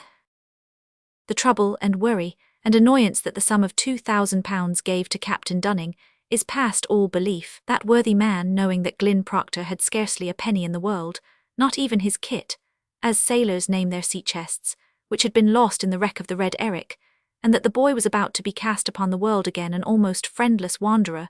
Knowing all this, we say, Captain Dunning insisted that as Glynn had been the first to strike the whale, and as no one else had had anything to do with its capture, he, Glynn, was justly entitled to the money. Glynn firmly declined to admit the justice of this view of the case. He had been paid his wages, that was all he had any right to claim, so he positively refused to take the money. But the captain was more than his match. He insisted so powerfully, and argued so logically, that Glynn at last consented, on condition that £500 of it should be distributed among his shipmates. This compromise was agreed to, and thus Glynn came into possession of what appeared in his eyes a fortune of £1,500. Now what am I to do with it, that is the question. Glynn propounded this knotty question one evening, about 3 weeks after the trial, to his friends of the yellow cottage with the green-painted door. Put it in the bank, suggested Aunt Martha. Yes, and live on the interest, added Aunt Jane. Or invest in the whale fishery, said Captain Dunning, emitting a voluminous cloud of tobacco smoke, as if to suggest the idea that the investment would probably end in something similar to that. The captain was a peculiarly favoured individual. He was privileged to smoke in the Mrs. Dunning's parlour. Oh, I'll tell you what to do, Glynn, cried Ailie, clapping her hands. It would be so nice. Buy a cottage with it, a nice, pretty, white-painted cottage beside a wood with a little river in front of it, and a small lake with a boat on it not far off, and a far, far view from the windows of fields and villages and churches and cattle and sheep and— Hurrah, Ailie, go it, my lass, interrupted Glynn, and horses and ponies and carts and cats and blackbirds and cocks and hens and ploughmen and milkmaids and beggars all in the foreground, and coaches and railroads and steamboats and palaces and canals in the middle distance, with a glorious background of the mighty sea glittering forever under the blazing beams of a perpetually setting sun, mingled with the pale rays of an eternally rising moon, and laden with small craft, and whale ships, and seaweed, and fish, and bumboats, and men of war. Oh, how nice, cried Ailie, screaming with delight. Go ahead, lad, never give in, said the captain, whose pipe during this glowing description had been keeping up what seemed like a miniature sea fight. You forgot the main point. What's that? Inquired Glynn. Why, a palace for Jacko close beside it, with a portrait of Jacko over the drawing-room fireplace, and a marble bust of Jacko in the 4 corners of every room. So I did, I forgot that, replied Glynn. Dear Jacko, said Ailie, laughing heartily and holding out her hand. The monkey, which had become domesticated in the house, leaped nimbly upon her knee and looked up in her face. Oh, Ailie dear, do put it down, cried Aunt Jane, shuddering. How can you, said Aunt Martha. Dirty beast. Of course Aunt Martha applied the latter part of her remark to the monkey, not to the child. I'll never be able to bear it, remarked Aunt Jane. And it will never come to agree with the cat, observed Aunt Martha. Ailie patted her favourite on the cheek and told it to go away, adding that it was a dear pet, whereupon that small monkey retired modestly to a corner near the sideboard. It chanced to be the corner nearest to the sugar basin, which had been left out by accident, but Jacko didn't know that, of course. At least, if he did not say so. It is probable, however, that he found it out in course of time. For an hour or two afterwards the distinct marks of 10 very minute fingers were visible therein, a discovery which Aunt Martha made with a scream, and Aunt Jane announced with a shriek, which caused Jacko to retire precipitately. But really, said Glynn, jesting apart, I must take to something on shore, for although I like the sea very well, I find that I like the land better. Well, since you wish to be in earnest about it, said Captain Dunning, I'll tell you what has been passing in my mind of late. I'm getting to be an oldish young man now, you see, and am rather tired of the sea myself, so I also think of giving it up. I have now laid by about £5,000, and with this I think of purchasing a farm. I learnt something of farming before I took to the sea, so that I am not quite so green on such matters as you might suppose, though I confess I'm rather rusty and behind the age. But that won't much matter in a fine country like this, and I can get a good steward to take command and steer the ship until I have brushed up a bit in shore-going navigation. There is a farm which is just the very thing for me not more than 20 miles from this town, with a cottage on it and a view somewhat like the one you and Ailie described a few minutes ago, though not quite so grand.